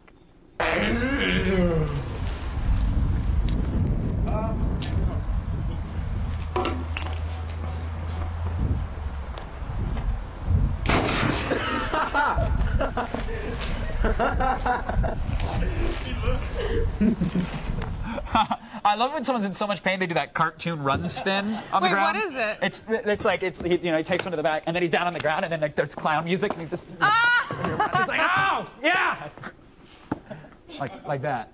But there's no. It's funnier when there's circus music. Do you want to get back up here? Yeah, I'm good. I'm good, thanks. Am I straight? Am I cool? All right. Well, that was freaking awesome. That was probably the best thing I've ever seen. But nothing gold can stay. The internet has closed up shop for today, boys and girls. Go to g4tv.com/AOTS for the links to everything you just saw. But right now, it's time for the only news that you need to know and a hot British woman to read it to you. Hello. Hello. Thank you, Kevin. How sweet. Here's what's coming up later on in the feed. First up, Spider-Man 3 has already finished filming, so why has Sam Raimi called all the actors back to the set? Only I have the answer. Plus, it just got easier to back up your original Xbox 360 games, a lot easier. And finally, what school is the best place to get your freak on in the whole country? The answer, plus lots more, all coming your way in the feed. But first, back to the couch. Thank you, Layla. You know, now, every day there's a large, kind of hairy man in a Western-style shirt that all the mighty prompter, it tells me to check in with him.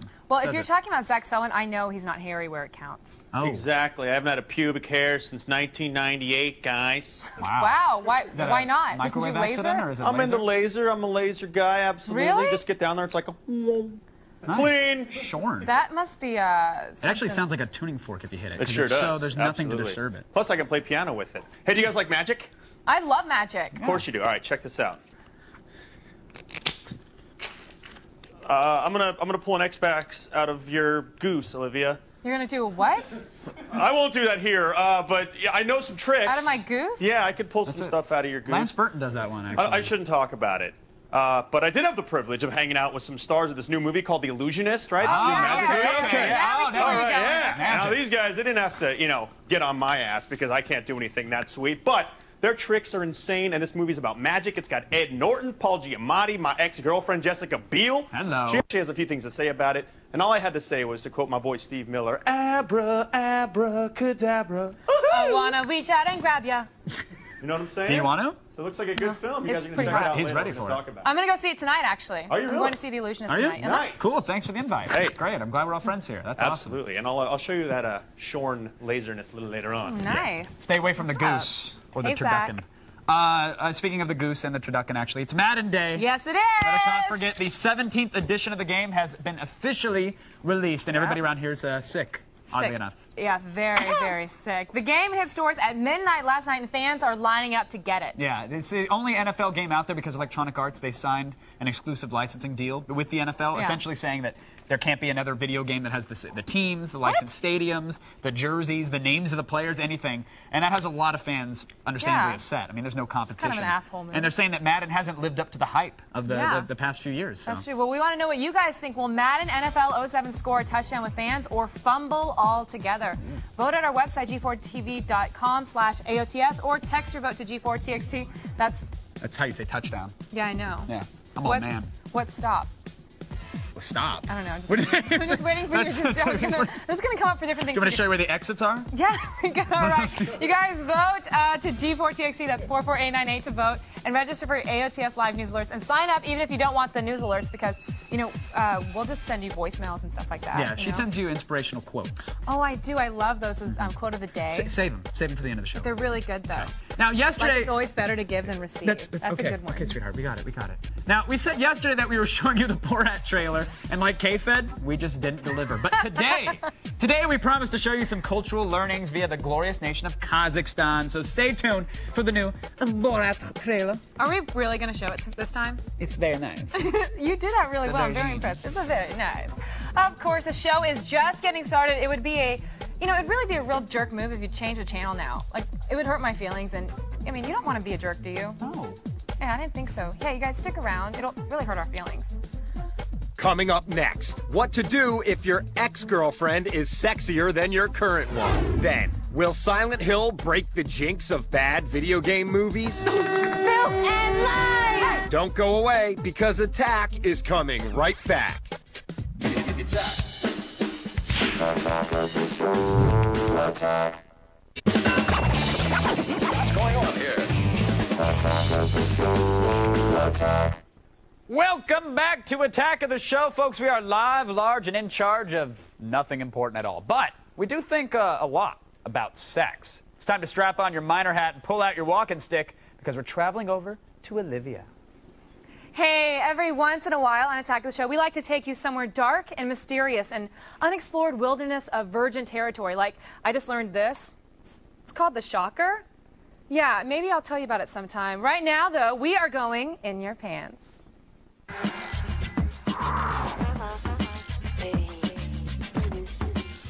Okay, sex columnist Anna David is back to help me answer your sex and relationship questions, so let's dive right into it. The first guy is wondering if his marital status is hurting his game. So I just got divorced, so I'd like to know is, ladies, is that a turn off? I mean, still go for guys who are divorced and still in their 20s? Divorced in his 20s? He's young. I have never actually dated a divorced guy, but I would. Yeah, It's just, I don't think they're attracted to me. Really? Yeah. Why is that? I've never really been asked out by one. Oh, that's interesting. Well, I don't think I have either. But I don't know if I would actually, I'm not like opposed to it, but there is something to be said. Let me tell you guys, my last boyfriend had the worst ex-girlfriend problem. And if there's like an ex-wife problem or any kind of past drama, I don't want to be part of it at all. Well, there's that. But also, I mean, you know, a divorced guy at one point was ready to commit for life. Okay, it didn't work out that way, but he was ready to commit. Like, to me, that says a lot more than like most of the single guys out there. I actually, in a twisted way, think it's a good thing. I can see that, but I guess that the bottom line is, are girls not attracted to you because you're... I don't think that girls are going, oh my God, you're divorced, we don't want to be with you. I think that there are some women. Really? I know women who are like, no, I would never date a divorced guy. You know, because they just want, you know, whatever. They want the person. But in general, he wants to know, does it hurt him? And I think that women feel there's a lot of women who don't feel that way. Yeah, exactly. So, but just be open about it. Be honest about it. Tell people up front. Because if it's a woman who's got a problem with, you know, dating a guy who's been married, then you're never going to convince her. Anyways. Yeah. All right. The next guy up is trying to sweeten the deal. My girlfriend won't let me in her mouth because she doesn't like the taste of it. Is there anything I can do to make it taste better? Yeah. Yes. Yeah, I'd like to know. Urban legends, perhaps, but all acidic fruits and vegetables, celeries, beets, oranges. Have you tried it? Does it work? I mean, I haven't ever been with somebody where it's tasted bad and then there's been like the diet change. Okay, so you've never... Yeah. But, I mean, I've never been with somebody who tasted bad. Okay. I don't think. I have. Really? Ugh. So just put them on a fruit and bitter. vegetable diet. But, like, coffee, onions, spicy food, bad. Yeah. So just try to drink orange juice. And, if you smoke, that's bad, too. Okay, good. So there are things you can do. She could, like, spit it out, but, like... But then here's the thing: what you realize, if you spit it out, you hold it in your mouth longer because you got to like run to the bathroom. I know. It's a drama, isn't it? Yeah. So just drink some orange juice and stop smoking if you're a smoker. All right. Make some sacrifices. Make some sacrifices. If she's gonna swallow, you got to make some sacrifices. And our last question is from a guy who traded down instead of up. My current girlfriend is a little timid in bed, unlike my ex-girlfriend who was totally wild. Is our relationship doomed? Depends on it, right? If you like wild or not. Yeah, I mean the thing is, a lot of people who are great in bed do not make great partners. Can you concur on that? No, I can't concur. Well, from what I've noticed, I have definitely had amazing sex partners, and they are terrible boyfriends. Yeah, but the thing with me is that if I like you enough outside the relationship, then the sex is going to be great. For me, like lately, I've been lucky in that department. You're a dream woman in so many ways. I'm lucky enough. But I think that I think that if you sort of if you're thinking about your ex-girlfriend when you're with your current girlfriend, that's not that great. But if he wants her to just be more crazy in bed, then you can teach her things. You can try a little thing. Slap her on the ass a couple times, see what she does. All right, if you guys want me to in your pants, we've got to work for it, and you've got to work for it. So send us your questions. Just go to g4tv.com/video voicemail, and to find out more about Anna David, head over to annadavid.com. All right, so you're always complaining that your ex. There's the new girl, you're always complaining about her to her. Here's what you do, friends, all right? Be friends with your ex, all right? Invite her out to group activities with your current girlfriend. Get your ex and your current girlfriend talking. Get them chatty. Throw in a couple Cosmos, and not before long, you'll be in the mystical land of the threesome. Are you kidding me? No, that's the advice you want to give to our viewers? The dual shockers there. Shing, shing, Wolverine style. Don't use adamantium, kids. It stinks. Now, still ahead, the illusionist Jessica Biel uses powers gained from the set of Seventh Heaven to predict the future. And yes, Olivia, there is more show. Like DB Doomsday, Chris Gore will tell us if The Wizard was really as good as we all remember it. Right after this, on TV's only source for all the stuff you care about. Attack of the show. Attack Attack of the Show. Attack. Welcome back to Attack of the Show, TV's only source for all the stuff you care about. We are live, and until the FCC finds out about us, we are still broadcasting. Kevin, are we still on? I don't know anymore, but I'm going to talk like we are. Countless numbers of DVDs come out each week, a crashing tidal wave of video mediocrity. Thankfully, though, Chris Gore is here to leap into said wave and pluck out only the most choice selections, or as you know it, DVD-Doomsday.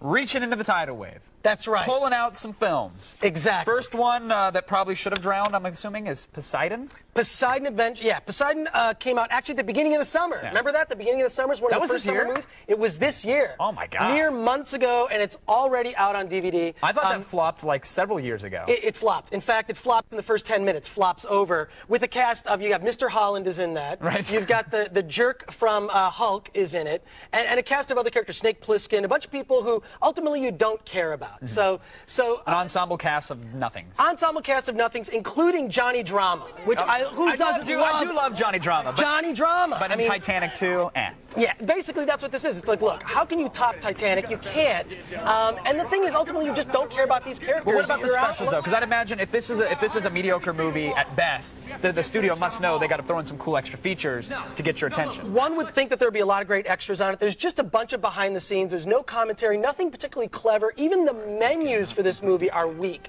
because you've got like these static menus that say almost nothing on them, and it's just a bunch of behind the scenes stuff that actually seems boring. It seems boring when they're telling it. Oh, look, a capsized ship. Yeah, we've seen it before. Exactly. There's really nothing fascinating on this. At least, I mean, the movie tanked. I mean, I think there's a reason behind it. The extras are nothing to write home about. So, bottom line for the DVD, then, it sounds like it should be on everybody's home shelf, right? No, it's a pass, and it's a 2-disc set, which is really bad because this didn't need to be 2 discs. 2 whole discs to accomplish nothing. Exactly. It's like we take an hour to do that every day on television, but they really went out of their way to screw this one up. Exactly. All right, next up we have Silent Hill.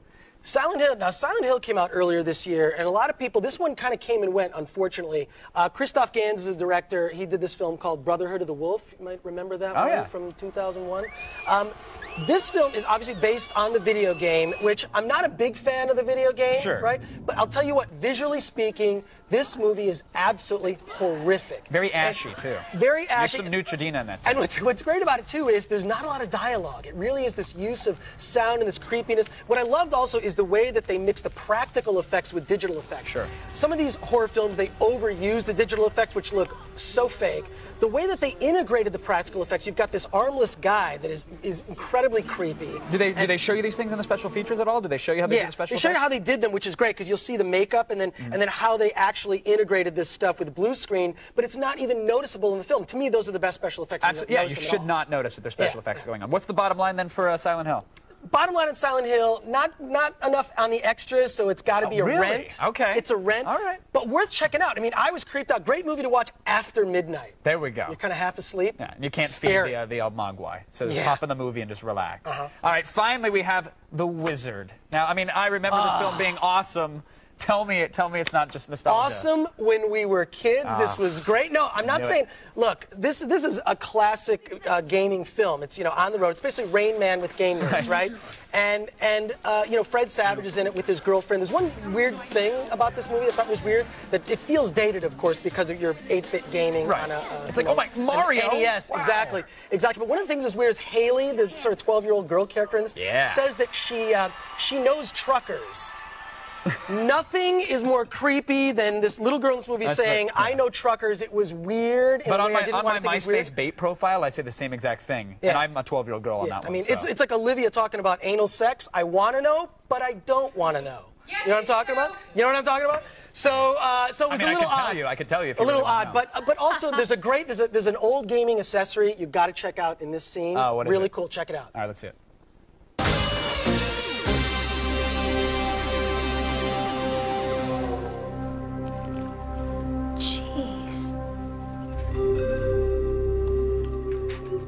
I love the Power Glove.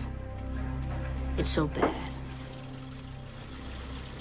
Yeah, well, just keep your Power Gloves off her, pal, huh?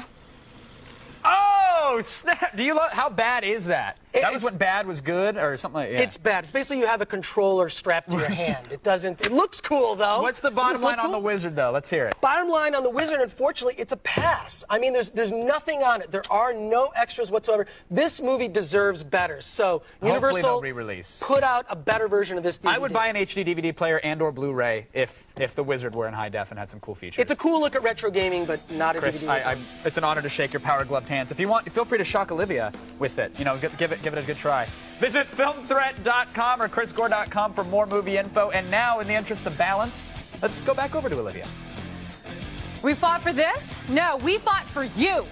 Stay tuned. We got more show coming. Okay, what is? I just read what's in the prompter, and I have no idea. Okay, Chris. Okay, no shocker. Pink and the Sting. Is that what it is? Coming up next, learn the art of fortune-telling with red-hot illusionist star Jessica Biel. Next, Madden dominates the world of sports games. Is this a good thing? Attack of the Show will be right back. Attack of the Show. Attack. Hey, welcome back to Attack of the Show. We're live, or we're dancing shadows on the Cave of Life. That's beautiful. No, we're live. We're live. Yeah. Yeah. Coming up later, we'll show you the new trailer for the Borat movie. A movie so awesome, its title is Borat: Cultural Learnings of America for Make Benefit Glorious Nation of Kazakhstan. Is that the whole? That's the actual title. It's like That's the Fiona hilarious. Apple record with 75 words in the title. Now, finally, Hollywood has gotten around to mining the rich movie mine of Victorian magician period dramas. Oh, yes. Yes, we've got 2 of them to look forward to this year, and The Illusionist is already working its magic in theaters. We got a chance to sit down with some of the cast and crew.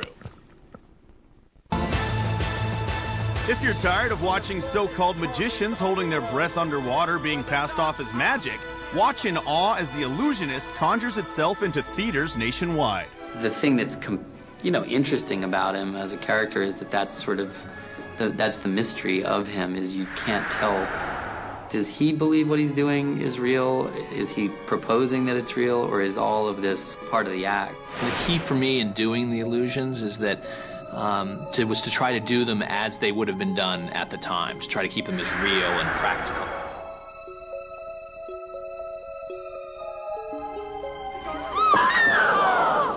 For co-star Jessica Biel, the film surprisingly didn't require her usual level of ass-kicking. To me, this role is my sort of opportunity to really break out from the genres that I've been doing and the perception of kind of who I am. I feel like I have so much more I can do. You will not share my bed if you have slept with him. I'm not going to share your bed at all. And her fellow actors learned quite a bit about Jessica. Passionate kissing scenes with Jessica is not the worst day as an actor. After we cast Jessica, there was sort of just this unnerving feel on the set, and we realized that there was some sort of spiritual vibe emanating from her, and that she herself possessed some kind of supernatural powers. Olivia Munn will become the first female president of the United States, but will still be contractually obligated to do Olivia's rack every day. In 2008, Kevin will leave Attack of the Show to host America's Still Got Talent. But later in 2008, he'll return to AOTS. Well, there you have it. Kevin and Olivia, get comfortable hosting AOTS because you're not going anywhere. I promise you'll enjoy this next show.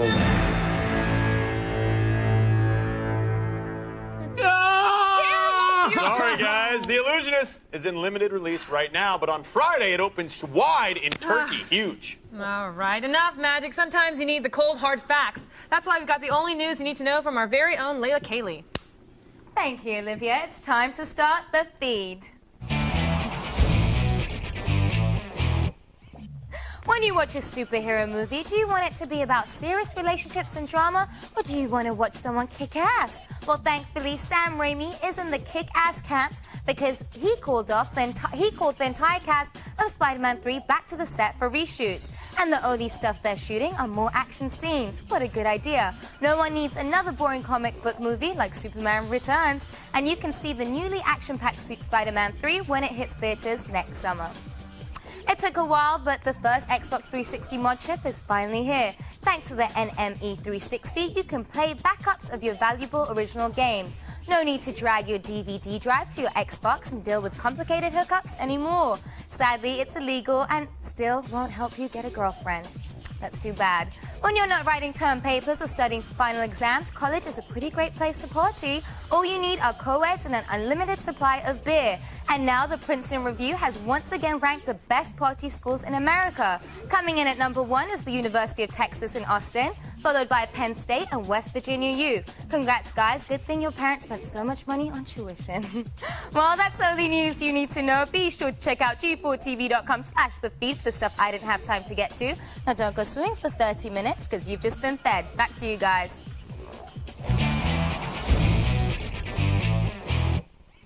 All right, thanks, Layla. Now, we know you're full of information and maybe a little sleepy. Sometimes after you eat, you get sleepy. But you guys, don't wander off yet. Tryptophan, yeah. We've got lots more show left, including an all-Madden loop with Marshall Faulk.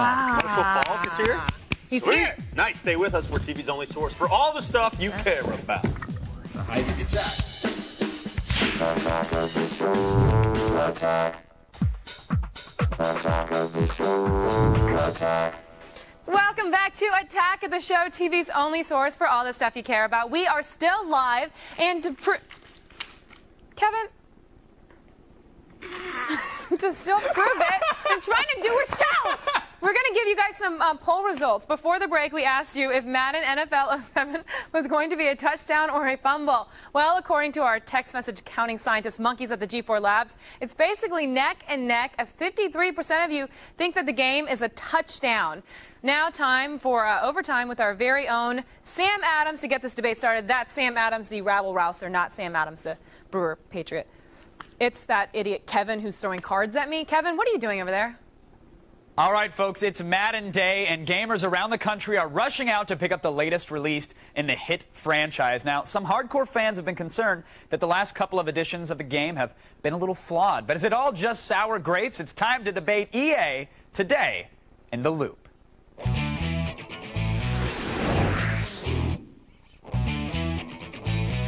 Joining us via satellite to help us make sense of it all from Madden Holiday in Madden, Mississippi, former NFL MVP Marshall Faulk joins us from San Francisco, previews editor for Electronics Gaming Monthly. Brian NTR is here, and from Los Angeles, Mega Bowl for Xbox 360 Madden champion Rod Reality Win is here. Gentlemen, welcome to The Loop. Let's get it started, Mr. Faulk. I got to start with you, sir. You've spent some time with Madden 07. What do you think? Is this better than previous years?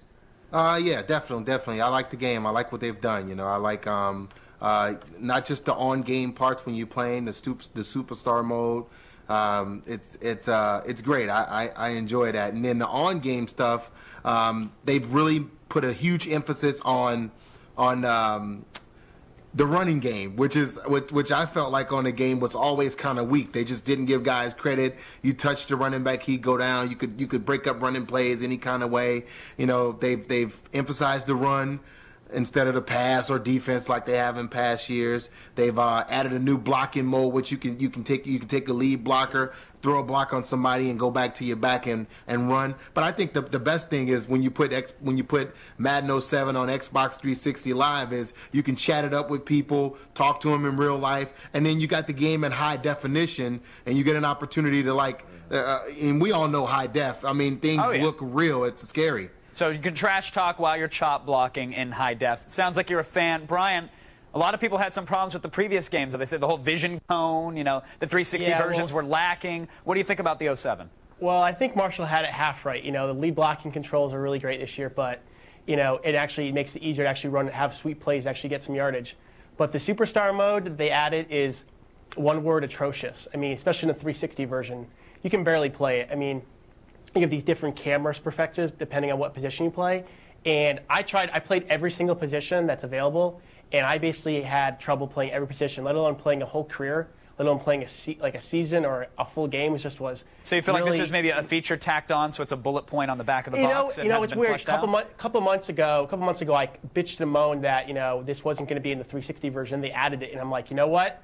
Maybe I was completely wrong. They should have left it out because it's just a mode. It feels really tacked on the last second. Yeah, you know, it's great to put on the back of the box, but once you get into it, if anybody plays a full career in one, like, especially like an offensive lineman or something, God bless you. Reality, what are you thinking here now? I mean, you're a big tough. Madden fan. What are you thinking of these new features here?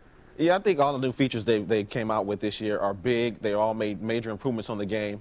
The Superstar mode that they came out for the next-gen system, the 360, it does need a little bit of work, but it is something new that you have to. No, it needs a lot of work. It's just something you have to get used to. You can't. It's a whole new. I think you should have played it as an offensive lineman. That mode is atrocious. It is unplayable by most positions. Wait, Marshall has a solution here, folks. Marshall, what's going on? You know, if you play Superstar mode and you pick an offensive lineman, you're glutton for punishment anyways. Yeah, it's like you're a lineman. What do you expect? It's not the. I mean, what do you expect? Running back like you, Marshall, I would have. I don't even see who's coming from my left side or right side. Quarterback, I can't see down the field. Yeah, I don't really agree with the whole changing of the camera angle situation. I think that needs to be tweaked a little bit. Overall, it's a good idea. It's a good idea. Madden 07 is leaps and bounds beyond 06. So a flag on some of the new features, it sounds like. Maybe a couple yards forward and then 14 back. But that happens with any time you introduce a new feature. It's going to take a little while. Marshall, the question to you now is, with EA owning the NFL license, essentially, no one else can make a football game that could ever compete. Is this a good thing or a bad thing? Is this going to only further upset, gamers and football players like yourself?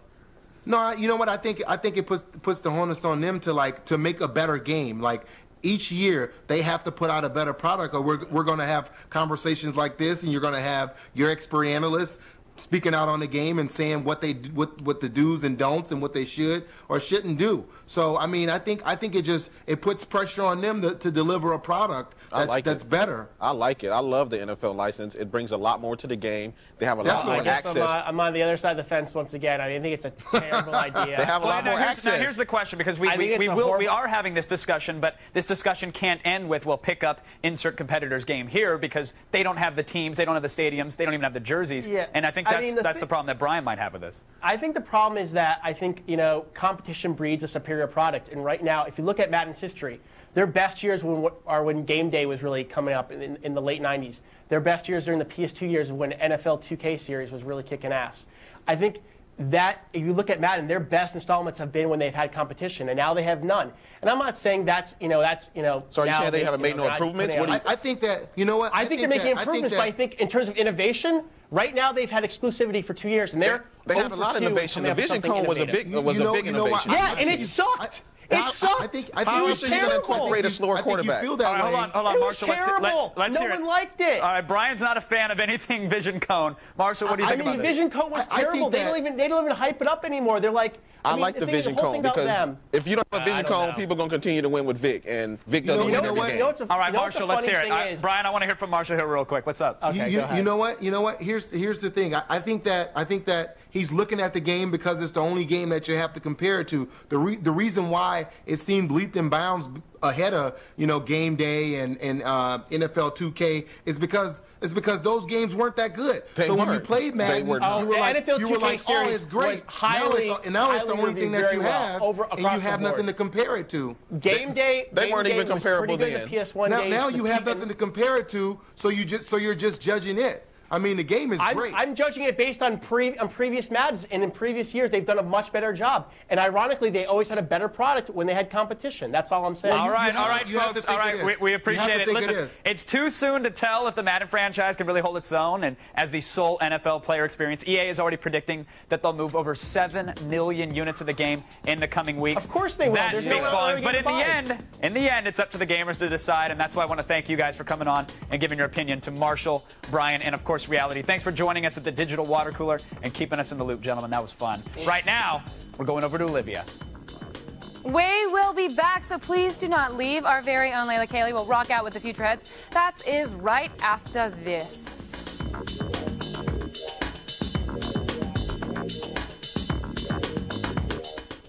What's going on here? Attack of the Show. Attack. Hey, welcome back to Attack of the Show. We are live and TV's only source for all the stuff you That's the care international about. symbol for live. And now we're ready to rock the queen off her throne, hailing from England. The future heads are giving indie rock a bass pedal of goodness to the stomach. That's tea. That's delicious. And Layla had the chance to hang with the band and even audition for them, believe it or not. You want to see it? Yeah. Okay, here. Futureheads are the latest band from across the pond to hit it big in the States, and I sat down with my mates right before their big Vegas debut. For everyone out there, I'm very happy because they're from England, so it feels good to have some real English people in the house representing. Meeting 6 years ago at a youth project to keep them off the streets, the hometown boys have made good. The song and the video is called Worry About It Later. Tell it, we're in Vegas, you know. Does that mean you should go gamble all your money, go to all the strip clubs, and then worry about it later? Is that the message behind it? Put into a Vegas scenario, yes. These guys don't worry much in their video either, at least not most of them. We're all having a great time Right. and then trying to wander off and do our own thing. Baz, being the visionary, pulls us all back in. So is Barry the one with his whips and chains and puts you back in I guess place? if it had to come down to it, like in the best possible way. Yeah. In the best possible way, you're the dominatrix. Yes. But since I don't mind a little domination, I figured maybe I had a future with the Futureheads. I heard you were looking for a new band member. Yeah. And I heard you wanted her to be about 5'3", brunette, Yeah. English accent, Yeah. mixed race. And I was hoping, you Very know... specific. I thought I You really... don't fit the bill there. Yeah, I man. thought, you know what, I fit Uncanny. that description, so I really want to join. Sweet Can we... Lord. Where's the instruments? Bring them out. Like, let's make it happen. My hand won't even reach. This guitar's huge. All right. That's what we all say. Well, there's huge. I wouldn't know. It's not the size, what you do with it that counts. And while I am pretty damn talented, I figured I'd let Barry and the guys have a run at it on their own. Worry about it later. We couldn't resist the rest. Russ was waiting for his bits and you didn't let him join in. I think we definitely need a female with us on the road. I'm good. I can cook, I can clean, I can iron, and I can sing. I don't think we mean like that. So it looks like I've got a new job with the Futureheads. I imagine G4 won't be too happy with that, but I'll worry about it later. Oh, merry old England shines once again. Oh, it's a more- brilliant accent. It's Scottish, I think. Was it? Now, still coming up, we're showing you the new footage from Borat, so stay with us.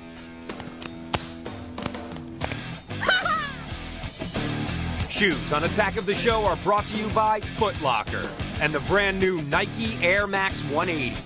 Never give up the court. Tomorrow on Attack of the Show, holy Toledo! We're diving into Olivia's rack and fishing out the best magazine features. Plus, we rock it like rock stars with tapes and tapes. It's Attack of the Show tomorrow at 7 p.m. Eastern. Welcome back to Attack of the Show, TV's only source for all the stuff you care about. Coming up tomorrow, we have some MySpace hotties that you can drool over. Yes, and we're debating if girls are capable of playing games to the level... I did not write that in the prompter. That's To the funny. level of boys? Girls can't do anything to level boys. I'm sorry. Now, finally, he came from Kazakhstan to America with the hopes of marrying Pamela Anderson. It is one of the most anticipated movies of the year, opening November 3rd. Take a look at Borat as he goes through some cultural learnings.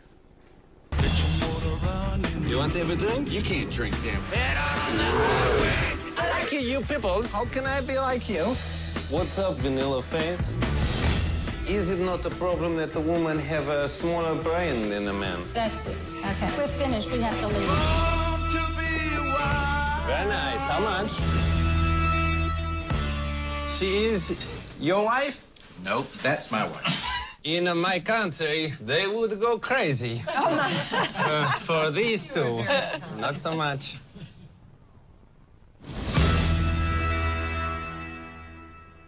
Please, you come see my film. If it's not success, I will be executed.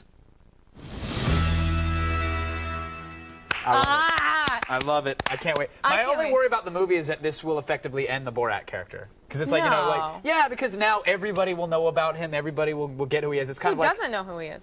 obviously, the people that he's pranking in this particular Oh, film. oh, But yeah, I'm yeah, assuming yeah, I know that what by you the mean. time that this comes out, hopefully it doesn't get too big to the point where he can't do Borat again. Man, maybe nobody go It's the same see thing it. happened to Tom Nobody Green, go you know? see it.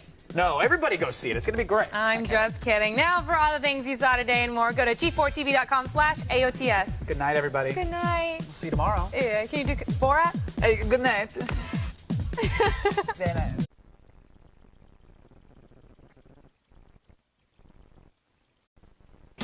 Today on Attack of the Show, why do girls suck at video games? Plus, hang out with the hipster buzz band Tapes and Tapes. And return your seat to its upright position. The world's hottest flight attendants battle it out for the MySpace Girl of the Week. All this and more on a live and totally original Attack of the Show. Oh my God. Starting right now. Drop the beat. Attack. What's going on here? Attack. Pick up on this. Attack. Attack of the Show. Attack.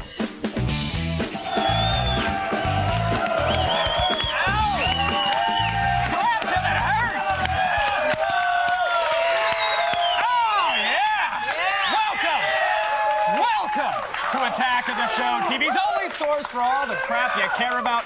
It's Wednesday the 23rd. My name is Kevin Pereira. Hey, I am Olivia Mon. Mine's not so fun to say like that. Well, it's Pereira. not ethnic. All right, we are coming to you live from the G4 studios in LA, where as much as we like you personally, your recent conduct has not been acceptable. Seriously, knock it off. Big night for you tonight. Big night. I keep hearing you are going on a big late night talk show. It's a huge late night talk show. Doing I'm some really Conan? No. Some Leno? Little no. Letterman? Does Carson Daly still have his thing? Or no he does, but I'm actually doing Tom Green's internet show. Oh, Tom Green. Hey!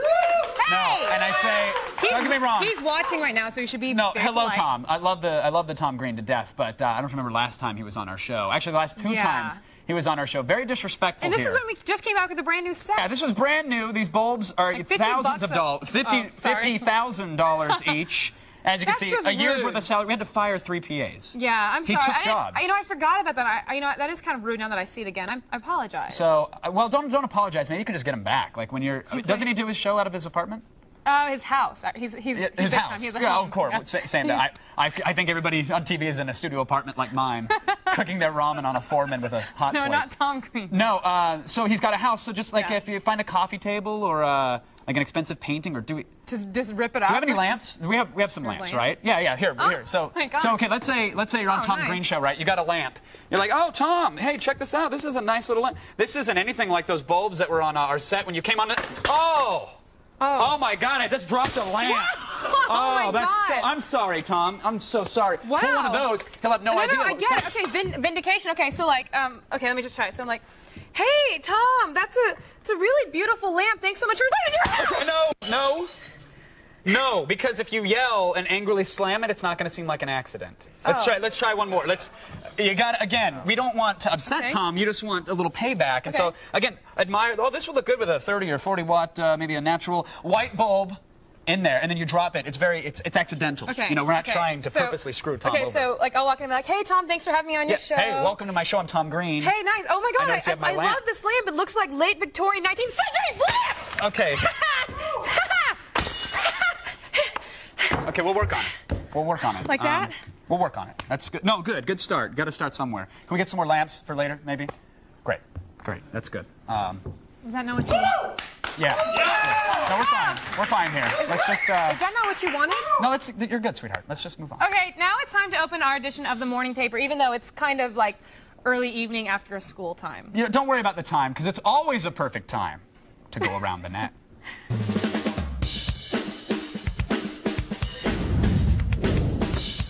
I messed up my hair breaking lamps. Am I okay, Pereira? I think you're good. Since we are TV's only source for all the stuff you care about, it is legally our duty to tell you about the newest fad to hit the streets. Forget meth. about meth. Oh, I'm not down with the cool kids. Awkward. All right, you guys. Forget about meth and drift racing, actually. That's 5 minutes ago. Really? Now, if you want to look cool in your automobile, you gotta know how to ghost ride the whip. Oh, yeah, ghost ride the whip. Yeah. That's... Pereira? That's the move. Do it again. What is it? Ghost ride the whip. And you just get in there and you ghost ride it. All right, you know what? Okay, we just broke lamps. Why can't I ghost ride the whip a little bit? You've actually got moves for a white boy. I'm very impressed with you. Very much. I like how you shake the hips. All right, well, that was how Kevin ghost ride the whip, but here is a little instructional video to show you how it's really done. All right, let's see. First you got to put your vehicle in gear and open the door, Okay. then climb on top of your ride with no one at the wheel. Oh, I don't know about that. Yeah, exactly. It's exciting, right? But there's more. Yeah, of there's course. actually more to this. Next, you actually got to sit on your car and try to do a little dance. Yeah, like ghost riding the whip. So here he is. He's getting on top, and the dance is failing. Yeah, though. and now if it all goes well, you've successfully implemented ghost riding the whip. Yeah, if you mess up, however, this is what happens. Yeah. So there's a ghost ride in progress. He just on it and he falls off. Oh! Yeah, exactly. Did you see? His whip almost backed over his head, actually. Well, I think that was such a stupid move. I mean, he ruined his car, and he's probably got a few broken bones. Totally not worth But it. the ladies totally love him back at his junior high school, you know. Why would you think that? Well, I figure anybody old enough to drive a car but stupid enough to do that is probably in junior high school. I don't know. I was thinking about getting laid. Like, why would he get laid? Oh, well, because chicks like daredevils, right? Don't you go for the bad guys, the bad boys? No? And why do you? Are you doing? Is it like, hey, here's my check stub. Now how does it work with you? A check stub? Thanks. Well, no, I'm just saying it's either a bad boy or what is it? You don't fall for guys like that. If you saw a guy successfully ghost ride the whip, panties would drop. That's all I'm saying. Well, my panties are still on. I saw you ghost ride the whip just now. Fair enough. Fair enough. And you go commando. Don't even pretend for America. I actually am. Next up, have you ever wanted to make your PC look like an artifact from a canceled science fiction cartoon series? If you're watching the show, the answer is probably yes, actually. And that's why you should get your butt on over to our next site to see exactly how it's done. Okay, so some dudes spent over 3 months sanding, sculpting, and generally nerding out to make these case mods that look exactly like your favorite robot Bender and Leela from Futurama. Good job, guys. There, look at that. Now, see, I hear the ladies actually do go crazy for guys that have computers that look exactly like Bender. I don't know Leela. where you get your information. I really don't know. Google, mostly. Google? Little wiki what action. girls like? Yeah, I read the wiki on what drives chicks crazy. And apparently it's all nerdy stuff. What are the odds the internet says that? That must be why you get laid all the time. That's right. All right. And finally today, you all know what happens when you stick a lit match. Hey! You all know what happens when Did you just yell at the audience? Get on the naughty mat! No laughing! I'm trying to tell a story. Tell it then. Okay.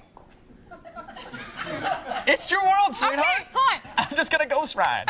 You guys know what happens when you stick a lit match under a glass bowl and you put it in a microwave, right? Yeah, everyone knows. Well, here's a video of an idiot who's actually brave enough to do it. You are not going to believe this one. Yeah, check it out. We have cork, and we have a small hole in the top so you can stick it.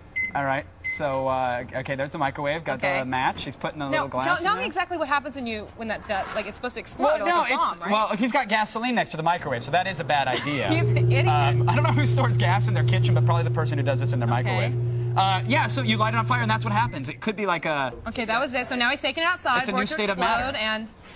Oh, don't blow it. Those are bad fumes. That was That was really anticlimactic, actually. All right! Yeah! Match in the microwave! Don't try that at home, or else you'll be just as bored before you started. All right, so I'm sorry about that, G4 viewers. Maybe next time it'll be more exciting. That's enough for today. The whip has been rode. We've ridden. Do it again? The whip has been ghost ridden. Go to g4tv.com/AOTS for the links to everything you just saw. No. Right now, time for the only news you need to know. Here's Layla Kaylee to tell you about it. Ghost ride. Do me a favor and come here and ghost ride the whip while I do the tease. Yeah, come here. Ghost ride the whip. He's going to ghost ride the whip while I tell you what's coming up in the feed. First, some big next-gen console news, and the PS3 and the Xbox 360 are both in on the action. Plus, what's really going on with Tom Cruise and Paramount Studios? Keep it here and I'll fill you in. Where'd you go? And finally, something really crazy is about to happen on next season Survivor. You won't want to miss it, and it's all coming your way in the feed. Kevin, are you going to ghost ride the whip? But first, back to the couch. I just love it when you do that. Thanks, Layla. Let's check in with Zach Selwyn, baby. Ghost ride that whip, bud. What's up, girl? What are we doing? I have no idea. Oh, wait, what's... No, but really, what are we doing here today? I was going to talk about the black box. The what? Well, see, I got a hard-on for flight attendants, so I found a harem of them on MySpace. Yeah. Right. Yeah, the black box. You know what thing. I don't understand is the black box is the one thing that survives when the whole plane crashed. Why don't they make the whole plane out of the black box? What's the deal? Did you see Seinfeld in Vegas? He loved that joke. Back in '84. It's not a Good joke. work, Mun. It's a real question. I like it. Should I ghostwrite it for you? I'm very excited. You know why? I don't mean to insult you. I'm apologizing. From here on out, it's just business. Just business from here on out. No Just more business. friendship. No You more know what we sex. did? We looked up some of the hottest flight attendants ever on MySpace Girl of the Week. I'm very excited. They're all competing. And right now, we have last week's winner, Luella Suicide. Hi, girl. Hey. What are you doing? What am I doing? I'm talking to you. That's it? Zach, is that a snake on a suit? Yeah. It's a snake on a Luella Suicide tattoo. Yeah. Snakes on a dame. How you doing? Did you see the movie? I didn't see the movie, but I want to. All right, I'll take you out tonight. We're looking forward to talking to you a little bit later. We're going to do some MySpace Girl into the weekend. It's going to be a lot of fun. Awesome. Nice. And in the meantime, Why don't you ghostwrite us out of here? Oh, absolutely will. Let's just, there we go. We've driven it into the ground. Olivia. Officially done. Olivia, you've got a baby ATM, right? What? I don't know what. I mean, based on your equipment, you put in a deposit, baby comes out like money. Wait. Today we're what do you talking put in? about Put your money in? gender in the loop. That's what I'm getting at. Recently, Electronic Arts COO David Gardner said that the gaming industry is actually failing women. And I'm using the quote fingers here because that's what he said. Because studies have shown that over half as many teenage girls are playing games compared to the boys their own age. All right, face it, Kevin. You're just reading that copy, and you're probably just realizing you're just jealous because I could totally kick your butt at Miss Pac-Man. We have it right outside. I was doing it just yesterday. Number one, you couldn't. Two, it's still a man's world when it comes to games, all right? But Then why are you in it? are changes afoot to attract more women to gaming? Is that a Do you want a called Pac-Man zing, challenge? Zing zong! Do you want a Pac-Man challenge? Yeah, I'll Well, bring it totally then. whoop you. All right, we're doing it tomorrow. All right, They're also nice. releasing a pink PlayStation 2, so you're good to go. Oh, good. Well, that actually leads us to our today's loop poll question. When it comes to video games, do girls have any game? Oh, gotcha. Yep. Vote on our website, g4tv.com/AOTS, or text your vote to G4TXT. That's 44898. to vote and register for AOTS Live News Alerts. All right. Coming up later. We're going to show you the new Weird Al. Awesome. He's back and on top of his game, folks. And in a bit, we're going to show it to you. Yep.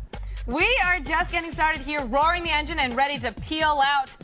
Yep, lots more attacking ahead. What are you doing? I'm just calling, another lamp. Do you want to go ahead? All right, banana breath.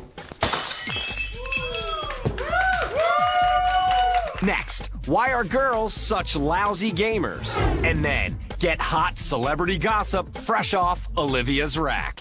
Don't go away, because Attack is coming right back. Attack of the show. Attack. Attack of the show.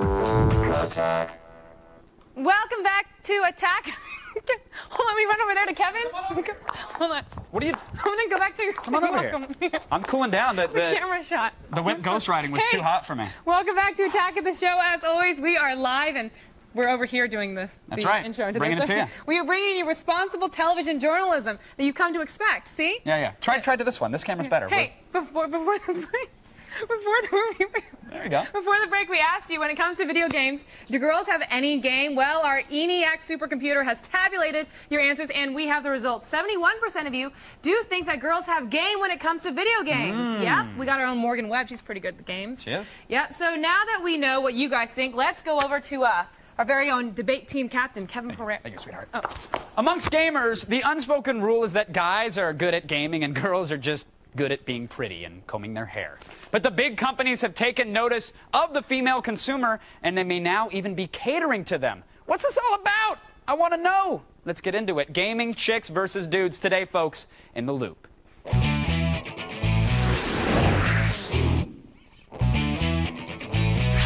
Joining us via satellite tonight, folks, from San Antonio, the leader of the all-female gaming clan, the PMS clan, Amber Dalton is here. From Ohio, the oldest video gamer out there, Old Grandma Hardcore, and from San Francisco, comedian, apparently, and Electronic Gaming Monthly contributor, Sean Baby. Did you add comedian to your business card?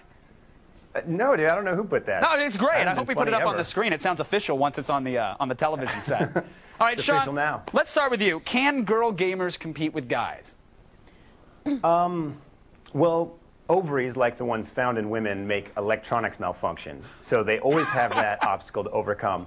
But I think all things being equal, aside from that, maybe. I don't think women are wired to kick ass, and most games are based around kicking ass. Like, they don't ghost ride the whip. Women, they don't do stuff like that. Right. That's not in their nature. It's not in their genetics. So if there was maybe like Baby Maker Exactly. 2000 or Let's Clean the House Pro They're great for at next Sims gen? puzzle games. I don't think so. Oh no!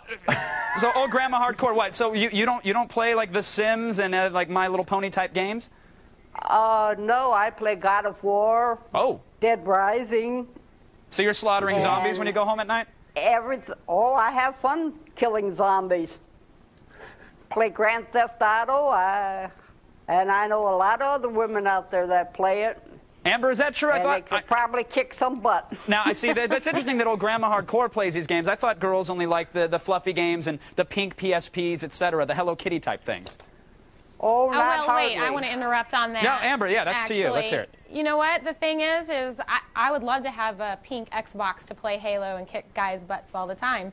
Just because I like pink doesn't mean that affects my gameplay or the seriousness of gameplay.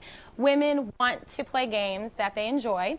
Going back to what Sean Baby said as to the ovaries malfunctioning the electronics, I haven't seen any stats on that. That's been tested. But, hey, Jack Thompson has many studies and statistics on the ovaries and their effect on DualShock controllers, just so you know.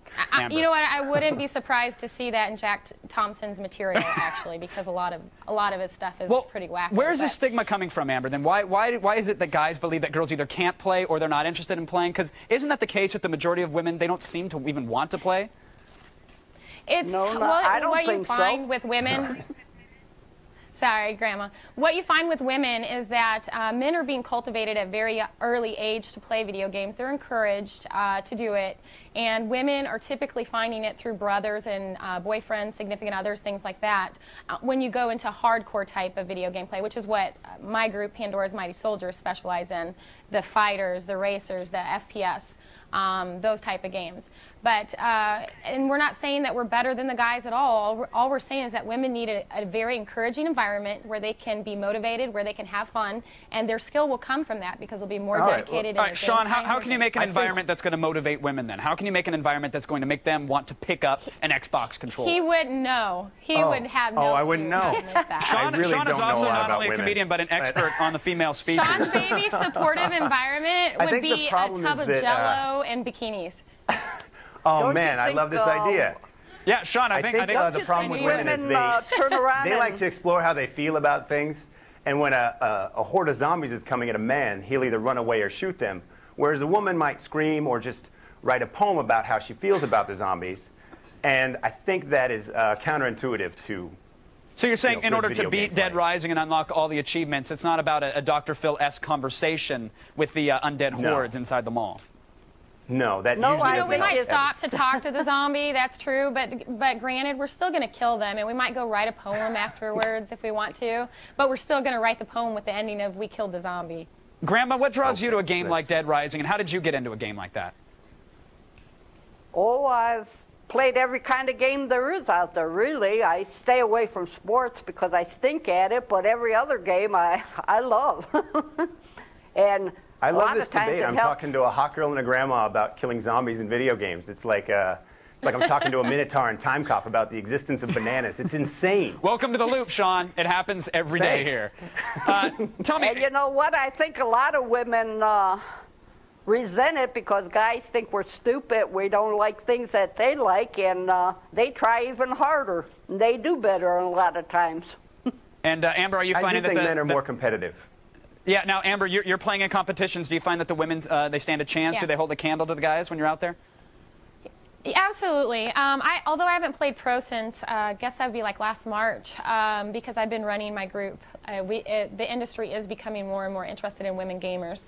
Yes, the women, we've been doing really well. Our first team that went into CPL last summer, both two teams placed top 8. That had never been done at CPL. Sean, could you take them, yes or no? The first.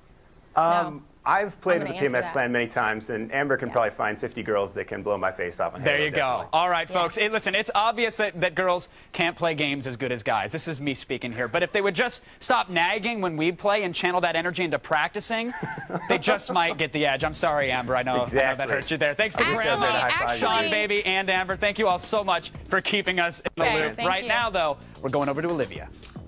Yeah, thanks, Kevin. Still ahead. If you're good, I'll let you get to second base and have a look at my rack of magazines. Man, do you guys really think I was that easy? Yeah, some of you probably do. And there's even more TV to titillate and amuse, like the MySpace Girl of the Week. We'll be right back right after this.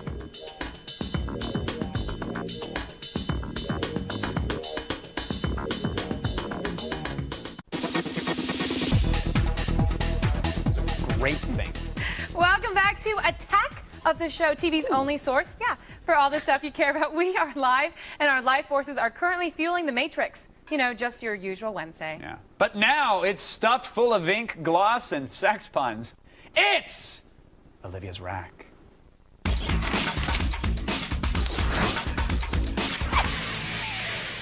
Whoa! Whoa! Watch out, magazines! That's right. Wow. It's time for another look at what's going on at the newsstands. All right. Yep. First up, we know she's a bit underexposed in the media, which is why we are so excited that Paris Hilton. Who? Graces Paris Hilton. Oh! She owns a hotel chain? Yes. Yeah, she graces the cover of this month's Blender. Good for the girl. She's really coming up. The Hotel Heiress's album dropped yesterday. Kevin was very excited. And Blender says that it's not as bad as it could have been. It's not. Yeah, about Paris, you'll learn that she, cries when she listens to her album. It's so good. That's an exact quote. She says that, yeah. And that she thinks she's not selfish or spoiled. No, she's not. Wait, what did you say? How does she pick out her friends? Oh, yeah, she has this thing. It's This not is true. really funny, but she's got, she'll hold up two outfits, one that's god-awful and one that's, like, hot. And if her friend chooses the god-awful-looking outfit, then clearly they don't deserve to be her friend, and she dismisses them. I think it's pretty great. Wouldn't it be great if she died? Hey, next is the street scene magazine Vapors. It's filled with badass graffiti, vinyl toys, and street gear. This month's Vapors features an interview with CeeLo and Danger Mouse, a.k.a. Gnarls Barkley. You won't learn much about Gnarls Barkley from this interview, but we think the pictures of them dressed as Cheech and Chong more than make up for it. I love that they dress up like different characters all the time. Yeah. But they're going to run out soon. It's going to be like Fred and Barney or Thelma and Louise Laverne or and Shirley? Yeah, or Carr and Ramsey. Who's That that? It's cool. Awesome. We're good. Next is Hot Dog. Yes, the British movie magazine has a 20-year look back at the Howard the Duck. Yeah, one of the most, I love this movie. One of the most spectacular movie flops of all time. If the internet were around and the title of the movie was Guy in a Duck Suit, we're pretty sure it would have been a really huge hit. Yeah. At least until the numbers actually came in. Well, most people don't know Howard the Duck was like the third highest grossing film internationally of all time. It tanked in America. You lie. Totally. I just told you. I was like, I really believe that. I know. That would have been a great little fact to have. There you go. Maybe now you next know. time.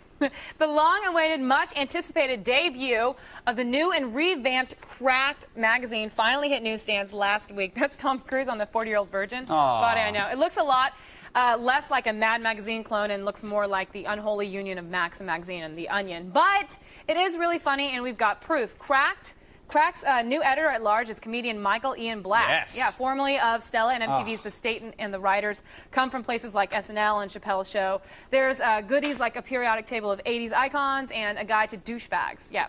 But Michael Ian Black, one of the greatest comedians ever, by the way. So sad that Stella got canceled. I'm going to say. Just so sad. I wish they'd bring it back. And finally, a magazine that I'm still shocked actually exists. Yeah, Majesty Magazine brings the royal family right into your home 12 months a year. And you don't have to stock your kitchen with scones or marmalade. It's really the gift that just keeps on giving with lots of overdressing. And they got lots of overbites there in London. They do. I don't know why they just can't go see a dentist. What's in Majesty Magazine aside from hand-waving Here's some of my favorite royal pinups. The Queen in her casual wear. Oh. Isn't that nice? Yeah. She's just going for a stroll. Next, Her Royal Highness, what big teeth you have. And look, there's a Duke of Edinburgh buying some gloves. Wow. That's really exciting. Those are isotoners. Yeah, that's their version of the Us Weekly. And who could forget the royal procession of scooters? Those are they on Rascals? No, Can't they get Segways over there? They're royalty. I was thinking that too, right? I wonder. Put my scooters in your basket.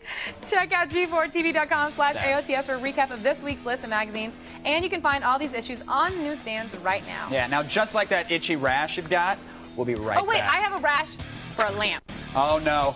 No, Oh, don't. that was hard. Are Ready? you really? No, look, toss back and forth. No, we shouldn't do that. This is expensive. What if you were to... Oh. Coming up, prepare yourself for a bumpy ride. It's the world's fastest flight attendants on MySpace Girl of the Week. Attack of the Show will be right back. Attack of the Show. Attack. Welcome back to Attack of the Show. We are live and still gleefully wasting the world's resources for your amusement. Coming up later, we're showing you Weird, presented by Dentine Ice. We'll have rockers Maxine joining us in studio. And now here is Kevin. It's a cool album art photo cool. there. Like the shopping carts? Yeah, it was awesome. Nice. Now, you know, one of the questions that we get asked here most on Attack of the Show is, where can I find free pictures of hot ladies on the internet? Luckily for you, we've done all the work, so just sit back and get ready to be dazzled by the MySpace Girl of the Week.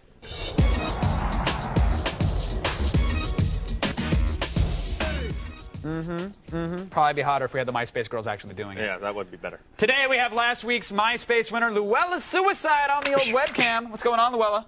Hey, how are you guys? I'm great. Good, Zach and I thanks. were noticing that you're a fan of the 5-second rule, because we saw during the commercial you were eating a sandwich in bed. Yes. And picking the pieces on up my off the couch. lap on the couch. Hi, my name is Sandwich. Can I be in your bed? Couch? Couch. Couch is even better. Well, like a futon, you make sex uncomfortable and awkward, right? Exactly. So there we go. It works. It's like a big piece of wood jacked in the back. I like it. Is that was metaphorical? I It hope. sure was. Okay, Absolutely. good. You're a transplant from New York, right, Luella? I am. So how does Los Angeles compare to the old NY? It doesn't. It doesn't at all. Everything out here is a lot worse than it is in New York. One of those New York snobs. There's no culture in L.A. All you do is cable TV and talk about the internet and computers. I We hate read the books. place I live and work in. All right. You know what? We're going to go through some of these MySpace girls. You're going to help us judge some of these chicks. Yeah. Okay. All right, Excellent. let's get down to Excellent. business. Today, in the wake of Snakes on a Plane, of course, we are celebrating some of the greatest fantasy hotties of all time. Not MILFs, not school teachers, although this girl looks like she could be either. We've got flight attendants. Let's start it off, Zach. Who is this here? This is Jen, the Quizmaster. She's 30. She's from Macheesy Park. I hope I said that right. That's close enough. Yeah. She's her quote is coffee, tea, or me. Anyone ever say that to you on a flight? No. Me neither. No, but you still need cream. Yeah, you regardless. always need cream and a couple of sugar. She's a Sag, and her favorite pastime is learning about reconstructive surgery mishaps. Hey, come by the show, see what we got going on over here. She hosts the trivia night at Hooters, which, of course, I lost last week by not having areola as my second answer. Oh. And she was a flight attendant on Hooters Air once. Fantastic. What do you think? You can Luella? use the stewardesses as a flotation device. You sure can. One of the few airlines. Inflate to 30 pounds. That's it. They're buoyant. Luella, what are your thoughts? Interesting. Very interesting. Flight attendants have always been interesting. Yeah, very. I love how you finish each other's sentences. I mean, we're it's like made for each you guys other, are made Luella. for each other. Nice. Luella, were you playing with the lip ring there for a second? Was that what you were? That's what I kind of do. It's my thing. That's totally fine. I think Yeah. Zach and I are both very okay with that. Yes, I play with my Prince Albert Good. daily. I'm glad. You got to stop jingling around the office. I'm trying to write emails, and all I hear, it sounds like Santa and his reindeer are marching It's down the aisle. jingling, baby. What can All I right. say? Next up, shake your junk, yo. Location, Queens, New York, age 28. A little too old to be shaking the junk. Yeah, absolutely. That's like loose, and it will rattle off onto the highway. Quote, traveling at a breakneck speed without once looking back. I don't know what that means at Me all. neither. Taurus. Well, she's a flight attendant. Oh, right. Okay. Okay. Her biggest problem is figuring out if she should go to the bathroom or the refrigerator. How about she just goes to the bathroom in the refrigerator? That's what the deuce in the lettuce crisper? Absolutely. You know. She enjoys reenacting scenes from MacGyver episodes with lobsters at seafood restaurants. Wow. You can't make this crap up, I don't really think. can't. You make a bomb out of a lobster shell and a salt shaker and just move on your way. Save the day and have a Exactly. biscuit while you're doing it. The Cheddar Bay biscuits at Red Lobster. Unbelievable. To die for. What do you think, girlfriend? Luella? I like her. She's very real, and she's a New Yorker, so she gets my Okay. vote. You and you, New York. Well, how about this? We got some competition for her then. This is Sky Bunny. She's from New York, New York. She's from Manhattan. The other chick was from Queens. She's 21. Her quote is, "Come fly with me." Hey now. If she wears that on the plane, I'll fly with her. Right. She's a Libra, little red bikini there. She claims to love machines more than people. Well, Yeah. I mean, You really. want to take this one? You know, She put the it's- ball on the tee exactly. there. I mean, all I have to say is, That's the sound her carry-on luggage makes, actually. It sure does. See it writhing in the X-ray she machine. can't even board anymore. She also claims to draw power from her tan. This doesn't look tan. That looks like a natural color. Could be. I'm not sure. I'm not know. sure either. She I don't could know. be the If palest she's white tanning girl. at 21, she's going to have a leather face by the time she's 30, and that's carrying, not cool. Carrying around a pocketbook when we go to, senior night at Coco's at 4 p.m. for dinner. Well, what do you think? How do you draw power from a tan? I mean, I'd really like to ask. I her draw that on a tan with my manpower, but I mean that's nice. Yeah, I think that's Gotta a paint the map. completely different thing. Exactly. Paint the sky map. I think so. Nice. All right. Hey, you know what? Maybe these girls will all deliver some nuts to someone soon. Hello. Go vote for your favorite, folks. G4TV.com/AOTS. It's fun. It is. Oh, really? Really, Luella, No, thank you. Oh, she went Oh, away. Bye, Luella. But right now, let's go from the hot girls of MySpace to the cold, hard reality of the only news you need to know. Wow. Here's Layla Kaylee. Layla, did you ever want to be a flight attendant like a MySpace Girls? No, I want to fly the plane, Kevin. I like to be in the driver's seat. You like the terrorist alert? Sorry. Yeah, they reinforced the Guilty doors as now, charged. sweetheart. I'm Layla Kaylee, and it's time to start the feed.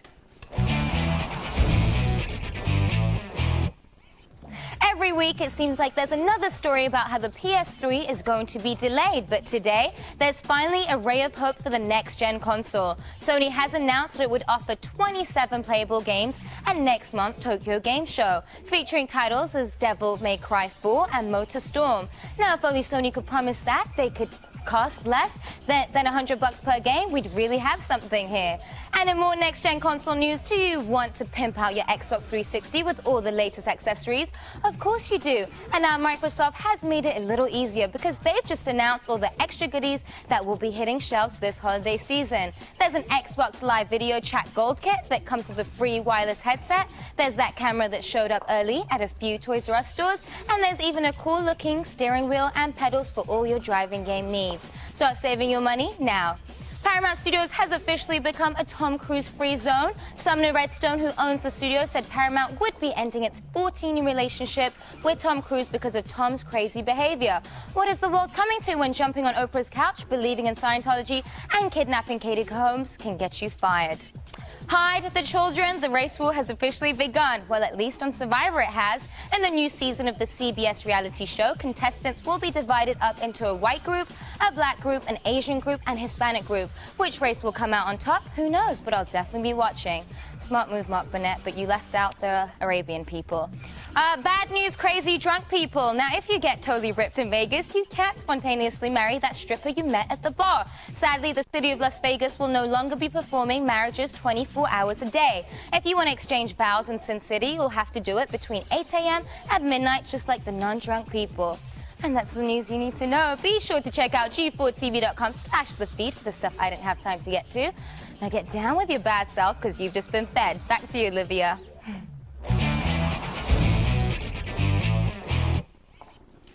Now, you might think we are at a show, but you are wrong. So very, very, very wrong. Stick around for more of TV's only source for all the stuff you care about. After the break, Layla kicks it with hipster rockers, tapes and tapes. During the day, you're a health analyst or something, and at night, you're like this rock star.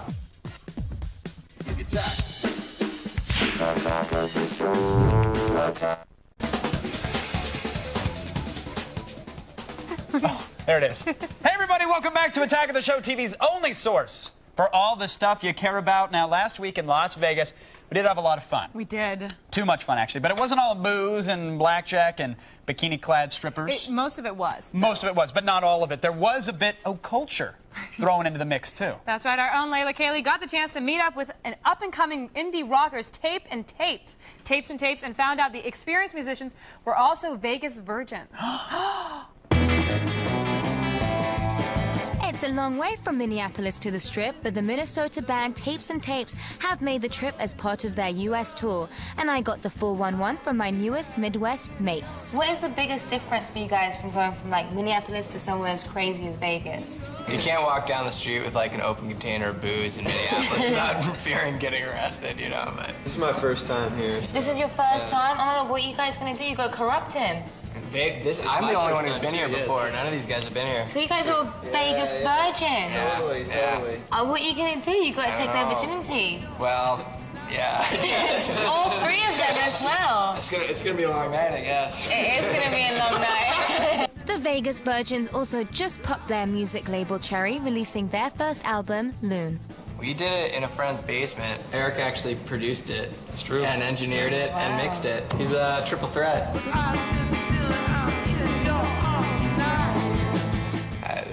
Things have definitely like taken off. Like we recorded it and basically wanted to put it out ourselves in the hopes that we could do some more touring around the U.S. Like we went over to the UK like a couple months ago and we're going back and like, you know, that type of stuff's just kind of mind blowing. And even more mind-blowing was putting out a video for their song Insister.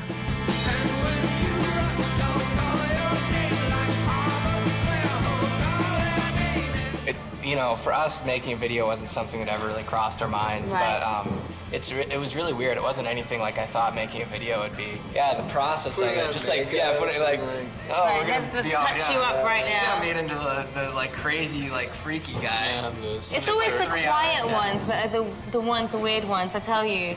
I know you got a little freak in you, so where are we gonna go now, guys? What are we gonna do? I don't know. Strip. Little bowling. Strip club? Is it strip? No, the strip. The strip. Okay. Please. I think I know what he really meant. We're going to the strip. Come on. My mom might be watching this, please.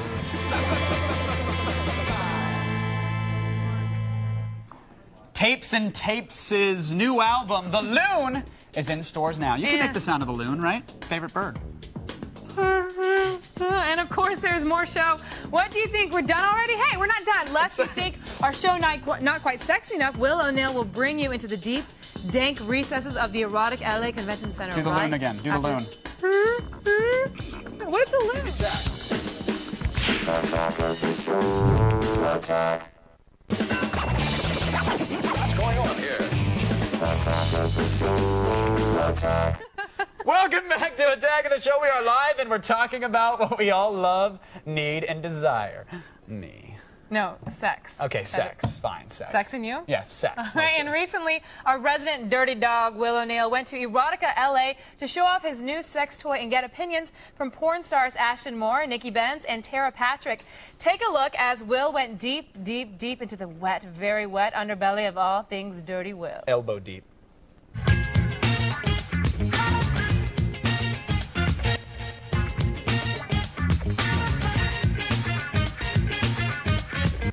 I'm Will O'Neill at the Erotica LA convention. In this briefcase, I have the world's greatest sex toy. I'm gonna go inside, check out the competition, see if I can try it out on as many porn stars as I can find.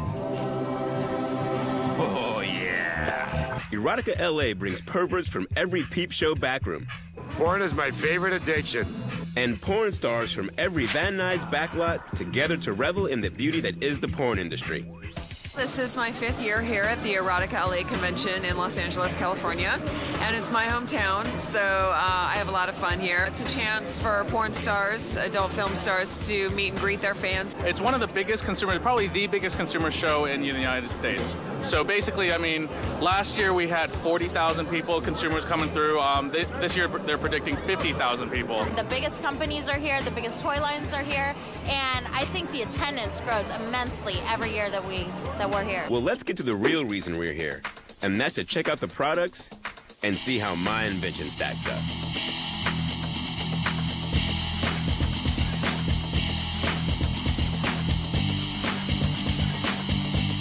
Tell me a little bit about the Screaming Up. I have right here a ring that you put around your and it vibrates. I have what I think is going to be the ultimate cool sex toy. Take a look at it, okay? Let me know what you think. Okay, let me see.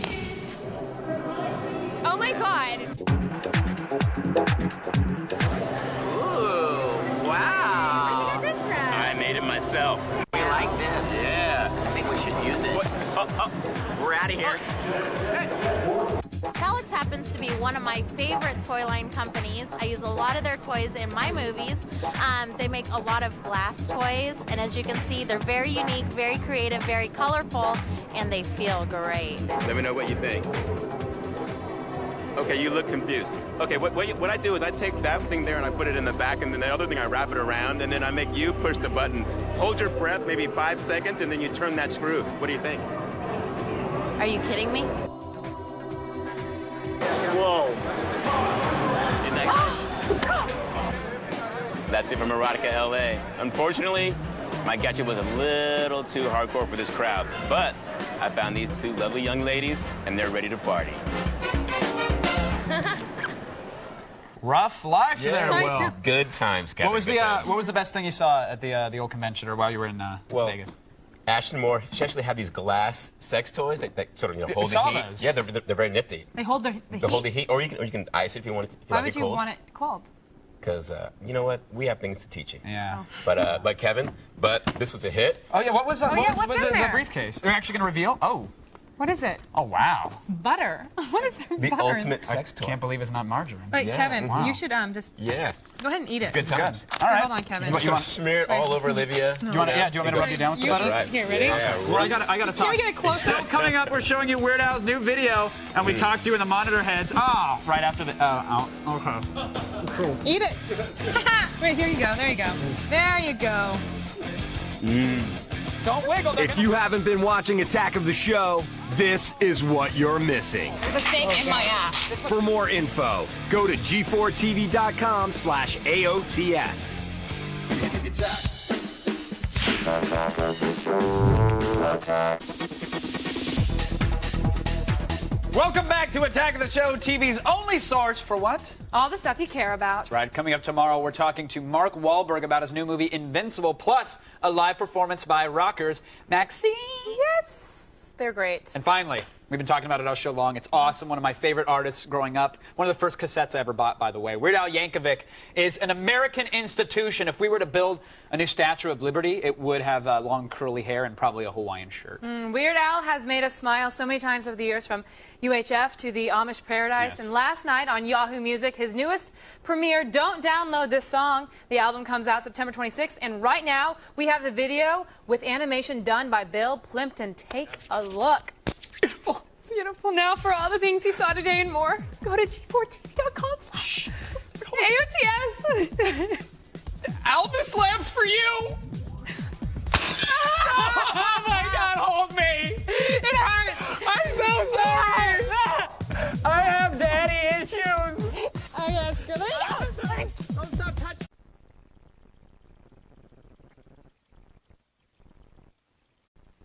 Today on Attack of the Show, Mark Wahlberg and Greg Kinnear star in the hard-hitting football flick Invincible. And what do you do if your girlfriend is an out-of-control lush? Slap her on the ass a couple times, see what she does. The answer is in your pants. Plus, is this the end for Tom Cruise? I'm a failure in the eyes of the prophet. Does anyone even care anymore? All this and more on a live and totally original Attack of the Show, starting right now. Aw, dude, I need to go to bed. Drop the beat. Attack. What's going on here? Attack. Think upon this. Attack. Attack of the Show. Attack.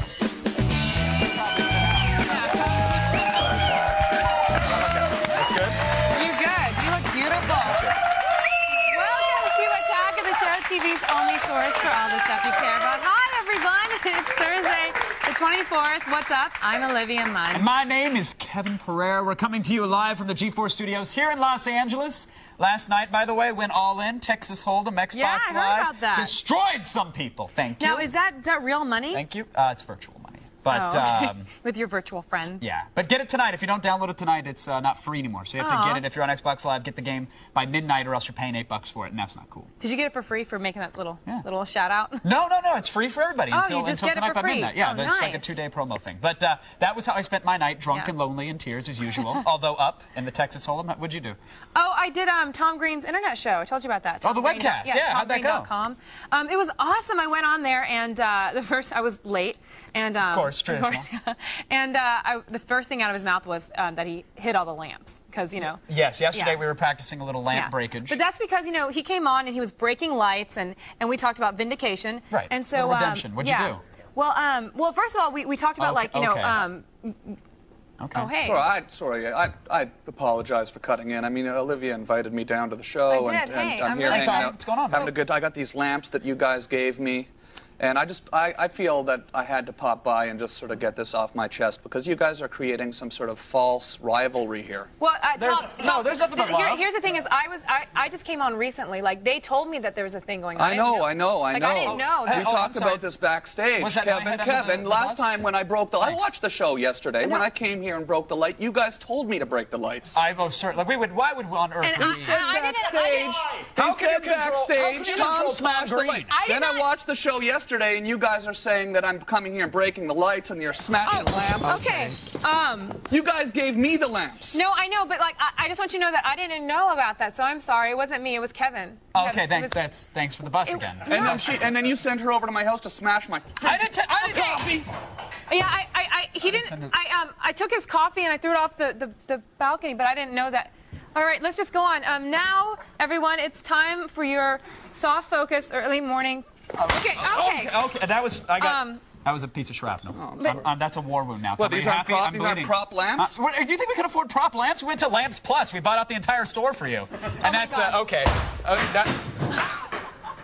Well, they bounce. You didn't even break the lamp. Trying to create some sort of.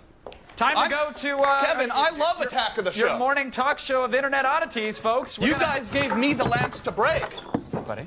How's the show going, by the way? It's going great. Is I it? don't want this anger. No, there's no anger, hostility. Hostility. I think this is a good symbol of our relationship. You could let's try put to beat it flour as in much as you can, Let's but put flour into that as a sign of peace. Yeah. Offering, There's if you no will. more breaking stuff except for this one. Okay, that one.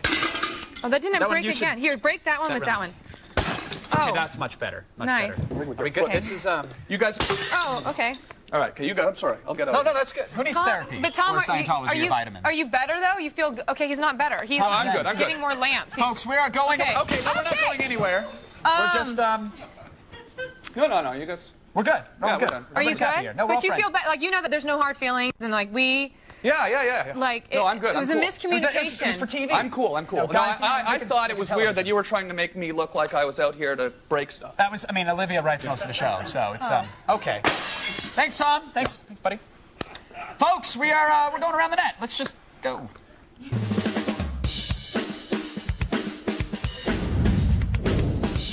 All right, I think fun time's over. I'm sorry. Listen, I know we like to have fun and joke around on the show. We did it a few seconds ago, but it's time to get serious for just a moment. We've just recently lost something that's it's really okay. It's really always been there for us. Actually, it's the planet Pluto. Yeah. I'll go ahead and take this one. Sorry. Yesterday, the International Astronomical Union voted to remove Pluto from our official list of planets. Sorry, thanks. Now it's gone. Forever. Forever. Reduced to the humiliating title dwarf planet. Sorry. You know, it's tough to lose it. But I'll always remember Pluto. You know, the planet. Like, remember the. God, you remember the way it's 17-degree inclined elliptical orbit? You brought it just a little bit closer to the sun than Neptune. I'll never forget that. You know, that reminds me. I'm going to always remember the way Pluto's thin atmosphere would just freeze. Very thin. You know, and just fall to the surface when it moved. When it moved away from the sun. Let's just have a moment of silence for the planet that we'll forever know as Pluto. We never got to dance. You never took the chance. I never got to touch your heart to show how much you're all that I believe. Your love is all I need. We never got to dance. Can we have a moment? Can we? Thank you. Tom, do you want to? Tom, do you want to get in this hug? I'm sorry. No, I'm sorry. I'm let's, sorry. Let's heal. Yeah, I'm sorry. Let's heal. I don't want to lose you guys either. TomGreen.com, the channel, is, by the way, TomGreen.com. We were just having a moment of silence Go to the for the channel. planet that died. All right, you guys, that was poignant. Did he just Thanks. plug after the moment of silence? He doesn't know when to stop. All right, now on to facial hair. Yes, let's go right there. Beards.org is a site that's been helping guys grow better beards since 1996. Yes, we can honestly say that if you're down with full beards, chin straps, TomGreen.com. Oh, wow, TomGreen.com, or even just a healthy pair of Van Burens. Love a good pair of those. There is no better resource than this. Yeah, there are also galleries of exquisite beards, videos, success stories, and a frequently asked questions Success page. stories, like I trained all summer and managed to pop this one out. Well, kind of like what you're saying about your Portuguese, like mine was a failure. scraggly. I tried during Vegas to grow it so that they wouldn't card me at the tables, but it looked patchy, and they were asking me if I was like a Make-A-Wish Foundation kid you know, at the table. your hair is very straight right here, and I always look at it when we're doing the show. It's like red too. No, I don't know how close they can get, but Hopefully it's like not when that you go close. play golf and you have to scrub off the bottom of your cleats on the thing that the bristle. That's what it reminds me of because it's so straight like and a stick. gentleman's. You get it up there and just. That's exactly what it Rub is. it off? Okay, your hairs are flying off. That's weird. They should. Oh, that actually pulled a hammy. Here at Attack of the Show, we are required to break down at least one racial stereotype each week. Thus, we give you this video, which proves that, contrary to popular belief, white men can jump. Olivia, believe it or not. Really? I believe white men can jump. Well, Can you look, jump? there he is. There's a Caucasian. He is leaping.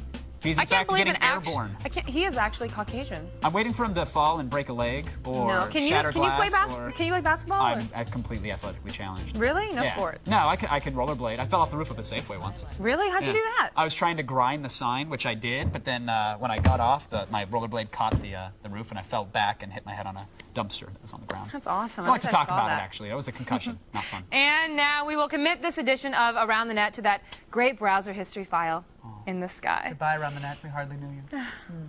Go to g4tv.com/AOTS for the links to everything you just saw. But right now, it's time for all the news you need to know. Here's Layla Cayley and the feed headlines. Why, thank you, Kevin Pereira. Here's what's coming up in the feed. First, there's going to be some new DS lights moving into the neighborhood, and we know when it's happening. Plus, Apple's finally settled a pesky iPod lawsuit that's been bugging them for years. We'll tell you just how much it cost them, and we'll tell you which Hollywood feud has descended to cell phone hacking. It's all coming your way in the feed, but first, back to the couch. Thanks, Layla.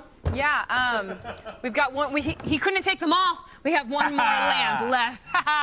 This Take sole that, Tom survivor, Green. the last of the Mohicans. Yes, Zach, what's going on? What's up, guys? How you doing? Hey, I really like your outfit. Oh, thank you very much. I'm just reminiscing about the story of Vince Papale, a Philadelphia bartender who tried out for the Eagles and made it. It was very inspirational. Yeah, they just made a movie about that with Mark Wahlberg, and it was called Invincible. Invincible, yes. which is exactly how I described myself when I tried out for the Eagles. The problem is I tried out for the band by accident. So I showed up on the field with an acoustic guitar, a mustache, and a coke problem. The And coke problem fits right in with the Eagles, I think. it though. sure does, especially the late 70s Eagles. Yeah. You know, I think it was the shaggy hair thing, and a stash was cool, you know, tight pants. But how'd you do with the football players? You tried Well, out, let me just did it go say, well? that whole myth about NFL guys not being real good, that's wrong. They're huge. They run very fast. There's no escaping them. You can run as fast as you want, and they'll catch you. And they'll do terrible things to you. Terrible things, like taking Pluto out of the sky. Wow, okay. All right. Terrible. I don't think... Oh. I think those are unrelated, Zach. I'm sorry. Not in my world, Okay, Kevin. okay. All right. Just let him. No, Okay. Zach, Later, he's really upset. I'm going to tell Zach, you guys. come here and spike this like a football. No, come later on. on- Zach doesn't get to break anything on this damn show. Give me a Heisman. There you go. And after Selwood. Go for it! The no look, the Heisman to the smash. Oh, Oh, wow. it's How caught. was that? It's caught. Okay. Oh, you didn't God. even break it. That was Oh, the saddest God. thing I've ever seen in my life. All right, you guys. Later on, Zach is actually going to sit down with the stars of Invincible and the actual guy, Vince Papale himself. He It could have should hurt be the good. camera guys, and he ended up hurting himself. I don't think he really wants to hurt I don't the. think. You know, you don't deserve to break that anymore, Zach. That's just. Oh, okay. That was it. Wow. You know, give him an inch. Give him an inch. Recently, Hollywood lost one of its own. I'm not talking about Pluto. I'm talking about Tom Cruise. Of course, he's no longer an employee of Paramount Pictures. Very sad. Does that mean it's the end of star power in Hollywood? Will we ever see sequels to Cocktail or Vanilla Sky? I've been waiting. A boy can dream. Boy can dream. No, but we're not going to see those. But his craziness has led him to some problems. In fact, Paramount claims that they got rid of him due to his unacceptable behavior. But Hollywood insiders are saying that it's due to everything from MI3's poor performance, right, to the studio cutbacks across the board. Yeah, we want to know what you guys think. It's time for today's poll question. Is Tom Cruise still Hollywood's Top Gun, or is he a Mission Impossible? Okay, you vote on our website, g4tv.com/AOTS, or text your vote to G4TXT, that's 44898, to vote, and you register for... Live AOTS news alerts. That's right. Now, I know that you know that I know that we've just started, but I want you to just remind yourselves that you should probably stay with us because I'm going to be back with a lot more, and Kevin knows that you're going to just... Okay, sweetheart, we're good. we're good. Next, will we miss Tom Cruise when he's gone? And how drunk is too drunk when it comes to dating? Don't go away, because Attack is coming right back. Attack of the show. Attack of the show. Attack. Welcome back to Attack of the Show. We are live and talking about lots of stuff. Before the break, we asked you, now that Tom Cruise is on his own in Hollywood, is he a Top Gun or just a Mission Impossible? Well, according to the vote counting interns we've chained to the radiator in our basement, 64% of you think that the status of Tom Cruise's career is Mission Impossible. Well, let's go over to Kevin and get the debate started. Thanks, Olivia. Now, listen, love him or loathe him, Tom Cruise has been a Hollywood giant for over a quarter of a century now, with a career that includes A Few Good Men, Rain Man, and, of course, 1983's Losing It, one of my favorites. But has everyone's favorite Scientologist become risky business for Hollywood? I feel the need. I do. I feel the need. The need for a loop.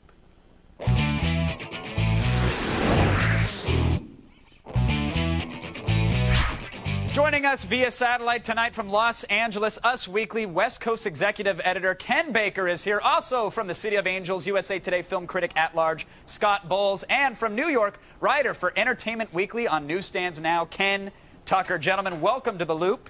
Mr. Tucker, I want to start with you. Why did Paramount let Tom go, in your opinion? Why did they cut him loose? They let him go because this 83-year-old guy who owns Viacom said, I'm sorry, your behavior is unacceptable. And instead of doing the usual corporate speak and being polite and saying, oh, Mr. Cruise, we love you, he said, no, you're nuts, and we want to cut loose. You're losing us money. Goodbye, hit the bricks. So you don't think it was Tom who decided to pull the e-brake on his own career with Paramount, then? You're not buying those rumors? I think that's the spin. That's the spin he's trying to put on it. But I think what I think is at bottom at this is really interesting is that honesty has become controversial.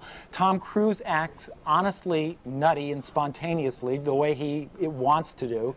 And this 83-year-old boss of his acts honestly and is rudely firing him, and suddenly the entertainment press goes nuts. All right, like, well, oh my Scott, God, over Hollywood's the last 6 years, Tom Cruise has accounted for 32% of Paramount's gross. I mean, like, letting a guy go like that, isn't that a pretty risky move? Isn't that a bad decision? It's a bad decision. It's going to come back to bite him in the butt. And it wasn't a personal decision. It wasn't about Tom Cruise's personal life, because we haven't seen Tom for a month. He's been quiet. We haven't seen his baby. If anything, this would have come a month ago. The problem is Paramount's house is in shambles, and they've decided to make some moves. What's interesting is that Paramount decided to burn this bridge completely, and Tom is going to make him pay for it. This is a guy whose movie made $400 million worldwide. You can't bank on anyone the way you can Tom Cruise. And he showed a little weakness at the box office. They cut him loose, and they're going to be sorry for it. All right, Mr. Baker, what do you think about that? I mean, the couch jumping, the vitamins, you know, the baby Siri. I mean, like, is this a guy who's going to have the last laugh? Does Tom still have the juice? Well, here's the thing, is that I would hate to be Paramount when Tom goes over to Warner Brothers, makes another movie, and it grosses $500 million. And yeah, he's a freak. He's a little weird. You know, he's a little bit too vociferous and preachy. But at the same time, his movies do make money. And the last I checked, studios are in the business to make money by selling their movies. Here's the thing, is that what I found out is day 2 on this story out here in Hollywood is that people are actually, for the first time in probably years, feeling sorry for Tom Cruise. They used to think, oh, he's a freak, what a weirdo, oh, this guy's too much. But now, I think Sumner Redstone and Paramount, they were so excessive. You know, I think a lot of people put themselves in Tom's shoes and said, hey, I feel sorry for this guy. Mr. Tucker, were you up all night crying for Tom? Were you in tears for him? Not at all. I mean, this guy's been granted his supposed freedom. I mean, what is his, you know, this independent production company that he's got, that they're going to make movies, what's on their slate? Death Race 3000, The Eye, a remake of a Hong Kong horror picture. These are not great movies from their production company. Yeah, but Ken, I think Tom Cruise has really got to come back to reality and give a good performance like he did a few years ago on Collateral, and he'll make some money. I mean, like, this guy was making money on the gross of these pictures. The company was taking the fall for his lack of popularity. This is capitalism at work. I'm sorry. Scott, let me ask, is this all on Tom Cruise's shoulders, or are other A-listers facing the same problems with the production companies that Tom is. Well, what you're going to see is that A-listers are going to be judged a little more harshly. Lindsay Lohan got a letter for her behavior. I'm surprised nobody sent a letter to Mel Gibson. I think what you're going to be seeing is when a movie doesn't perform well, studios are going to act a little more quickly, claiming it has something to do with their personality. But it's all about the bottom line. If this movie had made $200 million, Redstone would have absolutely no problem with whatever Tom Cruise is doing. All right, now, Mr. Baker, on the same day that they announced they're dropping Tom Cruise, they announced a 2-picture deal with Trey Parker and Matt Stone. Is this just ironic coincidence, or do you think this is all planned to be a PR blitz to try and get the public looking at them again? Okay, I will stand up and say that Trey Parker and Matt Stone have offended more people in the world with their humor and their barbs at people, from political to ethnic to racial, you name it, than Tom Cruise ever has. This was never about Tom Cruise being a weirdo and being a freak. This wasn't about that. What this was about was money. It's business. 6 months ago, when they were negotiating, Paramount was negotiating with Tom, they were like, oh, we intend to renew our deal, and Tom's great, and we love Tom. And then all of a sudden, the money wasn't working out, so it's like, we're done, and Tom's a freak. I don't think it's fair to him. All right, Mr. Baker, final word to you, sir. With the bottom line in everybody's mind now, everybody's looking at the numbers. Is the years of the A-list celebrity, are they over? Are they done with? Well, I think what's happened is you've seen a world in which one star goes from movie to movie to movie. There's no more bankable stars.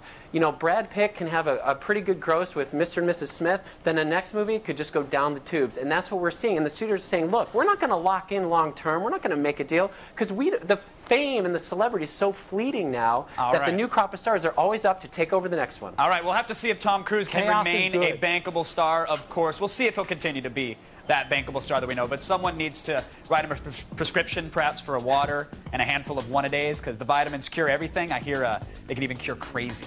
Thanks to our guests, Ken Baker, Scott Bowles, and Ken Tucker, for keeping us in the loop. Thanks, gentlemen. Right now, we go over to Olivia. All right, thanks, Kev. Still ahead, we've got some sex questions about drunk girls, so I'm going to warm up my hands and just stick them right in your pants. And we've even got more. Our own Zach Selin will sit down with the cast and crew of Invincible to talk football and cheesesteak. After this, on TV's only source for all the stuff you care about. It's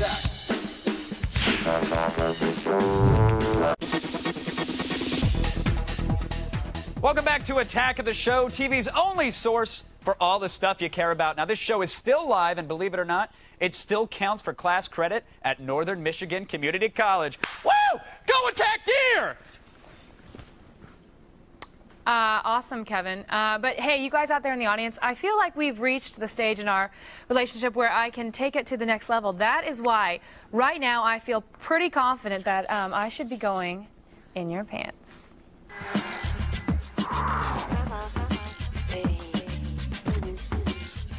All right, as always, sex columnist Anna David is here to help me answer your burning sex and relationship questions. And Kevin is joining us too, because basically I woke up and decided that we needed a smart ass on the show today. So, yeah. You mean male perspective? Male perspective is what I meant. Thank you. Thank you. Let's get started. Our first guy gave up the booze, but his girlfriend's still a lush. My girlfriend and I used to drink a lot together, but now I'm sober and she's still drinking heavily. I love her, but I don't think I can get her to quit. What should I do? Okay, so he's not drinking anymore, but I'm actually going to get real serious. You know, I'm sober. I'll be sober 6 years in November. Congratulations. And I have dated my share of drinkers, heavy drinkers. It doesn't work? And it's a nightmare. It's a doesn't nightmare. work. Yeah, I mean, look, if it's, you know, it's possible to be sober and to date people who drink, but it's like also if you're an alcoholic, which is I'm assuming why you got sober, like, it's a trigger to be around someone who's drinking It's a gateway heavily. drug. It's a gateway drug, and also it's a sign of other problems. People don't just like drink heavily just because they're fun. And plus, I mean, you know, right? He's stopping the party. I drink heavily because it keeps her attractive. But like for me, But you shouldn't date ugly girls, Kevin. well, it's you get what you can take. From Beggars can't be MySpace? choosers. But I, you know, and correct me if I'm wrong here, but when women are a little tipsy or inebriated or passed They're out, looser. they're a little more wild. They're a little crazy. So maybe you could use that to the to your. Well, it sounds like he's already got her where he wants her, and maybe, perhaps, his maturity level is a little bit higher. I don't know. No, it's true. And he seems to want something more than that. Okay, could So be. maybe he should just call it off, find a new girl. Yeah, I mean, Anna David, single, AnnaDavid.com. Singleandsober.com, the saddest website in the world. No. Okay, guys. The next guy has a wingman with a broken wing. Aw. My friend is in a slump with the ladies. How would you recommend he turn it around? Get right back on the bike. I know. What is he? I mean, what's his? Oh, why is slump? he in a slump? Yeah, I know. We need some details, but here's the thing. I know that a lot of guys, maybe present company included, read that book, The Game. Did right? you read The Game? Huh? I can't read it. Okay. Picture books only. But you might have heard about it. Like, you know, it's this big book that came out last year. Neil Strauss wrote it, and it's about how, like, guys who, you know, previously sort of nerdy guys can become, like, ladies' men by doing all these things. I don't recommend this because men who follow this, and there are a ton of them in LA, are the most irritating I don't know if our men. viewers are following it. Well, you never I don't know. think that our viewers are reading The Game. You never know. But basically, I think it's like if a guy's broke, he can work out. Like let's assume he's in a slump because no women like him, Okay. right? So if he's broke, he can work out and go for the attractive route. If he's ugly, he could lease a Beamer. But if he's poor and ugly, he's SOL, right? Like no matter what books he reads, he's Well, he looked attractive. No, first, basically what it is like acting confident. That's so much of it. The Game kind of says like you give girls negs, like you kind of go like compliment her and like give her like criticism at the same time. That's bad. That is bad. But what I like about the Game is Game and the broken. fact that it's sort of like taken over single men is that it's got men out there flirting again. So he needs to just get out there and start flirting. Act and as if you're confident. Insult her. Call her fat. It always works with But me. you said compliment and insult at the same time. Okay, so a neg is like going like, oh, hey, that's great hair. Is that your natural color? Like some weird subtle power sweetheart, play. I like your rack. It distracts me from your face. Hey. That's a little. What are you doing? See, that was. Damn it! You're so good. I'm You're good. so freaking good. Take that one Man. to the bank, kids. All right. If in your pants were a sports car, then that car's gas is your sex and relationship questions. Just a little analogy I like to put out there. So tape yourself asking your question, use a disguise if you're shy, and visit g4tv.com/video voicemail to upload them. And you can find out more about Anna David at annadavid.com or singleandsober.com. Not quite sure, right? We're good? I'm logging on right now. Here's how you get your friend out of a slump, pal. Go out for drinks with them, chat it up with the ladies. But little does your buddy know, you stack the deck, you hire a prostitute to pose as a real girl. She'll laugh at his wit, she'll think he's a stud, and then, of course, she'll bang him like a screen door in a hurricane. Night of drinks, $50. Tricking your friend with a hooker, $200. Knowing your best bud got his mojo back, tagging the lobster pot of a trick named Sasha? Priceless. Coming up, Marky Mark brings back the Diggler's hairdo. Then, see why Jimmy's not picking the Eagles to win the Super Bowl. Don't do it, kids. Trust me on this one. Attack of the Jockstrap. We'll be right back. Attack of the show. Attack. I thought I was blocking out. No, it's the Al Bundy. Okay, good. Oh, nice. You gotta put the hand in the pants now. I'll do that now. Welcome back to Attack of the Show, everybody. We are live, unlike Don Knotts. Yep, come and knock on our door later because, yeah, that's right, you said it. I did. You just read what's in the prompt. That's it. You just read Dance me, it. puppet, dance. All right, a little bit later, Jimmy the Geek will be here giving you gambling tips on the upcoming college football season. And like at the Regal Beagle, it's Live Music Thursday, presented by Dentine Ice. We're going to have rockers Maxine joining us in the studio. Nice. Well, everybody knows the story of Rocky, right? Philadelphia greaseball, made it big in the old boxing. Now, though, we have a true life football version hitting the old big screen. Yes, Invincible is the story of Vince Papale, a Philly bartender who tried out for the Eagles and became a football pro. So we sat down with Mark Wahlberg, Greg Kinnear, and the real Vince Papale to find out where I can get the best Philly cheesesteak. Invincible tells the tale of a South Philly bartender who gets a shot at the big time when NFL rookie coach Dick Vermeil holds open tryouts for the Philadelphia Eagles. You know, 5 years later, they're in the Super Bowl. I mean, it sounds like somebody wrote it rather than it be true life. But, in fact, Invincible is based on the true story of Vince Papale, played by Mark Wahlberg. The film is a bone-crushing look into the world of the Eagles in the late 70s. And yes, bad haircuts and mustaches do apply. The real-life hero, the legend, oldest rookie in NFL history. I was 30 years old, not only became the heart and soul of the Eagles, and led Dick Vermeil to his first victory as a coach in the NFL. To be able to portray him and to put on an NFL uniform, it's been a dream come true. He was great. He was just so sincere about his acceptance of the role and how he was going to play me. He believed so much in me and brought an energy level that you just can't imagine. Now, everyone knows how ripped Dreamboat Marky Mark is. I mean, Mark Wahlberg. But was he in good enough shape to take those hits for real? You ain't going nowhere! I told him when I got there, I was, roll the camera, throw me the ball, I'll do the rest. And of course, I got lit up a couple times. I was like, all right, let's figure this out. I got everything banged up, but nothing that took me out of the game. And all those football scenes, when you fans look at it, they were all shot in temperatures in 90, 95 degrees. When you're on AstroTurf, it was into the hundreds, and he just did an amazing job. Yeah, all right, so Mark Wahlberg is a tough guy. But the real question is, can he eat like a Philadelphian? Naturally, we had to ask the cast where we could get the best Philly cheesesteak in town. The best place to get a Philly cheesesteak is from the Teamsters. You want a cheesesteak? I couldn't eat as many as I would have liked to because I was supposed to be losing weight and getting in shape for the film. You got to go to Tony Luke's. Absolutely, that's the spot. Matter of fact, Tony Luke's in the movie. He's a character in the green cape. Has the best cheesesteak in town.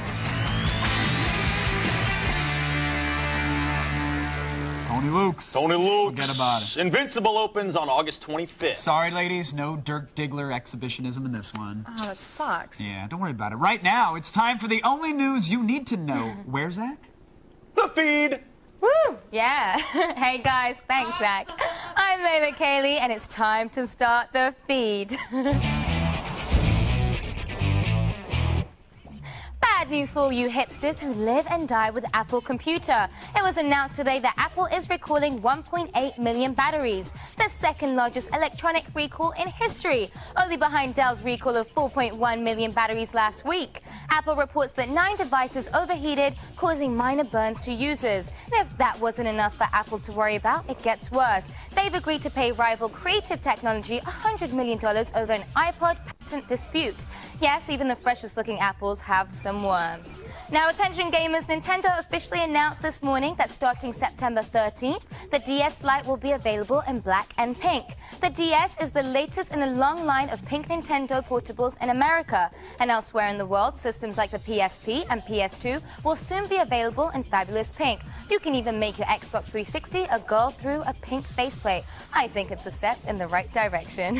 And finally today, Paris Hilton has long been feuding with Lindsay Lohan and now may have turned criminal. Spoof Card, a phone service that allows you to change caller ID, has terminated Paris Hilton's account because she allegedly hacked other people's voicemail, including Lindsay Lohan's. A full investigation is underway, and only time will tell if the next season of Simple Life will take place behind bars. I sure hope so. And that's all for today. Be sure to check out g4tv.com/the feed for the stuff I didn't have time to get to. Now go do the jailhouse rock because you've just been fed. Back to you guys. Thank you, Layla. You at home, don't go running off on us just yet.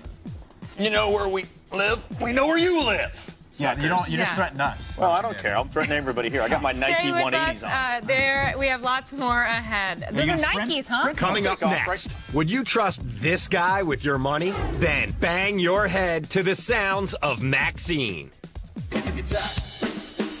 Attack of the show. Attack. Attack of the show. Attack. Welcome back to a live Attack of the Show. You mentioned that Gwar is playing on my show. 11 o'clock Eastern. Gwar is playing. TomGreen.com, Yeah, Gwar, Gwar. 11 p.m. Eastern. Tonight. Gwar. Thanks. But you know what we have on Attack of the Show? It's Icons. It's a G4 series that covers today's maverick pop culture institutions. And this weekend, Icons goes behind the music of the legendary festival Lollapalooza. We were the first band to ever play Lollapalooza. Lollapalooza is a monster.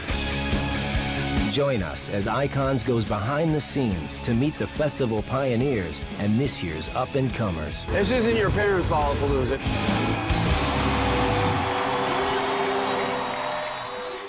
After some starts and stops, Lollapalooza was back with Red Hot. Gwar is on Tom Green Show, but on Icons we've got the Red Hot Chili Peppers and Kanye West at Lollapalooza, and Kanye headlined at the Chicago Grant Park. And G4 is front row center for Icons Lollapalooza this Saturday at 7:30 p.m. Eastern. Right now, it looks like Tom wants to get back in. There's 11 Eastern on the channel. What is going on? Kevin, help me! Kevin. Thank you so much, Olivia. Now, the college football season is just around the corner, and everybody likes to spice it up a little bit with some wagering. Well, luckily, we have a gambling expert to help you pick the favorites. He's a funny little man with a Jersey accent and a very Vegas outlook. Everybody, welcome. You know him. You love him. It's Jimmy the Geek.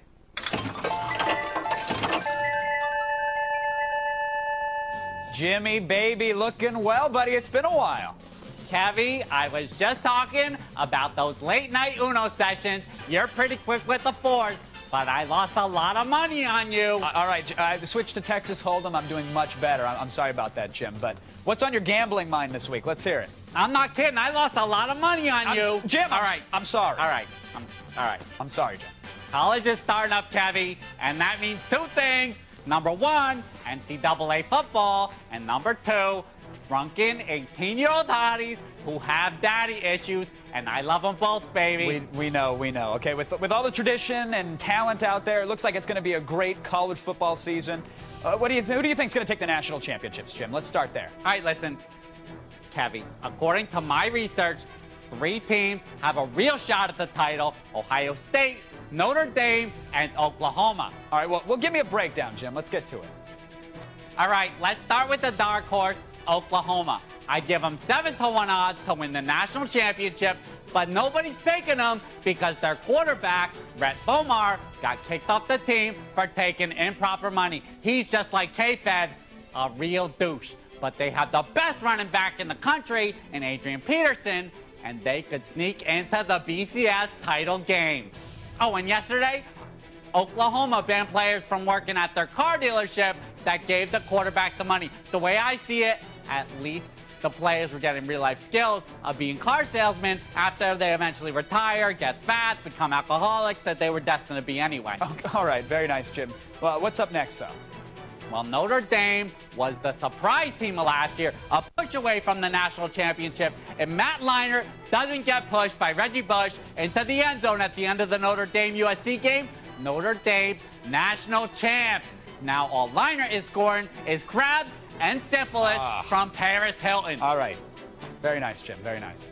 I give the Fighting Irish. That's right. I said crabs and syphilis. I give the Fighting Irish 6-to-1 odds to take it all. All right. So Oklahoma, Notre Dame. Who's the number 1 pick for you?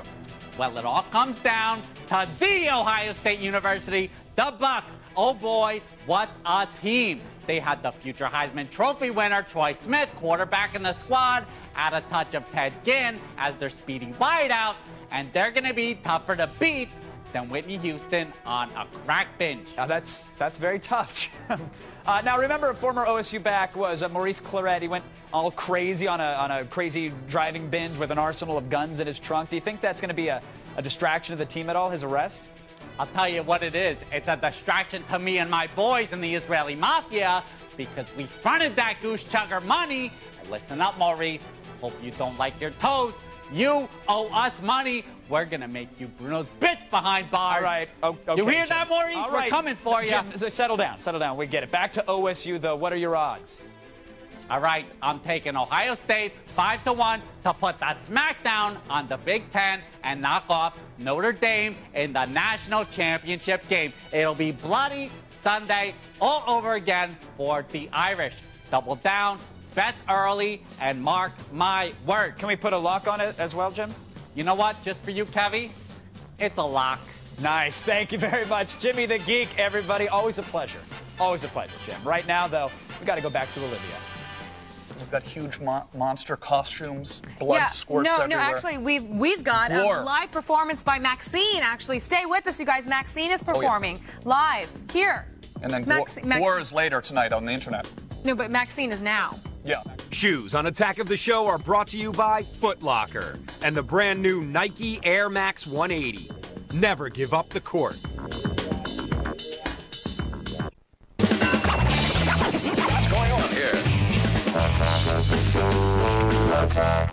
Welcome back to Attack of the Show. It is officially time to attack. Please welcome Maxine. Great job. All right, be sure to check out Maxine's new album, Hello Echo, out on iTunes August 29th, and visit g4tv.com/AOTS for more information. Still coming up, we talk to you in the Army of Motorhead. Stay with us. Great job, guys. In this briefcase, I have the world's greatest sex toy. If you haven't been watching Attack of the Show, ooh, wow, this is what you're missing. Oh my God. For more info, go to g4tv.com/AOTS. Attack of the Show. Attack. Welcome back to Attack of the Show, TV's only source for all the stuff you care about. We're live, and right now, we're going to have a little chit-chat, a little powwow, a little communicado with you in the Monderheads. That's right. First up is Jack from Wisconsin. Listen, I know what girls are good for, but are they good at anything? Ooh. Ooh, well, if you know what they're good for, you obviously know they're pretty good at it. Well, I don't know. Well, the girls you go out with, maybe not, but Olivia here sure knows what she's doing. Like a bag of sand with a mouth. The last wow, what MySpace girls are you finding? I find if you have like a trailer hitch that's chromed out and you need to get it right off, then you go to the MySpace girls. Think about that one. Next, we have Miguel from Montana. What's up, Miguel? Hey, this is Miguel. So, if a genie granted you 3 wishes, what would they be? Genie granted you wishes. You 3 go. wishes. Covered in tapioca pudding, hanging by a double-braided rope, preferably, at B. Arthur's house. Wow, it's pretty impressive. Coming up tomorrow, we have an all-new Attack of the Show. So get your beer bong ready because we're talking Beer Fest. Oh, yeah. And watch as Layla hits the town for hot summer drinks in the Lush. Yes. Now, for all the things you saw and more. Go to Attack. Why are you looking at me like that for? Because you went like this earlier and I was about to ask no, you I'm just saying, yeah. Maybe you should just say goodnight. Go to g4tv.com/AOTS. It's but a what website. Was this they got about? stuff What is there. this? Do you want to go? No, I just want to. Do you really want to go? Just hold me. I will punch you in the mouth. I'm sorry. Don't even start that. I'm sorry. Kevin. Kevin!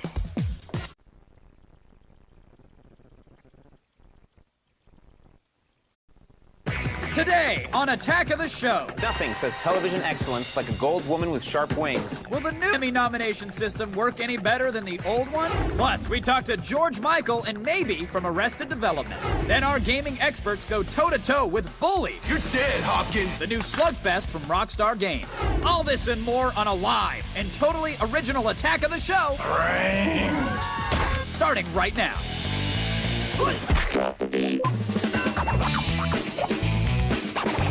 Attack. What's going on here? Attack. Pick up on this. Attack. Attack of the Show. Attack. Attack. Kevin, come on. Get in here. Kevin, it's just a couch. I don't like it. I don't like it. It's a new red couch. I don't get why. What was wrong with the old one? Because I think you broke it. The old one you broke. They're like a dog okay. with a new sleeping area and you got to spin around a couple times before you sit down. I feel like I'm with like a little child who like doesn't like the new house. I don't like it. You don't want like the old one. Come on, you'll get used to it. That is comfortable. It is comfortable, right? That is nice. Lean back, just see how it feels. Ooh, test it out. Wow. Yeah. Okay. It looks like a real world couch or something. Yeah, that's good. Welcome everybody to Attack of the Show, TV's only source for all the stuff you care about. It's Monday, the 28th. Did you have a good weekend? I had a great weekend. Yeah, awesome. Went to an Emmy party on Saturday. And thanks for the invite, again, as usual. You were doing UFC. You told me you had a little watch party. boys beating boys. It was awesome. Yeah. It's like going to Korea. Was there a lot of blood? Because, you know, when we went in Vegas, we... It was really funny. Because when we saw it in Vegas, like it wasn't as like bloody as we hoped. Yeah, well, that was K1 that we saw. Yeah, this was like pretty hardcore. Good. We saw some dudes getting knocked out. I think there was a broken arm or two. Chuck Liddell, a minute 42, just knocking it, bouncing the guy's head off the ring like it was a basketball. It was great. It was awesome. But you know, last night I was up pretty late watching the Emmys. The Emmys, of course, which I thought were very entertaining. I thought it was a good show. I loved it. Too much Barry Manilow though. Just a little too, just burn down the Copacabana already. Okay, just get rid of it because I'm done with them. Yeah, I know, but there were some really, really good surprises like 24's big wins to The Office, taking home Best Comedy. Yeah, Office love is The my Office. favorite Very comedy. good, very good. The biggest surprise of the night, for me, I thought, was actually the overreaction to this. What could possibly go wrong?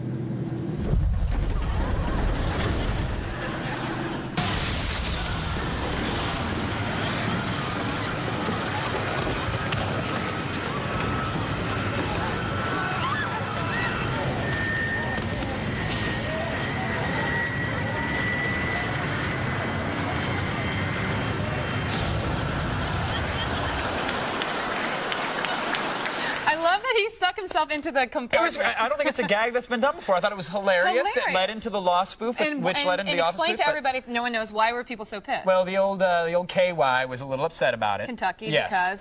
Well, a plane, sadly, a passenger plane, like a small jet, had crashed, and like 50 people 50 people died or something like that. Which it's tragic. Don't get me wrong, but it's like, you know, an infant falls off a couch. That all of a sudden we're not doing this in folding chairs. You know, we're not getting rid of the couch on our show. It's like there was no reason they should have pulled it. In fact, I was kind of sad that they even apologized for airing it in the first place. They didn't even show a crash. And it was about loss. It was a joke on loss, not a joke on the Kentucky plane crash. Exactly. Clearly a joke on something that was done ages before. They never actually showed a crash. They cut away. I'm so sick of people being so overly sensitive about everything. I mean, it's just a joke. What do you think the death toll would have had to have been for them to pull it? 51. See, that's there is. And it was only 50. There's a line in the sand, and it wasn't crossed. Thank you. I agree. It's terrible. You know what? We're apologizing to the Emmys for people like Kentucky. We're apologizing to everybody on behalf of the people who apologized for not pulling it, for doing the right thing, essentially. It works out. There's some math in there. There's a golden spiral in there, too, if you figure it out. Okay, I'm going to stop you right now before you just keep going. Now it is time for the preamble to our very own Declaration of Web Dependence. Oh, yes. It's time to go around the net. The net.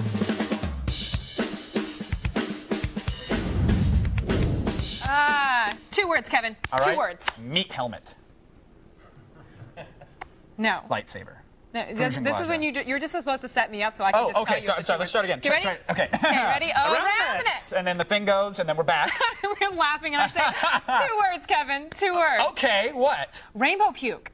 That's when the camera's supposed to come back to me. And I was supposed to say rainbow puke. No, but really? That's how we're going to start off the week? That's how we're kicking it off? Yes. With rainbow puke? Rainbow puke. It's actually not as bad as you might think. Rainbowpuke.com, Kevin, is a site. .com? Yeah, it's a site dedicated to multicolored spew. Oh. Yeah. According to its mission statement, rainbow puke exists so that fans of puking rainbows have a place to make their collective voices heard. You know, entries range from the simple, to the detailed, to the observations of the nature of infinity, basically. Wait, the sun's puking a rainbow, which is puking a cloud, which is puking green earth. Yeah, at the very least, we can all thank rainbowpuke.com for giving us some searing mental images that we probably would never have thought of, on our own. Long live the internet! That's right. A couple packets of Skittles and some Grey Goose. Do a little rainbow puke collage. Have you done that before? Not intentionally, but it happens. Like, just eat like 10 packets of Skittles, drink some Grey Goose. It's like Diet Coke and Mentos, except you just get sick, and there's really no cool show. I wonder how beautiful it would be. Huh? But I wonder if you didn't throw up and it went out the other end, would it still be a rainbow? All right, chums, let's do this. It's time, once again, for... Ready, guys? Let's do this. Leroy Jenkins! Oh my God, he just ran in. Leroy! I love it. God. Are they... Leroy. Oh, Spiffy, res us. Spiffy, why do you do this shit, Leroy? I'm trying. All right, Leroy Jenkins. But this Paladin's devout shoulders are less the mana-boosting kind and more the televangelizing kind. You remember Leroy from the World of Warcraft? Well, here we go. That's Reverend Leroy Jenkins, the bona fide leader of the revival what is wrong with his of America. face? Yeah. The ministry's got its own magazine, too, which features covers like a prom-style picture of the Reverend that you saw with Faye Dunaway. Yes, the Faye Dunaway, Olivia. Are you impressed with that? You don't even know who Faye Dunaway is. It's Leroy Jenkins. Okay, I have to say, I don't understand why do TV evangelists look so creepy? They look so freaking creepy. I don't know. It's prophetic, I guess. Okay. And finally, a new video from New York improv troupe Improv Everywhere. You guys know the guys who brought you pantless subway rides and water fountain synchronized swimming has struck again. Yeah, the group invaded a Home Depot with synchronized watches and at a set time started shopping in slow motion. Then after 5 minutes, everyone stood completely still for another 5 minutes. Yeah, and in a case of life imitating art, about 30 seconds before everyone froze, the Home Depot's PA system actually started playing Jules Standing Still. Kevin? Okay, This ends the classic edition of Around the Net. Go to g4tv.com/AOTS for the links to everything you just saw. Right now, it's time for the only news you need to know. Here's Layla Cayley in the feed headlines. Oh my God, I can't concentrate when Kevin does that. Sorry. Thanks, Olivia. Here's what's coming up in the feed. First, we're going to find out which shows are waking up with an Emmy hangover. Plus, is Kevin Federline going to die? I may have the answer. And will the flight from New York to Los Angeles take less time than the in-flight movie? Stay tuned. It's all coming your way in the feed. But first, back to the couch. Kevin, you all right? Kevin? You're Kevin? Okay. Look, Zach? Zach, is everyone? Are you okay? What's going? Zach. Okay, I'll just read his lines. Oh, no, man. Sorry. You'll always get him there. I was in a K-hole, man. I was in a K-hole, Oh, you know? got Yeah, it. I'm feeling kind of groovy, actually, real groovy, man, because Burning Man starts today. You know what that's all about? The community is back, Olivia. Actually, I've never been there. What is Burning Man?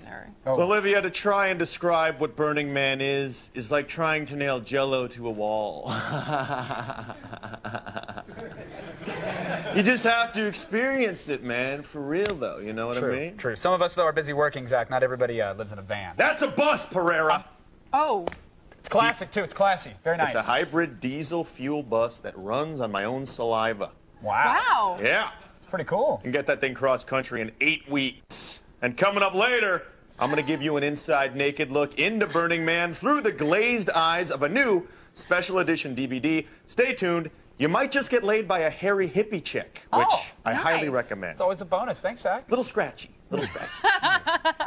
Speaking of hairy chicks, actually, last night, how did Barry Manilow manage to win over Stephen Colbert? And David Letterman, actually. Okay, well, how? I want to know about that also, but I have to make a note that Manilow is actually waxed, I'm pretty sure, or lasered. Probably lasered. He looks like he'd be a smooth. Well, regardless, I don't want to think about that. I don't need a Manilow slip and slide visual going on. Like, the stars of the small screen gathered last night to award their own at the annual 58th Emmy Awards. And while Will and Grace and Monk took home their obligatory awards, which is really confusing to me still, some great shows like 24, The Office, and Entourage, they managed to finally beat out the competition. So it was good. But seriously, for almost Why, but seriously? Oh, because it was in the prompter. I was very sincere. I'm glad those shows won. Yeah, I know. I'm glad those shows. My friend Jeremy Piven, he won too. Right, so but seriously. No, but I was being serious. Okay, seriously. But you were just reading. See how we do? It's a good day. It's a good show today. But seriously, for almost every winner, there were other shows we would have liked to have seen one instead. That's right. We want to know what you think. Have the Emmys lost their edge? That's the question. Good question. Vote on our website, g4tv.com/AOTS, or text your vote to G4TXT. That's 44898 to vote, and you register for AOTS Live News Alerts. Now, as Zach said, Burning Man starts today, and here at Attack of the Show, we have exclusive coverage, believe it or not, of the festival. Right now, it's time to check in to a live report from Burning Man. Oh, it burns. Oh, it burns. Oh, it feels like I'm going to piss out a basketball. Oh, Jesus. Oh, this hurts. Oh, this burns. My kidneys. My kidneys.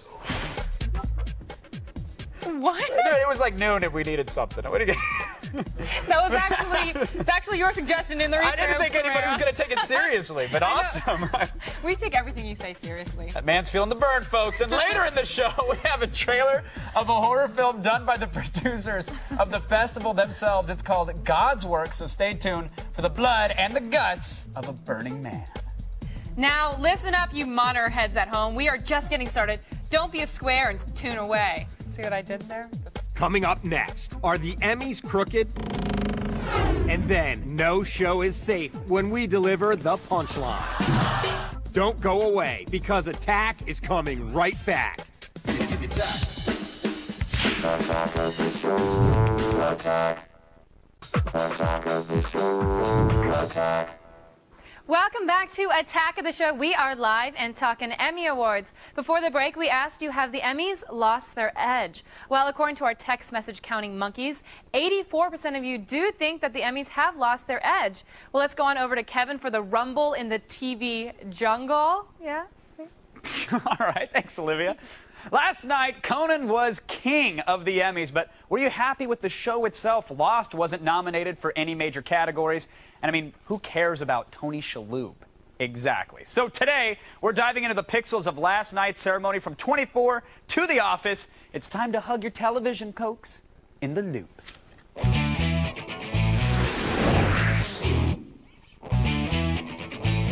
Joining us via satellite tonight from Los Angeles, TV editor for Variety Michael Schneider is here, from New York, TVSquad.com writer Joel Keller, and also from Los Angeles, correspondent for Extra, Carlos Diaz. Gentlemen, welcome to The Loop.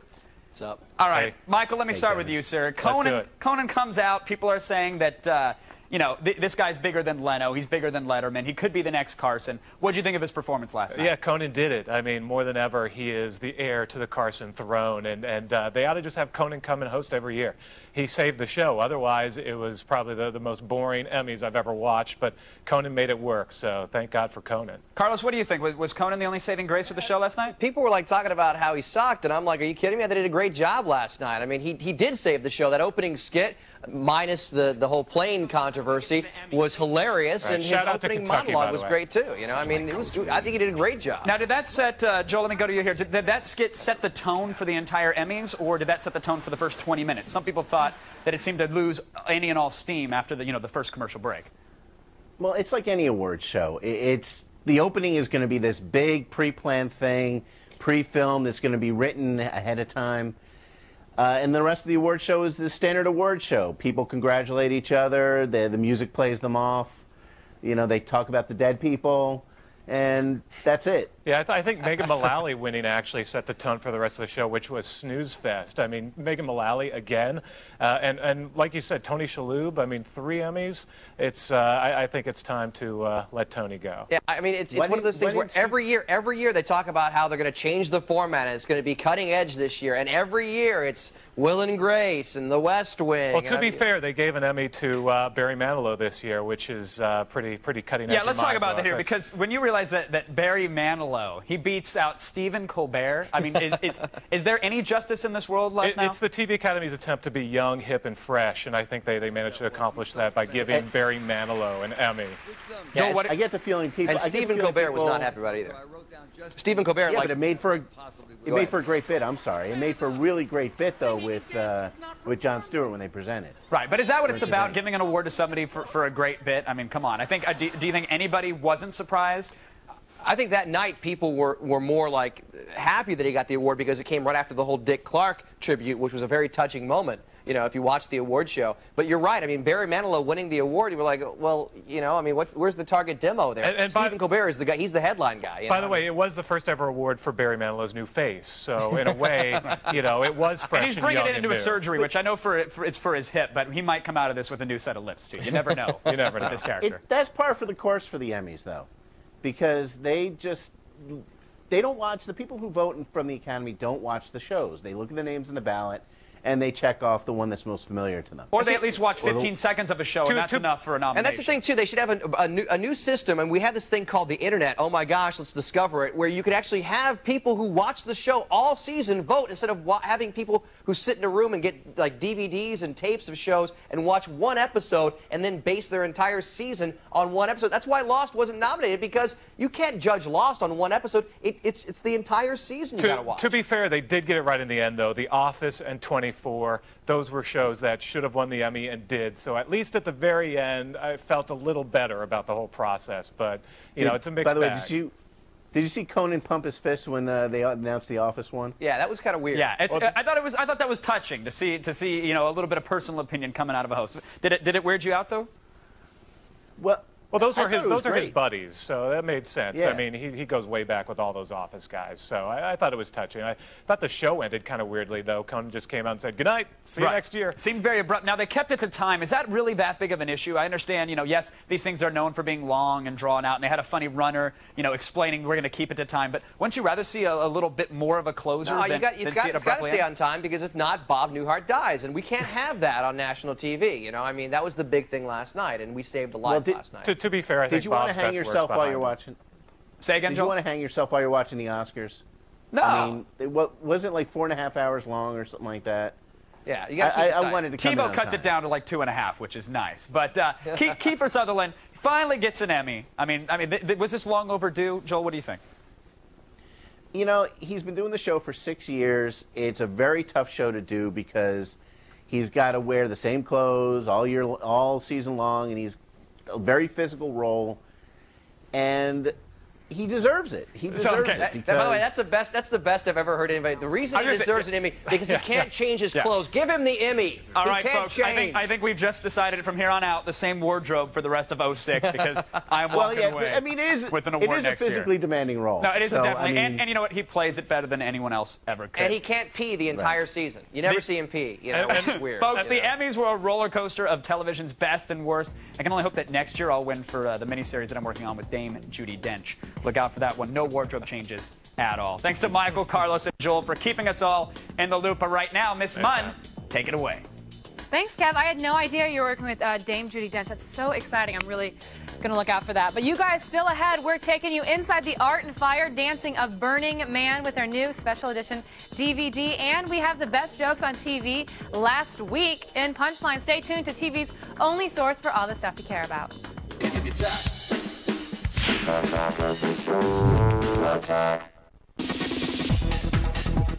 you want to? A little pillow fort? Pillow fort. I love pillow. We're planning our evening. I'm sorry. Cushion fort. We need to make a TV right now. Oh, okay. Hey, everyone. Welcome back to Attack of the Show, TV's only source for all the stuff you care about. We are live and ready to double over in a belly laugh that's hopefully not indigestion. It is, actually. Is it? What'd you eat? Chorizo burrito. Chorizo burrito. Man. There's a war going on in there. Someone's launching rockets. Maybe we should have some Skittles and vodka. Oh, yeah, that'll clean it right up. Also, today we're giving you exclusive coverage from Burning Man. In fact, we're checking in now with a live report. Oh, good. This is breaking.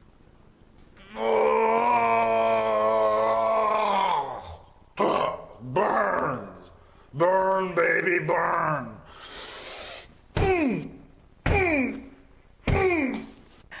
And that kind of made up for the first chicken, I think. A little bit, yeah. I like the all right. Now we have the funny, we have the jokes, we have the stolen television clips. Time now to slap you in the face with the stuff you might have missed on TV last week. It's time for the punchline, folks. Let's get right to it, shall we? You gonna slap me in the face? No, I mean, are you ready to laugh? Oh, yeah. Huh? Are you ready? Woo! Woo! You ready to do this? Someone over there is. How about you, Mun? You feeling it? Yeah? Yeah, I'm feeling it. I'm good. All right. What? The Emmy-winning Daily Show tackles the important issues of the day on a daily basis. Well said, Kevin. And in this clip, Samantha Bee interviews famed futurist Ray Kurzweil about the human potential. Woo! What will the body be like in the future? Well, the holy grail is nanobots, blood cell-sized devices that can enhance our health from inside. So we'll have miniature robots in our bodies. That's exactly right. We're going to become perfect. Well, how would you define perfection? The ability to blow shit up with your eyes. That's a little known fact. It's not even in the wiki, but I can melt stuff with my eyes. Really? Like how? Metaphorically. Metaphorically. Feeling that? No, not really. How about now? I'm doing it as hard as I can. I'm good. So last week, David Letterman had his old buddy Chris Elliott on the show. See, Letterman and Chris go way back to Letterman's NBC days. Mm-hmm. Yeah. And Chris Elliott never looked great, but time has not been kind. That's not nice. But you know, the other thing I noticed when you first came out here is you look tremendous. I mean, you look great. I mean, are you working out or...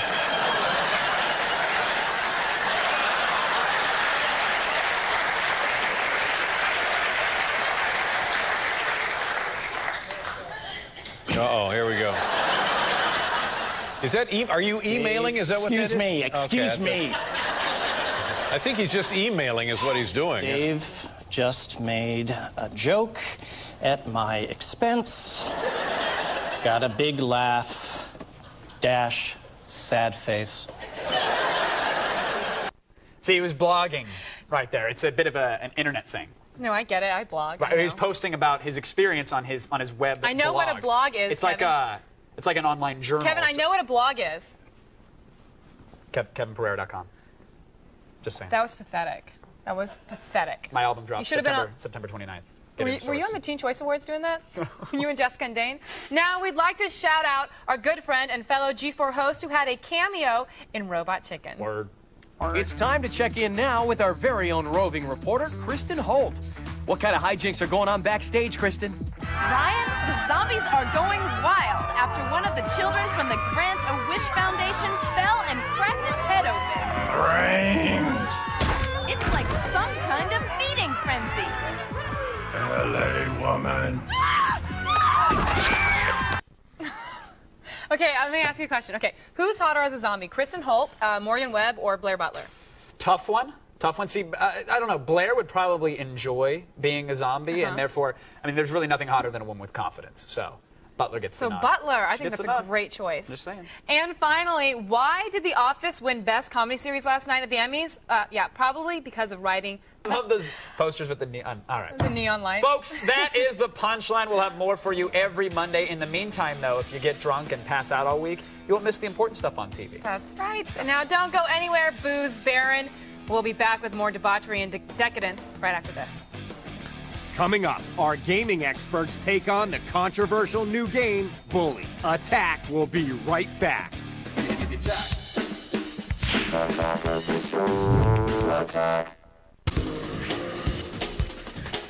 Welcome back, everyone, to Attack of the Show, TV's only source for all the stuff you care about. We're live and giving you an electric shock to the nipple of naivete. And later, you're losing your innocence when when we show you exclusive footage from a new horror film by the producers of Burning Man. You have to see it. Now, you may have noticed that all your big weed-smoking friends and all the Ralph Nader supporters have suddenly disappeared this week for some odd reason. Yeah, I sure. thought it was a barbecue at Zach's. But No, they may have just been picked up in an anti-terrorism sweep by the Bush administration, or they may have had a higher calling. They've all packed the RV and are headed to Nevada for Burning Man, which begins today. And to mark the occasion, a new special edition DVD is being released, so we felt it was our community duty to stop by the release party and get an inside look at the global phenomenon.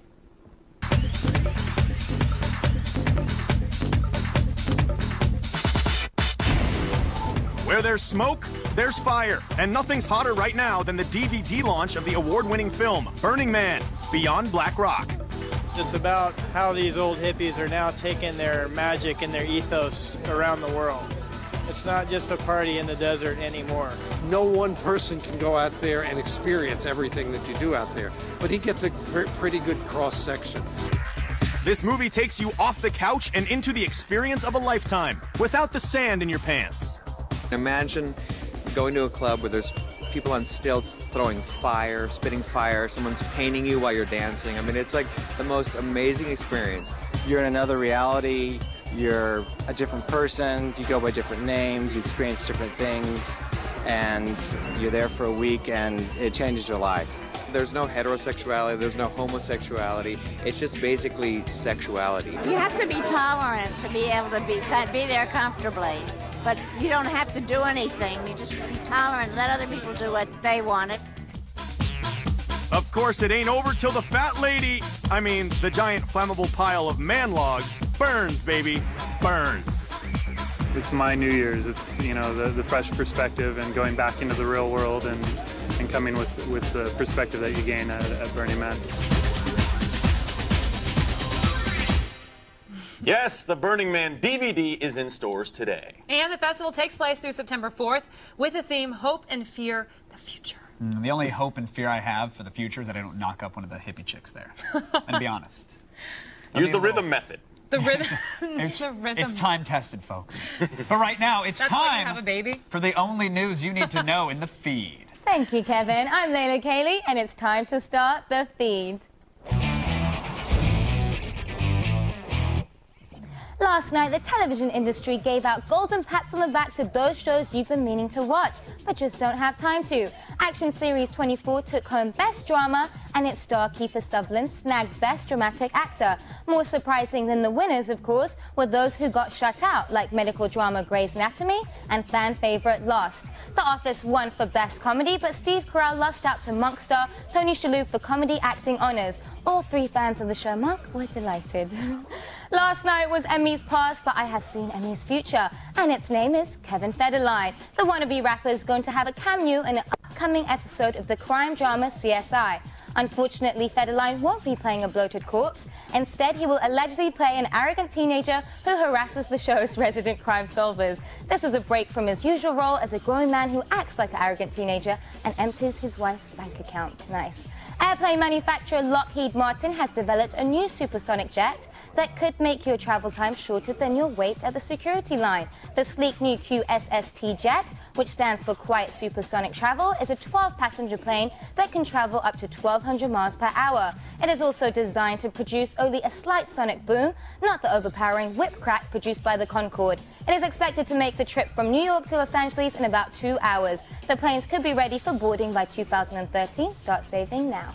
And finally, the Virgin Mary has gone Mater. She was bored of showing up on pieces of toast, tree trunks, and the dashboards of Italian cars, so she has entered the virtual world of Second Life. Apparently, an image of the Holy Virgin has miraculously appeared in the wood grain of a structure within the virtual reality game. Now, the image is faint, but if you squint and you're slightly nuts, it kind of looks like Mary, sort of, well, maybe not. No word on when Jesus will open an account. Hallelujah. Well, that's all for today. Be sure to check out G4TV.com/thefeed for all the stuff I didn't have time to get to. Now chew before you swallow because you've just been fed. Back to you guys. All right, thanks, Layla. I can't wait for Southwest to get one of those supersonic jets because then we are flying there, folks, in style. I can get got to see Tucson last in time I 8 went. minutes. You got to see? A big old C. It's awesome. That sucks. You have to sit Try beside that. You got to travel with a young child. You get the pre-board. It's beautiful. Can I borrow your baby? Sure. I'm renting him out. All right. Now, you guys, don't get off that couch, you potato. We have lots more ahead on TV's only source for all the stuff you care about. Potato. Don't chortle. It encourages her. Potato. Coming up, Rockstar's Bully delivers a brutal beatdown. Stick around for more Attack of the Show. Attack of the Show. Attack. Hey, welcome back to a live Attack of the Show, TV's only source for all the stuff you care about. Now, they are the stars of the critically acclaimed, Emmy Award-winning, brilliant but canceled, and outrageously funny sitcom Arrested Development. Here is Michael Cera and Alia Shawkat in Arrested Development. Thank you. I want the hot chick to serve me. What other words would you use to describe her? She's 15 and she's my cousin. So? So you can't touch your cousin, my cousin. You know, you don't have to stick around. I could just work late tonight. Doesn't matter because, you know, my girlfriend Ann, she's out of town. She's actually kind of lucky in the end because all these guys would be coming on to her. Yeah, you really dodged a bullet there. That show is so That's good. insane. I love that show. I love it. You guys were on it, actually. That's you guys, right. please welcome Michael Cera and Alia Shawkat. Alia, spelled O-L-L-Y-A. Yes, Alia. Right. You guys, now, this show is amazing, and it's basically, my producer was explaining in this way, that it's like a big inside joke. Yes. Is it hard to explain to everyone out there that, you know, they haven't seen the show what it is? Not really. We just don't care because those people are like, it's like when you have a group of friends and then they bring along some other friend. That you and don't you're really like, who's this? You know, why is he here? Oh, you're that person? So, Yeah, like the guy who wears we don't need you. listens to Fall Out Boy, and you're like, listens to Fall Out Boy? Yeah, right. So, but the show is something, like, it's completely gone off on its own. Like, and unfortunately, not that many people jumped on the bandwagon, and you No know, one liked the bandwagon. Yeah. I know. No one You liked kicked it. them off. Yeah, That's we why. did. It was a small Obviously. bandwagon. There was only room for like 2.5 million viewers. But there weren't even. And that many wasn't people on enough. it. No. Well, nowadays it's like, you know, there's so much crap on TV, and like, you know, that was a really great show, and it must have been so great to be part of something like that. As actors, you go out for auditions, and you audition, and finally you get like a really great show, and then take it off. It's really rewarding. And there's so many bad auditions too. Like you have to go on. I actually auditioned for a werewolf movie. I'm not making that up. Easy, yeah. because and you have to like act might never like work again. you know, you have to be like the producers all there, and it's like thanks, hi, thanks for having me in, and you know you have to act like that. Like, so here it is, and then Tim, you can't. You can't be a werewolf. You can't be really expecting to tell me that there's this werewolf chasing you, man. I mean, and then you just, like, and they're like, and then you go home morph and into cry. a werewolf. Yeah, you cry because you think. Did you want me to act out turning into the werewolf? And then, but the thing is, you went on the audition. Yeah, of course. You're like, you're just like, I think it's gonna be great. I had nothing You gotta else be going positive, on. you know? Well, going back to the show, do you guys have like a favorite episode or a favorite storyline? Because there was, I mean, the whole 3 seasons was like one big show. Yeah, like it never true, stopped. yeah. It never like one resolved. big episode. Yeah, that's why it's hard. Like if you just tune in one episode, it's not like a Will and Grace we could just get, you know. giggles out of it. Yeah, it was like one big episode that America missed. So you gotta stay tuned. Yeah. You know, when are you guys gonna cry? Do you want a moment? Yeah. After no, I the don't show. cry anymore. I never cry. I stopped when I was 3. Yeah, I stopped crying altogether. Well, you guys went into the audition. Yeah. And you guys booked it. What I hear, they basically made the show around you guys, right? Well, yeah, they cast more us. or less. They saw us and they said, "Let's write a show." Let's write a show about these two. Now, you guys were It was in there. called Allie Michael. Yeah, and then someone they didn't changed like it that. to Arrested Jason Bateman Michael, didn't like and then that. Arrested He wanted the Development. Bateman hour. That Everyone realized sucks. that sounded stupid. It does sound And they stupid. went with Arrested Development. But you guys were in there for a lot of the auditions for when, like, were. a lot. Yeah. Did any, like, there was Rainn Wilson from The Office. He came in to play Joe. Yeah, that's right. Yeah, he auditioned for Joe. Awful. A lot of Was people he awful? Like, disgusting. You lie. Well, he should win an Emmy. He's great on They were The like, Office. He's good on. Good thing he's on The Office. Great on that show. Thank God he got on that. That won the Emmy. That beat us. Someone threw him a last bone. night. Cute kid. I mean, just really sweet. You know, wide-eyed. But Innocent. what's his name? Will Arnett, yeah. Yes. Yeah, he did it really different from everyone else. He did. He Actually. played this like cocky SOB, He really stood out. which is the name of one of our episodes, actually. Mhm. Coming back Based to that on question, one of my favorite episodes. Yes. SOBs. Yeah, It's a good that was a episode. question a few minutes ago. That Yeah, I we thought moved on. answered it. We But skipped it. thanks, Allie. Yeah. That's fine, though. You can answer I'm just trying to follow, her questions. I'm trying to help I her know what out. you're trying to do, but maybe do that when you're on here by yourself sometimes, so I don't look like an idiot. You can look. All right. You're an asshole. Just move over next to me. Just All right, yeah. Michael. We're Yeah. gonna talk after the show. Okay, great. Treat girls nicely. All right. Thanks so much for stopping by, Alia. Thanks. Michael. Yeah. you're Arrested welcome. Development lived fast and died young, but if you miss it or want to relive all the unforgettable moments, Kevin's got some great news. That's right, Olivia. Now you can see the Emmy Award-winning series every weeknight, starting with a commercial-free premiere next Monday at 11:30 p.m. Eastern, right here on G4. Now stay with us. We have the latest gaming stories coming up when Attack of the Show stomps a few more grades right after this.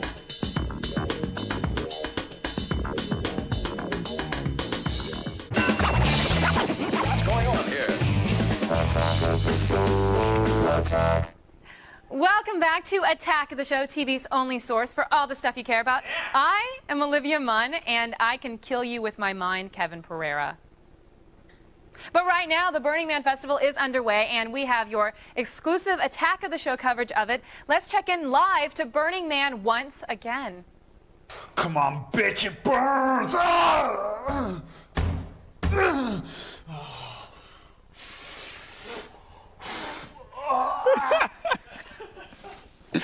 I'm sorry, buddy. I feel your pain. I really. Well, I mean, I don't literally. I mean, I haven't felt your. I don't have those pains, nor have I felt your. And now, when gaming news breaks, we try not to step on the sharp little pieces. Joining me to sort through the rubble is X-Play co-host Adam Sessler. Adam, let's get into it. That was amazing stuff. I'm just saying, The Burning Man. Yeah, it's funny because it's true. Yeah, it is. It is. The old cotton swab down the... Yes. According to many online sources, including GameBlog, Joystick, Nintendo's third-party developers will not have the ability to incorporate Nintendo's Wi-Fi service into their games until 2007. So what this means is no online multiplayer at launch from software giants like Activision, Ubisoft, and EA. And I have to say, everything I've been thinking about with the Wii is I can't wait for the multiplayer on it. Really? No. Okay, thank Not you. at all. I was like, Not thank at all. you. I really am like, oh, that's You set right. the It's going to bear go trap, I walked online, right too. into it. It's not that surprising. If you think about it, the fact that there will actually be some online games at launch is actually quite good. If you think, I mean, I wasn't even expecting when the Xbox online. launched, when the PS2 launched, they weren't ready out of the box, and I think it makes sense they want to keep their own games so they can work out the kinks with their own games that they've had more time to develop for online. The other theory that I also read, which does make some sense, is yes, of course, keeping their own games online gives them an extra reason to an incentive to buy. But by focusing by making third-party developers not focus at all on the online, it gets them working more with the hardware and making games that work with that. I think the only game that really you might say, oh man, I wish it had some online would be Red Steel. Sure. With Yeah, the it's sword fighting. online It's the sword only fighting. other shooter out there.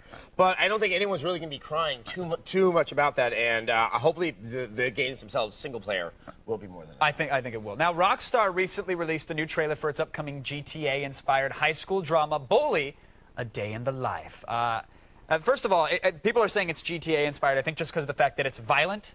Yeah, And actually, the only thing I think it's Rockstar. inspired by is there was a classic 1960s British movie called If with Malcolm McDowell where they end up kind of shooting everybody at the end. It's not even like that close to that movie. Well, now, does this deserve an M rating now? Because again, we still haven't seen the game, but from everything we've read, it seems like Rockstar has really taken it down a notch. They've turned the knobs from 11 to 7. I think it is. Honestly, I think I might be only second to Rockstar in being absolutely exhausted by this game, even though it hasn't even come out yet. It's Snakes on a Plane, but with a DualShock controller. Yeah, I mean, it doesn't sound like it deserves an M. It sounds like it would have been more interesting a game if it had been what we once thought it was. This seems a little bit tame and toothless.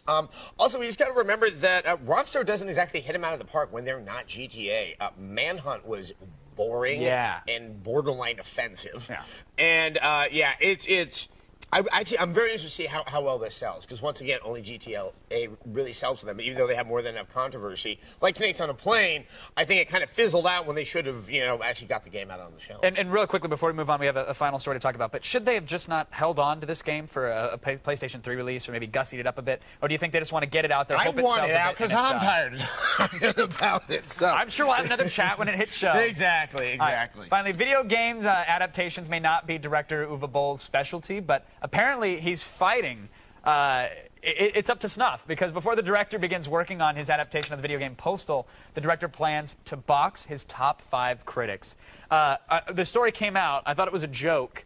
And now it looks like it's really happening. Uwe's taken on low tax from Something Awful. Yeah, I mean, remember, this did so well for Mickey Rourke. When he went into the boxing arena, it's got to do well for Uwe. But see, if the video game movie conversions aren't a specialty, what is his specialty? Well, maybe it's the old rabbit punch, because he's taken it to the ring. Do you think now he's really serious about this? He wants to hurt the people that have said negative things about him. You had him on the show. And, at first I thought, this is going to be a hoot, and I felt kind of sad when it was all over. People are like, you pulled your punches. I think it's one of those things I think he thinks his movies are good. He really does. He thinks his movies... I mean, it's like they handed me a baseball bat, and they're like, here's a fluffy bunny. I know. I think he really wanted Burt Reynolds' helmet to be kind of cockeyed throughout the entire trailer for Dungeon Siege.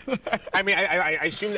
wow. It's an artistic vision, and if you don't believe it, you better get in the ring, Adam. Exactly. It's his vision, and I am blind.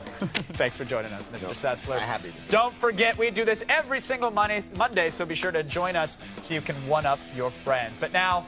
I've earned enough points to actually unlock my co-host, Olivia Munn. So, Olivia. Boop, boop.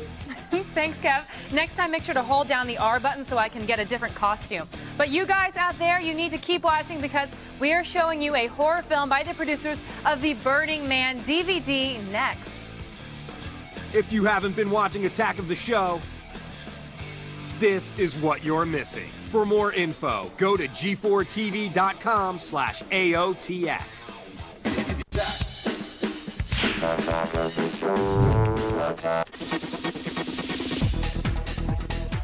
Welcome back to Attack of the Show, TV's only source for all the stuff you care about. We are live, and got a slight attitude problem right over here. Right over here. You watch it. You watch it.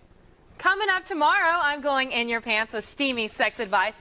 Step back in, you're okay. Plus, we're debating the state of rap music. Listen up, K-Fed, because we are talking about you. Why would you ever associate him with actual rap music? Because you said you're going to buy it.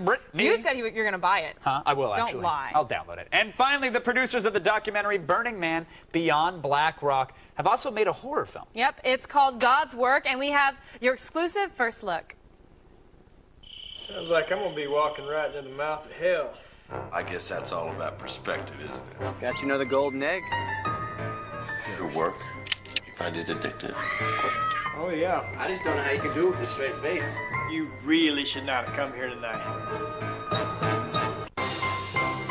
Don't make me kill you. That don't sound real Christian. You owe me, Doc. It's a terrible thing, isn't it? That's awful. And don't worry, Doc. Johnny got the seed. It's not too late. Morris! Now, for all the things you saw today and more, go to g4tv.com/AOTS. And we're doing Tom.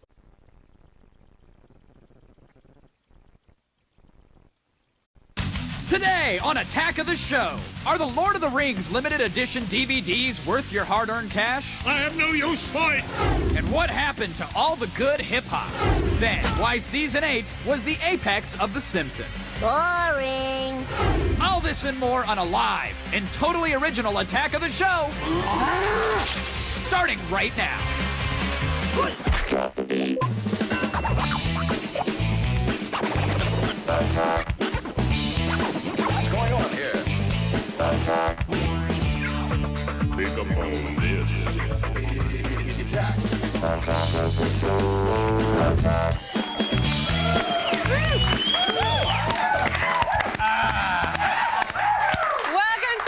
The show, TV's only source for all the stuff you care about. It is Tuesday, the 29th. I'm Olivia Munn. This is Kevin Pereira, and he's very happy that our couch is back. I don't know what we were thinking with that couch yesterday, but that had bad vibes, man. It did not look good. I think it was like a haunted thing that we bought off eBay. It was very cheesy. It was not cool. This is us. I'm glad it's back. Hey, everybody, I'm Kevin Pereira. We are coming to you live from the G4 studios in Los Angeles. Yep. So I want to just go off right now and just say my new favorite thing on the internet is P. Diddy's blog videos. Yeah, it just basically seems like anybody who's anybody is releasing internet videos. Paris Hilton's got like a YouTube channel where you can look at her, like, you know, eat babies and shop for new puppies in Japan. She's ridiculous. But then P. Diddy's are crazy. I have no idea why he's doing it. I don't know what he's doing it for, but I was even watching him last night in bed going like, what is this guy? This guy's crazy, but awesome. He's doing, you think it's awesome too? I think he's doing one of those things where I'm going to show people how cool and normal I am, so I'm going to go like, do what we're about to show you he does, yeah. But, unlike a lot of blogs and videos, P. Diddy, how do you describe what he does? I think I'm going to say it's basically full access, and I mean full. Yeah,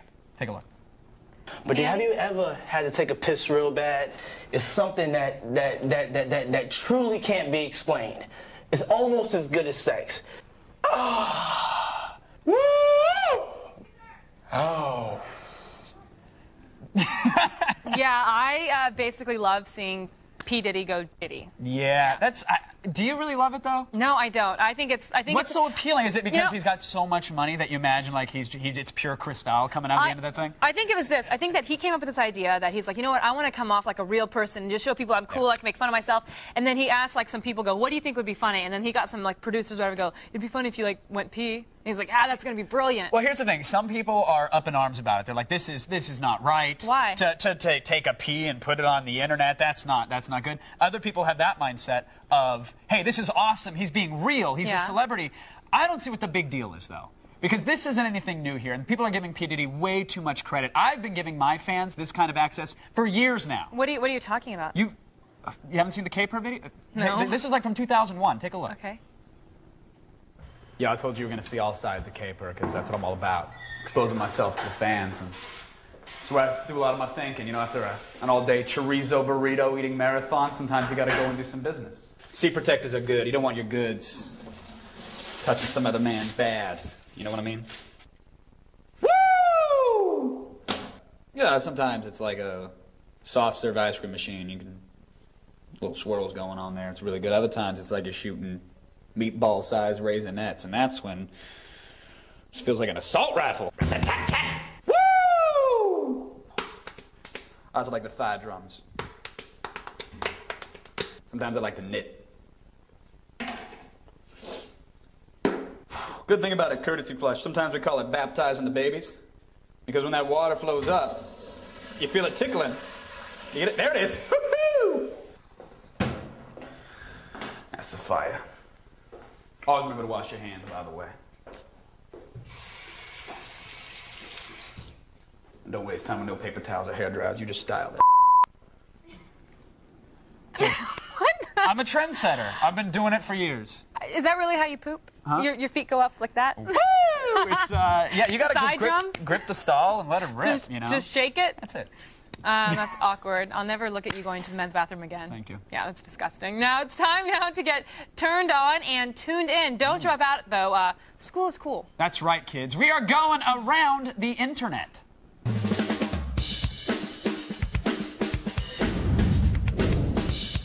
Now, we here at Attack of the Show have broken our fair share of world records. The world's largest working NES controller. Yeah. The world's smallest working NES controller. Yeah. The world's most delicious vegetarian shepherd's pie. Hard to judge, but it was very tasty. Very delicious. But the guys over at Durkle.com done us one better. Yeah, they smashed the old British record for the most T-shirts worn at once. I know. I never knew a record like that existed. Yeah, what's the actual record is? I think it's like 121 shirts. Well, they got a hapless volunteer to agree to model. Yeah, it was 121 T-shirts, ranging in size from small to 8XL. Wow. I didn't even know they made them that large. Well, together the shirts weighed 75 pounds, and of course we're going to go ahead and just break their record today. We're going to do it.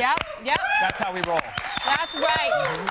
Four very excited people to see this record go down. We are petty just like that. We forced our own volunteer, Anthony, to get decked out in T-shirts throughout the Today Show in an effort to break the record of 121 shirts. No, he thinks he's in the Wiffle Bat Champions. Yeah, he is the Wiffle Bat champion. That's what he gets. He just gets to be on TV more. And we have some T-shirt scientists standing by. They're official. They're wearing lab coats. That makes them official. Which is all you need. And so throughout the show, on our chalkboard, we're going to be making marks, and there'll be those dashes, and then we'll count at the end. Yeah. They've got about an hour to pull it off, so we got one now. To get 122. Let's go. Yeah. So that's, Jeremy, very official with the chalk marks. Accurate length. Look at that. That's great. That's 2. That's and wow. I like how he's keeping it tidy. He's pulling down the sleeves because you got to make sure it's very. This could be the most exciting world record breakage I've ever seen in my life right now. This is fantastic. I actually don't even want to turn away. No, I do. Let's move on, Olivia. All right. Well, you guys, finally, we care about your health. Honest, like we do. That is why, in an attempt to curb your sedentary lifestyles, we are going to show you what might happen if you spend your whole life on a couch. Really? What is this? Yeah. Oh, I know what this is. Feast your eyes, folks, on this. Yeah. There it is. You can't look away, can you? That's disgusting. No, of course, you're hypnotized by the obesity. You've been lulled into submission by the gentle waves of fat. That is hot. That is one of those things that you'll never forget, no matter how hard I try. He's playing the accordion with that bad boy, just squeezing the old juice box. He's got to be single, because how can you have sex with something like that? You don't need, you squeeze and you go. I mean, you don't really need a partner. You can make your own. Ew! Oh, nasty! What? It's the... That's efficient, though. Yeah. You never have to worry about any, transferring diseases, whatever. It's just you. It's like a tuck and tussle. You got it. Very asexual. Yeah. Interesting. Now, you guys, we have reached critical mass of internet fun for the day. That's what they call it. The gunt? Oh, my God! We have gone around the net. Go to g4tv.com/AOTS for the links to everything you just saw. I spent 30 seconds debating whether or not to actually say it. Hey, look, T-shirts! Hey, T-shirts! T-shirts! T-shirts! Let's something distract innocent, the legal team. And fun. Look, hey, it's do you have a puppy? T-shirts. Right now, it's time for the only news you need to know. Here's Layla Cayley in the feed headlines. Hey, Kevin, you got to do the Young Jock dance, because I promised some people that you would do it. Because Kevin did the Ghost the Ride Whip. What was it? Ride the Whip. Ghost Ride the Whip. The Young Jock, I don't really know if I know the Young Jock. Do the Young Jock right now. It's something like that. I don't really like the Young Jock, but he doesn't like... Here's what's coming up in the feed. First, find out what kind of extreme makeover is in the works for Star Trek. Shake it more, that's whack. Plus, the World of Warcraft movie will be able to afford all the room plus at once. I've got the details. I'm not feeling it either.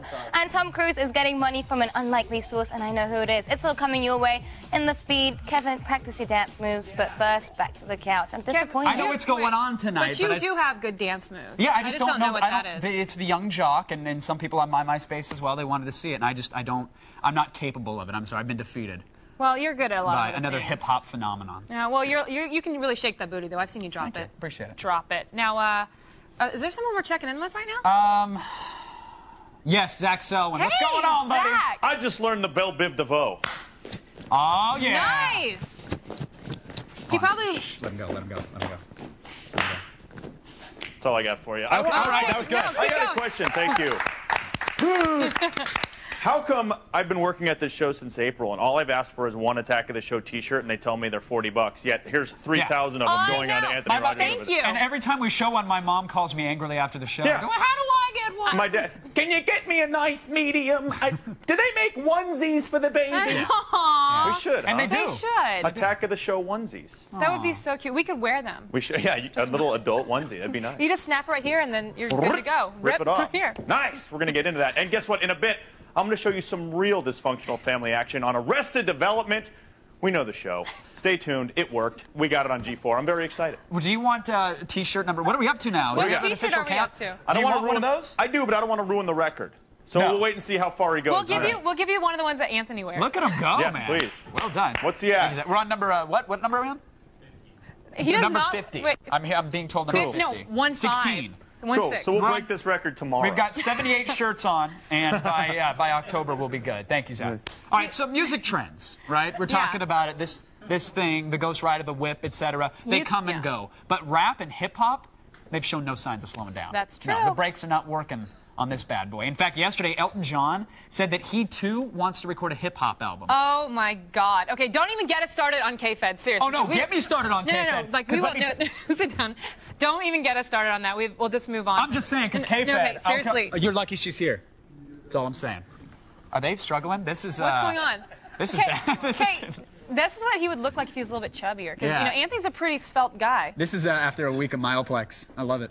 I love it. We're going to be checking in all the time. Have rap and hip-hop, have they gone too mainstream and lost their street cred? That's the question. That is the question. Well, you know what? We don't care what Kevin thinks. We want to know what you guys think out there. Has rap music gone to shizzle? Oh, I like what you did there. The mizzle to the shizzle. Oh, vote on our website, g4tv.com/AOTS, or text your vote to G4TXT. That's 44898 to vote and register for AOTS Live News Alerts. Now, coming up later, we're giving you a mix of Napoleon Dynamite and Bad Santa. It's a new film starring Billy Bob Thornton and John Heder. Yeah, one has actually been married 5 times, and one's a Mormon. It's ironic, huh? A little bit. The magical duo teams up for, School for Scoundrels, and we have the footage for you later in the show, so stay tuned. Now, don't go crazy on us and tune away. We have lots of T-shirts and more quality programming ahead. Stay with us. People are putting on shirts. Go! Come on, Anthony, break that record. Break that record. Next, the dumbing down of hip-hop. And Condom Class is now in session. Don't go away, because Attack is coming right back. Attack of the show. Attack.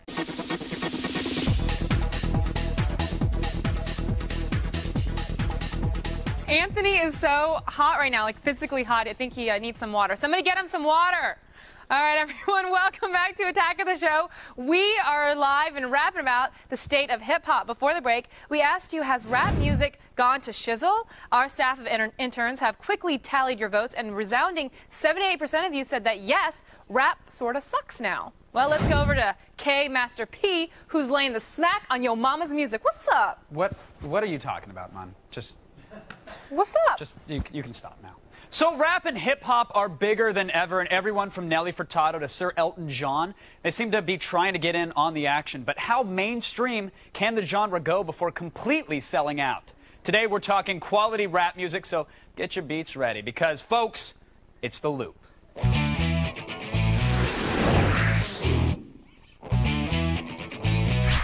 Joining us via satellite to help break it all down from New York, the godfather of Southern hip-hop and author of My Life and Freaky Times, Luke Campbell is here.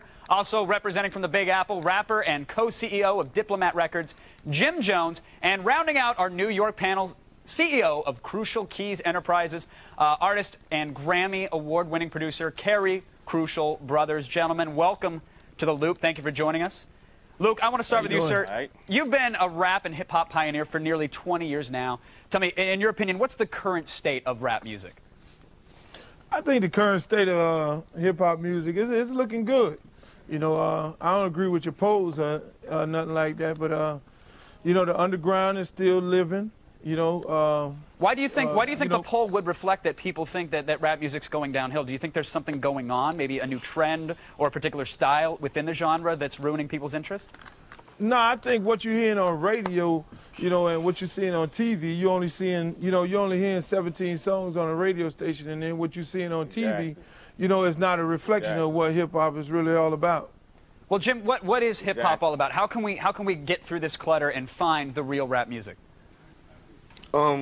This hip hop is a living. Like, this it's not what it's all about, it's how we living. Like, this is all we know. I mean, this is what we was born into. Like, it's some kids that don't know nothing different but this hip hop way of living. It's a culture, it's a way of life. Like, this is everything for us.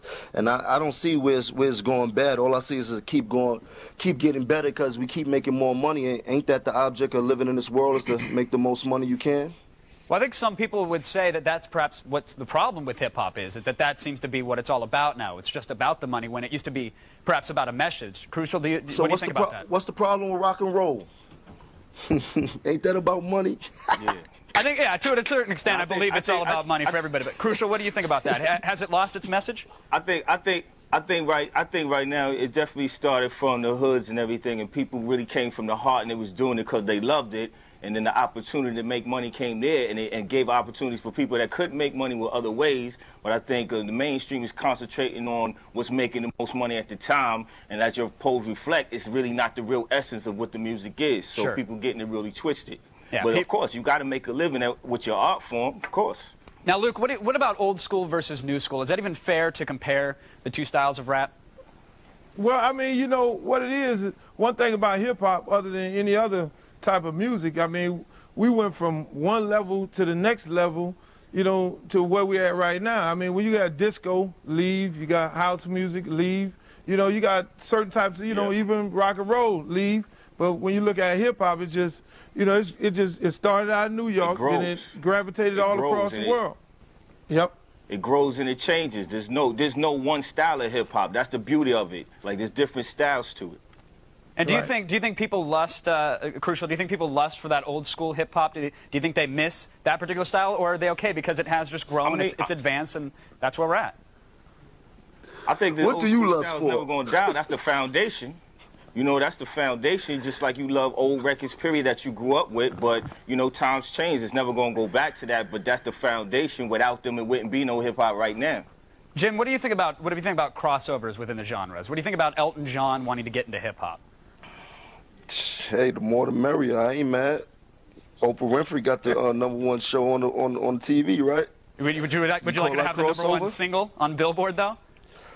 Hey, why not? If I could cross over to his, can I get a #1 single on rock and roll? Like, that's a good point. Like, you talking, you preaching to the choir, baby. Like, you can't tell me nothing about this hip hop music because this is what we live on. Like, this is all we know, man. Like, this hip hop has been a great liaison for young artists such as myself to go into other things in the world, no matter what they is, whether it be movies, whether it be major real estate, whatever it is you want to venture off into. Hip hop is a major stepping stone for that, and you can't be mad at it. I think Elton John doing it. He wouldn't be doing hip hop. He'd be doing rap music because he can't be hip hop. He could do a rap song because anybody can rap now or think they can. Sure. Even K-Fed is getting his fingers into the pot, which is a little ridiculous.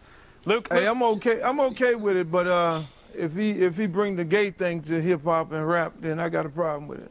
Hey, I ain't with all that. See, I ain't know about y'all get into a whole different subject. With that's a whole other loop for an entirely different show. We're gonna say that for a whole nother like we ain't with that at all. No way, no how. All right, we're not even trying to get with that right now, gentlemen. But I want to thank you for your time. Huge thank you to Luke Campbell, Jim Jones, and of course Carey Brothers. Thanks for keeping us in the loop, gentlemen. But right now, it's back to Olivia. Hey, thanks, Kevin. Still ahead, I'll give you the tips on how to get sexy in the middle of the night when I go in your pants. And we're going inside your favorite show, Arrested Development. Stay tuned to TV's only source for all the stuff you care about. It's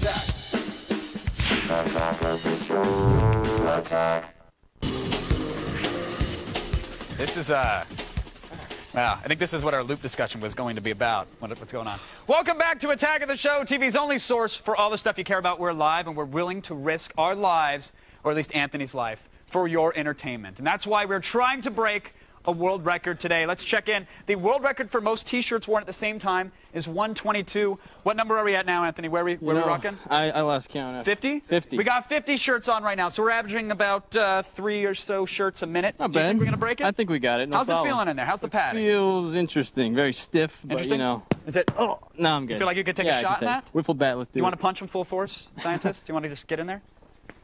Oh, wow. All right. I didn't think he was actually going to do it, but that was good. All right. Yeah, so let us I know feel tomorrow if you're pissing blood. Sure. All right. Appreciate Will it. You too can have an Attack of the Show T-shirt. Just go to our website and send in a video voicemail, and we'll give you one. Maybe we'll give you the one that's going on right now. Is it getting difficult? Yeah, it's kind of hard. You're starting to bear hug him like it's the back of the Blue Oyster, and you're just really getting in there. I like it. Well, I've been waiting for an excuse to get this close to Anthony for a while. So, and you're welcome, by the way. Yeah. Thank you. Right now, let's go over to Olivia. Thanks, Kev. I feel so bad for Anthony. Somebody needs to bring him a fan. Well, you guys, right now, it's time now to dig deep into fantasies of teenage boys. We are serving up 2 chicks, sex on a table, and no rules. Lean a little closer, legal department and the FCC, because when you gotta go in your pants.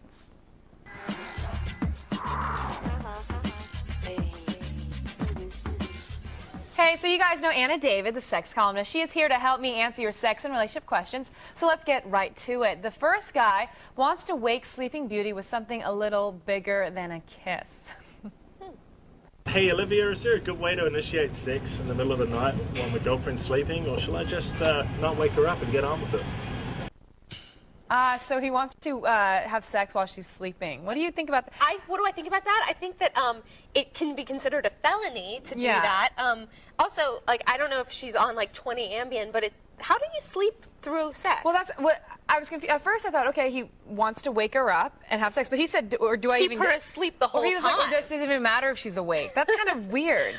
We're a little creeped out. That is really creepy. We don't want to give advice to how to have sex with your girlfriend while she's unconscious. Yeah, we just really do want to pretend that question didn't happen. I think, but I think you got to ask yourself why this is even a question for you. You know, are you not having enough sex with her? You know, is there it seems like there must be something else going on in the relationship for you to even be asking that question. But then again, you know, if he worded his question wrong, and he really just meant that he just wants to wake her up in the middle of the night and have sex with her, what's the appropriate way to do that? What would be the way to just wake her up? Well, I think like soft, sweet caresses and kisses is a nice way to wake up. Then again, when you're sleeping, you know, not every woman wants to be woken up, even with soft, sweet caresses. And sometimes it's not a soft, sweet caress. Sometimes it's just like a nudge. It's a hard nudge in your back. So I don't recommend waking up a woman to have sex. But a hard nudge is not always bad, guys. Okay, next guy. He doesn't know the right answer to, does this make me look fat? In the past few months, my girlfriend's been putting on weight. How do I tell her without hurting the relationship, hurting her feelings? What should I do? That is hard. It is hard. I mean, I think being direct is the best thing, but understand that she might slap you and never want to see you again. Okay, but when you say direct, like obviously like with courtesy too. So like, so if you're dating, if someone, what would be the right thing for someone to say to you? Well, I'll tell you, I was dating a guy who, and I did gain weight, and he used to say things like, "Oh, your body's so different than the way it used to be." How much did you gain? I gained weight. I gained like 20 pounds. Really? Okay, falling in love makes me fat. It just does, because you're like so in love and you're eating. Well, these you look dinners great, so you must like be completely out of love, and that's sad. Yeah. At least you look fantastic. I'm not in love right now. You can tell from how I look. But like, so what did he say? So he would say things like that, and I didn't think that much of it when it was over, and I'm like, oh my God, he was telling me that I was fat and he didn't like it. But so I think you can be direct, but I think it's also kind of none of your business in a way. Well, what if he says you're fat? You would have broken up with him. You would have been heartbroken. I don't know. I know it's really tough. I mean, like talking to a woman about her weight it's the most difficult thing to talk to any woman about. I know. And I think it's that the nice like, baby, you know, get a little something right here, like something like you have to kind of. I know that's awkward, but to me, like at least you know that they're trying to be sensitive. Right. You know, like to watch him go, okay, I know this is hard for him to say this to me. He's trying to be sweet and funny, even though it's not sweet. The first thing a guy needs to do, by the way, is look at himself. If you put on weight, you've got no business talking to her about the weight she's put on. How many guys you know that get a little bit of the beer belly or the love handles, and then they're looking at you and you're like, nuh-uh. The chin thing. The chin thing. That's so weird. I hate that. Yeah. Yeah. So, I mean, the best thing you can do is love the woman, not the pant size, and just, you know, keep your mouth shut. Or break up with the fatty. All right, the next guy is having trouble picking between the ribbed and the lubed. There's so many condoms on the shelf. Is that a good standard to have, or should I keep them all in stock? I have no idea how to answer that question. Okay. Trojan twisted pleasure. That's how I answer that question. What's twisted? It's got a little twist at the end, so it's like more fun for the lady and the man. There are these climate control condoms also that basically it's for people with premature ejaculation problems, and so it numbs you a little bit, so you can go a little bit longer. But you can still feel it. You can still feel it. Wow. And then there are condoms now in all different sizes. I mean, really, it's kind of amazing. I mean, we all made do with one size for a while. You know, it used to just be that there was regular size and there was Magnum, and now there's all different sizes. So you just go on, you go to the store, open up the box, and just like try them each on. You guys, In Your Pants is a sex bus, and we need your sex and relationship questions to keep it above 55 miles per hour. It's very dangerous to go lower than that. Visit G4TV.com/video voicemail to send them in, and you can find out more about Anna David at AnnaDavid.com. Listen up, condom guy. Look, just be cool. It's obvious you're freaking out because you're not used to having sex, and you know what? The hens can smell your insecurity. Yeah, it smells like your car. Now stand up straight. Grab a Glad bag if you have to. Rib, lube, size, hell, it doesn't matter. Who cares? Last time I checked the inside of every cave, it's a spectacular 57 degrees. It doesn't matter what kind of jacket you wear as you spelunk the crevasse, as long as you wrap it before you tap it. You can also use 120 some odd t-shirts. That'll do the trick. We'll be back. Come on, let's get it in there. Pace it up. We got a record, people. Coming up, why Arrested Development is the funniest show on TV. Is that true? And later, we remember classic moments from The Simpsons. Hot stuff coming through. Attack will be right back. Attack of the show. Attack. Welcome back to Attack of the Show, TV's only source for all the stuff you care about. If you care about men wearing many shirts. He's gonna die, by the way. He might die. And since caring means sharing, we've got the trailer for School for Scoundrels, a little flick starring Billy Bob Thornton and Napoleon Dynamite's John Heder. That's coming up a little bit later in the show. So guess what they should do? Stick around for that. Okay, that was a good guess, actually. You're going to tell him? That was what I was going to say. Now, today marks the release of Arrested Development Season 3 on DVD, and since they're the newest members of the G4 family, we thought we'd celebrate their arrival on those little shiny discs. Police, open up! Today, Fox releases the highly anticipated third and final season of its offbeat comedic hit, Arrested Development, the show that puts the fun in dysfunctional. Michael, I keep forgetting how hilarious you are. You're making it worse. The 13-episode DVD set is packed full of extras, including blooper reels, deleted scenes, and even a behind-the-scenes clip featuring an interview with Jason Bateman. Hollywood's not famous for being flooded with kind people, and we certainly had a set full of those, and so I'm going to miss that a lot. You are now punished. I punish thee. Are you serious? Now, these DVDs do not disappoint, with audio commentaries from series creator Michael Hurwitz and 8 cast members. Is that true? Where'd you get that brooch? Gangy. Nice, huh? That was supposed to be for me. I know. But it's an elephant, and I didn't want to invite the comparison. Nice. Where the hell is his family's morality? I don't know. I freaking love those guys. I'm so excited they're on our network. Yep. Once again, you can now see the Emmy Award-winning series every weeknight, starting with a commercial-free premiere Monday at 11:30 p.m. Eastern, right here on G4. And that's right, it is commercial-free on Monday. No commercials. Zero. Not a single commercial will be shown during the premiere of that on Monday. Wow, how do they afford to air it? That's a good question. Magic. Our pay was deducted. I didn't know if you knew that. You'll So we see. can have a You'll rest. see. You'll see. Get your paycheck. But right now, it's time for the only news that you need to know. Where is it? And the feed! Thanks, guys. I'm Layla Kaylee, and it's time to start the feed. The producers of the original Star Trek TV series are taking a page from the George Lucas playbook. They are adding new CGI. Paramount is shopping around an HD TV version of the original Star Trek series that will have updated special effects, meaning better-looking spaceships, laser blasts, and even updated opening titles. The series will begin broadcasting this fall as part of the 40th anniversary of Star Trek. Tom Cruise's production company has found someone else to pour money into their ventures. Following their messy divorce from Paramount, Cruise and his partner, Paula Wagner, have teamed up with an investment partnership called First and Goal. The investment group is headed by Daniel Snyder, owner of the NFL's Washington Redskins. Cruise's last film, Mission Impossible 3, underperformed at the box office, while Snyder's Skins just got their asses handed to them 41-0 by New England in a preseason game. Just saying. Speaking of big money, the COO of Blizzard Entertainment claimed the upcoming World of Warcraft movie won't be hurting for cash. In an interview with IGN, Blizzard's Paul Sam said that Warner Brothers expects the project to be a tentpole film and is willing to spend well over $100 million to see it done right. There are no directors or stars attached to the film yet, but expect some announcements very soon. And finally, Nintendo wants to know how cool your grandparents are. On September 9th, Nintendo is hosting a Grandparents' Day Brain Age tournament. at their flagship store in New York City. Elderly contestants will match wits over the DS game Brain Age, and whoever wins will get the title Coolest Grandparent of the Year. I'm glad they decided not to do Dance Dance Revolution. That would have not been pretty, would it, guys? Well, that's all for today. Be sure to check out g4tv.com/thefeed for all the stuff I didn't have time to get to. Now spit out the pits because you've just been fed. Back to you guys. My grandma would have won Dance Dance Revolution. Florence Lazar, remember that Lindy Hop you took in 29? Plastic hip and all.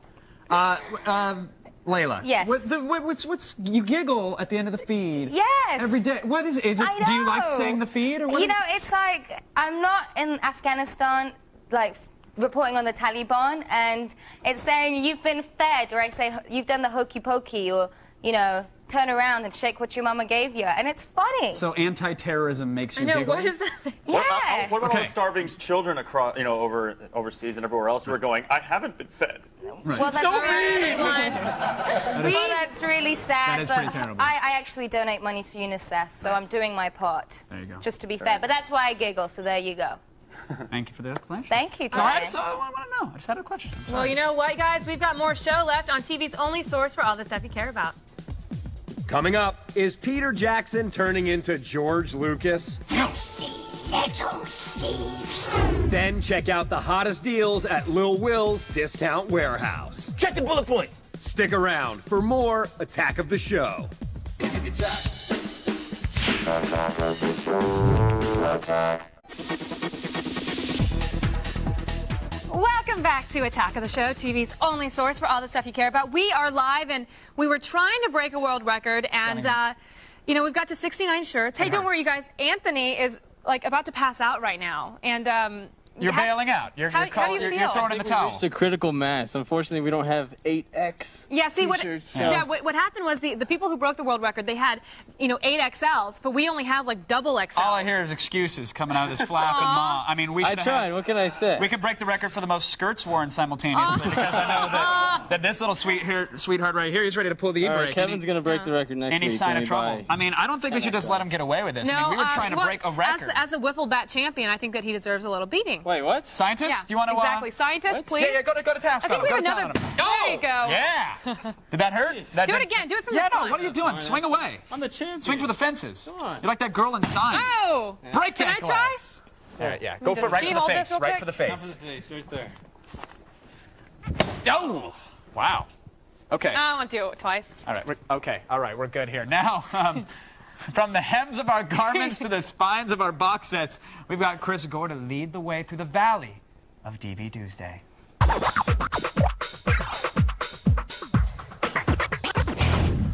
Welcome back, Chris. Hey. Going with a single layer today on the T-shirt. I like that. That's right. That's right. Very smart. At least you can breathe. Excellent. Lord of the Rings. Limited edition. I'm sorry, Lord of the Rings. Didn't this come out on DVD like 10 years ago, and then 5 years ago, and then 4 years ago, and 3 weeks ago? No, it's actually come out several times on DVD. In fact, I brought in my own personal DVDs. This is the theatrical version. This is what came before. All right. You've got the theatrical versions of the movie, which double disc set. You've got the extended DVD editions, which are 4 discs each, and just came out today. These, they're calling them the limited editions. Wow. These are also double and these disc. have 14 extra hours per movie. No, right? I mean, it's that's just not true. The first movie itself is 17 hours long. It's an extended, lots of panning shots of forests. No, it's not true. Actually, what's on this are 2 discs. The first disc is the, of course, theatrical version. You flip it, and then you also have the extended DVD edition. All right. What's new about this, because I'm not going to compare it to all the other extras that are on these, what's new about it is each film comes with a 2-hour documentary where it's kind of told in a fly-on-the-wall sense. You're not hearing that stirring music or seeing scenes from the movie. You actually get to see Peter Jackson and the whole cast participate in making so it's not the like stuffy, sit-down, canned interviews where they're talking about, in this scene we wanted to shoot this. Exactly. You see Peter Jackson's obsession with 3D cameras. You see Merry and Pippin. He has a fetish, actually. He has a fetish for 3D They have to constantly clean the lenses. He's always dirty. dirtying them up and getting hairs all over them. It's all of that. And not only that, what's cool is you just get to see what it's like to be on the set. They had a lot of fun. The documentaries are amazing. Right. I mean, it's stuff that you've never seen on any of these previous editions. This is Lord of the Rings, one franchise to milk them all. I mean, they're really sticking it to the fans, and so I hate to agree. As a fan, what do you think? I'm a big fan of these films, and I have to agree with you. I have to say, I would love to buy these documentaries separately, but really it's a rent. It's a rent to actually see the documentaries, but for keepers, you've probably already own 14 versions of the film. So you've got 27 more versions of Star Wars to buy. So don't. That's true. All right. So good for the documentaries, but a rent overall. A rent overall for the limited editions. What editions. about The Simpsons season 8? Because I'm told this was the season to end them all. This was the season that was amazing. This was the season where they surpassed the Flintstones as the longest-running primetime cartoon series. Unbelievable stuff. In fact, all the Simpsons box sets have been amazing. Each one of them has commentary on every single episode. You've got deleted scenes for most of the episodes. All kinds of Easter eggs, which are pretty easy to find. If you pop around with your little DVD remote, you'll find all the extras. And what's cool about this also is a lot of unusual extras. They did a segment where they showed this Simpsons house. I think we've got some footage of this Simpsons house. A guy made a house. Right, just it looks exactly like where Marge and Homer and the whole Lisa. The whole dysfunctional family hang out. I mean, it's fantastic, the amount of extras. What's cool about this is they're probably not going to release another version of Simpsons season 8. You hope that they're a little more kind to fans than some other production studio. It's great. Not only that, I mean, just being a DVD geek, I love my play all button. Play all with commentary. I dig it. And you like Head. Hello. You like Head. Does red blood run through these veins? You can also get a version of season 8 with little Maggie's head. So if you like your Head versions rather than the other box, that's what you should get. I think in Alaska that joke is legal, but not not here. But that's all right. We're good. So what's the bottom line on The Simpsons season 8? This is an easy one. It's a buy. All right, I mean, it's all the Simpsons box sets. Finally, very quickly, a cartoon that I love, The Tick versus season 1. Now, you loved it as a kid. You probably saw it in the mid-'90s. Your memories of it are way better than it actually is. Are they really? Yeah, and there's nothing on this. No commentary, no extras, no deleted scenes. There is nothing. It is bare bones. Every episode, which I guess is cool, except, watching it, it's got that sort of Saturday morning annoying sound. Sure. Where it's just everything has the same music. After a while, it just made me want to read the comic book. Right. Well, then I'm assuming your bottom line on this one is that we probably shouldn't spend our hard-earned cash. Bottom line on The Tick, yeah. It's a pass? It's a pass, unfortunately. I'd really like to see the live-action series. Yeah, that was Love great. to see that. That was cool with Patrick Warburton. All right, Chris. Awesome. Well, thank you. That was a good round of DVDs, sir. Excellent. Always appreciate it. There will be a special edition DVD Tuesday coming up very soon with 14 extra hours of Chris styling his hair. Do you want to give him a little preview? A preview. That's hot right there. It's erect. Folks, visit filmthreat.com or chrisgore.com for even more info. But right now, I want to see exactly what Olivia's up to. Hey, Kev, right now I'm watching Anthony take off all his shirts. And, you got a tag sticking out. Let me help you with that. It just looks awkward. Hey, everyone, we will be right back. Lil Will has the best deals in electronics ready to roll off the back of a truck when we get back. Attack of the show. Attack. What's going on here? Attack of the show. Attack. Hey, welcome back to Attack of the Show. We are live in charge like a flux capacitor. 1.21 gigawatts. Air drumming is not nearly as cool as any other air. Even air synthesizer is cooler. I know. I have a really air chording. One time I was playing one of those games and you have to pick a card, you have to do something, and it said do air guitar, and I actually was like, I don't have Go an do air some guitar. air guitar while I read this. Go ahead. No, thank you. No, you got it. You got it. You're good. Move on. And if we have one guy on our show who's most like Doc Brown, it's surely our resident hardware expert, Little Will, a guy who always seems to find hot discounted electronics. And today, guess what? It's no different.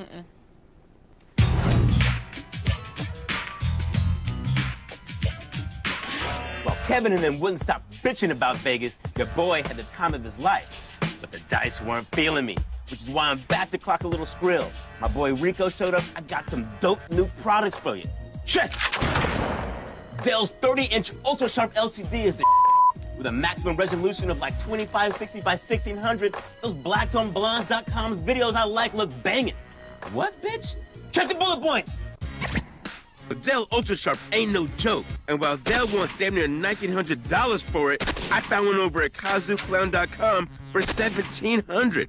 KazuClown.com. What the kind of name is that? TiVo, the Diamond Extreme TV, turns any PC into a DVR. And get this, you can watch your favorite shows wherever you happen to be. Thank God County's got internet access. What trick? Check the bullet points. The Diamond Extreme TV will have you watching TV 24/7. You can pay $130 for it, but why be a mark when you can get one for $100 at avdiscounters.com? When the pimp game ain't popping, making some cash on the wheels of steel is a no-brainer, son. Besides, DJ's getting mad trim. I got my hand on Stanton's T80, a pro-quality turntable that even makes it easy to convert vinyl to MP3s. Check the bullet points. Cambridge wants $260 for the Stanton T80 turntable. Shoot, we found it over at avdiscounters.com for $200. That's it from Lil Will's Discount Warehouse. Before the cops get here, be sure to check out my blog at g4tv.com/AOTS. All right, thank you very much, Lil Will. Do you think those electronics were stolen? Racist. What? Still coming up, we're showing you the trailer for School for Scoundrels on TV's only source for all the stuff you care about. I'm not racist. Right. I'm Keep not. saying that. If you haven't been watching Attack of the Show, this is what you're missing. For more info, go to g4tv.com/AOTS. It's Attack of the Show. Attack. Kevin was trying to show his butt to the I was getting harassed by one of the guys in the booth on the earpiece, so I was letting him know what's up. Welcome back to Attack of the Show, TV's only source for all the stuff you care about. We are live and we're broadcasting just for you. And finally, Todd Phillips is the director of Old School and Starsky and Hutch, and his newest movie is School for Scoundrels. Take a look at some old school bad Santa dynamite action. From the director of Old School, Billy Bob Thornton. You don't want me to take the gloves off, Roger. John Heder. I'm everywhere now. I'm like the wind. With Ben Stiller. Why's everybody gotta be so freaking stupid these days? What's going on? We know you broke in. Look at this. I would never do this. I know these guys. They're not cops. All right, buddy, come on. Textbook paranoid behavior. I've seen it a million times. Check it out.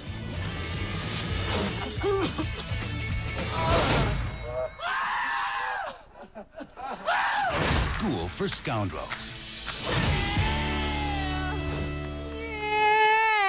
Now, for all the things you saw today and even more, go to g4tv.com/AOTS. Show him your butt now. Good night.